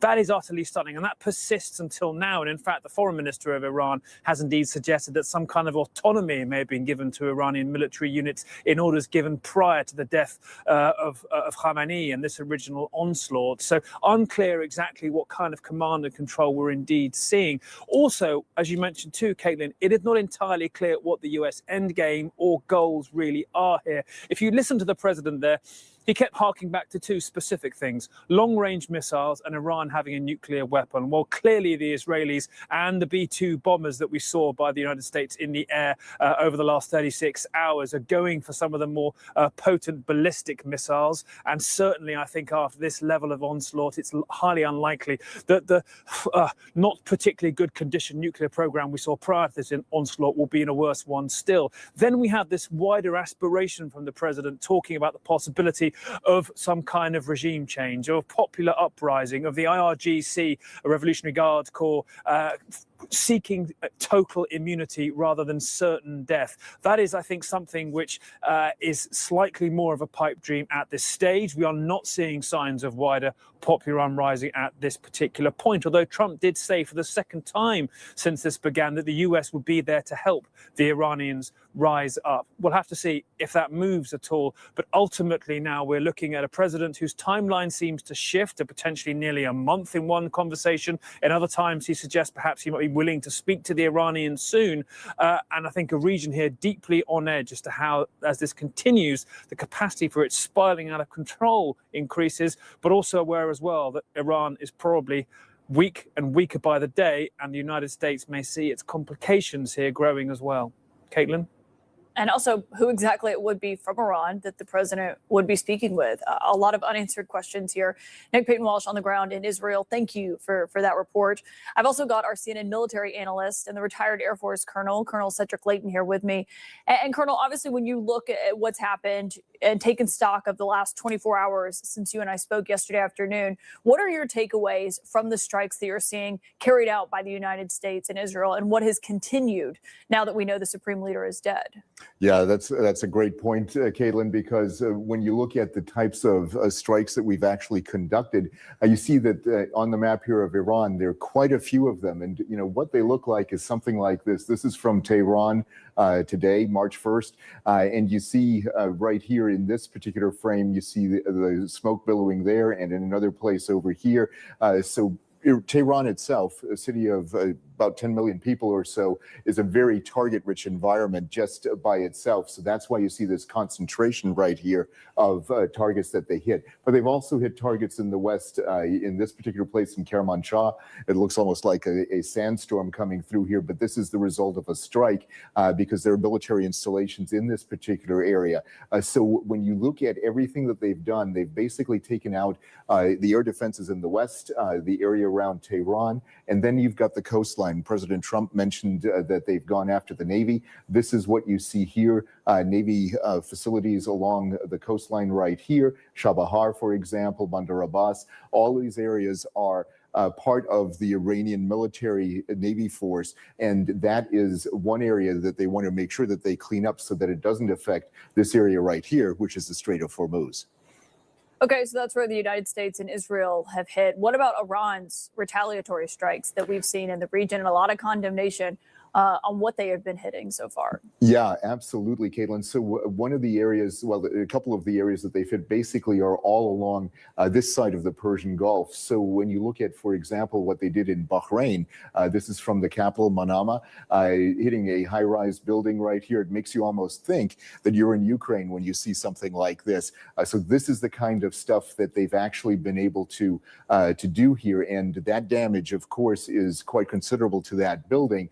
And of course, that can result in a lot of casualties, but not only in Bahrain, Qatar, the United Arab Emirates, all of these areas, as well as Saudi Arabia. They have been hit. Now, that is crucial because as a result, the Saudis are saying we are going to get ready to potentially attack Iran ourselves because of this. And then, of course, you have Jordan and Israel.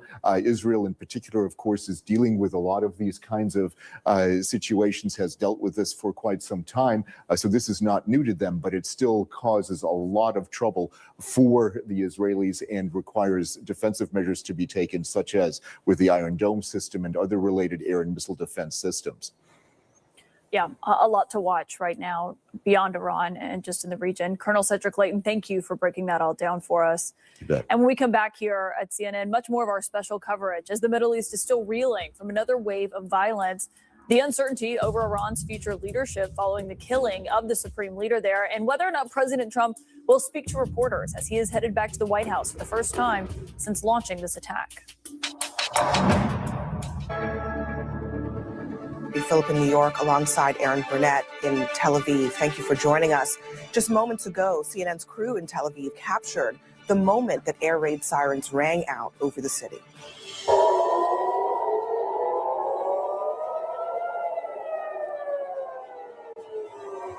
CNN's Jerusalem correspondent Jeremy Diamond reported that multiple rounds of incoming Iranian ballistic missiles came in the last hour, and Israel and Iran both launching new attacks today. The IDF says that a short time ago, its air force is now flying almost freely over Tehran. And this is just new dramatic video showing you an Iranian airstrike on Bahrain on Saturday in response to the killing of the supreme leader Ali Khamenei.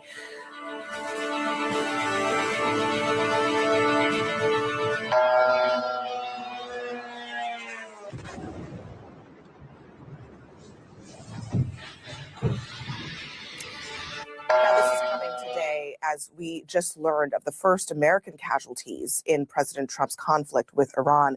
U.S. Central Command says that 3 service members have been killed in action and another 5 were seriously wounded. They sustained minor shrapnel injuries and concussions, though it is unclear how these service members were killed.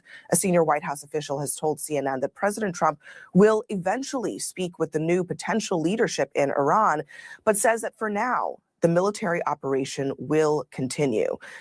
The country forming a transitional council after the supreme leader and major military leaders were killed in this joint U.S.-Israeli operation. Let's go straight to Tel Aviv, where CNN's Aaron Burnett is standing by. Aaron?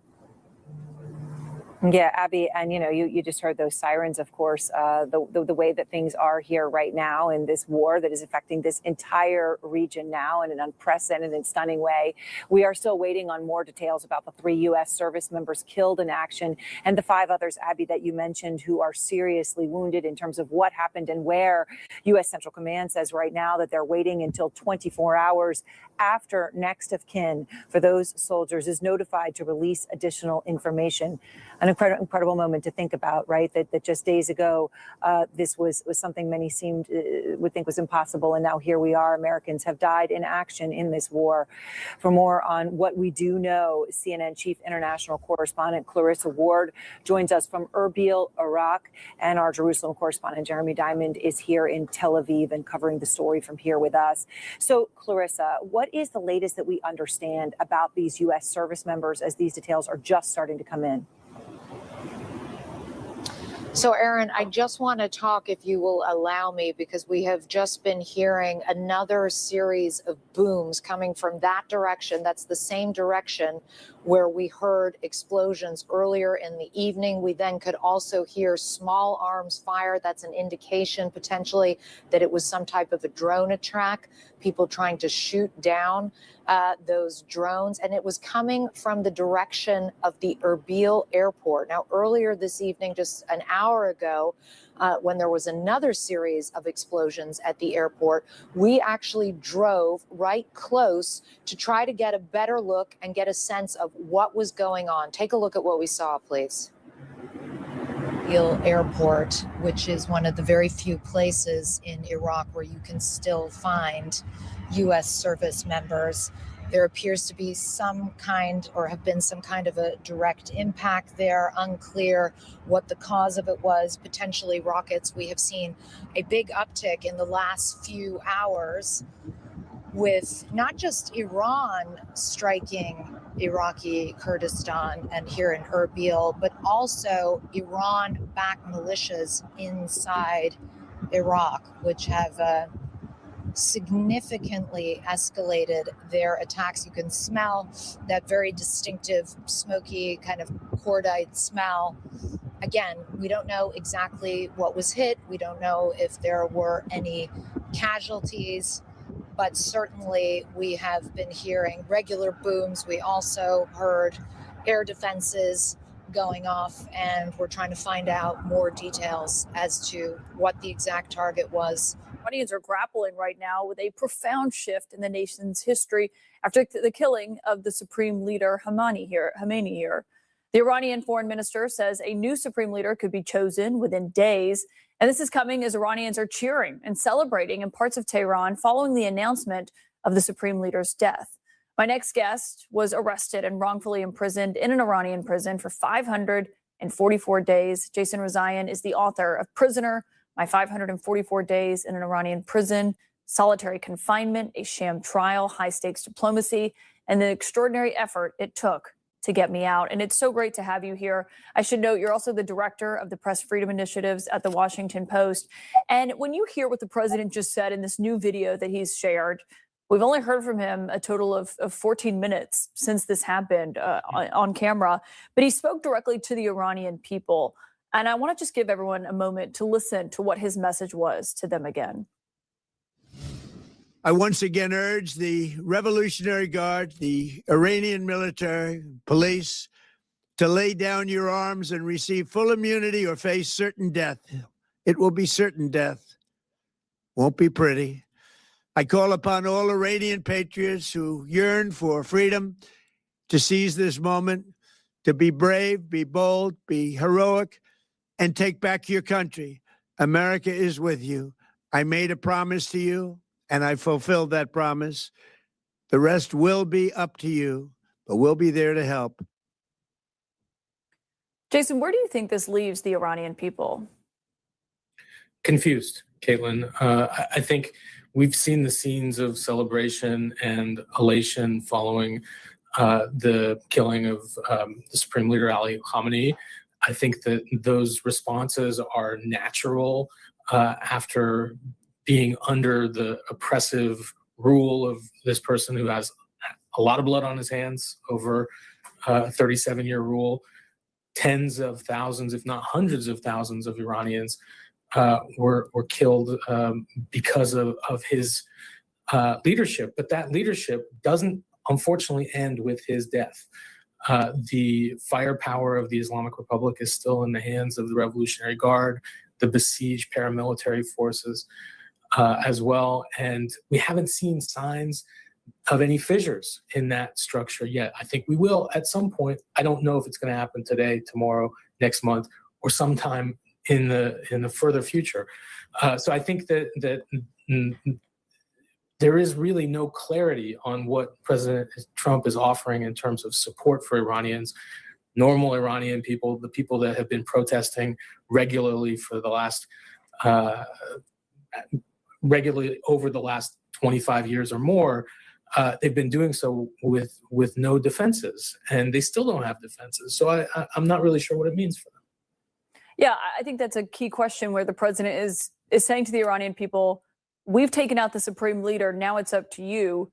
I think a lot of people would ask, do they have the capability to do that, given what we've seen in these past, protests and the crackdowns and what has happened here? I mean, do they even have the capability to do what the president is talking about here? Not at current. And I think that is should have been clear after the 12-day war back in June.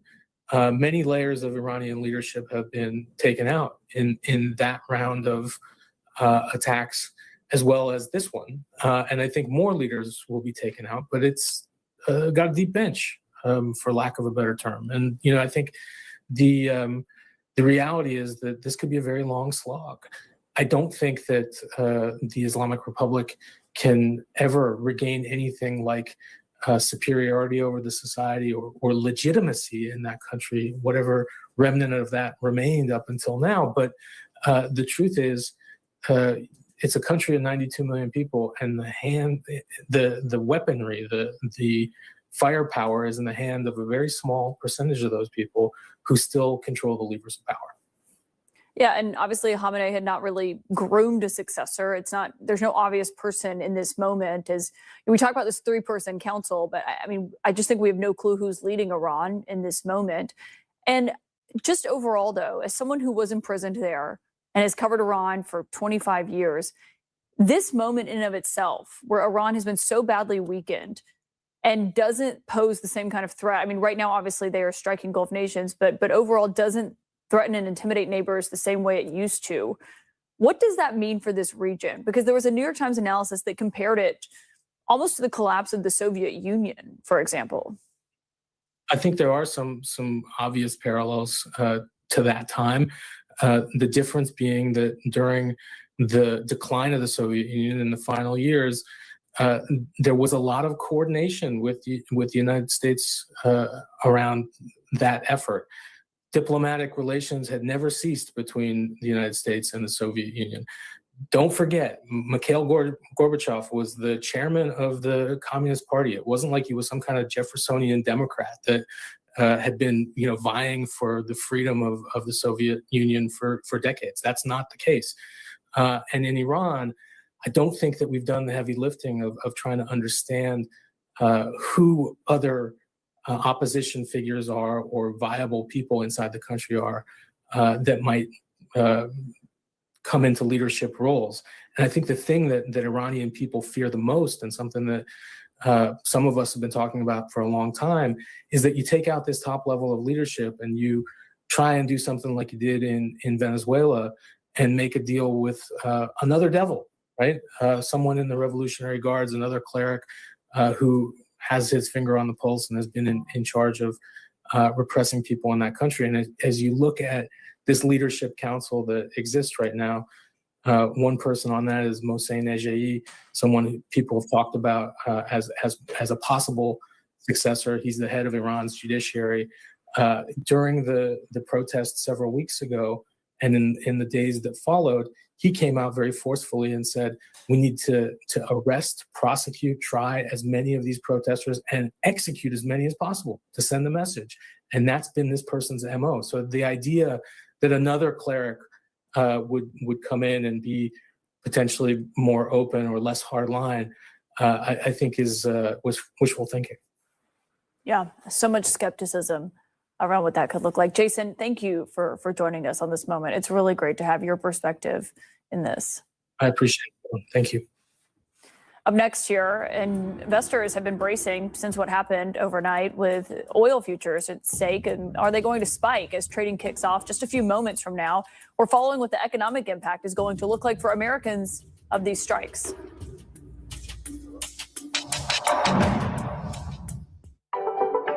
Philip in New York alongside Aaron Burnett in Tel Aviv. Thank you for joining us. Just moments ago, CNN's crew in Tel Aviv captured the moment that air raid sirens rang out over the city.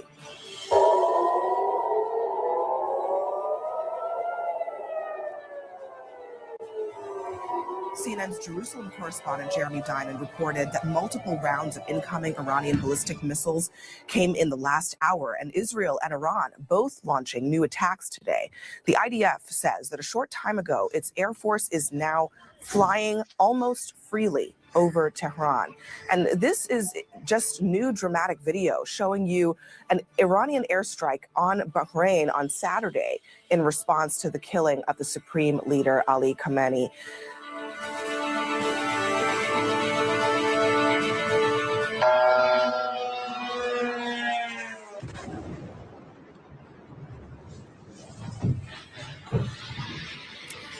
Now, this is coming today as we just learned of the first American casualties in President Trump's conflict with Iran. U.S. Central Command says that 3 service members have been killed in action and another 5 were seriously wounded. They sustained minor shrapnel injuries and concussions, though it is unclear how these service members were killed. A senior White House official has told CNN that President Trump will eventually speak with the new potential leadership in Iran, but says that for now, the military operation will continue. The country forming a transitional council after the supreme leader and major military leaders were killed in this joint U.S.-Israeli operation. Let's go straight to Tel Aviv, where CNN's Aaron Burnett is standing by. Aaron? Yeah, Abby, and you just heard those sirens, of course, the way that things are here right now in this war that is affecting this entire region now in an unprecedented and stunning way. We are still waiting on more details about the 3 U.S. service members killed in action and the 5 others, Abby, that you mentioned who are seriously wounded in terms of what happened and where. U.S. Central Command says right now that they're waiting until 24 hours after next of kin for those soldiers is notified to release additional information. An incredible moment to think about, right? That just days ago, this was something many would think was impossible. And now here we are. Americans have died in action in this war. For more on what we do know, CNN Chief International Correspondent Clarissa Ward joins us from Erbil, Iraq. And our Jerusalem correspondent Jeremy Diamond is here in Tel Aviv and covering the story from here with us. So, Clarissa, what is the latest that we understand about these U.S. service members as these details are just starting to come in? So, Aaron, I just want to talk, if you will allow me, because we have just been hearing another series of booms coming from that direction. That's the same direction where we heard explosions earlier in the evening. We then could also hear small arms fire. That's an indication potentially that it was some type of a drone attack, people trying to shoot down those drones. And it was coming from the direction of the Erbil airport. Now, earlier this evening, just an hour ago, when there was another series of explosions at the airport, we actually drove right close to try to get a better look and get a sense of what was going on. Take a look at what we saw, please. Erbil Airport, which is one of the very few places in Iraq where you can still find U.S. service members.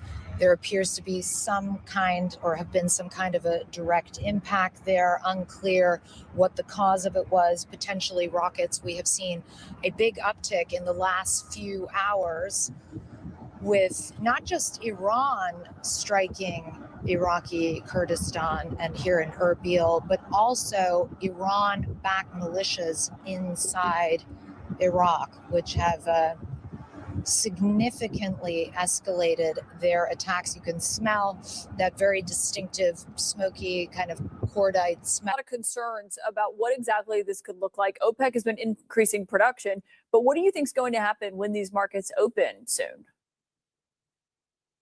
Well, Caitlin, I expect the oil market is going to jump $3 to $5 a barrel on the back of attacks on 3 tankers in the Straits area, as well as really we have a de facto shutdown of the Strait because the oil tankers are not going through it as missiles are flying. And in fact, we've got reports of at least 4 tankers that have diverted away or are dropping anchor. Okay, so if these oil prices rise, I mean, a lot of Americans who are watching, not just about these strikes and wondering what's been happening there and what the objective is, what are they going to see in terms of what this looks like at the pump for them? Well, what this means is gasoline prices will rise about 12 cents a gallon over the next 7 to 10 days.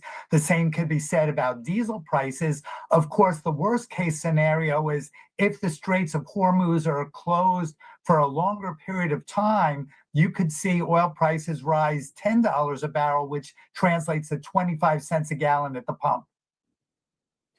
So I think that's a question of, does that last a couple days? Does it last weeks? I mean, the president's timeline, as Nick Payton Walsh was noting earlier, he's ranged from saying we could see this happening for 1 more week. He told The Atlantic and the Daily Mail, I believe, earlier, this could go on for a month, potentially, depending on the United States achieving their objectives there. I mean, if this stretches for 3 weeks, 4 weeks, then what does that impact look like?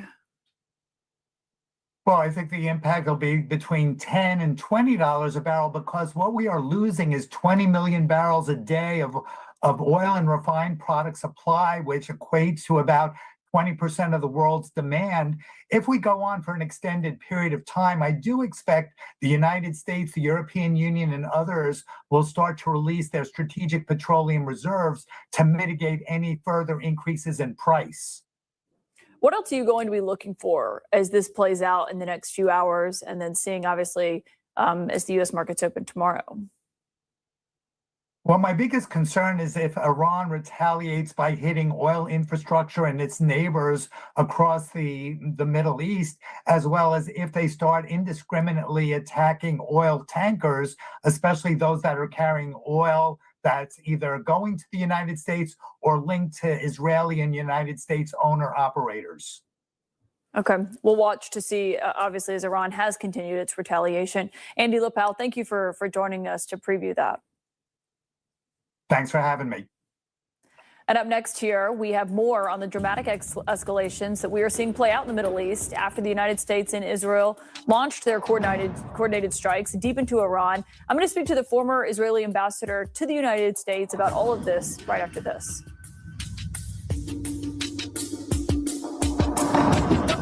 Philip in New York alongside Aaron Burnett in Tel Aviv. Thank you for joining us. Just moments ago, CNN's crew in Tel Aviv captured the moment that air raid sirens rang out over the city.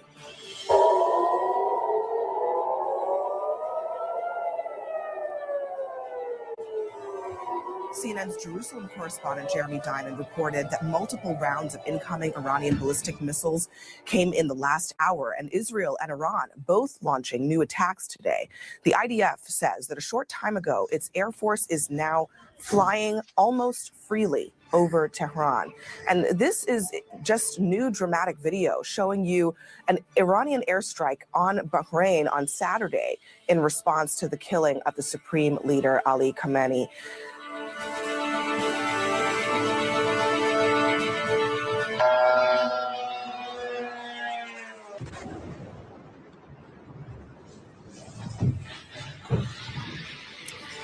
Now, this is coming today as we just learned of the first American casualties in President Trump's conflict with Iran.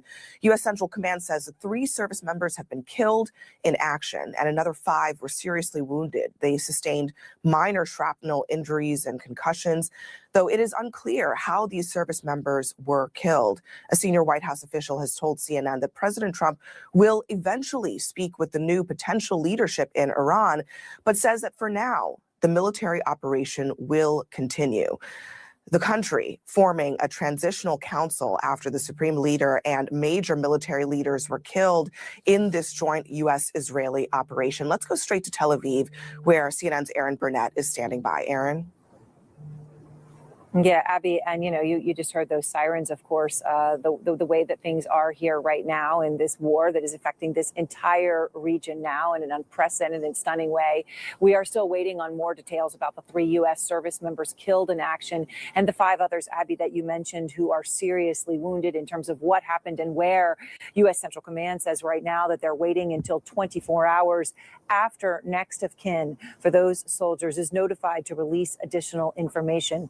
An incredible moment to think about, right? That just days ago, this was something many would think was impossible. And now here we are. Americans have died in action in this war. For more on what we do know, CNN Chief International Correspondent Clarissa Ward joins us from Erbil, Iraq. And our Jerusalem correspondent Jeremy Diamond is here in Tel Aviv and covering the story from here with us. So, Clarissa, what is the latest that we understand about these U.S. service members as these details are just starting to come in?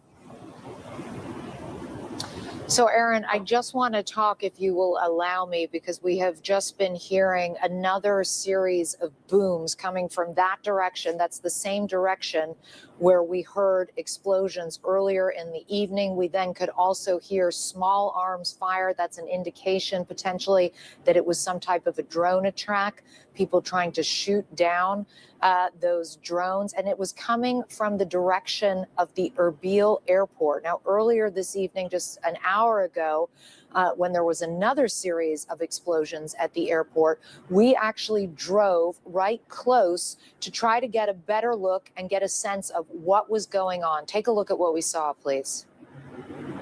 Erbil Airport, which is one of the very few places in Iraq where you can still find U.S. service members. There appears to be some kind, or have been some kind of a direct impact there. Unclear what the cause of it was, potentially rockets. We have seen a big uptick in the last few hours with not just Iran striking Iraqi Kurdistan and here in Erbil, but also Iran-backed militias inside Iraq, which have significantly escalated their attacks. You can smell that very distinctive, smoky kind of cordite smell. Again, we don't know exactly what was hit. We don't know if there were any casualties, but certainly we have been hearing regular booms. We also heard air defenses going off, and we're trying to find out more details as to what the exact target was and whether anyone was hurt as a result. And now, Aaron, after we arrived back, we did see a statement that has been put out by an umbrella group of Iran-backed militias inside Iraq. So the condemnations that have come from several world leaders in the region, saying that Iran should not be attacking them because they were attacked by Israel and the United States. Our international diplomatic editor, Nick Robertson, is joining me now from Saudi Arabia. And Nick, obviously, this is a key question of how this is playing out with the Crown Prince in Saudi Arabia, as well as what these other leaders in the region are saying tonight. Yeah, look, I think the question on the minds of all the leadership around the region at the moment is what is Iran's leadership going to do next? Does it also have a singular leadership? And that's a very core question, because the assessment that I'm hearing from sources here is that what happens over the next 12 to 24 hours will really be key for indicating what happens over the next week and beyond that. There is a very, very strong diplomatic message being sent from the region here. There was a virtual meeting of the GCC's ministers, the foreign ministers, the Saudi foreign minister here, having a statement saying that they condemned the flagrant and unjustified attacks on the GCC countries by Iran, and that they stressed that it was the country's right to take all necessary measures, that's their words, all necessary measures to protect its security and stability. And that very much reflects what we heard from the Saudi kingdom a few hours before that, which was calling Iran's strikes targeting areas in Saudi cowardly, because as you mentioned there, Saudi Arabia very clearly had made it publicly known to Iran, and they say Iran was aware that Saudi airspace was not being used for attacks on Iran, and the very clear messaging coming from the foreign ministry on this particular issue, and that is, in the light of these, and again, it sounds very similar to the language used by the GCC here, in the light of this unjustified aggression, the kingdom affirms it will take all necessary measures, again, all necessary measures to defend its security, protect its territory, its citizens, its residents, including the option of responding to the aggression, including the option of responding to the aggression. So this is strong diplomatic language, and it's this kind of language that it's hoped in this region causes the Iranian leadership, whatever it is, to pause and desist in the strikes on these GCC countries. And they're squarely at the center of all of this and host major U.S. military facilities inside them. Nick Robertson on the ground in Riyadh, thank you for that report. We'll check back in with you as we hear more from these leaders as all of this is playing out, and everyone's watching it extremely closely. The Israeli Prime Minister Benjamin Netanyahu is arguing that the strikes against Iran are going to only increase in the coming days. What exactly is their plan as they are coordinating closely with the United States on this? More on the Middle East, what's happening right after this. Philip in New York alongside Aaron Burnett in Tel Aviv. Thank you for joining us. Just moments ago, CNN's crew in Tel Aviv captured the moment that air raid sirens rang out over the city.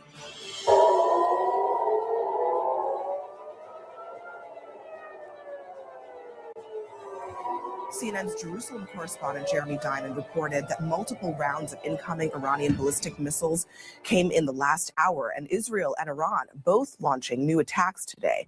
The IDF says that a short time ago, its air force is now flying almost freely over Tehran. And this is just new dramatic video showing you an Iranian airstrike on Bahrain on Saturday in response to the killing of the supreme leader Ali Khamenei.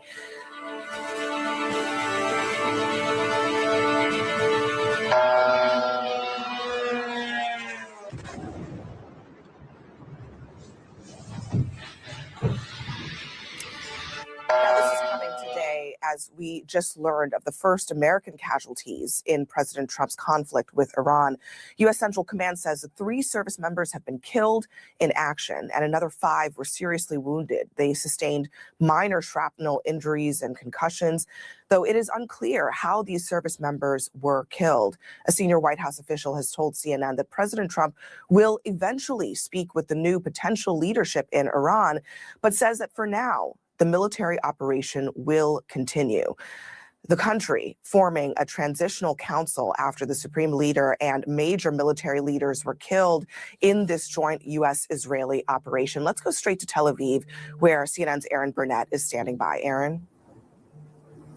Yeah, Abby, and you just heard those sirens, of course, the way that things are here right now in this war that is affecting this entire region now in an unprecedented and stunning way. We are still waiting on more details about the 3 U.S. service members killed in action and the 5 others, Abby, that you mentioned who are seriously wounded in terms of what happened and where. U.S. Central Command says right now that they're waiting until 24 hours after next of kin for those soldiers is notified to release additional information. An incredible moment to think about, right? That just days ago, this was something many would think was impossible. And now here we are. Americans have died in action in this war. For more on what we do know, CNN Chief International Correspondent Clarissa Ward joins us from Erbil, Iraq. And our Jerusalem correspondent, Jeremy Diamond, is here in Tel Aviv and covering the story from here with us. So, Clarissa, what is the latest that we understand about these U.S. service members as these details are just starting to come in? So, Aaron, I just want to talk, if you will allow me, because we have just been hearing another series of booms coming from that direction. That's the same direction where we heard explosions earlier in the evening. We then could also hear small arms fire. That's an indication potentially that it was some type of a drone attack, people trying to shoot down those drones. And it was coming from the direction of the Erbil airport. Now, earlier this evening, just an hour ago, when there was another series of explosions at the airport, we actually drove right close to try to get a better look and get a sense of what was going on. Take a look at what we saw, please. Erbil Airport, which is one of the very few places in Iraq where you can still find U.S. service members. There appears to be some kind, or have been some kind of a direct impact there. Unclear what the cause of it was, potentially rockets. We have seen a big uptick in the last few hours with not just Iran striking Iraqi Kurdistan and here in Erbil, but also Iran-backed militias inside Iraq, which have significantly escalated their attacks. You can smell that very distinctive, smoky kind of cordite smell. Again, we don't know exactly what was hit. We don't know if there were any casualties, but certainly we have been hearing regular booms. We also heard air defenses going off, and we're trying to find out more details as to what the exact target was and whether anyone was hurt as a result. Ambassador, thank you for being here, because I think a lot of people are looking at what's playing out right now between the United States and Israel and Iran and asking, what is next militarily in your view? Good to be with you, Caitlin, and it's good morning here in Tel Aviv. What's going to continue, I think, as the Prime Minister said, is that there's going to be an intensification of the military activity by the United States, by Israel, against the Iranian regime. The goal, a stated goal, is to actually bring down the regime. I don't know if that can be done by military means alone, certainly military means from the air, without having sort of a corresponding popular revolt, as we saw in the previous weeks before the war. But that is the stated goal. For Israel specifically, it's to eliminate Iran's ability to strike us with these ballistic missiles, which are huge. You mentioned that 9 people were killed this morning. That explosion, even though it's about a 40-minute drive from here, shook this building in Tel Aviv. And last night, another building hit, killed another woman, a 40-year-old woman in Tel Aviv, also shook this building. These missiles pack about 2,500 pounds of TNT. They're quite big, and Iran has thousands of them. So for Israel, that is a strategic threat which has to be eliminated. I mean, the White House and some Republicans have been arguing this could go on for a month potentially. I mean, is Israel capable of carrying this out for another month in your view? It is indeed, and we're going to have challenges in terms of our anti-missile arsenals, our stockpiles of interceptors of various types. We have a multi-layered umbrella that includes lower level, which is Iron Dome, which you probably know, David Sling, and intermediate level, then the arrow systems, which are orbital and suborbital. We also have laser systems now that can take down drones. But still, we are a small country with limited arsenals. And there's also the question of simply jet fuel and also ordnance for the jets. But last summer, we maintained a very steady pace for 12 days. a month, is doubling that, a little bit more. I think it's within Israel's capabilities. You're suggesting that maybe a regime change can't be carried out by military force alone. Obviously, that's what we're seeing play out here. I think there are a lot of questions about who potentially is going to lead Iran next and whether or not this is going to work. Certainly from the U.S. perspective of people who say, regime change has been tried before and it hasn't exactly been successful. I mean, how does Israel define success here? Well, historically, there has been some successes. World War II is a good one. There was good regime change in Germany and Japan. And our next door neighbors in Iraq are no longer suffering under the rule of Saddam Hussein. So there have been examples where it has worked. But in this case, without having boots on the ground, it's very, very difficult. And the president has made it very clear that he's not putting American boots on the ground. And we certainly aren't in the state of Israel. I think, again, the goal from Israel's perspective is to eliminate the threat. And that is a strategic threat. If Iran has thousands of these missiles, these 2,500-pound missiles, they'll be able to use that umbrella to advance their nuclear program, to continue to support terror throughout the region. And we won't be able to really respond because we'll have these missile threats pressed to our foreheads.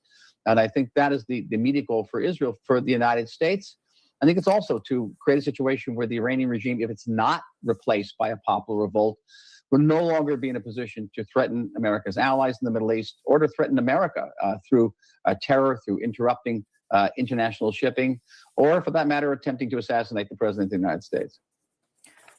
How long do you think this could go on for? I mentioned a month that some senators have said here. The president himself mentioned a month earlier. Is that Israel's expectation? Mm-hmm. We have to prepare for that expectation, certainly. And keep in mind, I'm sitting here in South Tel Aviv. We had to run to our bomb shelter about 30 times today. And that's a pretty normal fact. And it's quite frightening because even our bomb shelters, we found out, cannot withstand a direct hit by these rockets. So you're sitting there with your family and you have a few minutes to get into the bomb shelters. And then you count down the seconds till there's an explosion. And if the explosion is not on your head, you consider yourself very fortunate. So it takes a tremendous price. There's people who aren't necessarily going to work. There's no traffic in our streets. The kids are not in school. Tomorrow is a Jewish holiday, and it's a holiday of celebration. Not many people are going to be celebrating. So our lives are very profoundly interrupted here. But we are a resilient society, and we have a very advanced and deep-seated civil defense system here of sirens, of bomb shelters. We can hold out. Unfortunately, tragically, we're very well versed at this. You are very well versed with obviously there's been so much of that happening. We've seen just how much the Iron Dome has been put to use because of this. When it comes to how Iran is responding and the retaliation here and beyond what that looks like for everyday life, I mean, what do you think this means for the region overall and what we're seeing play out following the death of the supreme leader? But as you made clear, Israel wants to go further than that in terms of eliminating key figures in the regime. Well, it's an excellent question, and it begins with this. The answer is that Iran has been responsible for the deaths of tens of thousands of people throughout the Middle East, and not just in the Middle East. It was the key catalyst for the war of the last 2.5 years in Gaza, in Lebanon, and elsewhere. It was the primary backer of Hezbollah and Hamas and other terrorist organizations in our region. It has sworn to destroy us every day since coming to power in 1979, and not just sworn, it's acted on that and trying to develop the means to realize that vision of destruction. So if Iran is eliminated as this type of terrible catalyst for violence and war in the Middle East, it opens up many, many possibilities. Already, with the degraded Iran, we've been able to have talks with Lebanon, talks with Syria. That was unthinkable 2.5 years ago. And just last week, we had Mr. Modi from India visiting here. We could actually envision a situation where you would have an arc of peace of pro-Western strategic alliance that would stretch from the Tel Aviv beach, not far from where I'm talking to you, all the way to the banks of the Ganges, under sort of a Pax Americana in the Middle East. That would be ideal. But if Iran succeeds in emerging from this with the same regime, and that regime gets a sanction relief and can then use that money again to build up its proxies in the region and invest in terror, in tunnels, and in rockets, we could find ourselves back on, say, October 6, 2023. And nobody wants that. We don't want it, certainly. And I know the United States doesn't want it either. Ambassador Michael Oren, thank you for joining me tonight. I appreciate your time. Thank you, Kate. We have a new hour of our live special coverage after a quick break with more on these developments as President Trump is set to land in Washington any moment now. Philip in New York alongside Aaron Burnett in Tel Aviv. Thank you for joining us. Just moments ago, CNN's crew in Tel Aviv captured the moment that air raid sirens rang out over the city.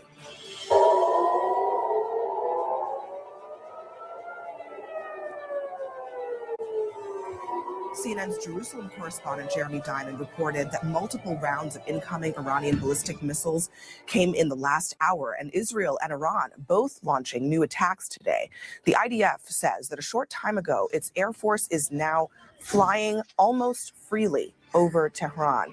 And this is just new dramatic video showing you an Iranian airstrike on Bahrain on Saturday in response to the killing of the supreme leader Ali Khamenei.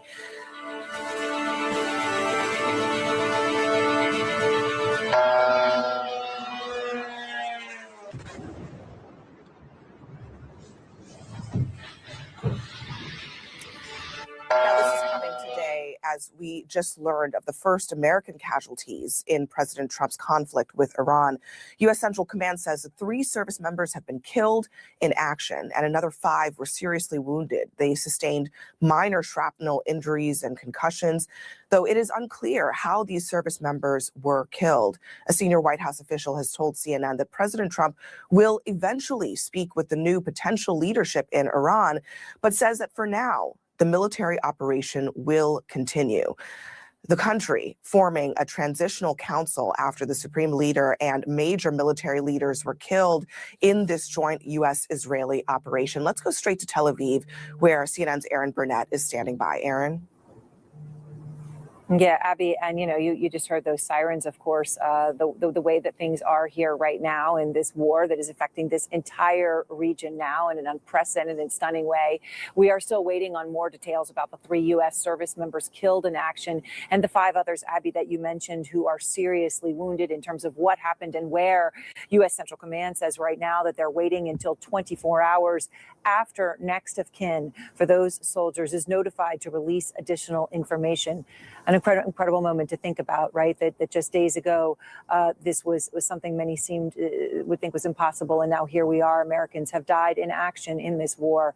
For more on what we do know, CNN Chief International Correspondent Clarissa Ward joins us from Erbil, Iraq. And our Jerusalem correspondent Jeremy Diamond is here in Tel Aviv and covering the story from here with us. So, Clarissa, what is the latest that we understand about these U.S. service members as these details are just starting to come in? So, Aaron, I just want to talk, if you will allow me, because we have just been hearing another series of booms coming from that direction. That's the same direction where we heard explosions earlier in the evening. We then could also hear small arms fire. That's an indication potentially that it was some type of a drone attack, people trying to shoot down those drones. And it was coming from the direction of the Erbil airport. Now, earlier this evening, just an hour ago, when there was another series of explosions at the airport, we actually drove right close to try to get a better look and get a sense of what was going on. Take a look at what we saw, please. Erbil Airport, which is one of the very few places in Iraq where you can still find U.S. service members.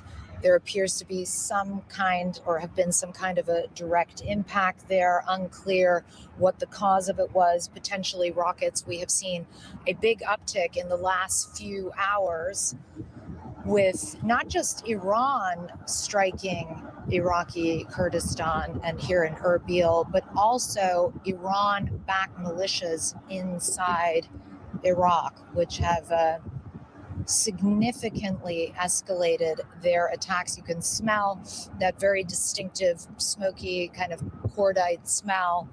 Again, we don't know exactly what was hit. We don't know if there were any casualties, but certainly we have been hearing regular booms. We also heard air defenses going off, and we're trying to find out more details as to what the exact target. And good evening. I'm Caitlin Collins, and we're following major breaking news in the war with Iran, as President Trump is now on his way back to Washington in the White House after overseeing these strikes on Iran conducted by the United States and Israel from his Mar-a-Lago club in Palm Beach.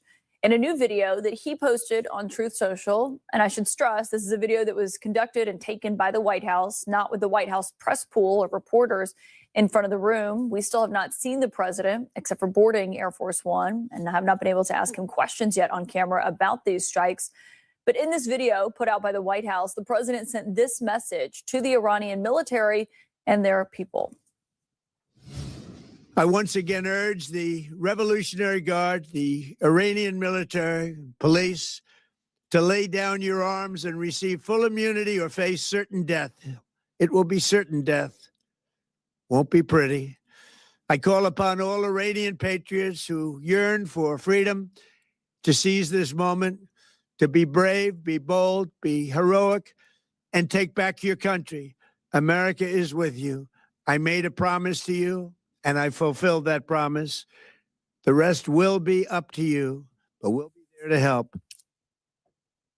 At least 3 U.S. service members have also been killed as a result of these attacks. And the president warned in that same video to the American people that there could be more U.S. service member casualties before this operation is over. It's a notable comment where the president is basically telling the American people that this could be a sustained military operation and there could be more U.S. deaths as a result of it. We're now in the second day of this joint military operation. The Israeli Defense Forces have carried out another round of strikes in the heart of Tehran. And Iran has continued on its own to retaliate with strikes across the Gulf region. CNN's Kristen Holmes is at the White House as we are awaiting President Trump's arrival. I do want to start, though, with Jeremy Diamond. He's live for us on the ground in Tel Aviv. And Jeremy, obviously, we just spoke to the former ambassador from Israel. He was in Tel Aviv. He was talking about the impact this has had, obviously, there with multiple people being killed as well. What else do you make of how Israel is warning about what could happen next here? Well, Caitlin, for Israelis, today was the deadliest day of this conflict, with a single strike in which 9 Israelis were killed in the town of Beit Shemesh on the outskirts of Jerusalem. I was at that scene earlier today, and it was absolutely devastating, not only because this ballistic missile made a direct hit on a synagogue in a residential neighborhood there, but also because beneath that synagogue was a public bomb shelter where people in that neighborhood would go to in order to seek shelter when those air raid sirens went off. And indeed, several of the people who were killed were inside that shelter, according to police officials on the scene. The damage throughout that neighborhood was also quite significant. And people were in shock as we arrived there about the kind of damage that one of these missiles can do. Tonight, we've seen a continuation of those barrages of missiles from Iran, one of them making impact in Jerusalem, where at least 6 people were wounded. A very large crater could be seen in footage from the scene in the middle of a road with damage all around there. We've also seen small fires break out in other parts in the Tel Aviv area as a result of falling shrapnel. By and large, Israel has been successful at intercepting the vast majority of these missiles. I'm told that the number of actual impacts, direct hits, has been in the single digits over the course of the last 2 days. But when you look at the rhetoric that is out there from Israeli officials and American officials and Iranians as well, it's clear that there is still an appetite for a much longer conflict than just the last couple of days. U.S. and Israeli officials have made clear they will continue this campaign until they feel like they've achieved their goals. One military official telling us today that this is only just the beginning of Israeli strikes in Iran, where they now feel like they have air superiority, the ability to fly over the skies of Tehran for extended periods of time and carry out strikes on a variety of targets. And Iranian officials are vowing to avenge the killing of the supreme leader, Ayatollah Ali Khamenei, and also directing that the retaliation be swift and severe and continue. And for now, that is what seems to be happening. And so it's very possible that those scenes like I saw today in Beit Shemesh will continue to reproduce themselves as this conflict continues to go on. Caitlin? Yeah, Jeremy Diamond, keep us updated with what you're seeing on the ground in Tel Aviv. I want to go back to Kristen Holmes at the White House. And Kristen, obviously, the president you know, in unusual fashion for typically when the United States gets involved in a conflict like what we are seeing play out right now with this war in Iran, is we haven't really heard from him directly with reporters in the room. We've only seen 2 videos that he has posted, about a total of 14 minutes, where he is laying out why this is happening and also, you know, what we could see happening next. Yeah, and I want to take you back to just the extraction of Maduro. He was in front of the cameras nonstop. He was stopping anytime he saw a group of reporters, and we haven't had that at all. He's had 2 quote unquote public briefings, which you would note are not actually press conferences. They've not taken a single question. Just a reminder, no one from the administration was out today answering questions on this. There has been 1 background briefing in which reporters did not answer questions, and it was during that background briefing that essentially it was laid out by administration officials that they believed that there was the potential, or that they had the intel for a preemptive strike from Iran on Americans. That is not something that we heard from a number of sources within our CNN reporting, from a number of sources who are familiar with the intelligence, who said that they had no knowledge of any kind of preemptive or imminent threat. And that was something we also heard from Senator Ted Cruz today, but again, not a member of the administration. President Trump, in situations like this is a 2.5 hour or 1.5 hour flight, normally would go back and talk to the press. That didn't happen here. We'll see if he talks to the press either as he is deplaning or when he lands here on the White House lawn. I will be waiting there because we have a lot of questions. Now, I do want to note one thing, because I think that a lot of Americans, and particularly those with families serving in the military, have a lot of questions right now. President Trump, in that second address, did talk about the deaths of those service members. Here's what he said. As one nation, we grieve for the true American patriots who have made the ultimate sacrifice for our nation, even as we continue the righteous mission for which they gave their lives. We pray for the full recovery of the wounded and send our immense love and eternal gratitude to the families of the fallen. And sadly, there will likely be more before it ends. So you hear here there, he's clearly saying that they believe, or at least are anticipating, more deaths there. And just really quickly here, in terms of a timeline, we have not heard publicly from President Trump, but he has done a series of these kind of very short phone interviews in which he's laid out several different timelines. One, he said that this would take 4 weeks, that this was always going to be a 4-week bombing. And another one, he said he could end this within a matter of days. That's obviously another question we have for the president and this administration. Yeah, how long this could happen, and also that blunt warning about more U.S. deaths potentially. Kristen Holmes, keep us updated if the president takes questions. Obviously, we will take that live from the White House if he speaks to reporters. I also want to talk more about what this could play out like over the next few weeks, as you heard those different timelines there. CNN's political and global affairs analyst Barack Ravid is joining me now. He's also a global affairs correspondent for Axios. And Barack, obviously, as you're looking at this, when you look at this from the White House perspective and how the president is carrying this out, I know he called you yesterday and spoke to you in one of those conversations that Kristen mentioned there about his rationale here. What else are you hearing from the administration, given they were not out on television today answering questions? Yes, Caitlin, I totally agree with you that it's interesting that President Trump hasn't taken questions neither during his speech today. It was a recorded speech. And at least for now, not when he left Mar-a-Lago, and I don't know if he's going to do something on the plane. And usually he takes a lot of questions. But I think that if you listen to what he said in his recorded speech, I think, to me, what he said regarding the casualties, I have to say, I think he told the truth to the American people. You know, the easiest thing for him to do is to say, don't worry about it, it will be okay. But, you know, he basically laid out both his case for the war and said, you know, very, I think, honestly, that in a war, you're going to have casualties. And I think this is something that was very important because you know, the American people, I think, need to know what's going to happen over the next few weeks. And what I hear from people in the White House is that this is not about this is not about punishing the current regime. This is not about solving only the nuclear issue. This operation, as one person very close to the president told me, it is intended to finish them off, quote. And that person told me we're not going to settle for anything shorter of finishing them off, meaning the current regime. Therefore, I think that I don't see, at least for now, Donald Trump having any negotiations with the current regime or with anybody who's part of the current system in Iran. When Donald Trump speaks about having talks with people in Iran, he talks about people who are not part of the current system, of the current regime, people who might be part of a future regime. And I think also when you listen to his speech, it is very clear. This is about toppling the current Iranian regime, nothing else. But I think if you tell Americans that more American service members could die here, the first question is why? And do you think, Barak, when you hear an objective like finish them off, I mean, is that clearly defined in terms of when the administration can say, here's our objective and now we've achieved it?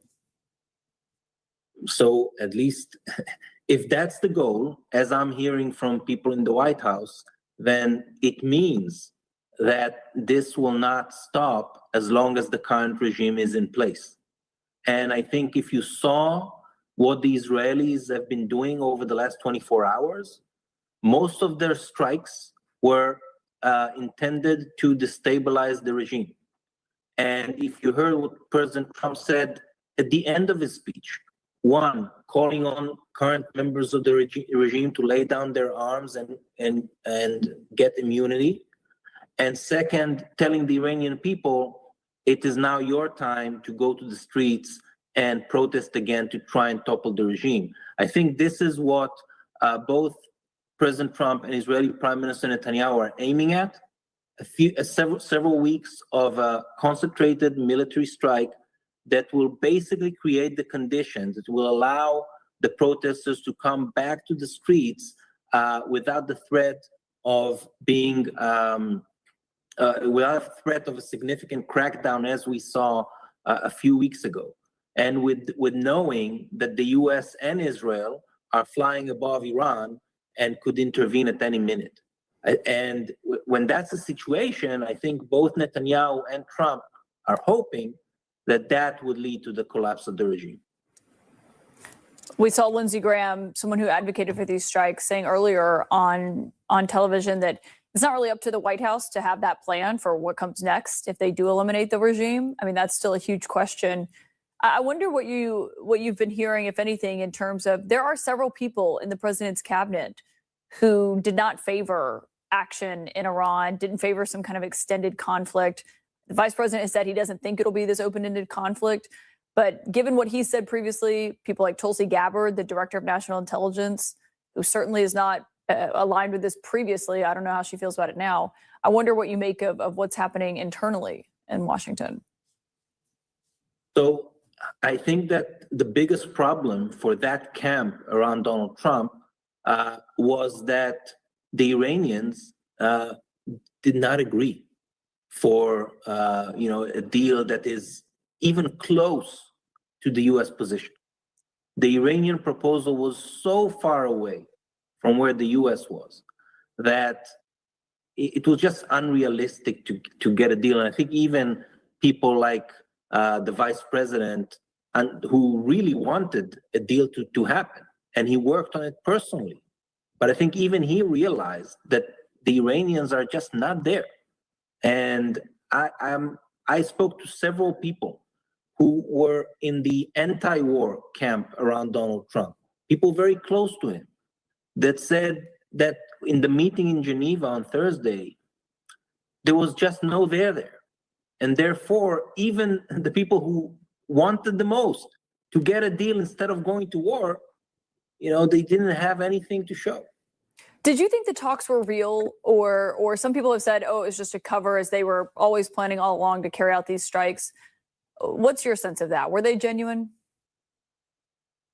That's the million-dollar question, I have to say. I'm not sure I know 100% what really happened. But I'll tell you one thing. The original date of this war was not last Saturday. It was the weekend before. The US military and the Israeli military were planning to launch the strike on February 20th or February 21st. That was the original plan. It was delayed by a week because of bad weather conditions, because of some coordination issues that needed to be finished. But the original plan was to do it a week ago. And when the strike was delayed, there was a week that, you needed to do something during that week. So there are people, I spoke to Israeli officials who think that, okay, what can we do in this week without alarming the Iranians? Let's have another round of negotiations. But US officials I spoke to claim it was not a ruse, that they came in good faith to try and get a deal, and that in the first part of the day on Thursday, they spoke for 4 hours. The Iranians gave their proposals. After that, they took a break of 2 hours, held phone calls with both Vice President Vance and President Trump, and came back to the room with a proposal that basically told the Iranians, listen, this is our final proposal, 10 years of suspension of uranium enrichment by you guys, and we in those 10 years, we will pay for the nuclear fuel for your reactors. The US will pay for it. You will get it for free. And when the Iranians said no, it was what the US official told me was a tell. Because if somebody proposes to you, here, I'm going to give you something you want for free, and you say no, then it basically means that you don't really need it, that you're not really enriching uranium in order to get nuclear fuel, that you're enriching uranium for some other reason. Barak Ravid, that's telling insight into how those talks went down, obviously unsuccessful talks. Barak Ravid, thank you for joining us with your reporting. Thank you. And of course, as we look to see what the president is thinking, it's often helpful to hear from him directly himself. He's about to land in Washington, and we are standing by to see if he does speak to reporters about one of the biggest foreign policy decisions he's ever made as president. More of our breaking news right after a quick break. Philip in New York alongside Aaron Burnett in Tel Aviv. Thank you for joining us. Just moments ago, CNN's crew in Tel Aviv captured the moment that air raid sirens rang out over the city.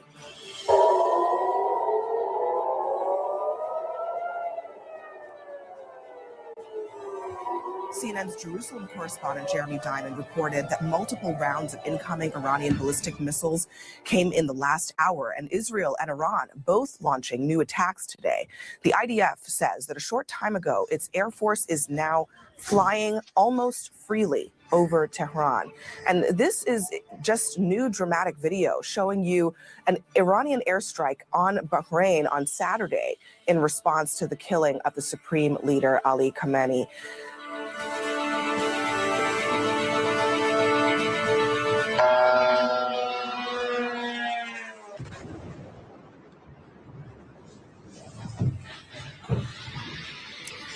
Now, this is coming today as we just learned of the first American casualties in President Trump's conflict with Iran.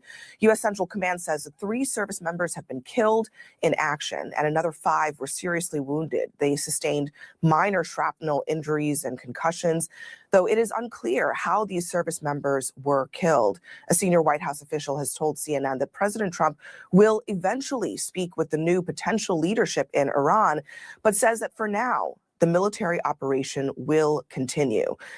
The country forming a transitional council after the supreme leader and major military leaders were killed in this joint U.S.-Israeli operation. Let's go straight to Tel Aviv, where CNN's Aaron Burnett is standing by. Aaron?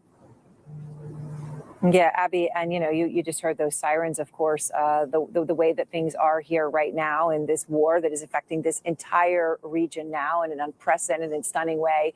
We are still waiting on more details about the 3 U.S. service members killed in action and the 5 others, Abby, that you mentioned who are seriously wounded in terms of what happened and where.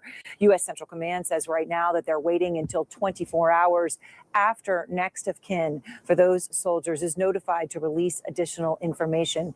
An incredible moment to think about, right? That just days ago, this was something many would think was impossible. And now here we are. Americans have died in action in this war.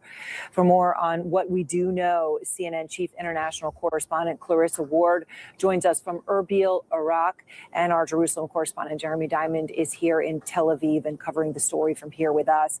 So, Clarissa, what is the latest that we understand about these U.S. service members as these details are just starting to come in?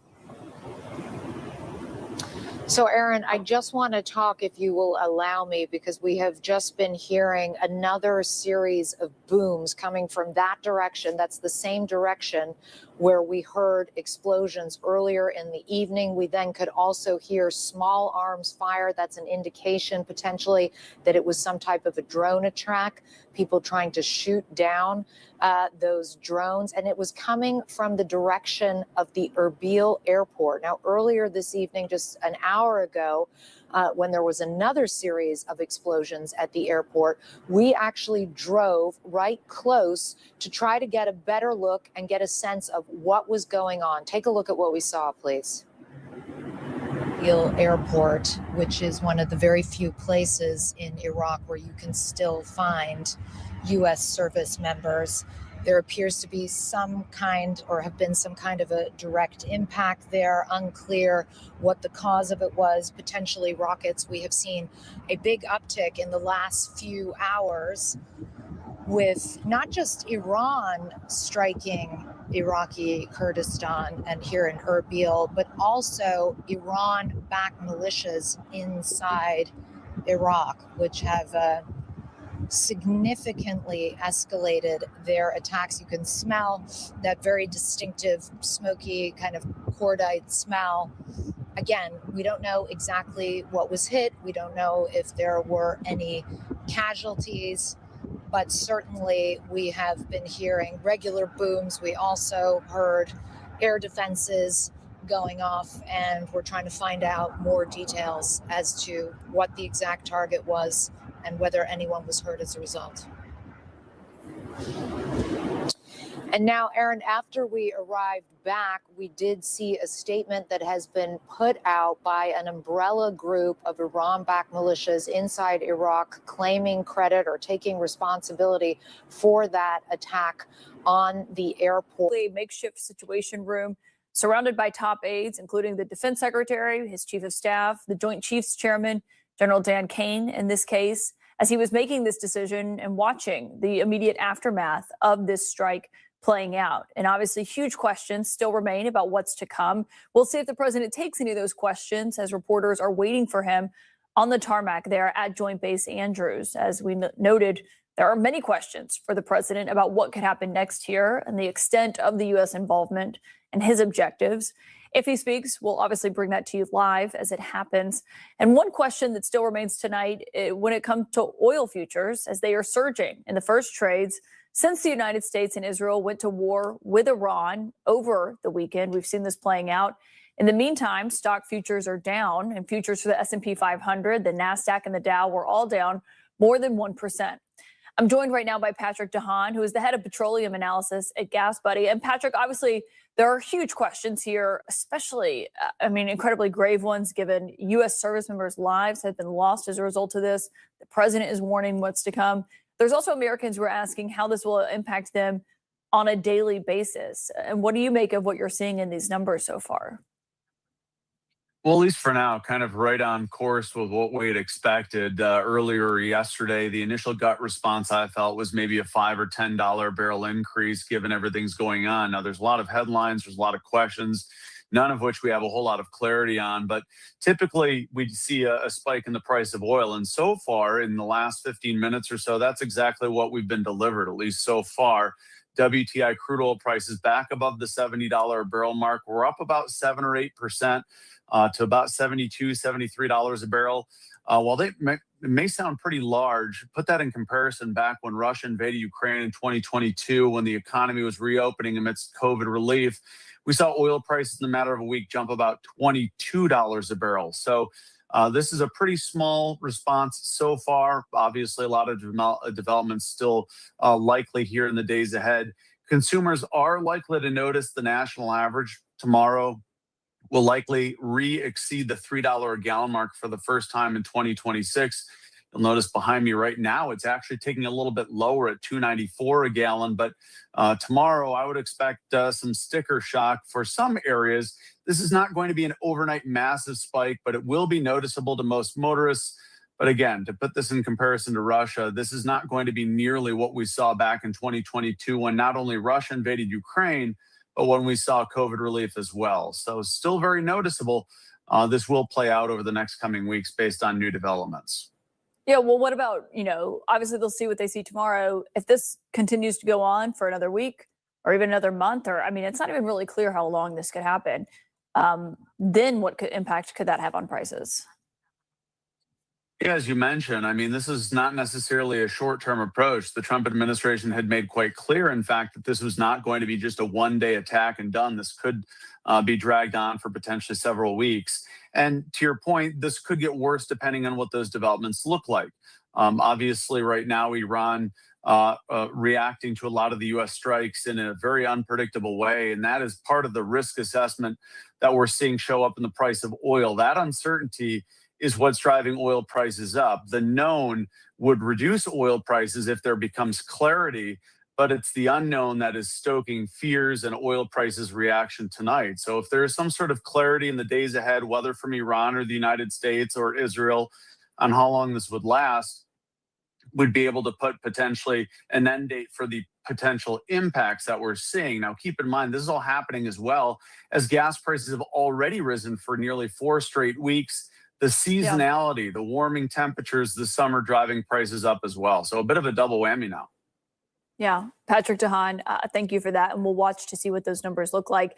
What we're also watching right now, as you can see, the stairs are being moved over to Air Force One. That's because President Trump is about to descend those stairs in just a few moments, as we are waiting to see if he speaks to reporters to talk about and take questions for the first time on this and what that looks like. This also comes tonight, as I should note, the FBI is investigating whether or not a mass shooting that happened in Austin overnight could be in response to what happened in Iran. We have a live update on what law enforcement is saying right after this.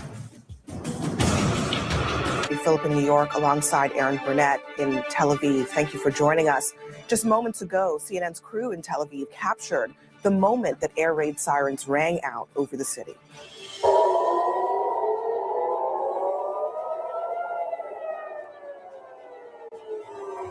CNN's Jerusalem correspondent Jeremy Diamond reported that multiple rounds of incoming Iranian ballistic missiles came in the last hour, and Israel and Iran both launching new attacks today. The IDF says that a short time ago, its air force is now flying almost freely over Tehran. And this is just new dramatic video showing you an Iranian airstrike on Bahrain on Saturday in response to the killing of the supreme leader Ali Khamenei.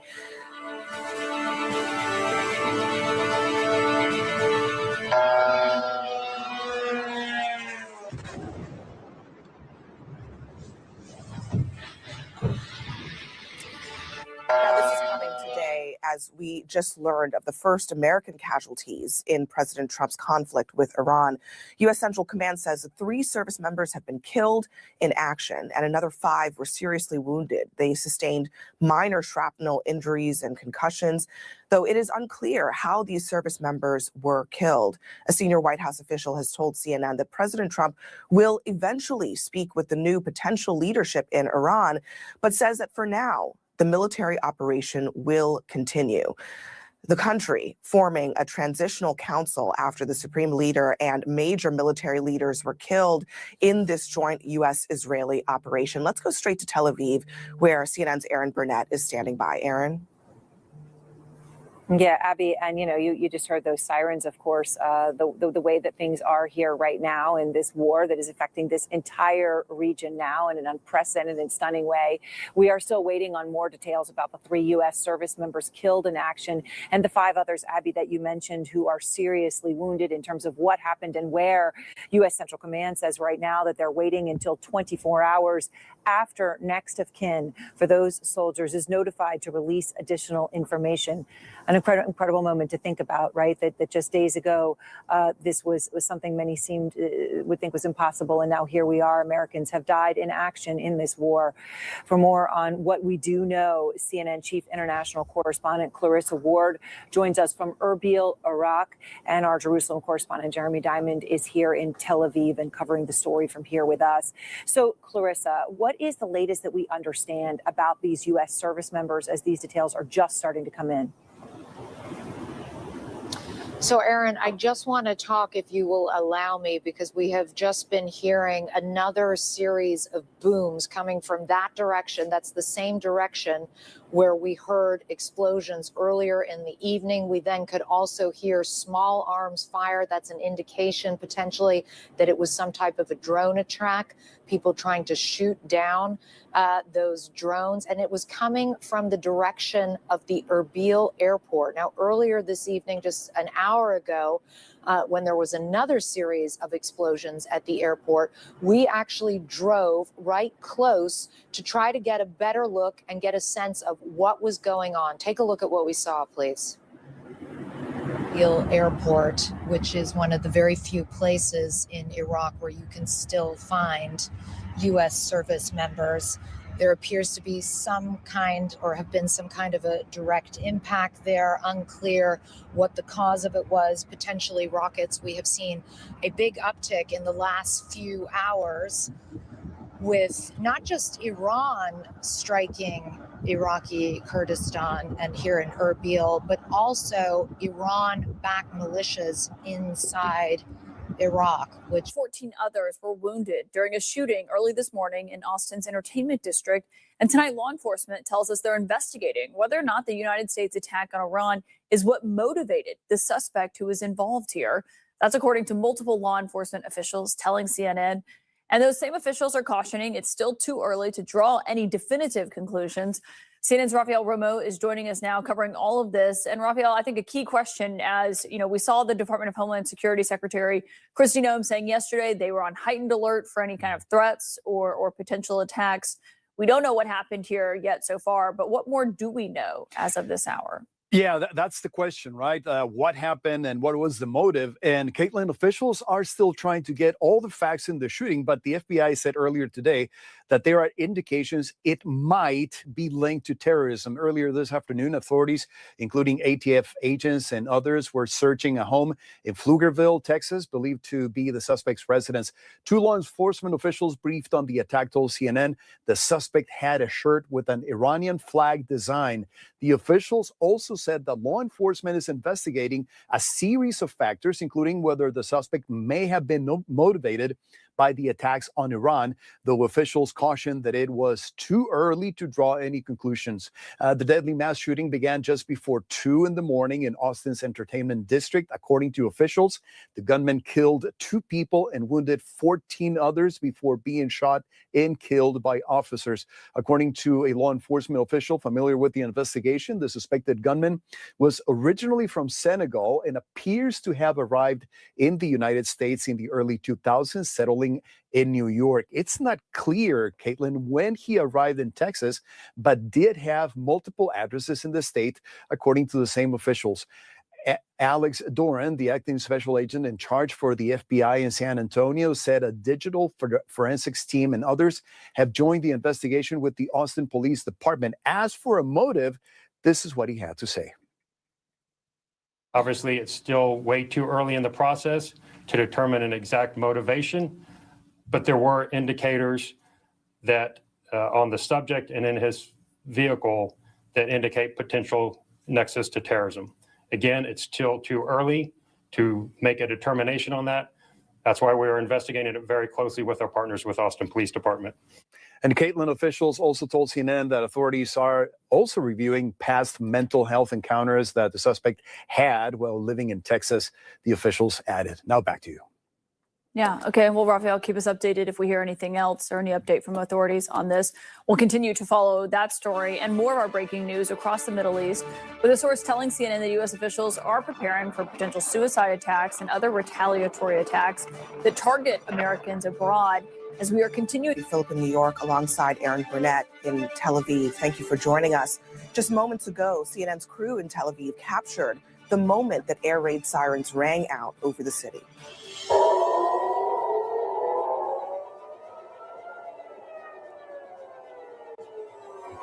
CNN's Jerusalem correspondent Jeremy Diamond reported that multiple rounds of incoming Iranian ballistic missiles came in the last hour, and Israel and Iran both launching new attacks today. The IDF says that a short time ago, its air force is now flying almost freely over Tehran. And this is just new dramatic video showing you an Iranian airstrike on Bahrain on Saturday in response to the killing of the supreme leader Ali Khamenei.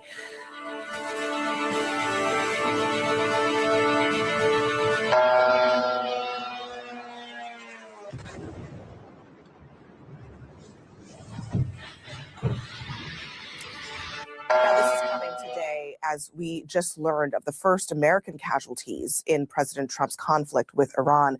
U.S. Central Command says that 3 service members have been killed in action and another 5 were seriously wounded. They sustained minor shrapnel injuries and concussions, though it is unclear how these service members were killed. A senior White House official has told CNN that President Trump will eventually speak with the new potential leadership in Iran, but says that for now, the military operation will continue.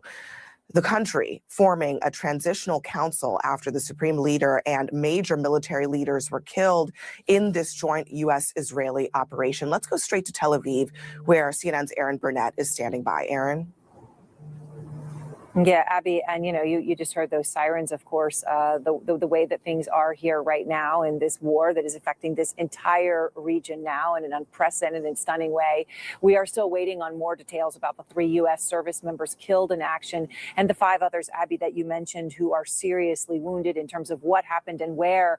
U.S. Central Command says right now that they're waiting until 24 hours after next of kin for those soldiers is notified to release additional information. An incredible moment to think about, right? That just days ago, this was something many would think was impossible. And now here we are. Americans have died in action in this war. For more on what we do know, CNN Chief International Correspondent Clarissa Ward joins us from Erbil, Iraq. And our Jerusalem correspondent Jeremy Diamond is here in Tel Aviv and covering the story from here with us. So, Clarissa, what is the latest that we understand about these U.S. service members as these details are just starting to come in?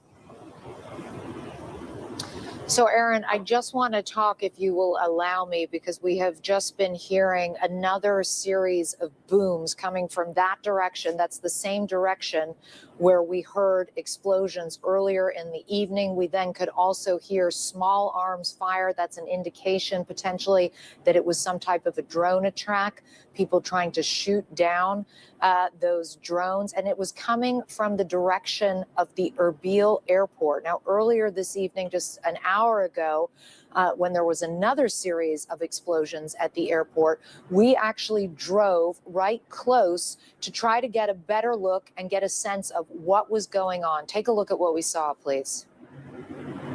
Erbil Airport, which is one of the very few places in Iraq where you can still find U.S. service members.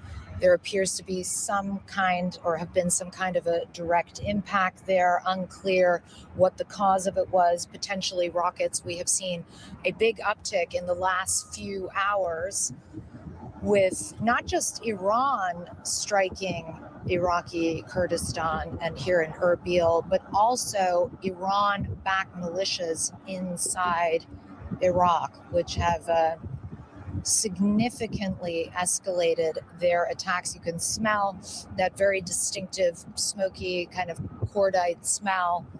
Again, we don't know exactly what was hit. We don't know if there were any casualties, but certainly we have been hearing regular booms. We also heard air defenses going off, and we're trying to find out more details as to what the exact target was and whether anyone was hurt as a result. And now, Aaron, after we arrived back, we did see a statement that has been put out by an umbrella group of Iran-backed militias inside Iraq claiming credit or taking responsibility for that attack on the airport.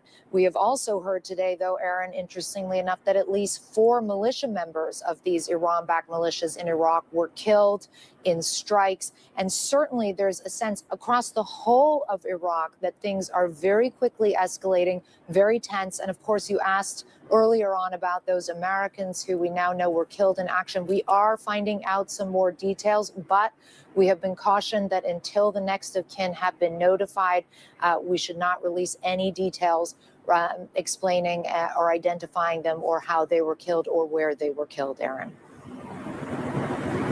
All right, Clarissa, thank you much. The incredible human tragedy unfolding in so many places and so many families as we speak. Our way that we came in here was circuitous because there's essentially, this is a stunning moment, right? No air travel anywhere in the region. It's not as if it's just going to snap and turn back on. World's busiest airport shut down in Dubai. The way to get in here is land, and it took us, well over 24 hours. We heard Jeremy Diamond in Tel Aviv. You've done that before. But one of the things I first noticed when we actually were able to come in from Egypt into Israel was the almost pre-Gaza in terms of the buses of, it was young men in military uniform everywhere at every sort of stop you could make. And I know that they're doing another huge call of reservists now here. Yeah, that's right. 100,000 reservists are being mobilized. And this signals not only the fact that this is a widening conflict and one that risks getting even wider, but also the fact that we still don't know whether some of the Iranian proxies in the region are going to join in in this fight. One of the big question marks remains over Hezbollah, for example, which signaled last week that killing the supreme leader, Ayatollah Khamenei, would be a red line and would essentially collapse the fragile ceasefire that has existed between Israel and Hezbollah for over a year now, albeit with a very large number of violations and many Israeli strikes, in particular in Lebanon. So that is one of the questions, maybe one of the reasons why they are calling in so many more reservists. But certainly Israel is preparing for this to be a days-long campaign. We've heard the Israeli prime minister and other officials talking about the fact that this is going to continue until they get the job done. I think there's a question mark about exactly what that means. We know they're trying to create. What is the job? They're trying to create the conditions for regime change. Does that mean the strikes continue until regime change has been achieved, or is there some other benchmark that they will lay out there? Especially as we're hearing, these grumblings about whether President Trump will eventually talk to the new leadership in Iran, whether there is the possibility of any ceasefire discussions there. But certainly for now, these strikes are going to continue for days, and that also means that Iran's strikes here are also going to continue. Yes, as we've heard. And of course, as you point out, the IDF, quick to say how many they've eliminated, what they say 48 leaders, which would almost sound as if there is no leadership. But of course, the Iranian president is still alive, perhaps the former supreme leader's son, right? It is just extremely unclear who's in charge, what the power vacuum is. We don't know. All right, Jeremy Diamond, thank you very much. And of course, Jeremy here in Tel Aviv, he's been, indefatigably covering this. I want to go now to the former NATO Supreme Allied Commander, CNN senior military analyst, Admiral James Stavridis, also partner of Carlyle Group, the international investment firm. So, Admiral Stavridis, I want to start here in. Obviously, this is a moment where you are just seeing, it's unprecedented, it's stunning, it's across a region, it is even more than a regional war, obviously, at this point, United States involved. But now you have American soldiers dead, which could be a transformational point. How do you see, I guess we can call it, it really didn't offer an explanation about, why we're doing this, except kind of, I would sum up, because we can. Beyond an explanation for why, is it clear to you what the benchmark is for ending this? No, right. And that's something I think is really crucial. You're supposed to start any kind of major thing with a clarity on what you're trying to achieve, because that drives what you do. It seems kind of obvious, right? But that's military planning, right? You start with what are you trying to do? And I remember when I was on the National Security Council for a number of years under George H.W. Bush, and we would plan. We would have these quarterly planning meetings where we decided things like, oh, we want to have German reunification. And we literally would like plan backwards, like, how do we get there? And because we haven't done that, Caitlin, we don't know how it's going to end. We don't know when it might end. And we could turn into this situation where we just kind of keep going and going and going because we don't know. And it also means we didn't set ourselves up for success in the first place. Because if we were really going for regime change, we should have put a lot more into building up and helping the opposition get to the point where they could take over. And we haven't done, I think, nearly enough in that realm. Do you think it's too late for that? Because I think a lot of people are going to say this has brought about the death of a brutal leader in Iran that has suppressed people for decades. And we've seen all the crackdowns, such a hardliner. Is it too late for the United States to get involved to help those people in Iran? I mean, when you hear from the president, he says, we did our part, we fulfilled our promise, we took out the supreme leader, now it's your turn. Could we see the U.S. get more involved, do you think? I think we could. And I mean, Representative Naylor was on yesterday, and he's a very smart person. And he said, you know, well, now's the time we're gonna all sit in Congress and we'll talk to our allies about how we can help the opposition. And I'm like, and making it sound like this is a normal thing to do at this point. Well, it's not normal to do it at this point. But I do think that it's possible for us to do more. And I expect that CIA and other parts of our government will be working on that with some of our partners. But, you know, and this is the thing, Caitlin, I feel very conflicted. I wonder if other viewers feel this way too. You know, it's like, here we are, and how can you not support getting rid of this brutal dictator? And this is why we have Iranians cheering on the streets, right? It's great. But like, does that mean that we all should support what we are doing now going forward? Or should we say, you know, well, we maybe should be doing something different? I feel like now it's like we're so far into this that we kind of have to go forward, even though we're not set up for success, and this really isn't justified under international law, and that has really big implications down the road.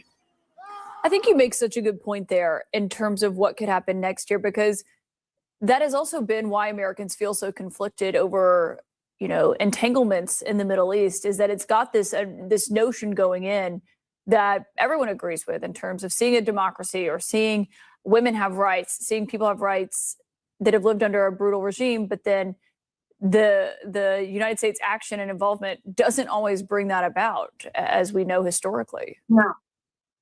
Exactly. I mean, Rumsfeld said at the beginning of the Iraq War that there was no way this was going to last more than, you know, a few weeks and maybe a few months. And then look what happened, right? And then I think that the whole thing about President Trump talking now about negotiating with this regime, which the White House has tried to walk back, but we would actually negotiate now with this regime that is so illegitimate, that has killed so many scores of Iraqis. And we would negotiate with them, which would then make them stronger, even if it's a different version of the same thing. Like Adelcy Rodriguez in the Iraqi context is not the same thing. Yeah, and obviously a regime that attempted to assassinate the president. Beth Sanner, thank you for joining us tonight. I think you made a really good point about how so many people could feel watching this play out. Thanks. Coming up here for us, we are watching the White House as the president is set to return any moment now. They've also been using their allies in Congress to instead make the case for striking Iran. You did not see any members of the administration out on television this morning. What the White House is telling us about why. Philip in New York alongside Aaron Burnett in Tel Aviv. Thank you for joining us. Just moments ago, CNN's crew in Tel Aviv captured the moment that air raid sirens rang out over the city.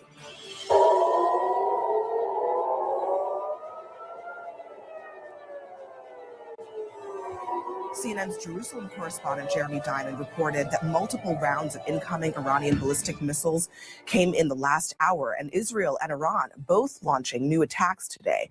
The IDF says that a short time ago, its air force is now flying almost freely over Tehran. And this is just new dramatic video showing you an Iranian airstrike on Bahrain on Saturday in response to the killing of the supreme leader Ali Khamenei.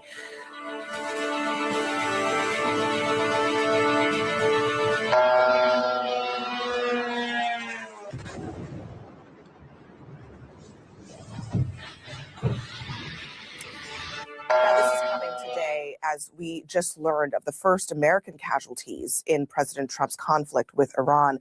U.S. Central Command says that 3 service members have been killed in action and another 5 were seriously wounded. They sustained minor shrapnel injuries and concussions, though it is unclear how these service members were killed. A senior White House official has told CNN that President Trump will eventually speak with the new potential leadership in Iran, but says that for now, the military operation will continue.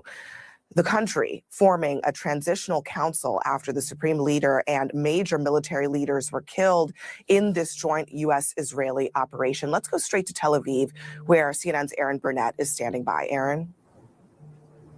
Yeah, Abby, and you just heard those sirens, of course, the way that things are here right now in this war that is affecting this entire region now in an unprecedented and stunning way. We are still waiting on more details about the 3 U.S. service members killed in action and the 5 others, Abby, that you mentioned who are seriously wounded in terms of what happened and where. U.S. Central Command says right now that they're waiting until 24 hours after next of kin for those soldiers is notified to release additional information. An incredible moment to think about, right? That just days ago, this was something many would think was impossible. And now here we are. Americans have died in action in this war. For more on what we do know, CNN Chief International Correspondent Clarissa Ward joins us from Erbil, Iraq. And our Jerusalem correspondent Jeremy Diamond is here in Tel Aviv and covering the story from here with us. So, Clarissa, what is the latest that we understand about these U.S. service members as these details are just starting to come in? So, Aaron, I just want to talk, if you will allow me, because we have just been hearing another series of booms coming from that direction. That's the same direction where we heard explosions earlier in the evening. We then could also hear small arms fire. That's an indication potentially that it was some type of a drone attack, people trying to shoot down those drones. And it was coming from the direction of the Erbil airport. Now, earlier this evening, just an hour ago, when there was another series of explosions at the airport, we actually drove right close to try to get a better look and get a sense of what was going on. Take a look at what we saw, please. Erbil Airport, which is one of the very few places in Iraq where you can still find U.S. service members. There appears to be some kind or have been some kind of a direct impact there. Unclear what the cause of it was, potentially rockets. We have seen a big uptick in the last few hours with not just Iran striking Iraqi Kurdistan and here in Erbil, but also Iran-backed militias inside Iraq, which have significantly escalated their attacks. You can smell that very distinctive, smoky kind of cordite smell. Again, we don't know exactly what was hit. We don't know if there were any casualties, but certainly we have been hearing regular booms. We also heard air defenses going off, and we're trying to find out more details as to what the exact target was and whether anyone was hurt as a result.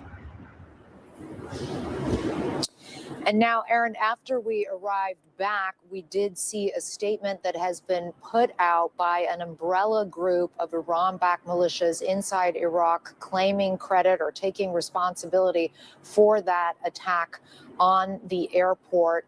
We have also heard today, though, Aaron, more questions than there are answers right now. Questions that we'd like to have answered by Trump administration officials as well as others in the region in the Middle East. Now, Trump's reaction has been mostly on the fly. 2 web videos so far, nothing formal like an Oval Office address that Americans are accustomed to seeing.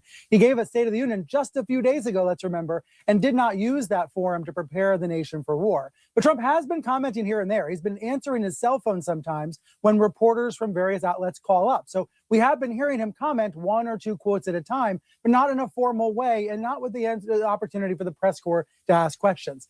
We did write about this today on CNN.com, pointing out that there were no administration officials on the Sunday shows, and the White House responded by saying that those senators, those Republican senators, were on the shows essentially as surrogates, and that there was a briefing that was held on Saturday for those lawmakers before going out on television.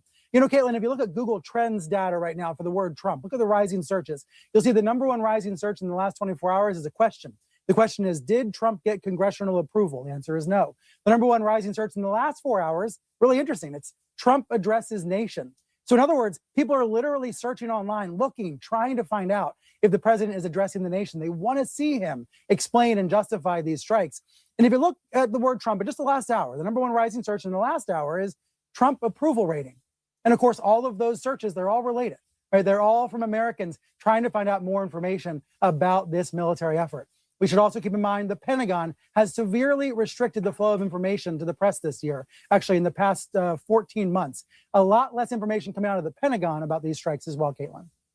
Yeah, and key questions, as you noted, still remain. It would be great to hear from these top officials about this, given clearly Americans have those questions as well.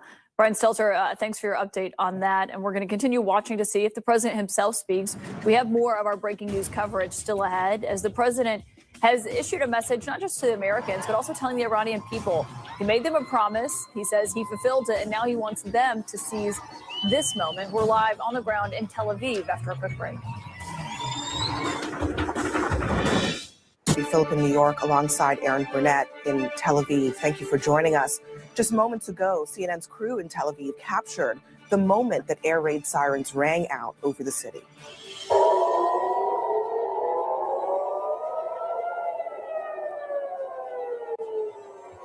CNN's Jerusalem correspondent Jeremy Diamond reported that multiple rounds of incoming Iranian ballistic missiles came in the last hour, and Israel and Iran both launching new attacks today. The IDF says that a short time ago, its air force is now flying almost freely over Tehran. And this is just new dramatic video showing you an Iranian airstrike on Bahrain on Saturday in response to the killing of the supreme leader Ali Khamenei.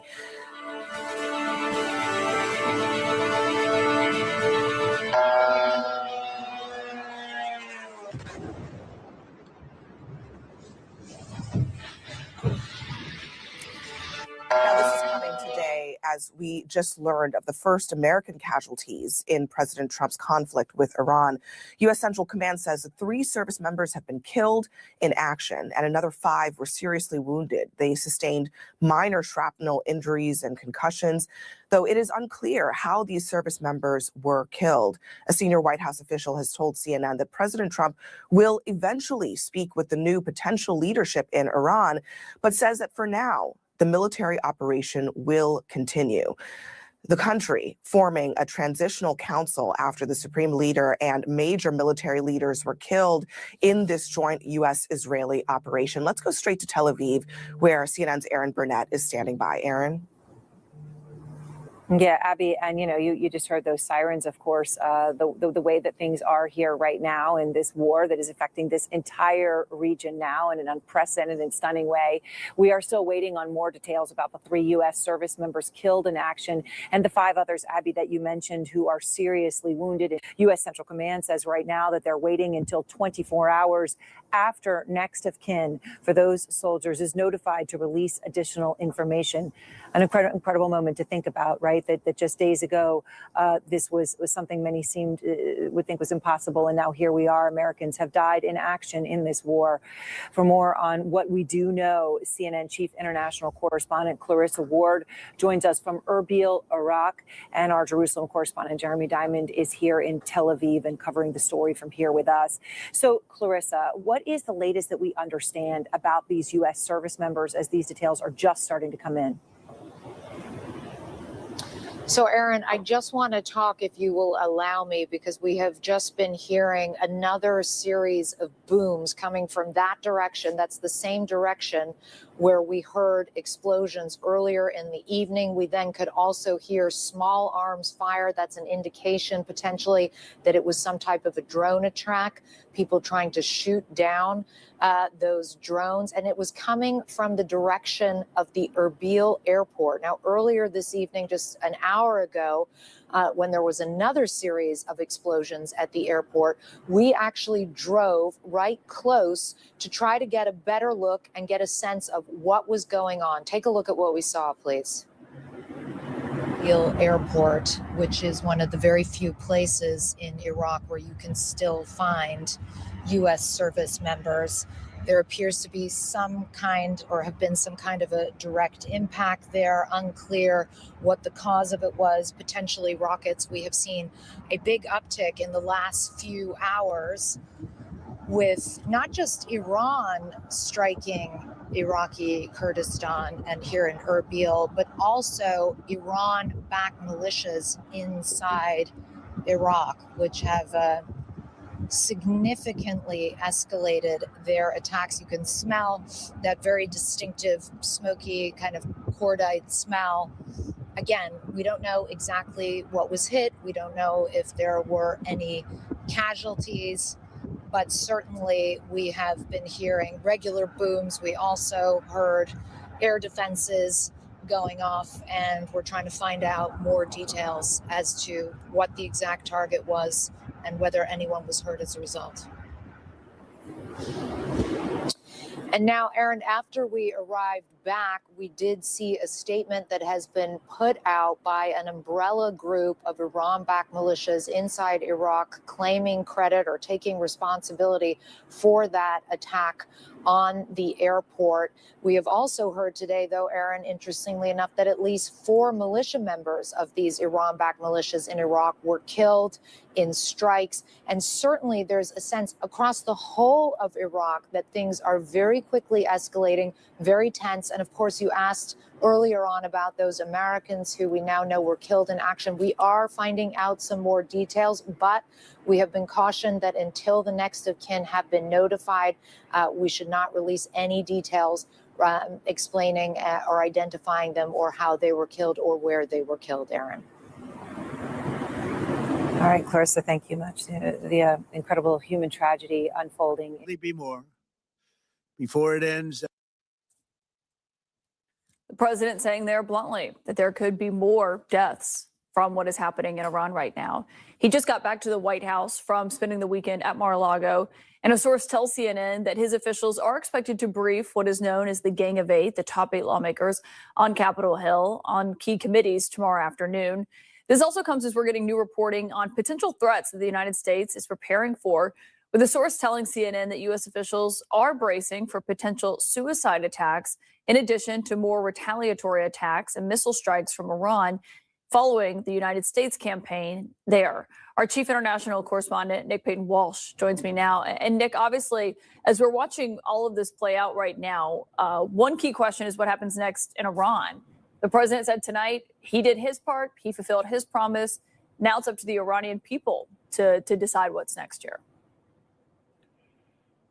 Yeah, and he said that he would still be there to fulfill the promise and provide help, but there was an element that was up to them. And indeed, he said, too, that there had been thousands of calls from Iranian security force members essentially trying to take up his earlier offer of immunity for them. Remember, he said that they could claim immunity from previous crimes or face, quote, certain death. He reiterated that threat again today in that speech. It feels as though this whole notion of a popular uprising is a bit more of an aspiration, almost like a nice to have for the president, frankly, rather than the more concrete goals we've been hearing him focusing on in that speech, and that's removing Iran's longer-range missile program and their capacity to think about having a nuclear weapon. Those elements seem to be on the receiving end of the B-2 bombing strikes that hit some ballistic missile bunkers yesterday, and of course the wider campaign against the nuclear program in general. But listening to the president there, it is unclear exactly how long potentially the White House thinks this may go on. He did speak in an interview with the Daily Mail to suggest he might be ready for 4 weeks worth of conflict like this. I would suggest that potentially with the turmoil economically and regionally we're seeing, that might be quite a lengthy ask. But inside Iran right now, we're not only seeing a lack, as far as we can tell, of a cohesive popular uprising. Yes, celebration certainly at the death of Ayatollah Ali Khamenei after the brutality he's caused for decades, but not necessarily a sense of a groundswell, and most importantly, or any idea of an opposition or an alternative government. Instead, we have a series of successor-type individuals in a temporary council that we understand from state media may have met today. And of course, the ultimate question of who is going to step into the role of supreme leader, if indeed there is enough of a functioning state capability to make that decision right now, Caitlin. Yeah. Nick Payton-Walsh on the ground in Israel. Thank you for that update. I want to also now go to Washington, where CNN's senior White House correspondent Kristen Holmes was just out on the South Lawn waiting for the president as he arrived back at the White House. And obviously, Kristen, we were waiting to see if he would take any questions from reporters. Yeah, and Caitlin, exactly. And Caitlin, as you and I had just discussed, it is striking when President Trump doesn't use almost any opportunity that he can to come talk to reporters, to come to the cameras. This is something that he prides himself on, but he has been almost radio silent in a public space. The only time we have seen President Trump since this attack in Iran was in these 2 videos that were produced by the White House. They were not done live. They were clearly scripted, and then they were sent out to the masses. He has not been in communication with the White House press pool, for example. We were told he did go to the fundraiser last night at Mar-a-Lago. The press pool was not allowed there. He has not given any kind of press conference to talk about the status. And in fact, he has done a few of these short phone interviews. One of them, Nick was just referencing there. But the problem with some of those interviews is that they're inconsistent across the board. As he mentioned in the conversation with the Daily Mail, President Trump said 4 weeks and actually went on to say it was always a 4-week operation. Well, the day before, he had told another reporter that he could get out within 2 days if he wanted to, or it could go on for a longer period of time. Then he also issued a statement on Truth Social saying that the bombing would continue for 1 week. So we have heard a lot of different variations here. And just a reminder, Congress has not been fully briefed yet. We do know now that that is going to happen on Tuesday, the full Senate and the full House. And we have not had a chance to ask questions to the president or to any administration officials. Obviously, earlier today, a litany of lawmakers, Republican lawmakers, were doing interviews, but none of them actually in the administration. None of them sat down. At one point, the White House said this was because a lot of them were with President Trump. But of course, we saw the pictures that showed that not all of them, not all of his cabinet officials were in Florida with the president, although, of course, some of them were sitting there. So there are still a lot of questions from the American people, and in particular, questions as to what exactly we are doing. How long is this going to be? Can they outline what caused America to go in at this time? And right now, we are still waiting for the opportunity to ask those questions. Did the president say anything when he got back to the White House tonight, Kristen? Well, he did. Not directly in that moment. He went into the residence and then he came back out in the back and they blocked us off. And now, and I don't think we have the video yet because it's feeding in, but he has put statues into the Rose Garden Club, no longer the Rose Garden. It's been paved over. He hosts parties out there. In addition to all the gold lettering, there is now at least one giant statue that I saw. I'm not entirely sure what it was. It was dark and we were all kind of running around. He came out to admire that in front of the reporters, who, of course, were shouting questions about Iran, shouting questions about any messages for the families of the soldiers who were killed. He did not answer those questions. He did have some positive praise, and I don't want to quote exactly because I don't have it written down what he said, but he praised the statue in the garden, and then he left. So he commented on the statues that have been installed in the Rose Garden, but not this war with Iran that's playing out. Is that right? That we are currently in right now. Kristen Holmes at the White House. Thank you.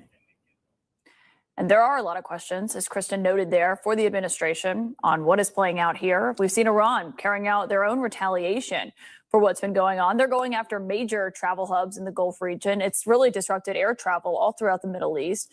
There's seriously dramatic footage. It shows people running inside the Dubai International Airport, an incredibly busy airport. You can see here, officials told us that at least 4 staff members at that airport were injured. I'm joined tonight by retired Major General Randy Manner, who joins us. He's currently stuck in Dubai, I should know. And can you just first tell us what's been going on there, and in terms of, has there been any word on when you may be able to travel? So 2 things. I'd like to, first of all, my thoughts are with the U.S. military members and their families, particularly those that were killed or wounded, plus, of course, their families back home that are very worried about them. And then also all of the civilians in the Middle East who have been killed or injured. And then lastly, of course, the hundreds of thousands of travelers like myself who are obviously stuck here in the Middle East during this time of war. It was rather surreal about arriving in Abu Dhabi at the airport while missiles were flying. It was very calm and very unusual. We could hear missile impacts over at the U.S. airbase that were about 20 miles away from that airport, and seeing F-35s streaking through the air now and then. But again, very surreal. You can imagine that many of the family members of all of us that are stuck here in the Middle East, especially in my case, obviously with the military, not quite as worried about my personal safety, but for those people who have no experience in dealing with this, it is very disconcerting, let alone, of course, the impact on all the people here in the Middle East. Well, yeah, and I think, sometimes when we've seen these retaliatory strikes in the past, obviously not at the level of what's playing out right now, but, they've focused on American facilities, military bases. I mean, yesterday we saw shrapnel hitting and a strike happening over near the Fairmont Hotel. I mean, in a very busy, very populated area in some of these countries where Iran is striking. Yes, this is something that is unprecedented. We also have to remember that hundreds of drones and missiles have been intercepted.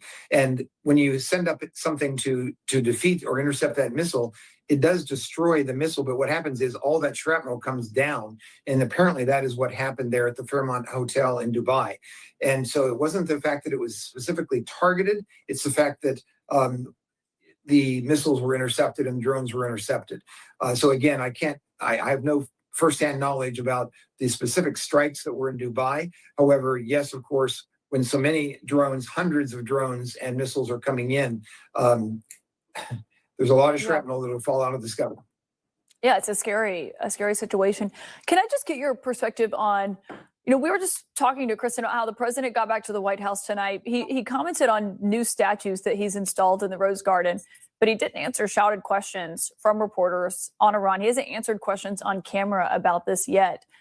Given the significance of this and the huge impact this could have on his legacy, whether you like what he's doing in Iran and you support the killing of the supreme leader, or you're skeptical and have questions about it, do you find it unusual that the White House and the administration is not taking questions on this in a public format? It's extremely disconcerting for the American people to not hear from their elected leader. The president has the obligation to be able to speak to all of us, to be able to explain what is going on, and to do so, of course, through the media. So it is very disconcerting about what apparently is going on. Plus, of course, the news blackout by the administration. That is just very unusual. And I am personally concerned about it. We need to hear from the president. We'll see if we do tomorrow at our next opportunity. Major General Randy Manner, thank you for being here. I hope you get home safe. We're thinking of you. And I'm so glad you said what you did about the families of those U.S. forces, because all of our thoughts are with them as they are getting incredibly devastating news tonight. Of course. Thank you. And still ahead here, we're going to continue to monitor what we are learning from CENTCOM about those U.S. troop deaths. Also, we have more of our breaking news coverage, including who's running Iran right now and what's their plan next as the retaliation is continued. Also, Congress is ready to debate and vote on President Trump's war powers after they were blindsided and did not give approval before the strikes on Iran happened. Democrats say people need to go on the record about whether or not they support this. We'll be having more right after this. Abby Phillip in New York alongside Aaron Burnett in Tel Aviv. Thank you for joining us. Just moments ago, CNN's crew in Tel Aviv captured the moment that air raid sirens rang out over the city.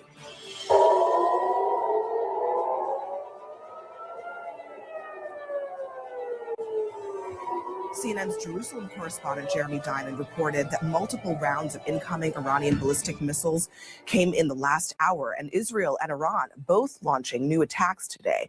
The IDF says that a short time ago, its air force is now flying almost freely over Tehran.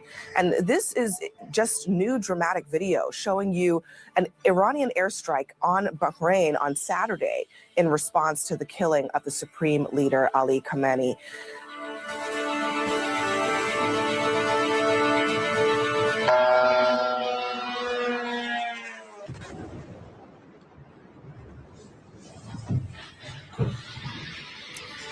Now, this is coming today as we just learned of the first American casualties in President Trump's conflict with Iran. U.S. Central Command says that 3 service members have been killed in action and another 5 were seriously wounded. They sustained minor shrapnel injuries and concussions, though it is unclear how these service members were killed. A senior White House official has told CNN that President Trump will eventually speak with the new potential leadership in Iran, but says that for now, the military operation will continue. The country forming a transitional council after the supreme leader and major military leaders were killed in this joint U.S.-Israeli operation. Let's go straight to Tel Aviv, where CNN's Aaron Burnett is standing by. Aaron? Yeah, Abby, and you just heard those sirens, of course, the way that things are here right now in this war that is affecting this entire region now in an unprecedented and stunning way. We are still waiting on more details about the 3 U.S. service members killed in action and the 5 others, Abby, that you mentioned who are seriously wounded in terms of what happened and where. U.S. Central Command says right now that they're waiting until 24 hours after next of kin for those soldiers is notified to release additional information. An incredible moment to think about, right? That just days ago, this was something many would think was impossible. And now here we are. Americans have died in action in this war. For more on what we do know, CNN Chief International Correspondent Clarissa Ward joins us from Erbil, Iraq. And our Jerusalem correspondent Jeremy Diamond is here in Tel Aviv and covering the story from here with us. So, Clarissa, what is the latest that we understand about these U.S. service members as these details are just starting to come in? So, Aaron, I just want to talk, if you will allow me, because we have just been hearing another series of booms coming from that direction. That's the same direction where we heard explosions earlier in the evening. We then could also hear small arms fire. That's an indication potentially that it was some type of a drone attack, people trying to shoot down those drones. And it was coming from the direction of the Erbil airport. Now, earlier this evening, just an hour ago, when there was another series of explosions at the airport, we actually drove right close to try to get a better look and get a sense of what was going on. Take a look at what we saw, please. Erbil Airport, which is one of the very few places in Iraq where you can still find U.S. service members. There appears to be some kind or have been some kind of a direct impact there. Unclear what the cause of it was, potentially rockets. We have seen a big uptick in the last few hours with not just Iran striking Iraqi Kurdistan and here in Erbil, but also Iran-backed militias inside Iraq, which have significantly escalated their attacks. You can smell that very distinctive, smoky kind of cordite smell. Again, we don't know exactly what was hit. We don't know if there were any casualties, but certainly we have been hearing regular booms. We also heard air defenses going off, and we're trying to find out more details as to what the exact target was and whether anyone was hurt as a result. And now, Aaron, after we arrived back, we did see a statement that has been put out by an umbrella group of Iran-backed militias inside Iraq claiming credit or taking responsibility for that attack on the airport. We have also heard today, though, Aaron, interestingly enough, that at least 4 militia members of these Iran-backed militias in Iraq were killed in strikes. And certainly there's a sense across the whole of Iraq that things are very quickly escalating, very tense. And of course, you asked earlier on about those Americans who we now know were killed in action. We are finding out some more details, but we have been cautioned that until the next of kin have been notified, we should not release any details explaining or identifying them or how they were killed or where they were killed, Aaron. All right, Clarissa, thank you much. The incredible human tragedy unfolding in so many places and so many families as we speak. Our way that we came in here was circuitous because there's essentially, it's a stunning moment, right? No air travel anywhere in the region. It's not as if it's just going to snap and turn back on. World's busiest airport shut down in Dubai. The way to get in here is land, and it took us, well over 24 hours. We heard Jeremy Diamond in Tel Aviv. You've done that before. But one of the things I first noticed when we actually were able to come in from Egypt into Israel was almost pre-Gaza in terms of the buses it was young men in military uniform everywhere at every sort of stop you could make. And I know that they're doing another huge call of reservists now here. Yeah, that's right. 100,000 reservists are being mobilized. And this signals not only the fact that this is a widening conflict and one that risks getting even wider, but also the fact that we still don't know whether some of the Iranian proxies in the region are going to join in this fight. One of the big question marks remains over Hezbollah, for example, which signaled last week that killing the supreme leader, Ayatollah Khamenei, would be a red line and would essentially collapse the fragile ceasefire that has existed between Israel and Hezbollah. Iran and are constantly using to offend on Iran, or we have no option just to push back. We cannot reach out to American soil, so we have no option just to attack any bases which is under U.S. jurisdiction. At the same time, the authorities in Iran, Caitlin, clearly trying to project that they are still very much in control. There's an interim council that's now in place in Iran that involves the president, the head of the judiciary, and also a legal expert as well from the Council of Experts that are then going to lead Iran essentially until a new supreme leader is elected. One of the things that I do want to mention from on the ground, because I am also in touch with some sources that we have on the ground as well, they did say that in Tehran, for instance, they are noticing a lot more checkpoints now, many of them run by the Revolutionary Guard. Obviously, the Iranians and the authorities, they're realizing that the security situation there at the moment is one that is very tense. And at the same time, of course, they want to make sure that they can keep things under wraps there on the ground in Iran's capital and no doubt in other Iranian cities as well. Kate. Yeah, tense to say the least. Fred Pleiken in Berlin, thank you for that report. I'm also joined now by Michael Allen, who is the former special assistant to President George W. Bush for national security and the former senior director for counterproliferation on the National Security Council. And obviously, we're seeing how this is all playing out. You just heard from Fred as he was talking to the deputy foreign minister there. I do think there is a question of whether Iran has miscalculated by how they've responded to this and the fury and the anger from these Gulf allies in response to what's played out and how they've been attacked here. Yeah, Caitlin, I think the Iranians made a strategic mistake in the sense that the UAE and Saudi, at a minimum, they were on the fence. They wanted nothing to do with this particular fight. And yet the Iranians took shots at them anyway. The minister seemed to say, well, it was only the American bases there, but it wasn't. It's downtown Abu Dhabi, Dubai, and of course the Dubai airport. And all reports indicate now that they're properly angry about it. And I wouldn't be surprised to see them not only grant us overflight rights and the rights to launch strikes from their territory, but they themselves may try to get involved in kinetic action here in the next few days. Yeah, it's remarkable to see just the level of anger here. But obviously it raises questions of the decision-making process that's coming out of Iran. I do think also just inside in Iran, we were talking to Jason Rezaian earlier, who was held wrongfully in Iran for 544 days, and how the Iranian people are feeling right now. And obviously, we've seen the celebrations, they're ecstatic about the death of the supreme leader. But he was saying they're also probably confused about what happens next and what exactly their capabilities are here.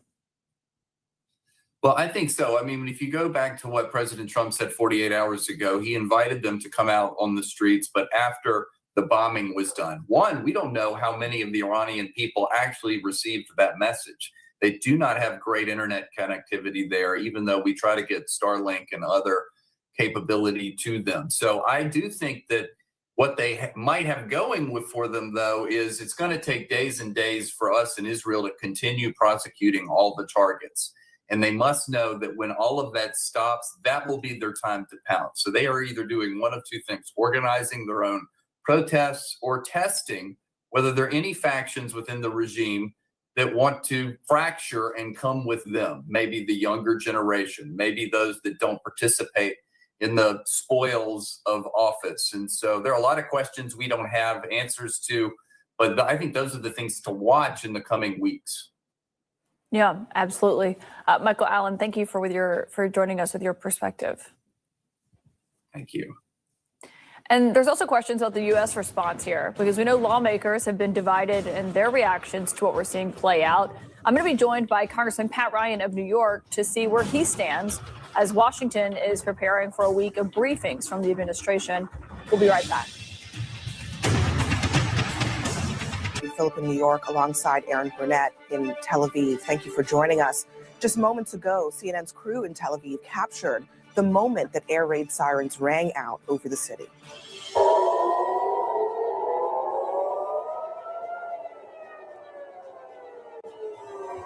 CNN's Jerusalem correspondent Jeremy Diamond reported that multiple rounds of incoming Iranian ballistic missiles came in the last hour. Viewers, the war is on. The war is on.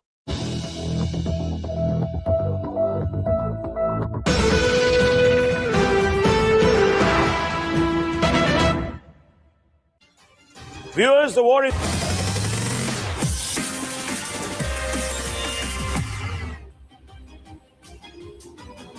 Hi there, good morning and a very warm welcome. You're tuned into CNN News 18. I'm Tritsween Balia. And I'm Haim Korsor, and of course, all eyes on all the developments from West Asia. We will be bringing you all the latest that has transpired. Let's quickly take a look at what we're tracking for you this morning. In the very latest, Britain has approved a U.S. request to use its bases for a limited defensive mission aimed at intercepting Iranian missiles and preventing civilian casualties across the region.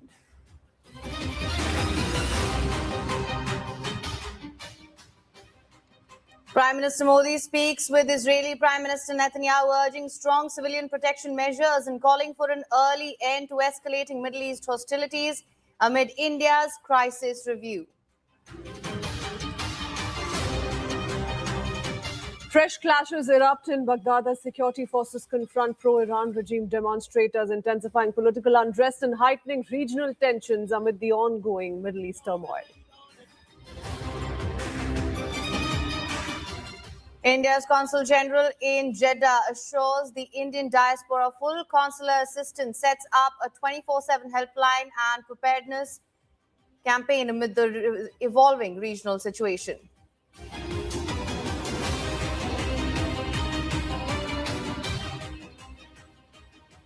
Now, tensions in West Asia have reached a tipping point in this conflict between Israel and Iran. And this has now translated into a full-scale regional war following massive joint strikes by US, Israel, which killed Iran's supreme leader, Ayatollah Ali Khamenei. Tehran has launched a fierce retaliatory wave of ballistic missiles. The fallout is now engulfing Gulf nations. Countries like UAE, Qatar, Bahrain have also reported intercepting Iranian missiles as the axis of resistance strikes back, forcing widespread airspace closures and leaving hundreds of Indian travelers stranded at major hubs like Dubai. Meanwhile, Netanyahu has warned Iran of more strikes in the coming days. And on the other hand, Trump said that the United States will continue to target Iran's naval assets. In New Delhi, then, Prime Minister Modi has just convened an urgent late-night meeting of the Cabinet Committee on Security, with calls for evacuation growing. The center is maintaining a high-level vigil on this rapidly evolving crisis. I have just finished a meeting with the defense minister, the chief of staff, and the head of the Mossad. I have given instructions for the continuation of the campaign. Yesterday, we eliminated the tyrant Khamenei. Along with him, we eliminated dozens of senior officials of the oppressive regime. Our forces are now striking in the heart of Tehran with increasing intensity, and this will only continue to intensify even more over the coming days. And yet, these are painful days. Yesterday here in Tel Aviv and now in Beit Shemesh, we have lost dear people. My heart goes out to the families, and I send, on behalf of all of you, citizens of Israel, wishes for a speedy recovery to the wounded. We are in a campaign in which we are bringing the full force of the IDF as never before to this campaign to ensure our existence and our future. But we are also bringing to this campaign the assistance of the United States, my friend, the President of the United States, Donald Trump, the United States military, and this combination of forces allows us to do what I have been wishing to do for 40 years, to strike the terror regime hip and thigh. This is what I promised, and this is what we will do. Okay, shifting our focus to more reactions that have come in. This is an exclusive CNN interview. Iranian Deputy Foreign Minister Saeed Khatibzadeh said President Donald Trump crossed a very dangerous line. Let's hear it. If President Trump didn't want to see Iran hitting back and pushing back, President Trump should have not started this war from the beginning. It was a war of choice. There was no necessity to start this aggression. That was act of aggression. One of the things that we're seeing is that your forces are hitting a lot of targets in Gulf countries. Now, I know that the Gulf countries were involved in trying to prevent this war. Why are you doing that? We are not attacking any neighbors that we do have. We did our best to make a rapprochement with them. They know that. We communicated with them either to shut down those American bases that are constantly threatening Iran and are constantly using to offend on Iran, or we have no option just to push back. We cannot reach out to American soil, so we have no option just to attack any bases which is under U.S. jurisdiction. Who do you think that the successor to the Supreme Leader, to Ayatollah Ali Khamenei, could be as the next Supreme Leader? This is a very transcendental, like if I can use this word, position. The position is not just political, it is religious, political, social, so it is not an easy job to find a person fit to that. Maybe today, maybe tomorrow, but the point is that there is no stop in governing the government or the society or the country. President Trump passed a very dangerous red line, and of course, as a national sovereign country, we have to react on that because, nationally speaking, he also passed red line. All right, for more on this, we have Siddhant with us. Siddhant, thank you so much for joining us. Of course, we're given to understand that Prime Minister Modi has spoken to the Israeli Prime Minister Netanyahu as well. Once again, brings into focus the growing role of India in West Asia as well. And he's urged strong civilian protection measures and has called for an early end to escalating tensions in the Middle East. Well, yes, that's right. So Prime Minister Modi yesterday chaired Cabinet Committee on Securities meeting in New Delhi. And in fact, right after that, there were two announcements which were made by the Indian government. One, that Prime Minister Modi spoke to the President of UAE, Mohammed bin Zayed Al Nahyan, and Prime Minister Modi strongly condemned the attacks on the UAE and condoled the loss of lives in these attacks. In fact, Prime Minister assured the UAE leadership that India stands in solidarity with the UAE in these difficult times. Prime Minister also thanked UAE leadership for taking care of the Indian community living in the UAE. Prime Minister once again reaffirmed that India supports de-escalation, regional peace, security, and stability.